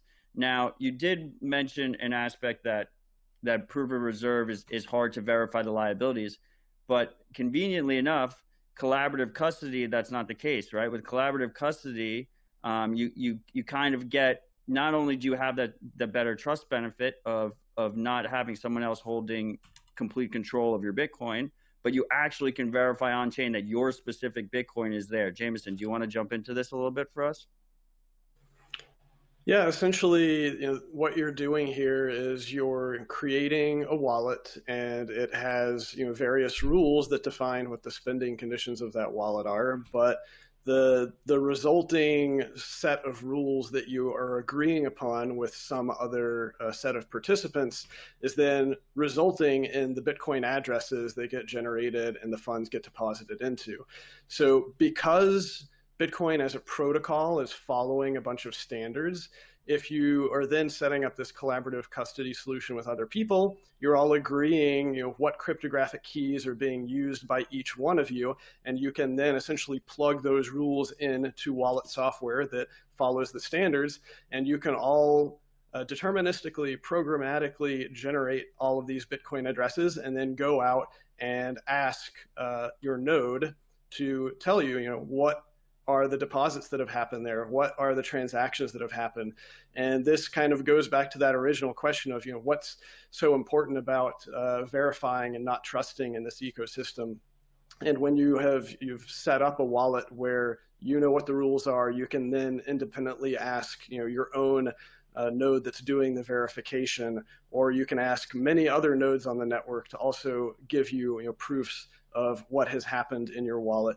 Then it becomes a lot easier for an individual or an institution to easily do these audits and verifications. You don't have to go through some complicated process that involves a lot of man hours. It's giving you a great set of efficiency gains from the auditing and verification standpoint. Awesome. Yeah, I mean, so it allows you to verify your own balances. But you kind of have to hope that other people are, I mean, I guess your funds are isolated in a collaborative custody environment, right? So if for some reason the partner you're working with is playing funny business with other people, you don't have to worry if that is encumbering basically your Bitcoin, because your Bitcoin is separate and isolated Jeff, from those other isso aí Bitcoin. é feito todo ano, tá? É mais ou menos uma prova de chaves, não é nem a prova de solvência das exchanges, não é para ver se a exchange é solvente, é você provar que você tem as chaves e que você é soberano com o seu Bitcoin. Tá? Todo ano isso é feito, continua sendo feito. Mas isso não é relacionado à prova de solvência, todo mundo sacar. Essa prova de reserva, a prova de solvência, é uma prova de autenticidade que a própria instituição pode fazer para provar que ela tem a custódia daquele dinheiro que ela diz que tem. Isso está sendo muito falado para as stablecoins que hoje não apresentam nem auditoria. Eu vi um post, até marquei, eu falar amanhã. A Tether falou hoje que em alguns meses sai a auditoria deles. Faz uma prova de solvência, uma prova de reserva descentralizada, direito. Aí você não precisa ficar gastando dinheiro com auditoria. Bounce off or intersect with their provider's keys, and it's completely isolated from every other participant in that same scheme. And that means proof of reserves. In this context, if you're a depositor into such a system, what does proof of reserves really mean to you? It means proof of your own reserves. You don't give a damn, presumably, that all these other people's funds are really there. Maybe you do, and we'll come back to that point. But moreover, you care about your own funds. And so proving your own funds are here is the first step of any form of proof.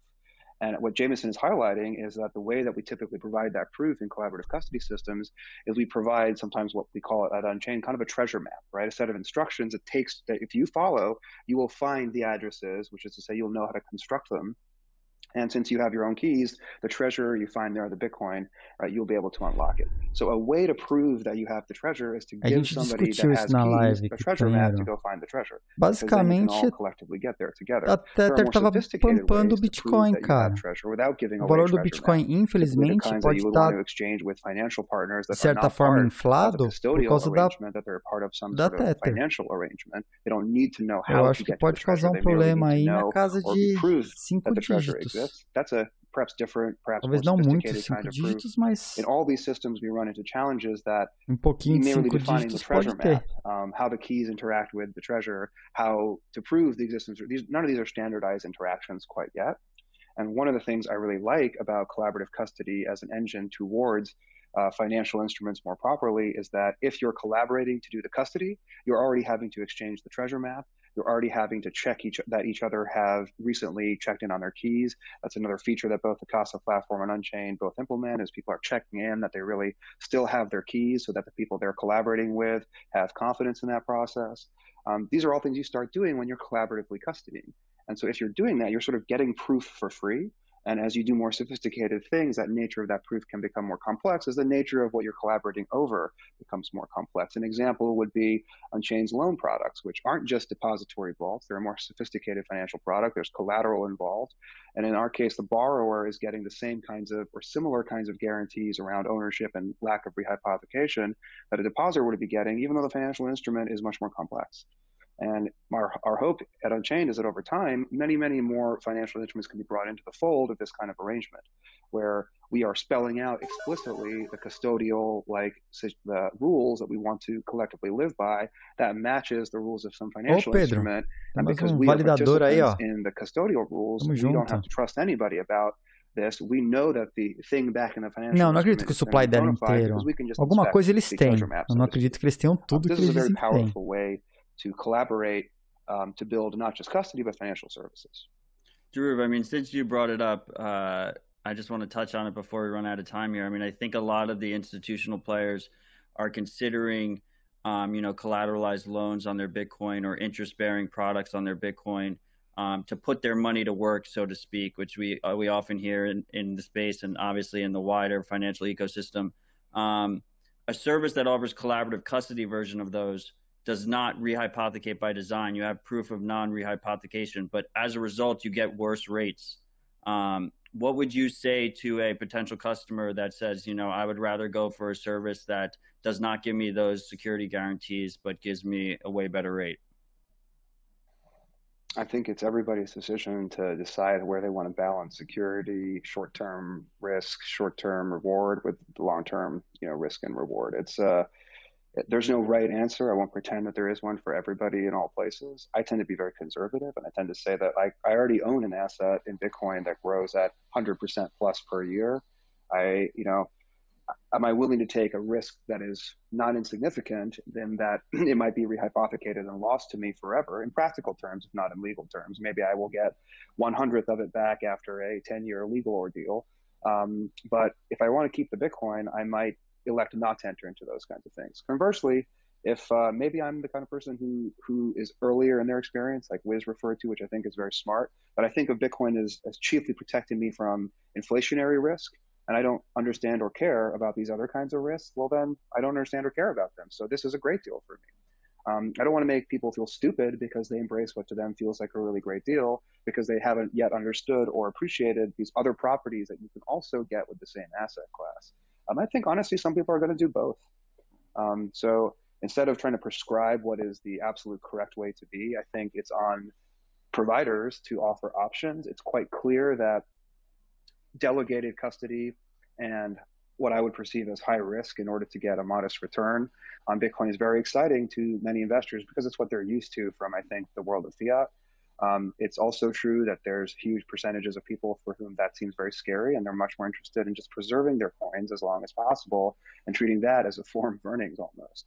So I know where we tend to focus is on the security and the collaborative custody side. We don't tend to want to create risk and hot wallets and anything like that. But that doesn't mean we're not interested in lending out Bitcoin or rehypothecating it. It just means that we want to do it under terms that are extremely transparent, that are likely written into Bitcoin smart contracts, and that are opt-in for any customers that want to get into those things. It's just a different way of trying to package up certain kinds of risk. I think you're ultimately right, though, Matt. The riskiest way to lend out your Bitcoin is to have no guarantees, and it'll always give you the highest return. Let's hope. Yeah, really great insight and framing, Drew. Thank you for that. So, we're nearing the end here. I figure we'll go around with some final thoughts. We'll start with Wiz, then Jameson, then back to Ruv.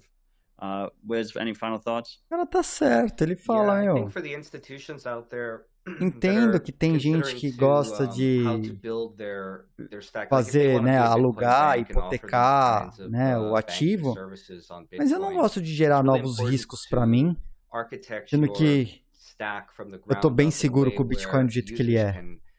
Transparently, cryptographically verify both the assets and liabilities. And there are existing free open source software projects out there that you can build upon to achieve this goal, where you don't have to reinvent the wheel. And many companies like Casa and Unchained are using very nice multi-sig solutions where the customers have some joint custody or collaborative custody, and that's definitely the way to go. If you're going to do the full Mt. Gox style, all the money's in this bucket and we don't know what happened to the bucket, it's gone, yeah, that's the end of your reputation and the end of your business. So it's better to do it the right way. Coming out with the hard truths. Jameson?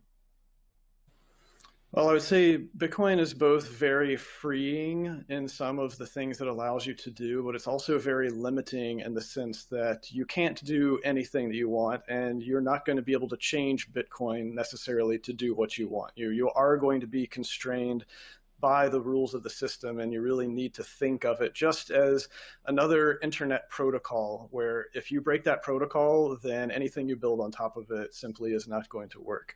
So, we had some issues in the early days where, there were questions around governance and whatnot. And I think it's been pretty well ironed out by now that Bitcoin as a protocol is fairly solidly set where it is. It will, of course, continue to evolve, but it's going to be very conservative, and the highest priority is for us to keep this thing running as solidly as possible.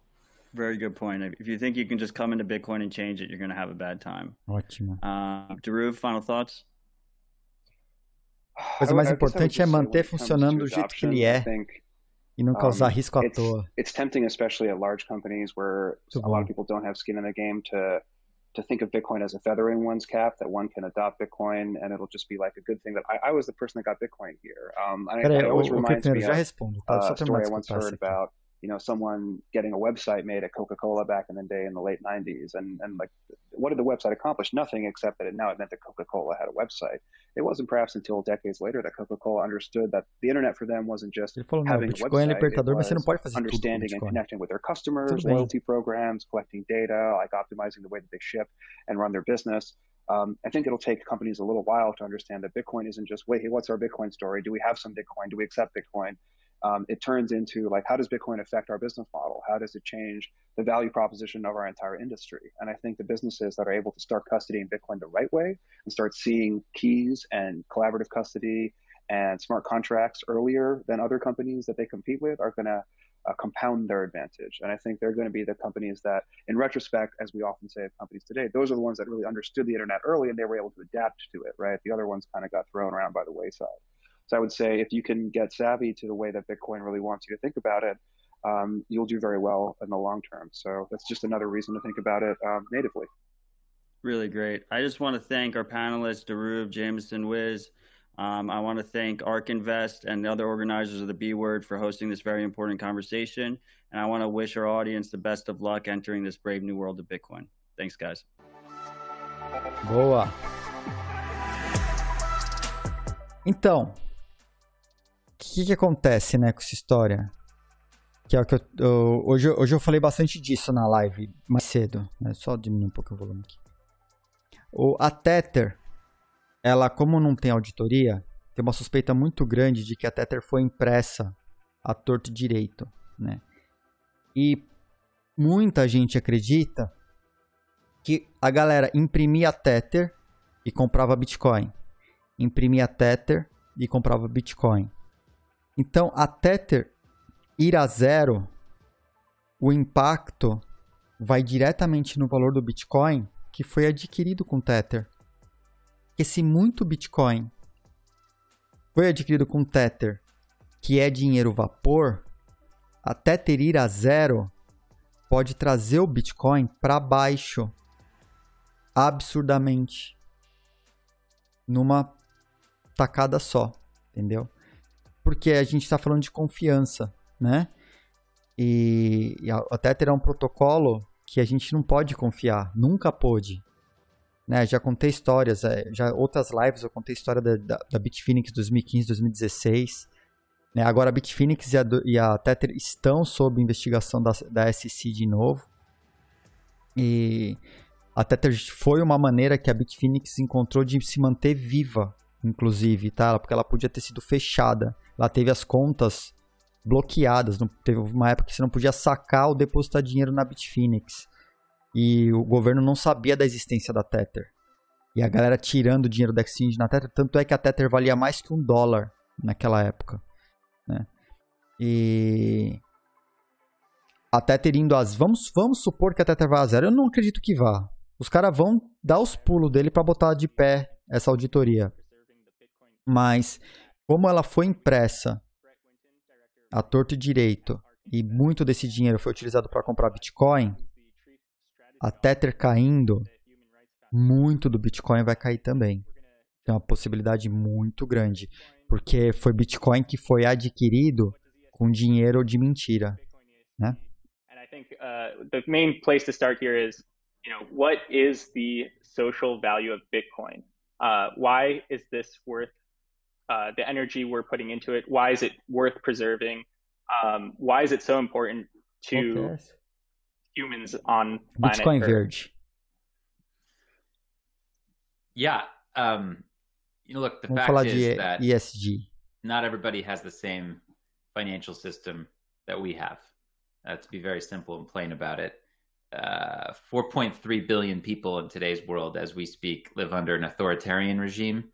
That's about 53% of the world population in about 95 countries. And 1.3 billion people living in about 35 countries live under double or triple digit inflation. So for them, their money system doesn't work the same way ours does. They don't have real property rights that are protected by like a constitution or like an independent court system. They don't necessarily have a currency that's fairly stable. They don't necessarily have protections against confiscation or demonetization. They might be completely cut off from the fintech that we enjoy, things like PayPal, Venmo, Apple Pay. They may not have that at all, or they may have a totally separate kind of fintech that's a surveillance and control mechanism, like the billion plus people in China face every day. So, we need to think about the fact that only a small portion of humanity lives in a situation where they benefit from both a reserve currency, meaning a currency that other central banks save in, right? Which would be basically the euro, the EU, the Americans, the dollar, Canadians with their currency, the Australians, the Swiss, the Japanese, the British. That's about it.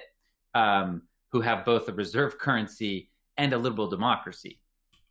13% of the world. The other 87%, that's what we're here for today. So for the other 87%, Bitcoin is very important. And if you don't grasp that, if you don't have that context, then this whole debate about the energy use is pointless, of course, because if you don't think Bitcoin has social value, then of course all of the energy is a waste. What I want to try to discuss here today is that Bitcoin is so incredibly important from a global social value perspective. It can deliver so many benefits for people who deal with broken currencies, broken monetary systems, and a lack of financial infrastructure worldwide, as long as they have access to the internet. And this is just like continually underestimated. This is what needs to sort of, we need to peel this back and start to explore this. And the first angle that I'd like you to think about is remittances. And then I'm going to go into just a couple examples of what I've seen out in the human rights world. But just in terms of remittances, you have to consider that when I send a $200 remittance from America to sub-Saharan Africa today, the average fee is 8%, and it's 9% on a $500 remittance. So that's a huge amount of waste. Eu acho sim, so Jeff. Like a huge amount of acho que o impacto vai atrás dos 4,3% de participação. Porque o 4,3% de participação é o valor da Tether, mais o dano que vai causar no Bitcoin, que vai trazer o Bitcoin para baixo junto com ela. 23%, right? Lebanon, 19%. And then some huge countries. We have the Philippines, almost 100 million people, 10%. Egypt, biggest country in the Arab world, 8%. Bangladesh, 100 plus million people, 7%. Vietnam, 6%. Nigeria, 200 million people, 4%. So we're talking about tens and tens of billions of dollars every year, cumulatively across the world, like about $700 billion in remittances. O cara está explicando uma coisa que o 5, 10, povo já explicou, né? O impacto de energia da parte social e de governança, que no final das contas, a energia é o que menos conta perto do que o Bitcoin já está fazendo na área social e de governança, né? With no fee. So we can start seeing that like the current system is dinosaur technology, and we're going to move towards a more innovative system, and that's going to be huge for remittances. Where something's good for remittances, it's also good for donations and for human rights movements, right? So in my experience, what I've seen just in the last year, I'll give 3 examples. In Belarus, the people have been protesting peacefully against Alexander Lukashenko's regime, which has been in power since essentially the end of the Soviet Union. And he has been very brutal, and there's not a whole lot of options for people who oppose him. So what they're basically doing is striking. Then they're staying home from their like state sort of public sector jobs, right?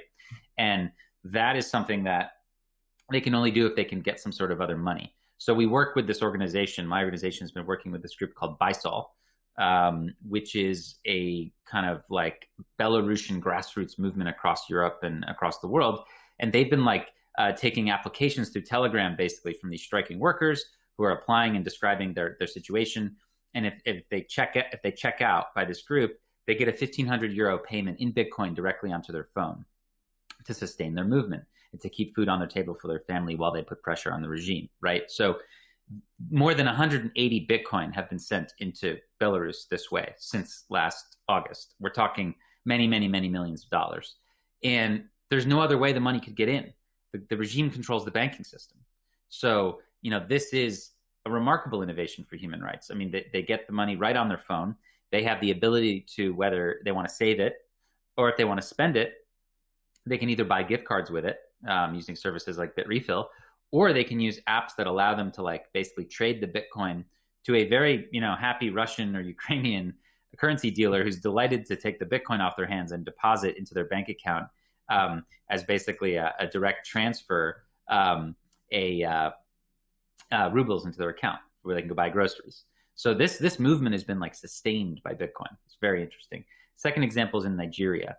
Last fall, there was huge national protests that broke out against police violence and basically what is known as like, anti-SARS movement, against the sort of special police in Nigeria that would go around and steal people's stuff and beat them up. And it's sort of like grew beyond that to just general displeasure with how corrupt and violent the government was.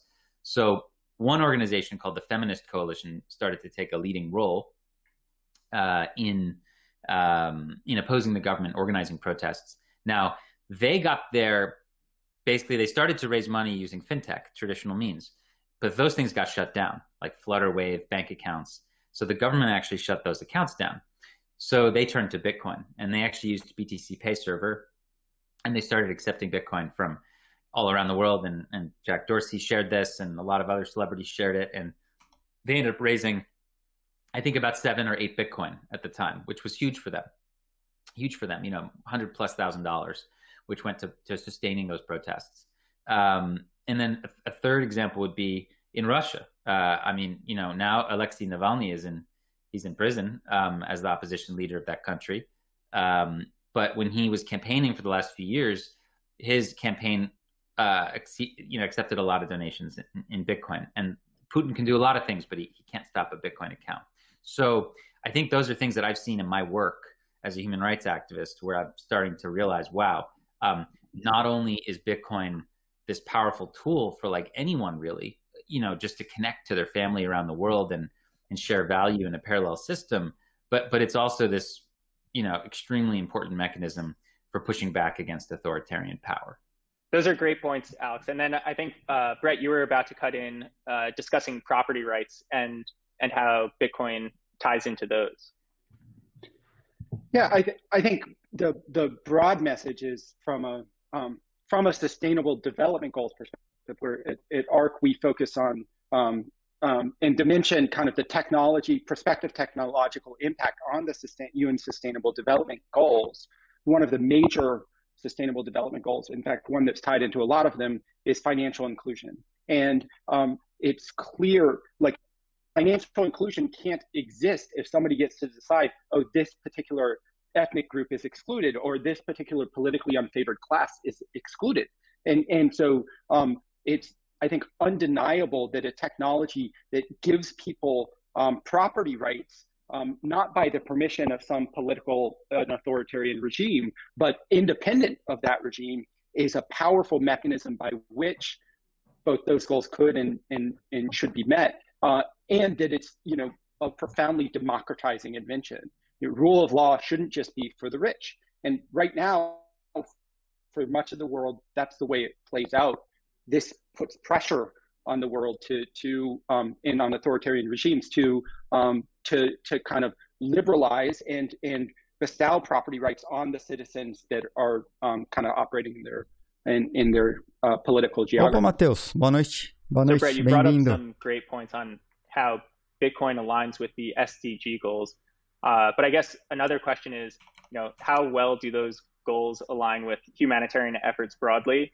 And, you know, what is the right way to think about ESG framing from an investor standpoint as well? So I guess, Alex, we'll jump to you first, because I think you've got an interesting take on how human rights and the SDG goals might not line up perfectly. Nossa, a gente já visto bem Visago resubscreveu com o Prime. Valeu, Visago. Se tiver aí, eu venho, Visago. Tamo junto, cara. Valeu, valeu pelo Prime. Authoritarian governments, basically, written up by, you know, no less than Assad's Syria, actually, if you look into it. And if you look carefully and parse the goals themselves, they don't mention concepts like democracy or elections or privacy or civil liberties, separation of powers. These words are just missing completely from the 10,000 word manifesto that describes the SDGs, the Sustainable Development Goals. Even the word human rights is barely mentioned. But again, like, you're talking about a vision for the world in the future where a bunch of governments got together and said, here's where we want to be. Here's our goal. Here's where we want to be by 2030 or 2040 or whatever. And we don't want to have democracy or privacy or freedom or civil liberties or separation of powers, or, you know, we don't want to fight corruption. None of those words are in there. So from that perspective, I think Bitcoin actually really is like a helpful kind of complement because it does provide people real freedoms. Like, it actually provides people actual economic agency and sovereignty. And that's been a problem with the international development world as a whole for the past few decades in general. Like, it actually creates dependency in many cases, in many parts of the world. And you become like a bondage to loans, basically, from abroad. And you don't create the economic activity required to achieve true independence. But with Bitcoin, you know, individuals can actually start to be free from that, and to use a currency that's not, you know, tied to some foreign power or occupier or whatever. So I think in many ways, Bitcoin is like a helpful complement to the sort of SDG, ESG framework. Opa, Manuel, bem-vindo também. Bem-vindo de volta. And deliver actual freedom. Estamos aqui na pegada. Tem essa e mais uma. Kind of to I guess to repeat what you're saying in a different way, is it's almost more SDG than the countries who wrote it would like, because it's offering even more freedom and democracy than those written statements might lead to by themselves. Yeah, it's the real deal, and that's why I think a lot of governments are going to be apprehensive about it. But the engine that it presents to drive economic growth and activity and sovereignty is unprecedented. And so, Brett, how do you think about it from an investor's standpoint, and the way that ESG and these SDG goals are being used by investors? Yeah, I think that, for one thing, Alex is right. Like, the Sustainable Development Goals were, you know, coordinated across a number of governments, you know, some of whom have clear human rights issues, and so would probably fight heavily against that language being included in them. And they provide like a reasonable framework for, like, these are some things we should go after. And so, you know, and I believe that, like, Bitcoin, in addition to complementing the Sustainable Development Goals, actually advances the ball forward along a number of them in profound ways. And one of the issues I have with basically ESG investing and sustainable development or impact investing, or I think the way in which it's misused, is people, again, often are doing it as like a kind of like a de-risking, backward-looking exercise of, oh, I'm not going to invest in tobacco companies because tobacco is bad, rather than thinking carefully about, as you are deploying capital, are you deploying capital against the opportunities and really the innovations that are going to profoundly teve a transmissão às 8 da manhã que deu 2 horas de transmissão. Então essas são 9 horas e meia, já são 11 horas e meia de transmissão. And so that's kind of, I think people come up with very different conclusions about how useful something is from an impact investing perspective if they're looking at, oh, this is what it has done versus this is what it is likely to do. Because some of the examples you brought up, Alex, they're small, right? And you can easily tell that kind of self-sovereignty, that kind of property rights conferred to everybody who gets onto the network on Earth will have a profound impact on the way that economic systems operate and the kind of how kind of universally accessible they are to people around the world. Yeah, but just on that note, you got to consider that when you allocate capital into the Bitcoin space, you're powering this machine that isn't that small. I mean, we're talking probably anywhere from 170 to 200 million users, and we're talking millions of users in Nigeria, Argentina, Turkey, Philippines, India. I mean, these are some of the places that have the highest per capita Bitcoin use in the whole world. So we're already in the tens of, you're impacting tens of millions of people, right? And you're allowing them to pull themselves up. And you're giving them, you're strengthening, and you're growing the network effect of a new system that is, again, complementary, I guess you could say at best, but really, really parallel to the legacy banking system, which is highly discriminatory, exclusionary. I mean, it's not like the people in these countries have, can invest in the S&P. That they have no way to connect. We're talking about the majority of the people in the world today. Agora são 11 horas e meia de transmissão. Good mechanism for saving. All of a sudden, arguably the world's best performing savings instrument of the last 12 years is available to them with no need to sign a form or get permission or go to the bank or do any of that stuff that they can't even really do anyway because a lot of them are unbanked. No, they just need internet access. So it's a tremendous kind of equalizing force that really levels the playing field. And that's why I think it's such an important thing to include if you're serious about the S in the ESG. Yeah, and you started. But I'm saying 200 million people on 7 billion is still really small. 2%, 2 to 3%. Yeah. So it's like, this is the. Aqui agora é 4:30. People can look at this. São 4:30 da manhã. Let's get into energy in a second, but people look at this and then they extrapolate. It's going to boil the oceans and use all the world's energy. But if that would be, it's not going to boil the oceans. 2, it should use more energy because it should be adopted at wider scale, and that's the way in which you secure kind of all of the positive externalities that the network creates with kind of the proof of work use of energy to keep the network robust against kind of like an authoritarian regime saying, okay, and now, this ethnic group is not allowed to use this network. Yeah, and there's 2 levels to this, right, in terms of empowerment. There's individual empowerment inside countries for communities and individuals, families, companies, etc. And that is being delivered by the Bitcoin network. But there's also the energy component. And I want to piggyback on what you just said, because if you think about these developing nations, oftentimes, how do they kind of finance their activities? They can print more currency, which often leads to devaluation.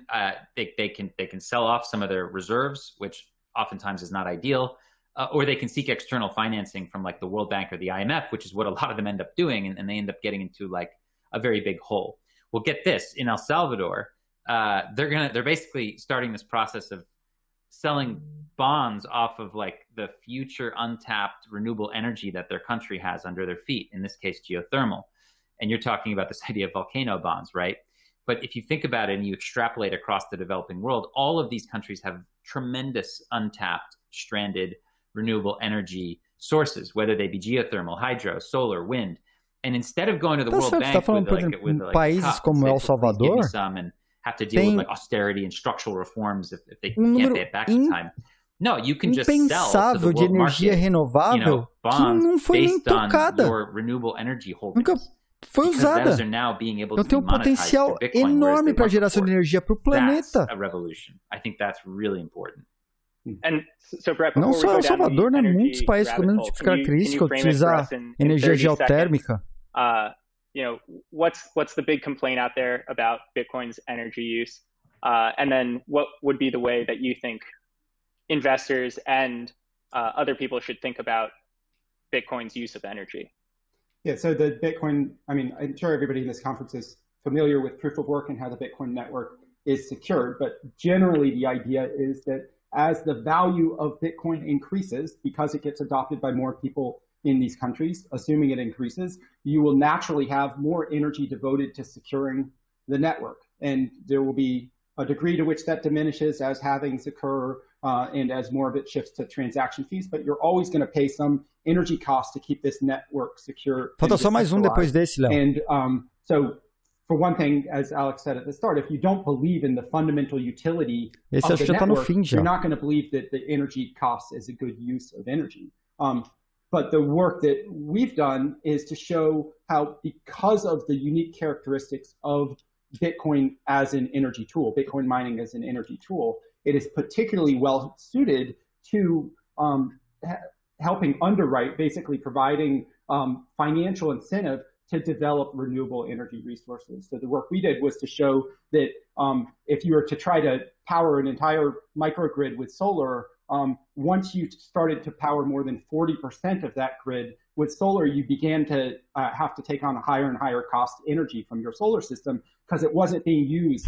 Tamo junto, Léo. Way overpower it to Léo tá aí provide segurando a bronca desde o início. E a Beat Girl dele até dando bronca. E o cara tá aqui firme e forte. If you have a mechanism, as El Salvador now does, where you can take that excess energy and convert it into an economically useful thing without having to create transmission and distribution to it, without having to kind of connect to some kind of external party, without having to go through a permissioning structure on how we do this, then it allows you to increase the size. You can overbuild your solar and battery system to provide basically all of your grid energy with a renewable resource because of the spillover energy gets converted into economically valuable product. And so in the El Salvador example, what I think is exciting about it is they're kind of going to go about it the opposite way, where they say, we develop the renewable energy resource to drive the Bitcoin miners, and then they're going to have spillover energy and infrastructure that allows the rest of the economy to electrify more aggressively than it otherwise would. And so it's kind of like, if you're at an equilibrium where in emerging markets you have really inconsistent electric power because you can't get the capital to invest in good electric equipment, and even if you do, you're often doing like diesel or natural gas, where it's like you have to pay huge sums to outside parties to kind of import it, and then you're subject to that volatility. If instead you can underwrite kind of Bitcoin mining against your renewable energy source, like solar in Africa, then you actually can create the electrical power infrastructure that your country needs to get to a different economic level. Yeah, and let me just give a quick example there. In the Congo, in the DRC, only about 9% of people in this country of 90 million have access to the grid, right? So most people cook their meals using charcoal rather, that they just basically use from cutting down trees, deforesting the environment around them and burning it, right? Creates indoor air pollution, kills all kinds of amazing animals, creates a really negative quality of life. So outside investors have always wanted to allow or enable these populations to tap the hydro resources of the Congo River. So 4 or 5 years ago, a couple investors, including Warren Buffett and the EU, helped build dams, hydro dams, on the tributaries of the Congo near Virunga National Park to aid in this process, to help electrify the country, basically. And the problem is that it's very expensive to connect the populations to the power source, so it takes a lot of time. So what ends up happening often is these projects end up basically falling into disrepair because they don't actually complete the process of connecting the grid or the people to the actual plant. This was at risk of happening, actually, but about a year and a half ago, these the rangers at Virunga National Park decided to do Bitcoin mining on the hydro plants. And this gives them like an immediate source of revenue, and that they can actually reinvest to pay for the connection of the lines. So I think what you're going to see happening moving forward is not only like the ability for nations to actually raise money through like bonds based on renewable energy with the promise of Bitcoin mining, but actually the investment and building the renewable energy farms in a way where they can be profitable, kind of, at least generate revenue right away to help them actually build out, electrify, create jobs, and create economic activity. I think this is very underrated and needs to be discussed. Yeah, and like at a very high level, we think that, in our modeling suggests, a world with Bitcoin mining as an energy tool is a world that results in a larger amount of renewable energy being developed for end use than a world without. So like the big concern is basically big bucket and sustainable development goals is climate action. We think this is beneficial to kind of like climate action, not detrimental. It is a net positive. So accepting kind of like the social utility, you should also expect that there is kind of like climate action utility within the Another example, South Africa's grid, huge country, 90% relying on fossil fuels. Well, guess what? Bitcoin's going to change that. So Bitcoin is going to like incentivize the construction and the development to allow individuals, businesses, and the government there to take advantage of these massive solar and wind resources they have in that country. And that grid's going to change because of Bitcoin. So it's something you really need to look deeper into. And I totally agree with you that even beyond the S, once you understand the S, once you understand that this thing is such a powerful social tool, it is also something that's going to be totally transformative on the E side as well.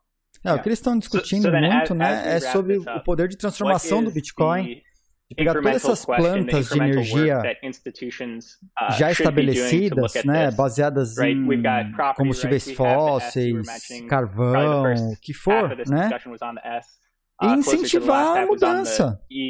Porque a partir do momento que você tem adoção e tem demanda, o país tem por que investir. E você pode acabar transformando. Então, o que você tem de geração de energia não sustentável em geração de energia sustentável, que vai beneficiar não só o próprio Bitcoin, mas como os países e as pessoas em si. Exatamente, o Bitcoin vai instigar a infraestrutura em ESG. Totalmente, acredito. Era um exemplo da África do Sul, tal, outros países. And you get it because it has such profound, impactful, like social benefits. So I kind of welcome people to engage with our research, to to really think carefully about what they are trying to do and the degree to which they are subject to near-term political pressure that could be being imposed by actors that actually don't have the best interest of the world in their like state of goals. I don't know. Alex, what do you think? Help us. Yeah, look, as a concluding thought, as you think about allocating capital and getting involved in Bitcoin, and you're reading this stuff in the news and you're worried about it, just do more research and reading. And when you keep learning about it, you will realize that in a sense, Bitcoin is really like a world institution. It's the world's largest open source money project. Anybody can access it. No government controls it. When we gathered to set the monetary policy of the world at Bretton Woods, the end of World War II, we wish we had something like Bitcoin. It's something that you would kind of dream up to be that kind of global money for the world, because it's not manipulatable by any sort of corporation or government. It is really, truly money for the people. And it is both, again, going to help liberate. It already has liberated and provided an escape for so many millions of people today. It has done such incredible work on that front.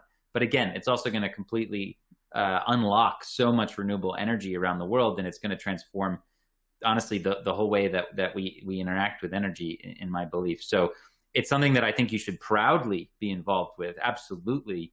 You're just going to have to dig a little deeper to feel comfortable with yourself, so that you can push all of this FUD like that, all these scary articles aside. Those are special interests, who don't want you to explore Bitcoin, because they're capturing value as middlemen, right? Whether it's the banking sector or whatever. Like, there are reasons they don't want you to get involved in Bitcoin, but deep down, it's a truly remarkable force for freedom around the world. So I would encourage you to learn more. And thanks for having me. Yeah, Alex, Brett, thank you for joining us today. At ARC, we always say that truth wins out, and we're all active on social media. So feel free to engage with us, and we're in the pursuit of truth. So, we're happy to continue the progress forward on research. Yeah. Thanks, Sam. Thank you. Boa. Legal o bate-papo deles, hein? Então essa ARC, olha só, os caras deixam um disclaimer dizendo que sem autorização você não pode exibir imagens deles. Isso mesmo que é assustador. Não sei se o vídeo vai ser taxado por causa disso, né? Pode ser que o vídeo seja taxado aí, não sei.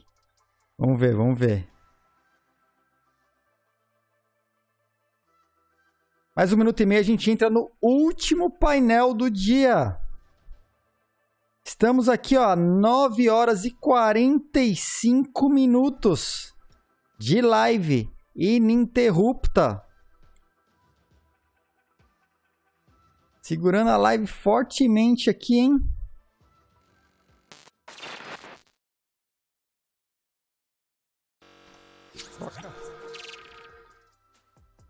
É, galera. Hoje a live foi longa, hein? Tamo junto. Falta pouco. Mais um painel.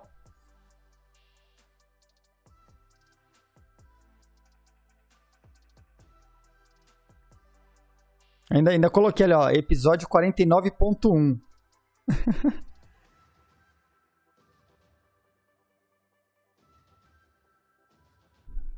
Só os fortes, é isso aí. Tá indo pros finalmente.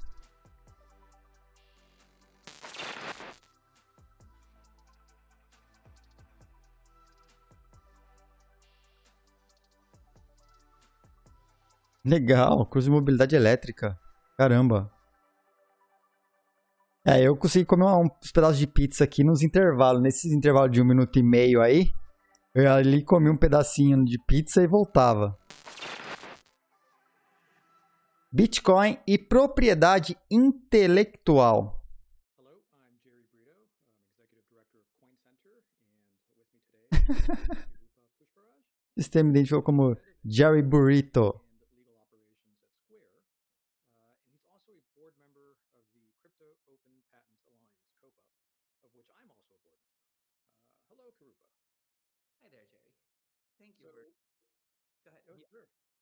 O som. On the agenda, we're going to talk about Pronto, voltou. intellectual property in Bitcoin. And, Bitcoin and crypto has many intellectual property challenges, especially in the form of patent trolls. É que eu falei, eu tenho que baixar no intervalo porque o som da vinheta do intervalo é muito alto. E aí estoura. E aí eu tenho que descer muito o áudio. E quando volta abaixo. Aí eu tenho que subir de volta. Só que eu lembro de baixar porque tá estourando, mas eu esqueço de subir porque eu tô falando. Patetada. If you come up with innovative ideas, you protect it with patents. But the problem of patent trolls is a notion that's existed for about 10 to 15 years now, especially worse off in the software fields. Esse cara, ele é executivo do Copa, aquele grupo, aquela associação que está processando o Craig Wright para fazer ele parar de processar os outros, encher o saco que ele é Satoshi Nakamoto. Eles vão tentar fazer ele provar que é Satoshi Nakamoto. Como ele não vai conseguir, ele vai ter que parar de encher o saco. Isso via processos. And this is, to me, attacks on innovation, attacks on Ih, Matheus, não é depois de 10 horas não, eu errei todas. Todos os intervalos, todas as vinhetas que eu baixei o volume, eu esqueci de subir. Desde o início. Não deu uma. It costs about $1 Não dá million nem to falar even depois $5 de 10 horas tá million perdoado. just Eu in errei legal todas. fees to prosecute, to litigate, and to prevail against the patent. So patent trolls use that as kind of the carrot against you and say, oh, you're going to spend $2-3 million on legal fees? Just give us $500,000 in licensing Verdade, é técnica, fees and we'll move on. And they've been successful in doing this. In companies like Square, where I work at, we've taken a strong stance against patent trolls. Yes, we respect intellectual property rights of third parties, but not when they are shakedown demands based on invalid patents that they weren't entitled to in the first place. Manual, so eu não consegui botar a tecla de atalho, eu queria ter botado. Que é tipo uma tecla, outra tecla. Mas eu não consegui, então tem que ficar mexendo nesses slides aqui.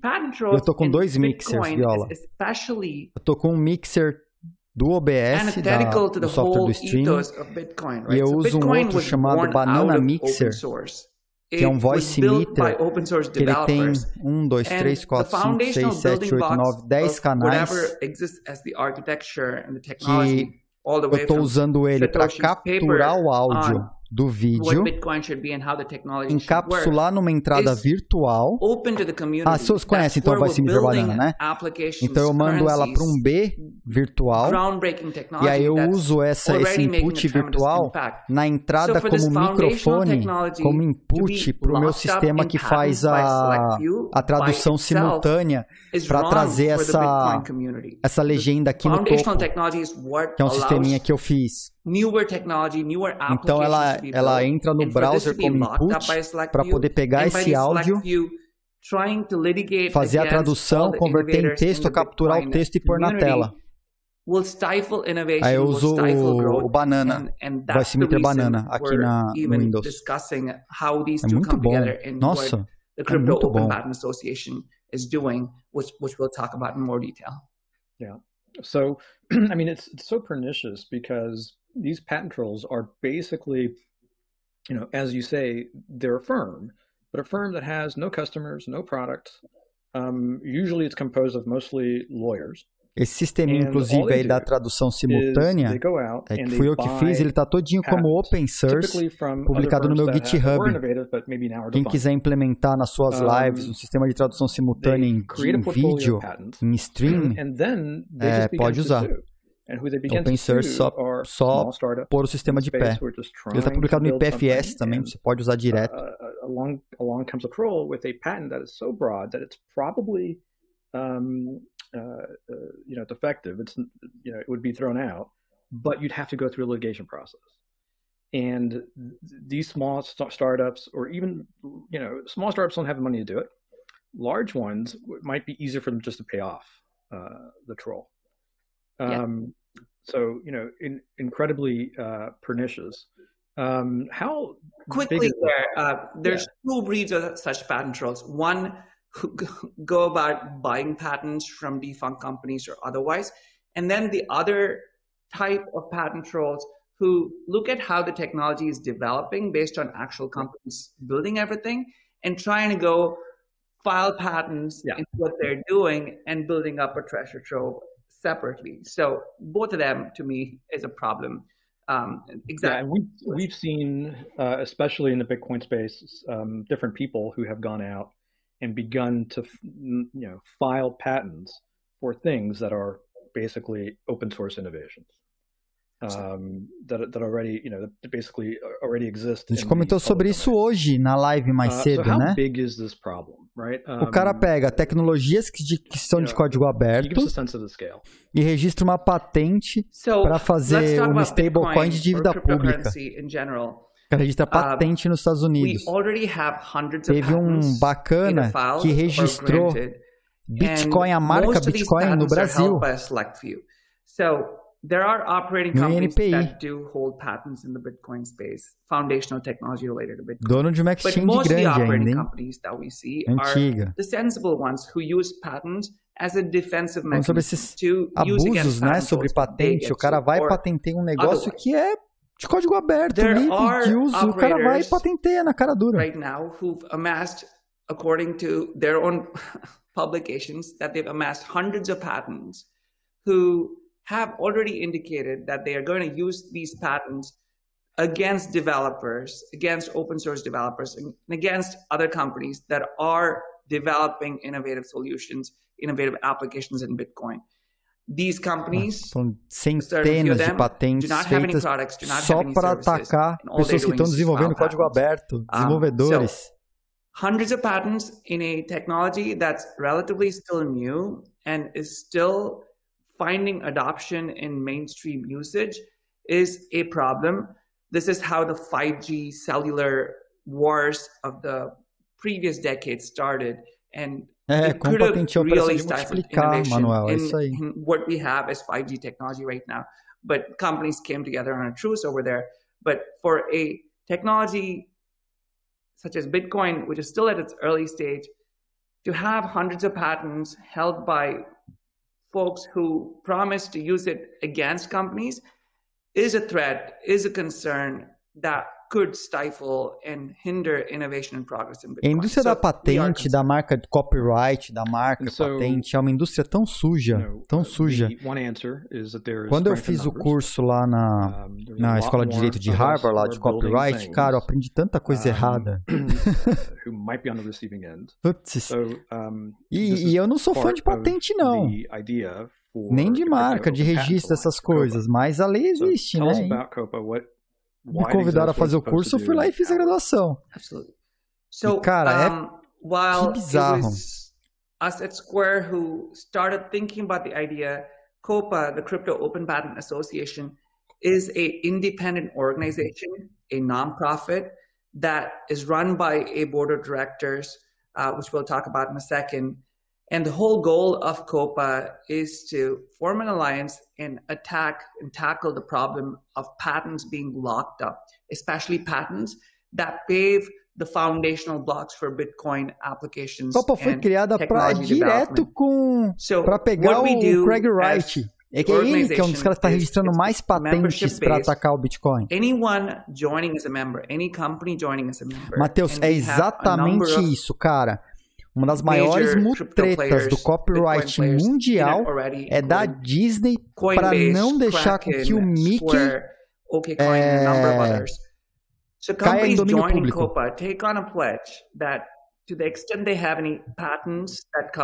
Essa é uma das maiores mutretas do mundo do copyright, se não a principal delas. That they will never sue any other company or individual on those patents unless it is for defensive reasons. Aí se achar a patente é para proteger o autor, para proteger, é nada. É dinheiro, é indústria. So that's one aspect, which is great. Large companies have patents. They've made a very sensible choice of not using those patents in an offensive manner that threatens innovation. Se você gravar numa rádio e botar um parabéns para você, pode ser que venha o CAD te pegar, Viola. Small companies which may or may not have patents. Vem, ordem dos músicos, vem o CAD. I mentioned this notion about defensive usage of patents, right? If you have patents, other companies don't sue you because there's a threat that you will sue them back or use your patents defensively. CAD cobra. What about the small companies that don't have patents? So, from that perspective, número de pessoas na festa, né? Not just the large companies, the large crypto players, we came up with this second part of COPA, which is essentially a shared patent library. Patents that are part of this pledge by these companies that have the patents which have entered into the pledge, essentially pool all their patents into a patent library that could potentially be used by any member in defense if they get affected, if they get sued offensively on a patent. So you should think of this as kind of this protective umbrella that not only protects the individual companies, but the entire community of membership at large. So if company A has 10 patents, it's not just the 10 patents that could be a protective, defensive portfolio against others. It's everyone, all the members' patents. So just from that deterrent value of instead of 10, there's 1,000 patents now that protect not just me, but all the members. The deterrent effect is substantial that anyone trying to sue any of these members will know that it's not just them with the 10 patents or 0 patents that could be defensively used against them. It's the whole umbrella of the 1,000 patents. So this is innovative in the space. Jeff. Isso que eu falo, cara, esse negócio de rótulo é difícil, né? There is a purpose. Porque o cara se rotula de um lado e de repente ele tá com umas ideias do outro lado e não admite. E o cara tem um rótulo, ele quer manter aquele brasão na testa dele, é uma puta burrice. So we're making patents actually work and be channeled into productive use for the Bitcoin community. Right. And you mentioned the term patent pool. Yes. And when people hear that, they sometimes might think that, well, if you become a member of COPA, you have to make your patents available to every other member for their use. That's not what this is, right? This is purely a defensive alliance. And the idea is, as you say, number one, by joining, you make a pledge not to Pode falar o que quiser, patente, proteger, tudo bem, concordo que é na defesa, é para ficar na defesa. É contra o Craig Wright. So if you're sued, a missão básica que eles não escrevem, deviam pôr na missão da Copa, neutralizar o Craig Wright para ele parar de fazer caca, parar de atrapalhar a vida dos outros. So it's that very... If it's sued, and if it satisfies the criterion that it is for defensive purposes, at that point they're able to make a request and use one of the patents from the pool. So you're exactly right about that. Yeah, so as you say, we have a broad membership from the crypto community, companies in the space, as you say, including Coinbase, Kraken, Blockstream, Square, obviously many others. We are definitely encouraging others who may not be natively from the crypto space, but maybe are crypto adjacent. So banks and money transmitters and cara, presta atenção na parede de fundo desse cara. Ele tem a cabeça com chifre. Tem relógio em formato de sol. E tem mapa. Uma foto aérea pintada na parede. Oficialmente 10 horas de transmissão ininterruptas. Estamos aí. Putting any of your patents at stake here, and to the extent you grow into the crypto world, you have só que ele não patenteia a chave privada do Satoshi, Matheus. Ele podia, não precisa nem patentear, você podia só assinar. Só assina. I'm not going to have patents, so I don't have anything to offer to you. É falta do Pacífico? So why should I join as a member? No, you get the benefit, and there's strength in numbers, strength in everyone being together. The more companies join. As a company, don't feel like you have to have patents in order to join. You can join having no patents and with no intention of filing patents. And very important to me is to tell open source developers and projects out there that are not companies, merely people building, working on infrastructure, that they can join as well. And membership costs money, but there is a scale depending on lá onde liga com os Estados Unidos, Canadá, onde conecta com a Rússia lá em cima, you can join for free, right? Aquela garganta ali, ó, Alasca incluso, né? Aí passa para a esquerda aqui é Rússia, vai descendo o Japão ali embaixo, será? That point is when you even start having a membership fee, and even that's pretty nominal. It's on a scale of $5,000 to $20,000 per year. Pescas mortais. Most of the members we have are pesca mortal. We have a good range of members, but we have a number of small companies that don't have to pay a fee but get the benefit. But by more and more members joining, you're accruing to the benefit of the whole problem we're trying to solve, which is to take all these patents at an early stage out of circulation from being potentially used nefariously against any of the Uma vez, members. A galera fica falando de terra plana. Bitcoin at large. Numa das minhas viagens lá para a Coreia do Sul, eu fiz escala nos Estados Unidos. E eu fui por cima. Então foi muito louco, assim, para mim, porque os outros voos eu tinha feito atravessando a Europa e indo... tipo, na horizontal, assim, atravessando Amsterdã, tal, indo parar lá na Coreia, passando por cima da Rússia, passando por todos os países assim, mas na horizontal. Eu não tinha feito a viagem na vertical. E aí foi muito louco, muito mind-blowing, subindo pelos Estados Unidos e descendo pela Rússia. Né? Aí ele faz um contorno, porque não pode passar o avião por cima da Coreia do Norte. Aí ele faz uma volta e pousa na Coreia do Sul, muito louco. No mapa, assim, aí eu bati uma foto quando ele passou por cima do estreito ali da conecta ali a Rússia com a Alasca, Canadá, sei lá em cima, né, Alasca. Bati uma foto do mapa no avião para guardar de recordação do trajeto que o avião fez de subir de um lado do planeta e descer do outro, passando por cima da Antártica. Não bateu no domo, cara. Não bateu no domo. Inacreditável. Passou direto, não bati na borda, não bateu no domo. Eu fiquei de cara. We were talking about trolls, and trollish behavior doesn't just happen on the patent side, it can also happen on the copyright side.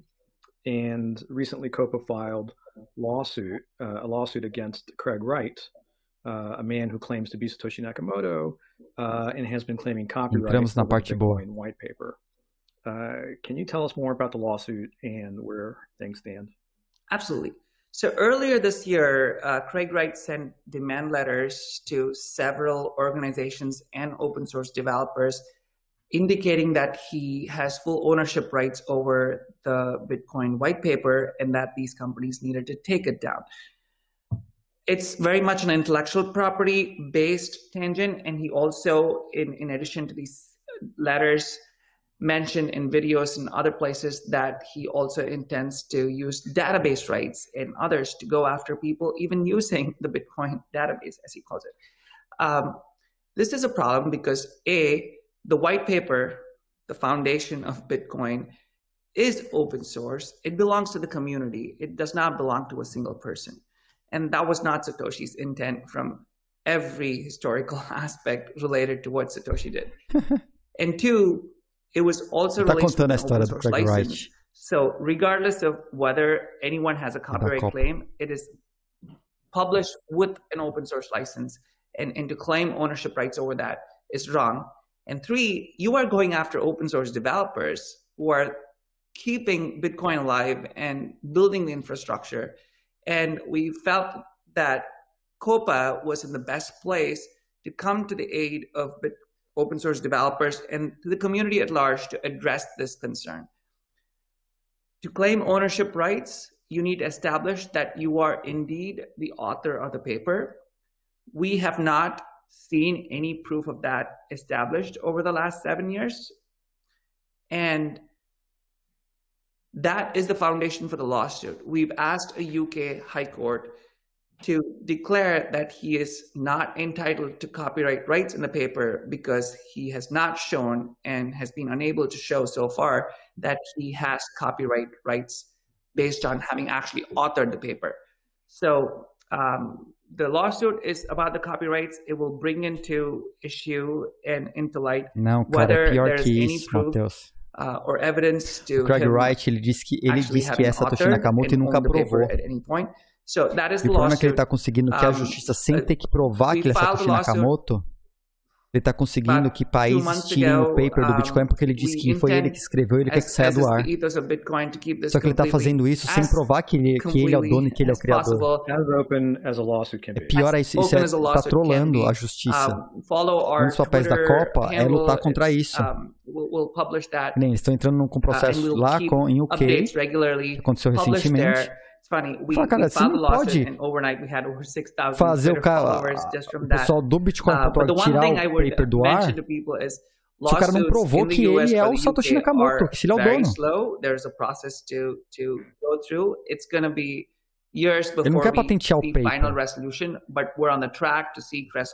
Ele está fazendo a galera tirar do ar sem provar que foi ele que fez. É pior que isso. Yeah, obviously there's a lot of interest from the community. Criado é open source. Aí o que acontece? Ele na menção à justiça lá do negócio do paper, não conseguiu na justiça lá, né? Como o Cobra não se defendeu, porque ele não quis mostrar a identidade, ele teve que tirar do ar o paper, beleza. E aí teve que tirar também o Bitcoin, o aplicativo do Bitcoin do ar, porque como ele tem armazenado no blockchain o paper e ele puxa o paper do blockchain, você não pode prover acesso ao paper. E a justiça determinou. E o cara ganhou a causa. Sem provar quem ele era. Ganhou a revelia. Ele tá causando. Thanks for bringing that point up. Ele tá processando um monte de empresas. E sites e pessoas ao redor do mundo. Só por hospedar o paper do Bitcoin. É só pra causar. Aí criaram uma Copa para lutar contra isso, basicamente. Vou falar assim, para você tirar, mandar alguma coisa sair do ar, você tem que provar que ele era o dono. Cadê a prova? Prova aí. E aí, forçando ele a provar ou não provar, ele vai ter que parar com essa palhaçada. Ele não vai conseguir provar. Ele tá só enrolando. Desde o caso do Clay. Receive funds to help us continue all of these activities. Yeah. So number one, join COPA if you're in a business or you're an open source developer. By the way, the website is opencrypto.org. And number two, follow COPA on Twitter. The handle is opencrypto.org altogether. And to the extent that you want to, you're not, somebody who's going to join, but you want to contribute, stay tuned. There will be an opportunity to do that, and we'll certainly let you know. Is there anything else you want to say, Karupa, before we wrap it up? This is great. Thank you for covering so much information in such a short span of time. And I look forward to continuing to work with you and the rest of the board and helping crypto be more successful. Yeah, this is super important because if we're talking about the Bitcoin Ele é tipo Henrique Cristo. There really is no room for intellectual property, period, in Bitcoin, right? This is all supposed to be open. So thank you for doing what you're doing too. And with that, we're done. Muito bom, muito bom. Qualquer iniciativa que tenta neutralizar Craig Wright, para mim, tem meu apoio. Quero fazer parte disso. Ó. Ó. É. Ó.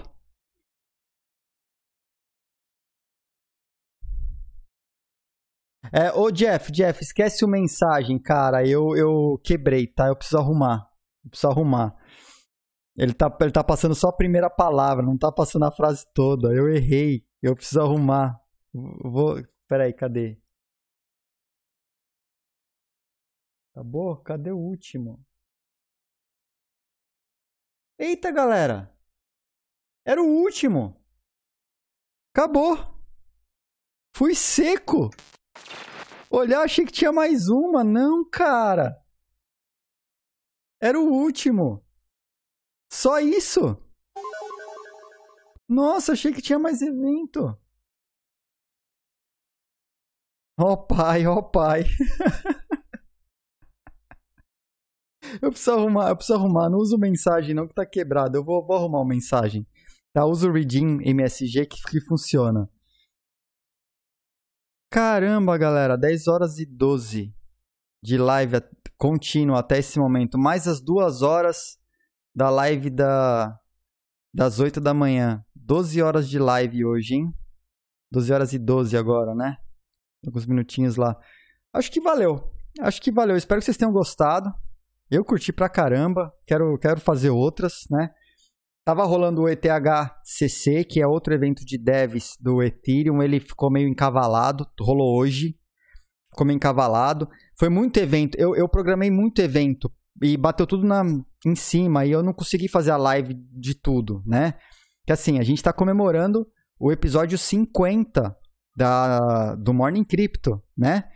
E nessa semana do episódio 50, vocês estão vendo aí. São 150 mil satoshis, né? Sendo sorteados. Tem Trezor, que logo mais sai, né? Tem evento. Tem porrada de coisa. Aposta, tem de tudo. E aí, eu programei esse evento, cara, deu um maior trabalho, chamar o Jack Dorsey, o Elon Musk, justo pra hoje, né? O pessoal da ARK, o Jameson Loop, botar todo mundo junto nesse dia, porque Vocês sabem, né? Eu falei isso mais cedo. Eu comecei a live da live número 0. Então, oficialmente, a live número 50 foi hoje. Hoje foi a comemoração, por isso o dia do evento, né? Só que bateu também o evento do ETHCC, cara, que eu botei junto, na mesma data. Então, estão discutindo. Ontem, por exemplo, veio o cara do X Infinity. E acabei não passando. Então, eu vou ter que fazer uma live react depois. Esse é um outro evento que passou, né? Então, mas aí, espero que vocês tenham gostado do presente da live de 50, né? Piadas à parte. Tu viu a conferência dos acionistas da ARK? Falou muito sobre cripto. Não vi essa conferência, não. Não vi, não. Eles têm um relatório grande da ARK que foi lançado. Esse relatório dos caras é muito grande e muito bacana, né? E eu acho que é um negócio que vale a pena discutir. Vale a pena discutir o relatório da ARK, vale a pena discutir o relatório da Chain Analysis falando sobre, né, o criptomoedas. Só 2% das criptomoedas estão envolvidas em ilícitos. Cara, isso pra gente é um baita de um documental. No comecinho da live, quando passaram os primeiros temas, deixa eu achar aqui os primeiros temas. Foram 5 os temas, né? Desmistificando o Bitcoin aqui, ó. Cadê? Aqui, ó, desmistificando que passou. Bitcoin gasta energia? Bitcoin facilita a atividade criminal? Bitcoin não é escalado? Bitcoin é concentrado, né? A posse do Bitcoin é concentrada. O Bitcoin pode ser substituído facilmente e tal. Tem uns slides muito bons aqui pra gente recuperar dessa live aqui. Eu acho que vale muito a pena, né? Naginarras. Ser dev de blockchain é interessante. Recomendo algum livro para estudar? Ó, começa lendo o paper do Bitcoin. Eu acho que vale a pena. Precisa entender. Se a gente fala que dev de criptomoedas hoje, de blockchain, você precisa ser meio cientista computacional. Você precisa entender um pouco de economia, né? E precisa entender um pouco de filosofia também, né? De sociedade. Então não é só tecnologia. Você precisa de várias coisas. Porque você precisa ter muitas expertises para construir um negócio direito. Como é muito difícil de você ter tudo, precisa ter uma visão mais abrangente. Tem um livro, Master in Bitcoin. Procura o livro do Andreas Antonopoulos, tá? Esse livro é muito bom para te dar uma visão geral sobre o Bitcoin em si e blockchain. A partir daí, o desenvolvimento, aí você acha tutorial, você acha um monte de coisa na internet. Tá? Mas acho que um começo é o paper para ter uma ideia do porquê ele foi criado. Né? Não precisa entrar na parte tão técnica, mas do porquê, né, a motivação e o que ele é na base. O Master in Bitcoin do Andreas Antonopoulos. Acho que vale muito a pena ler esse livro, né? E o resto é tudo. O resto é tudo tudo. Tá? Deixa eu ver aqui, ó. Ó, o chat acordou, hein? O chat acordou. O que aconteceu aí, chat? A galera tava dormindo aí, voltou todo mundo agora? Valeu, Manuel. Cadê? Resistência do bloco. Nós somos susteiros de plantão. Tamo junto. Vou jogar o link. Aguenta aí. Manda o link. Ed, consigo lembrar do artigo sobre a inflação do Brasil? Não, cara. Não consegui nem buscar. Agora ferrou. Agora que eu não vou conseguir lembrar, não. 95% das notas de dólares tem traços de cocaína. Boa, lançaram lá no Twitter. Eu vi o post lá no Twitter. Eu vi lá, né? A Ginás, ele recomendou o Master in Bitcoin do Andreas Antonopoulos se você manjar de inglês. Boa. Esse aí. Esse livro é bom. E já tem ele traduzido, tá? Já tem esse livro traduzido. Valeu. Valeu, Belém. Libera meu link aí. Ih, cara. Manda por Whisper, ô Socramo. Manda por Whisper. Não tá aparecendo pra mim aqui. Não tá nem aparecendo no bloqueado. Aqui no chat. Eu vou precisar entrar no administrativo da Twitter. Aqui, né? Eu tô com a ferramenta do OBS aberta. Eu não tenho o administrativo do chat. aqui na mão. Tô vendo aqui, mas não... Porque não apareceu aqui taxado pra mim. Manda... Putz, se mandar no Whisper também, eu não tô nem na Twitch. Deixa eu ver como que eu consigo fazer isso. Pera aí, me dá um segundo que eu tô olhando aqui. Deixa eu ver aqui se eu entrar no gerenciador, que se eu consigo fazer.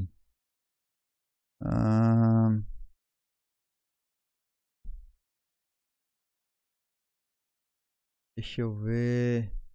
Manda um Whisper. Melhor. Cadê o Whisper? Manda por Whisper aí pra mim, Socran. Eu vou conseguir ver no Whisper. Manda no Whisper que eu colo. Ou melhor, eu pego aqui, ó. Eu vi a notificação no Twitter.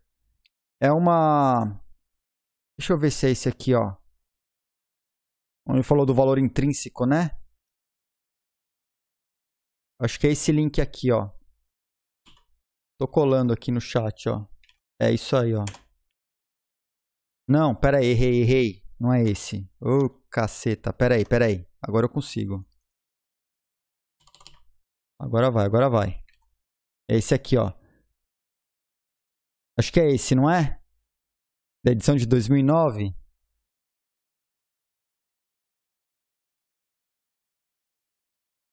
Da CNN, que fala do traço de cocaína nas notas de... 95% das notas tem traço de cocaína. É alguma coisa nessa linha aí. Ah, o da ARC. Tá, manda no Twitter ou manda por Whisper na própria Twitch aí, ó. Manda o Whisper. Suspiro que chama, eu acho, em português. Deve ser suspiro, né? Acho que tem lá em cima do lado... Do lado do ícone que tem seu rosto, lá em cima do lado esquerdo, provavelmente tem um balãozinho de mensagem que é sussurro, não é suspiro, sussurro. Suspiro. Manda um sussurro aí. Suspiro é de comer, Manda lá que eu já pego o link lá. Aí eu colo no chat aí. Aí ele já fica registrado também, depois eu dou uma olhada. Tá, eu abri aqui a Twitch aqui pra poder ver. Deixa eu ver aqui mais aqui. Não, tem que mandar sussurro pra parada, tem que mandar sussurro.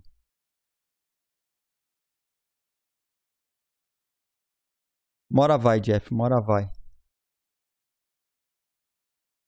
A suspira é boa também, Viola, boa. Jeff mandou olhar nos meus cálculos, a inflação acumulada no Brasil foi de 7,5, 10 no estimado de grãos de areia do planeta. Eu queria ver os outros artigos para me basear. Eu vou ter que achar esse artigo mesmo. Eu vi, foi o que eu falei na live, né? Eu vi, eu lembro de ter visto, mas, cara, eu vou ter que caçar, porque eu não lembro onde que eu vi. Eu leio tanta coisa, e foi dessas que, vi, beleza, passou, o cérebro captou, de repente, aquele bloco de informação na leitura dinâmica, saca? Que você assimila as coisas que são importantes e você deixa o seu cérebro descartar todo o restante para sobrar espaço para fazer sinapse para as outras coisas, né? E meu cérebro meio que funciona assim. E eu acho que eu guardei uma informação e o resto ele jogou fora, né? Aí, se eu ver isso de novo sobre inflação, eu vou lembrar de inflação. Fiscal de inflação. Eu vou lembrar sim, Jeff. Tá? Beleza, manda no Twitter. Manda no Twitter lá. Galera, eu vou... Cara, são 12 horas de live, bicho. Fora as horas de trabalho hoje, né? Que tem o escritório, tem coisas pra fazer na vida. Tive reunião, tem coisas pra mandar pra potencial investidor, tudo, né? Então... Bom, vamos ver, ó, último aqui, ó. Só antes de fechar, deixa eu puxar aqui, ó. Bitcão. Começou lá na setinha verde do lado da seta ciano, lá do lado esquerdo. Foi o começo da live. Isso foi o que aconteceu com o Bitcoin durante a live, minuto a minuto. Tá? Minuto a minuto. Então, Bitcão tá terminando o dia quase onde ele começou, depois de dar todo esse rolê. Onde ele deu aquele pico lá, foi na fala do Elon Musk. Depois o Elon Musk meio que... A galera deu uma desanimada, né? A hora que caiu na real dele, olha o que aconteceu para baixo. Matou o Bitcoin, né? Do mesmo jeito que o Elon Musk ativou o Bitcoin, matou o Bitcoin. Cadê a Doge? Eu tenho o resto da Doge aqui, ó. Olha o desenho da Doge. A Doge pulou antes, ela pampou antes. Aqui. Isso aqui foi antes da fala do tiozão. Aqui foi a fala do tiozão. Deixa eu ver se é isso mesmo. Ó, 15h30, ó. Um pouquinho antes das 15h30, ó. 15 e pouco, né? Ó, Doge, ó. 15 e pouco. Aqui foi a fala do tiozão. E aí o tiozão, meu, broxou a galera até da Doge. Não foi só do Bitcoin. Do Bitcoin ainda voltou. A galera da Doge tá triste. A galera da Doge desistiu. Eu acho que eles desistiram. A Doge foi pro espaço, cara. A Doge não quer mais saber de nada. Tá? Valeu, Alex. Tamo junto, cara. Galera, então, ó, últimos recadinhos pra gente encerrar a live, que eu vou dar uma descansada. Aqui já são 5h24 da manhã. Que dormi um pouco, pelo menos até as 8, né? Tem 2h30 aí. Então, estamos aqui, ó, chegando a 150 Trezor One, mais curso no valor de mais de R$700. Então, contamos com as subs. Já estamos em 104, 69%. Nossa meta era chegar a 100, hoje fomos a 104. Maravilha, né? Sorteio de 150 mil sats na comemoração da Live 50. Vai acontecer na sexta-feira. Então, a Live 50 é daqui a pouco, né? Que eu vou dar essa descansada 2h30. 8 estou de pé. 9 começa. Eu falei no ritmo. 11, 11h30 eu começo a separar conteúdo para a live que começa às 2. Eu levo mais ou menos 2h30, 3 horas para preparar a live toda. Para vocês verem, né? Leva tempo. Dá um trabalhinho. Mas eu fazer direito, né? Eu tento fazer um negócio legal. Então, 150 mil sats. Para participar, a regra tá no Twitter, tá pinado no meu Twitter. São 5 tarefas. Segue na Twitch, segue no Twitter, retuita, marca um amigo e se inscreve. Tem um link para se inscrever. Não adianta você fazer tudo e não se inscrever no raio do sorteio, que você não vai ser sorteado, né? Então, faz direito. Se é para fazer o 5, faz o 5 inteiro, né? Ao final de tudo é se inscrever. Ah, mas como que eu me inscrevo? Eu não sei como me inscrever. Pera aí que o tio Ed ajuda. Eu achar a janela livre aqui. Achei. Aqui, ó. Quando você entrar naquele link... Deixa eu jogar isso aqui lá na outra janela aqui. Eu demonstro, ó. Quando você entrar lá naquele link, você vai cair nessa página, tá? Tá tendo lá 46 pessoas participantes e tal. Já tem 303 tickets comprados, né? Você vai comprar ticket. O primeiro ticket é de graça. Olha lá, 0 bloquito. Você não gasta nada. Você não precisa nem... Cara, chegou agora. Seu amigo acabou de chegar na live, ele não vai gastar nada, vai pôr um bloquito, vai pôr um ticket lá, 0 bloquitos. Ah, mas eu não quero 1, quero 2. Aí sim começa a contar bloquito, né? 100 bloquitos por ticket extra. Até 10 tickets você pode comprar. Então, se você quiser comprar 10 tickets, 900 bloquitos. Certo? Nada mais justo. Quem é sub do canal tem 2 vezes mais chances de ganhar. O que você pegar de ticket multiplica por 2. Tá? Então, se é sub do canal, 2 vezes mais chances de ganhar. Tá, galera? Tão simples quanto isso. Clique em comprar, né? Não deixa de clicar em comprar lá, que senão, né? Vai dar uma falsetada aí, pelo amor de Deus, né? Não faz isso. Então, é tão simples quanto isso, tá? Só tem que comprar. Até 10 tickets você pode comprar. Não tá fazendo isso para deixar justo, né? Deixar aí a galera não torrar todos os bloquitos também, né? Teve a galera que ficou farmando o bloquito, aí largou o computador ligado, minerando o bloquito na live. Já tô sabendo aí que tem minerador de bloquito deixando ligado na live direto. O cara nem tava assistindo. Tem cara que só vinha aqui, nossa, tá na live ainda, né? Olha lá, Jeff fiscal de inflação. Só não esquece, Jeff, que você tem que usar um comando lá, dá um exclamação commands, senão você vai perder os seus bloquitos, cara. Tá? Tem um comando lá, não sei se é rename e tal, para passar os bloquitos do nick antigo pro nick novo. Tá? Você tem que fazer isso para poder passar os bloquitos, que você tá aqui a live inteira e aí vai perder os bloquitos da live. Tá? O sistema você tem que passar. Se você tem que fazer. Eu não tenho como fazer por você, tá? É exclamação commands. Eu acho que é exclamação rename. E aí você bota o nick. Olha lá nos comandos lá que lá explica. É rename. Tenho quase certeza que é rename, porque já teve um que fez isso hoje na live aqui. E aí você passa os bloquitos da conta antiga para nova. Tá? E se não perde, você vai ver que tá zerado, aí vai ficar tristão, né? Vai ficar chateado. Eu ficaria, né? Na live 1000 vai ser um BTC. Quem sabe? Por que não, né? Por que não? Vou trabalhar para isso, cara. Se eu conseguir... porque a meta aqui é conseguir as subs para poder subsidiar as coisas pro próprio canal, né? Esses sorteios que eu tô fazendo, Trezor, Sats, essas coisas todas, é tudo subsídio do próprio canal. Então, quanto mais subsídio eu tiver do canal, eu vou conseguir fazer mais ações. E eu já planejei ações gigantescas pra gente no canal, né?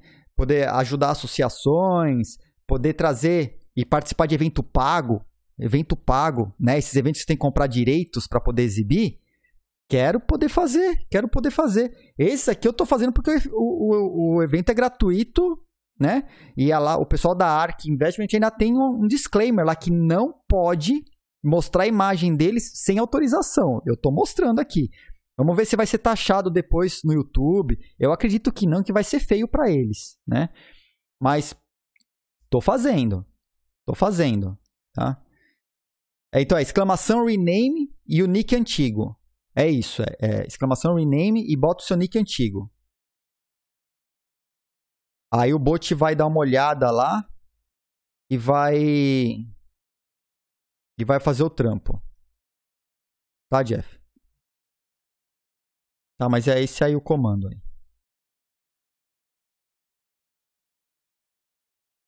Tá, então é isso. A gente já... Vou encerrar por hoje, tá? Já falei demais, já tô ficando sem voz. Tem que sobrar voz ainda para as 2 horinhas, que hoje o dia também vai ser cheio, tem um monte de reunião, tem um monte de coisa para fazer. Tá? Ixi, não foi? Jeff, tem certeza que tá certo o nick aí, cara? Peraí, deixa eu, antes de eu sair aqui, deixa eu dar uma olhada aqui. Tem nada errado aí não, cara?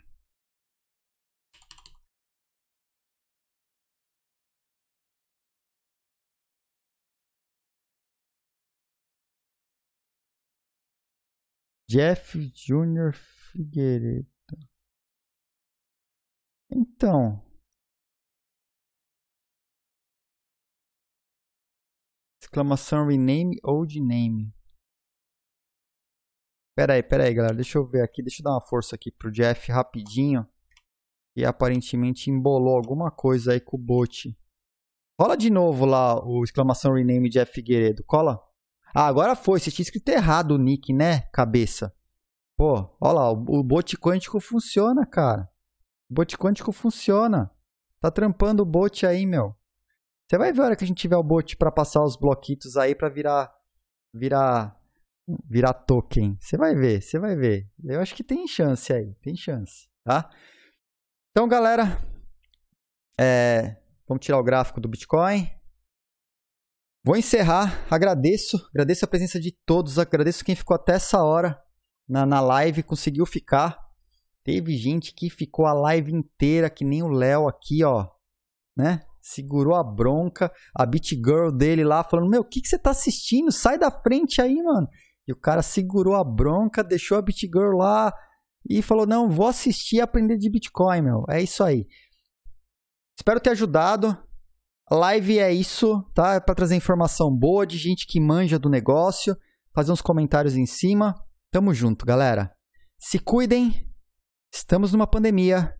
Juízo com seus investimentos. A gente se vê logo mais às 8 da manhã, tá? No Brasil. Até mais. Tchau, galera. Brigadão. Amo vocês. Falou.